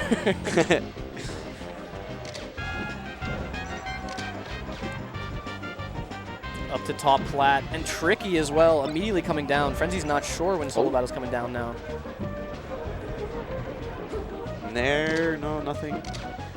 So I think Frenzy's been really good with his shield. He's been so patient in shield not to jump into anything in this set, but also against I4. That actually netted him the win. Because at the end, I4 was really trying to go for like a roll read or something, and he just didn't budge. It's just interesting because of the layers to Falco in the corner, right? At a low level, everybody rolls in. Yeah. So you tell Falco, do not roll in, full hop. Oh my Nair goodness. rest survives? But he's not living Side this. He's B? too Yeah, far. He's too far. Okay. Oh. But so you tell the Falco, do not roll in, Yeah. full hop. You have an amazing full hop. Just full out of the corner. At top level, it's like, do full not hop. full hop. Yeah. Whatever you do. Yeah. Obviously, there's exceptions, but you have Yeah. to be a little bit more careful. Holding especially- shield is actually so broke. Yeah. It's so good. They have to grab you. That's committal. They have to grab you, and if you light shield, you get to ledge. Yeah. Which is really nice. I mean, especially if you're Frenzy, you know how to stall at the ledge. Not like, this isn't shade. I'm saying he knows how to do it, like, technically. It he sounded can do like it. shade. No, I he don't can know. do it. Because I can't do it. Elliot, I don't know how to do it. Elliot, if you watch this back, that's shade for sure. He That's doesn't. He 100%. doesn't like your playstyle. No, I love Frenzy playstyle. Come on, man. Sorry, I'm fucking with you. Okay, we're getting Tino chance. The spirit of of course, Tino roaming these halls. It always happens whenever Frenzy is on stream. Tino chance, Tino's out of bracket, you hear the Tino chance anyway. Tino's not even at the tournament. Yeah. Tino chants are coming out. I'm walking through the supermarket all by myself. I'm walking to my Airbnb and I get a text asking if this is Tino's number. I don't know what's happening. Tino. Oh, that's huge. That's massive. And the edge cancel too, but Great recovery from Frenzy. Nice fast fall to drop down and not get hit by the 4 there. Up air's not going to kill yet. Oh, that was something. I really thought Falco was going to get the upper hand there, but no. Nice read on how Frenzy was coming down. Managed to find that F smash. Okay. Doesn't kill. Not quite. Oh, great patience. Yeah, waiting for that shield to wind down a little bit. Maybe fishing for a down tilt potentially in the near future. Yeah. Especially on a stage like this, it's starting to kill pretty early. Yeah, it's also nice to just know that if your opponent's shield is smaller, they are less inclined to shield. So they have less options, right? Yeah. Or they have to light shield and then their shield is much more committal. Yeah. Oh. Rest here. Nice. Yep. Nice reaction tech chase. This is going to be the stock with down tilt, I think. Oh, too late. Falco's a little bit slow. I really thought go down and then up through the platform back air, but I think that would have even been too slow. Yeah. Oh, good call out. Scary to grab a crouching puff, but... Wow, this is looking very different from the first 2 games. It's, like I said in that... the meaty hit. Ooh. What a shame. Mr. Meaty, shout out. Yeah, shout outs to his family. This is a Nickelodeon show, Mr. Meaty. It's a deep cut. Oh my god, and he goes down for that one. That's actually really awful. This is so hard for your mental. You've been doing well. You got Puff at 188. Okay. Yeah, that's not gonna work, pal. Average the taunt. Up tilt. Okay. Up smash. Yeah, no, I was saying before that what I said in the first game, where Frenzy took that first stock so quickly and so commandingly that it was like, oh, he's in the driver's seat, he's good. He's got this lead he can work with. Yeah. Both of these games, he's been struggling to get that first stock as quickly as he did before, and now it's just showing in broad daylight that he really needs that. I feel like that's always your win condition against Falco. He can combo you, sure, but if you manage to... Oh my god, yeah. But if you manage to survive to high percents, then it gets really hard for Falco to kill you, and if you play patiently, you can actually just gimp Falco super hard. So it can really swing. So that's what we saw in this game. Yeah, everybody talks about Marthritis, but not enough people talk about Falco-ritis. Yeah, I want to talk about Falco-ritis more. Let's Tell me about it. Let's talk about reaction times and Oh, heights. no. I4 is already out. Oh, is she out? She's out, yeah. Yeah, she is out. Oh, yeah. This Yeah, is she losers loves the finals. Frenzy. Of course, yeah. I'm a little... Oh! Not how you want to start. Frenzy shaking his head, That too. He is knows. rough. Down air doesn't even connect. Yo, what? Oh, no. I don't think Frenzy was not expecting to get grabbed there. Nobody was expecting actually, that. Shine? Yep, okay, yep. okay. That's good recognition, but oh my god. Oh my god. Gott im Himmel. Man. Man. Ein Rest. Grab? Whoa, that was tricky movement from Frenzy on that platform. Waits for that. Doesn't find the up air, though. Yo, this is still doable. Yeah, Puff is a little bit of a balloon. Oh, that's... Up air? Yeah, that's a kill. No. Oh, maybe Shine would have killed if he reached. You can't get up there fast enough. No, it's unfortunate. Puff is able to jump out by then. Yeah, fair enough. You really need to be on a platform for the Shine stuff to work. Oh, nice crouch cancel there, and... Good DI, though. Oh, wow. And it dies off the top, so no punish for Frenzy. This is actually abysmal. Frenzy's got to dig deep. Yeah, Frenzy on the ropes. It's looking like another 3-1 here. And like you said before, Frenzy's just not biting there. Yeah, but yeah, I mean, this time Frenzy isn't in the lead, so yeah, he's got to bite at some point. Oh, tricky on the platform, Okay. but that pound a little too antsy, and Frenzy calls it out. Oh. Uh-oh. Okay, nice. Tech away. Puff literally can't reach you there. No, He's no. too slow. Good tech away. Down air. Shine, up shine, tilt, shine, shine. Yeah. That's what I'm talking about. Frenzy's back on the board. He's not even phased. Yeah. He's done this a million times. And he'll against do it a Jamie. million times again. Okay. Oh! Yo, he's back! Big damage. Can he find the next hit, though, before Solo Battle finds one? Because I think it's going to be gangbusters if Oh Solo my Battle god, can you finds hear it. the chants? They're going crazy for Frenzy right now. Oh, down air, back air would have worked there. Frenzy's in the Up air, lead suddenly. Not going to work. Yeah, but I wouldn't call this a lead, man. He's one strong hit away from getting domed. Oh, no! Gets away! Maybe a suicide dare would have worked there. No, it wouldn't have. I'm tripping. I'm tripping. Go for that. I'm tripping. Oh my god. Oh, no. Uh-oh. Randall's coming into play, nice though. find, though, from Solo Battle. Great land. Gets Oh, the he jump. jumps There into is. it, and that's going to do it. A nice try from Frenzy. He really Okay. tried to pull back, but Yeah. again, an early loss of stock, and it just all falls down. Yeah. Whew. What a set. Really well played from Frenzy to almost pull that back, but no, Solo Battle is just too big of a hurdle for Frenzy to overcome right now. Yep. So yeah, double eliminated by Solo Battle, but now Solo Battle. Oh, God. You know what's happening now, right? I hope Pause is on, because they Game just started a... 10. I really hope Pause is on, because they just started a 99 stock match against IC Oh CPU. no. If Yeah, Pause is on, I mean, if they change the setting, he probably turned it off, right? we'll see. But yeah, Solo Battle has secured his spot as at least second. He's got to beat Nikki. Yeah. Which seemed like a Easy. very easy. It's easy. It seems easy. Seemed like a pretty difficult challenge from To what we be saw honest- on Winners To be Finals. honest, knowing that Nikki can win against HBox potentially, It's a bit disheartening Yeah. for any other Puff, Yeah. I think. But That's again, rough. like we said before, Solo Battle's a different kind of Puff. Doesn't kind of go for the same options that HBox does, and especially not in Icy's matchup, Yeah. as we've seen. but maybe Solo Battle needs a little bit more from HBox's playbook because I think Solo Battle is a little bit too aggressive right now. I think so too.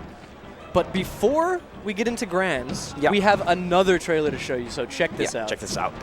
When a fire starts to burn, right, and it starts to spread, she gonna bring that attitude home. You don't wanna do nothing with their life. When a fire starts to burn, right, and it starts to spread, she gonna bring that attitude home. You don't wanna do nothing with their life. When a fire starts to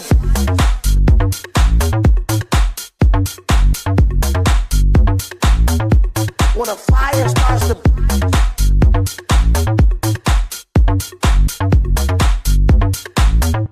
when a fire starts to burn, right, and it starts to spread, she gonna bring that attitude home. You don't wanna do nothing with their life. When a fire starts to burn, right, and it starts to spread, she gonna bring that attitude home. You don't wanna do nothing with their life.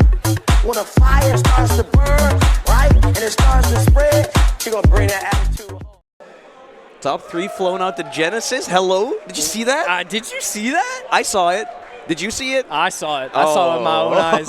I saw a bunch of heavy hitters too coming in. Yeah. That is a spot those are spots are up for grabs for any of those people, and even more. Like Imagine though, I4. Oh, That would be crazy, right? that would be insane. But of course, we're dreaming here. We're daydreaming. Yeah. But of course, check it out. So let's start the fire. It's gonna be a pretty good tournament, I hope.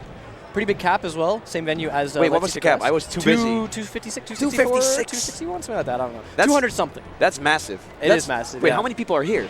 The biggest German tournament One, of two, three, in the four, history of Melee. 5, 6, 7, like at least 10, if I had to guess. Yeah, makes sense. Yeah, I think so. No, but seriously, this is the biggest German Melee tournament ever. And the first one in a while since Awakening 5. Yeah, and like the second largest tournament, it has been 9 years ago. Wow. It was Helix 2015. Dang. It's my first international. Ooh. Cherished in my heart. I saw West Balls Oh, no sleeping way. on a bunch of people's bags Wow. because he has jet lag. Top player privilege. Yeah. He just claimed all those bags. They were his. Yeah. Building a nest. Okay, so pause was on for those. That's handlers, very thank smart. God. Very smart. So we don't have to wait until either 999 stocks per taking or 8 minutes. But yeah, this is going to be this can either be like a pretty quick set if Nikki manages to clutch it out. Yeah. But it could also be like a game 10. You know, we can be here for a long time. Yeah. And going into this, we have a little bit of a storyline, I guess. We got Solo Battle, obviously lost in Winners Finals, lost to Valhalla, wants to get back on the map in a matchup that a lot of people would say, oh, you know, you've got to win this matchup. It's easy, it's free. But like, you're playing Nikki, dude. It's not free by any stretch of the imagination. And Nikki, the first seed of the tournament, struggling a little bit with a fever this past weekend. Well, apparently not, because he is sitting pretty in Winners Side Grand Finals. That's what I'm saying. He triumphed through. He was saying something like, I feel obliged to play to that seed. I feel obliged to show people that I am that good. Because although, you know, he's done pretty well, I feel like there's still a few Nikki doubters out there. Yeah, that's a lot of pressure on your shoulders. Wait, there's Nikki doubters? I wonder. Where? Where? I'm going to beat them up right now. Let's go. Let's double team them. Are they in the venue? Almost definitely. Oh my god, I can't believe this. Are they in the room with us right now? But yeah, so Nikki obviously something to prove here. Also has the hometown hero, as you said. Yeah. So we'll see if he can eke it out like he did in Winners Finals. Yeah. Well, that wasn't really eking it out, right? It was the 3-1. I would say if you win this matchup as Ices, you had to eke it out. Like you Fair had enough. to. He eked out one win for sure. Yeah. That first Dreamland game, that was crazy. Exactly. That's like big game changer. You get that Dreamland game, you're sitting pretty, brother. You get that FT game, you get that Pokemon game if you want. Can you go a little bit higher? Can't go any higher. Can we get much higher? And we're starting on Yoshi's. Oh, I love that. I think that's a good pick for Solo Battle, to be honest. With his playstyle, I think so too, yeah. Get up close and personal. Like, again, the thing with the pounds was, like, if it was getting too predictable, you know, because you're coming in from so far away. If you can let the pounds rip from up close, it's much harder to read, I imagine. Yeah, for sure. Although I do think, like, forward smash is going to kill way earlier from and down smash from Icy, so it's a little bit of a double-edged sword, of course. Yeah, you never know. You never know. We'll find out, because, I mean, Solo Battle already. Wow. Dominant first stock. Got Nikki off stage. Doesn't find the edge guard, though. Yeah, he's cooking right now. Up air doesn't... Oh, it does kill. Okay. Solo Battle was surprised too. He's like, what? Okay. Alrighty, then I'll take that. Yeah, you take those. Nikki they are locked in. Yeah, Nikki fishing on the ground again, as you do. That Rising Blizzard is interesting. Solo Battle's doing it. He's waiting. Oh my gosh. He's waiting on the side platform. He's beginning to believe. He's beginning to cam. It's a good strategy. All right, I think we're going to be here for a while, man. Yeah, this wall is brutal. What are you supposed to do as Nikki? You go in for the back air, but yeah, again, that's too high commit. Yeah, and then what? Like at this percent? Oh! Not quite going to kill, though. That was crazy. Like, why is Nikki so good at finding the opening? Soul Battle a bit too desperate to get to center. Gets hit by that down smash, but still living. Oh, there's the pound, and the back air out of shield is going to seal the deal. How does he do it? I don't know. I don't know. How does Nikki find these openings in a matchup that's so daunting, and now he's going to kill... Yeah, he pushed. Oh, God. He pushed him to the left so he could do the handoff, and it's going to kill. It's going to kill now, yeah. Here comes the up smash. Who said wobbling was banned? Who said that? Because this that looks like no. Yeah, kind of looks like it's unbanned to me. No, but no, it's really, really good from... uh-oh. Goes for the back throw. I'm not sure if that's really smart, but we'll see. Back to center, eats that back air. Can't Jab grab, turnaround grab. What awareness from Nikki to get that. Now, Solo Battle's at kill percent if Nikki finds a grab, I think. Solo Battle struggling to kill Nana there. Would have been crucial if he managed to hit that, because now he's still got to deal with two climbers. What a save, but he dies for it. Yeah, try to go for the save, but sometimes it's just too risky. Yeah. I feel like some ice climbers kind of overcommit on saving Nana, and then, oh, wow, down throw can just be shield grab like that. That's interesting. It was good awareness from Nikki not to jump out of shield there, because the hitbox from Nana getting, I don't know what you would call that, down thrown. Yeah, the throw damage. Oh, that's a kill. Yeah. The back hit. Shy Guys were potentially interfering there. Yeah, if the animation was a little bit shorter, maybe shield could have come up there. But this is not looking great for Solo Battle.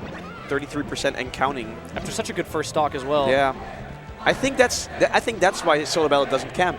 It's just not his thing. Yeah, he can't quite do it. And this is going to be the up smash again in the first game going to Nikki here. Very commanding. F-smash, yeah. Just 3 minutes. 3 minutes. On Yoshi's 3 minutes, that's pretty good. That's fast. That's pretty good. That's fast, for sure. Solo Battle digging deep right now. He's like, okay, you know what? I tried the camping style first stock. I got the lead. Couldn't hold it. No. Slipped right through his fingers. Yeah. Puff has no fingers. You thought about that? No, Do but you think about much these days? I don't really have a lot of thoughts. Oh? What? Wait, what? Solo battle going Ganondorf? So yeah, Expo was telling me this earlier. She was saying that Solo Battle's been cycling through some characters this tournament. Marth is one of them. I know that Solo Battle has a Marth, but this is kind of crazy. I don't know about it's getting kind of hazy. It's getting kind of hazy. But I hazy. do believe that Ganondorf can do potentially well against Ice Seeds because Ganondorf hits so hard. If you shield a hit versus Ganondorf, you're going to be pushed away by the strong hit so far that you can't really punish it. Oh, and the slide off but there. I think Nicky's just too good to lose this, to be honest. Yeah. And it's tricky, right? Because Ganondorf recovery is pretty telegraphed. Yeah. You're either going to ledge or going to stage usually. And big damage, though. This is very huge. good. No Nana. 1 forward air will kill. Oh, the up angle forward tilt's the right idea, but yeah, you think so? I think Nicky was just a little bit too high up, but I think that's what you kind of need. Yeah. I meant more good ideas, and like he did recognize that Nicky was high up, and you have to do something about it. But I thought he was just going to go for an up air or something, like just throw him off stage again, just like he did with Puff's back airs. It's a big hitbox. It's easy to hit. Staying tricky. Wow. Okay, actually, Solo Battle's Ganon putting in massive work. Actually doing really well. Like, what is this? It begs the question, why not Yoshi's in this situation, right? That's true. Maybe he just likes the space with Ganon. No jump. Smash going to send off. Yeah, that's no drift back. Yeah, goes for the grab. So Nana's going to throw left, right? Okay. Down air to re-grab on the other side of the stage. Yep. There it is. Ganon also a little bit floaty, so up smash will also kill kind of early, even though Ganondorf is very heavy. And even there, you got the Nana kill, but at what cost, my guy? Look at this. My guy. My dude. guy. Nice tech, but damage racking up very fast. Sopo doing work right now. Solo Battle's having so much trouble getting down from these platforms. You saw there the shield drop up air didn't do anything. Nicky just shields it. Yeah, it feels like Ganon disadvantage is just a bit too much to overcome. When you're up in the air getting juggled, even by Sopo and not being able to come back to the stage. Like this is good. Like neutral-wise, I think Ganon does fine. Decent opportunity for an edge guard here. Doesn't up quite air? hit it. Oh, okay. Back air works. I thought up air was the only thing that was going to connect. But dives off stage for that one, but Nicky... Yeah, I mean, Nicky had to respect it, so had to drift so far out that he couldn't make it back. So good forward air for sure. Still doable. Oh, rolls into the... Yeah, that's it. That'll do that. Immediate up smash. No handoffs required. One more stock in the tank in this game for Solo Battle, and let's see if he commits to the Ganon pick. A lot of after damage. the fact. I don't think he will. It's not looking great. Yeah, and that'll do it. Okay. So now what? Now what? Now we take another think. What about Donkey Kong? What about Donkey Kong? What's the deal? What's the deal with Donkey Kong? He's a monkey, but he has a tie on. What the heck? Okay, so he is going to try Ganon again. It was going all right, but this is not looking great. And goes for the grab. Like, there's so much end lag on that up B. Oh, misses the down air. Doesn't matter. Still picks it up with a back air. One more DI mix, or one more recovery mix up. Nope. Back air's not quite going to kill just yet. Oh, I like that forward air. Yeah, that was good. Good clearance move. Hard committing to Popo here, and that jab is nice to separate the climbers from coming in, but... Another down B, should be able to get back. Nice. The Blizzard kind of helped out Solo Battle, but Nicky doesn't drop things. Yeah. Nicky just simply doesn't drop things. He simply has too tight of a grip. A wobble, if you will.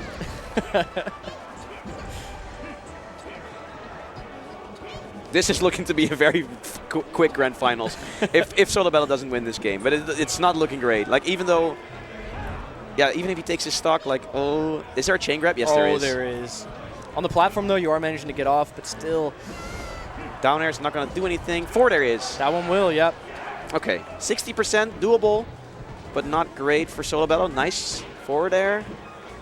Wow, what a dash dance grab. And now, doesn't get the re-grab, but what a weird situation with Ganon getting the grab on Nana. That was definitely not intended. And yeah, a bit too antsy to get to ledge and just gets S-smash for each both hits. And yeah, that's what I'm talking about, right? It's too telegraphed. You got Nana on stage to cover that. You got Popo on ledge to cover that. Yeah, it's Where like, you going, it's bud? like 2v1. Where are you going? Up smash clips. Wow. Wait, has Nicky lost a game? Yeah, only one game to Solo Battle. True. But the whole tournament? Yeah, I think so. Oh my goodness. I think so. Because I don't think he lost the game to I4, did he? I don't know. Don't think I don't so. think so. It was close though. Or Mo as well. I don't think because Mo switched to Icy at the end. What? Yeah. That's crazy. Why is I everybody mean, it's picking- an awful matchup. Like Yeah, Donkey Kong Icy's, like, oof. Okay. That'll do it. Stop the bleeding, but 52%. It's a little bit closer than it was. Okay, no. Now what? Oh, what an edge cancel. Solo Battle still in this. That back air is going to kill, though. I don't think he has... I don't know. I like that Solo Battle's trying something, but I think it needs more work. See, I think Solo Battle should try this in Winners Finals. That's true. If you're going to try something like this, it's kind of scary to I do think it in it's a bit of a Grands. desperation effort, you know. Maybe, yeah. That first game was looking commanding, but it was on Yoshi, so you never know. And it looks like this handoff is going to be it. It's the up smash. Up smash, yeah, and the RNG handoff, and that's it.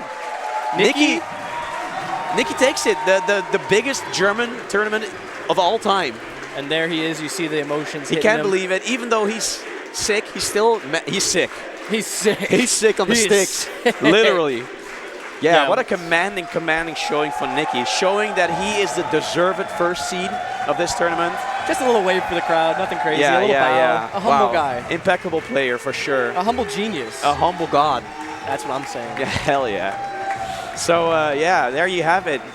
That's our SAPF champion. SAPF champion. We got Nikki first, Solo Battle second, Frenzy third, Hanover John legend. Ryden fourth, Yep.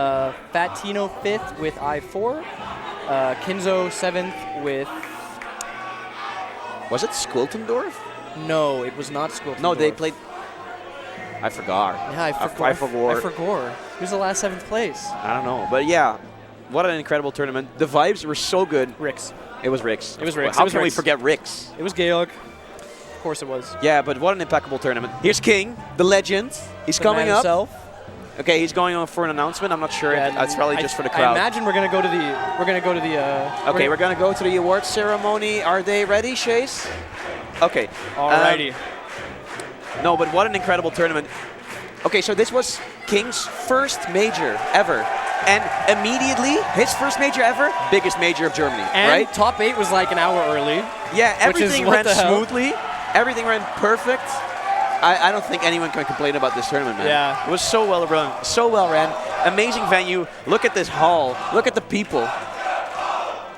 I think we're gonna go to King right now. All Looks right. like we're cutting to Here's him. your ceremony. Can they hear King? Okay. Hello everyone. I think this is loud enough for everyone to hear me. It's not? Can you turn me up? Test. Okay, this is better. Maybe not. Like this? No? Like this? Like this? It's fine? Okay, sorry. Hello everyone. Welcome to our award ceremony for SAPF Singles. Make some noise!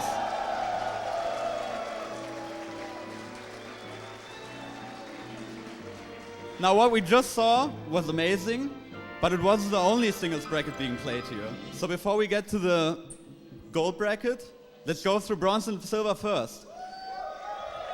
Woo! For bronze, third place, even though he's not here anymore, let's make some noise for Cloud Drago. Was? Yeah. He'll be getting his trophy later. For second place, welcome Hannover's very own Queed.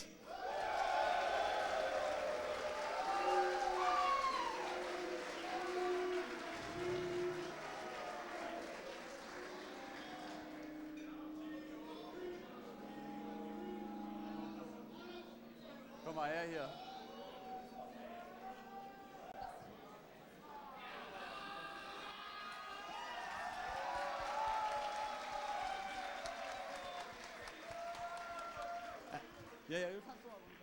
And for first place, we have Timps.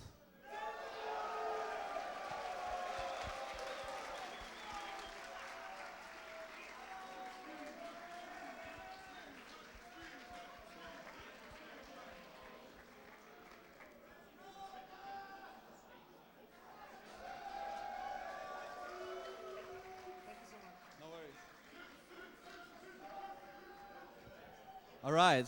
Now we move on to the silver bracket. And in third place of silver bracket, we have Der Aufräumer.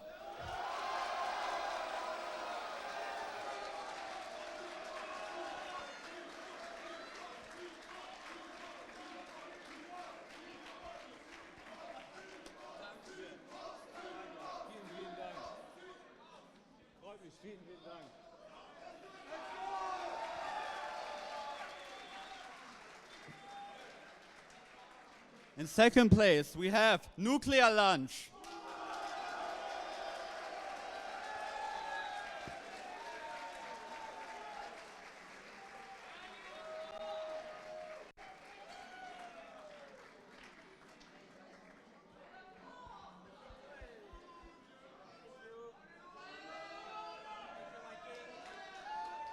Make some noise for Silver Bracket, everyone.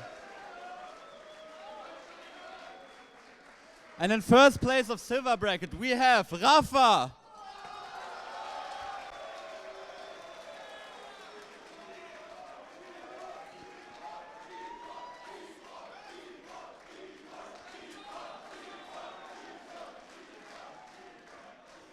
That's it for Silver Bracket. Before we move to Gold Bracket, there's one more award, and that is for Ladder. In Ladder first place, tied, but with a higher set winning percentage, we have Paseco.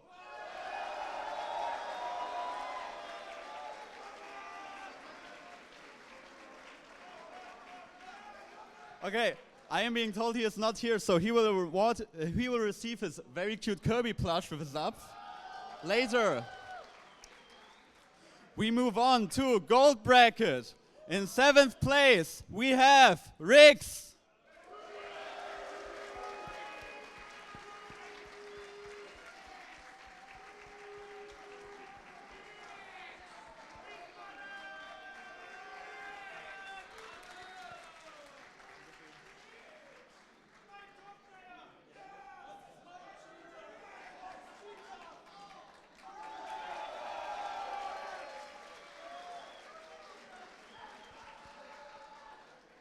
Also in 7th place, we have Kinzo, who already had to leave, as I'm being shown, so he will receive his medal later. In 5th place, we have, who has already left to catch his flight, Fat Tino. Make some noise for Tino!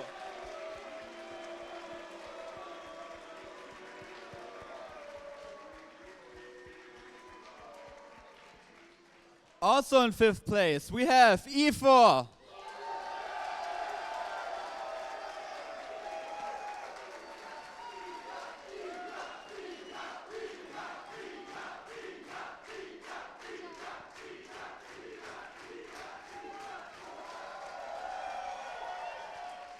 In 4th place, we have Ja Raiden.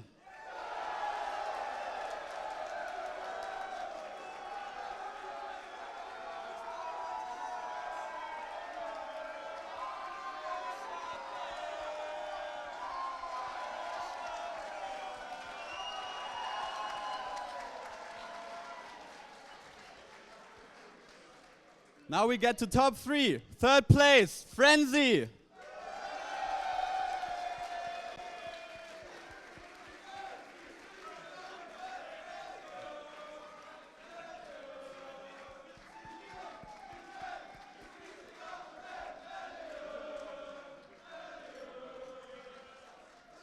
In 2nd place, we have Solo Battle.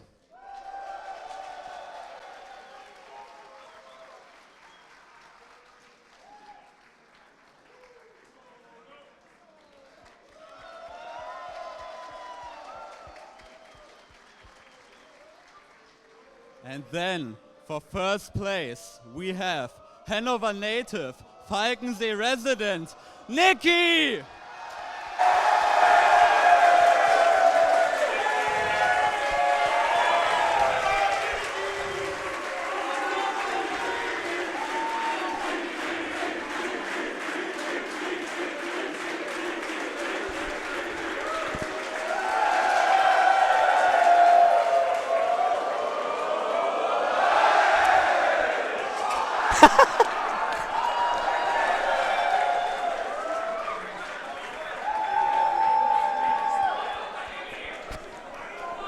So, a few things.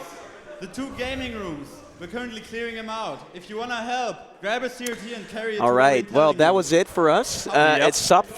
What a great tournament. Congratulations again to Nikki. I want to give a quick shout out to Chase and Megan, a.k.a. Phoenix Smash. And for Jabris. Oh, and Jaybris, of course, for running the stream. Really well done. And, of course, the amazing TOs putting in the work to make this possible. You have any final thoughts? Not much besides make sure to check out start.gg/Somnio for Somnio in Eindhoven in January, and start.gg/LSTF for Let's Start the Fire, also in January, I believe. And don't forget that those 3 Genesis spots are up for grabs. So if Three you're of looking, them. Oh, I did 4. 3 of them. 3 of them. So if you're looking to go to Genesis and you're a good player, if you're good enough, if you think you can stand the test of time, come on to Let's Start the Fire and get those wins. So go sign up, start.gg/Somnio, start.gg/LSTF, and that's it from us, guys. Yeah. So, and remember to also subscribe.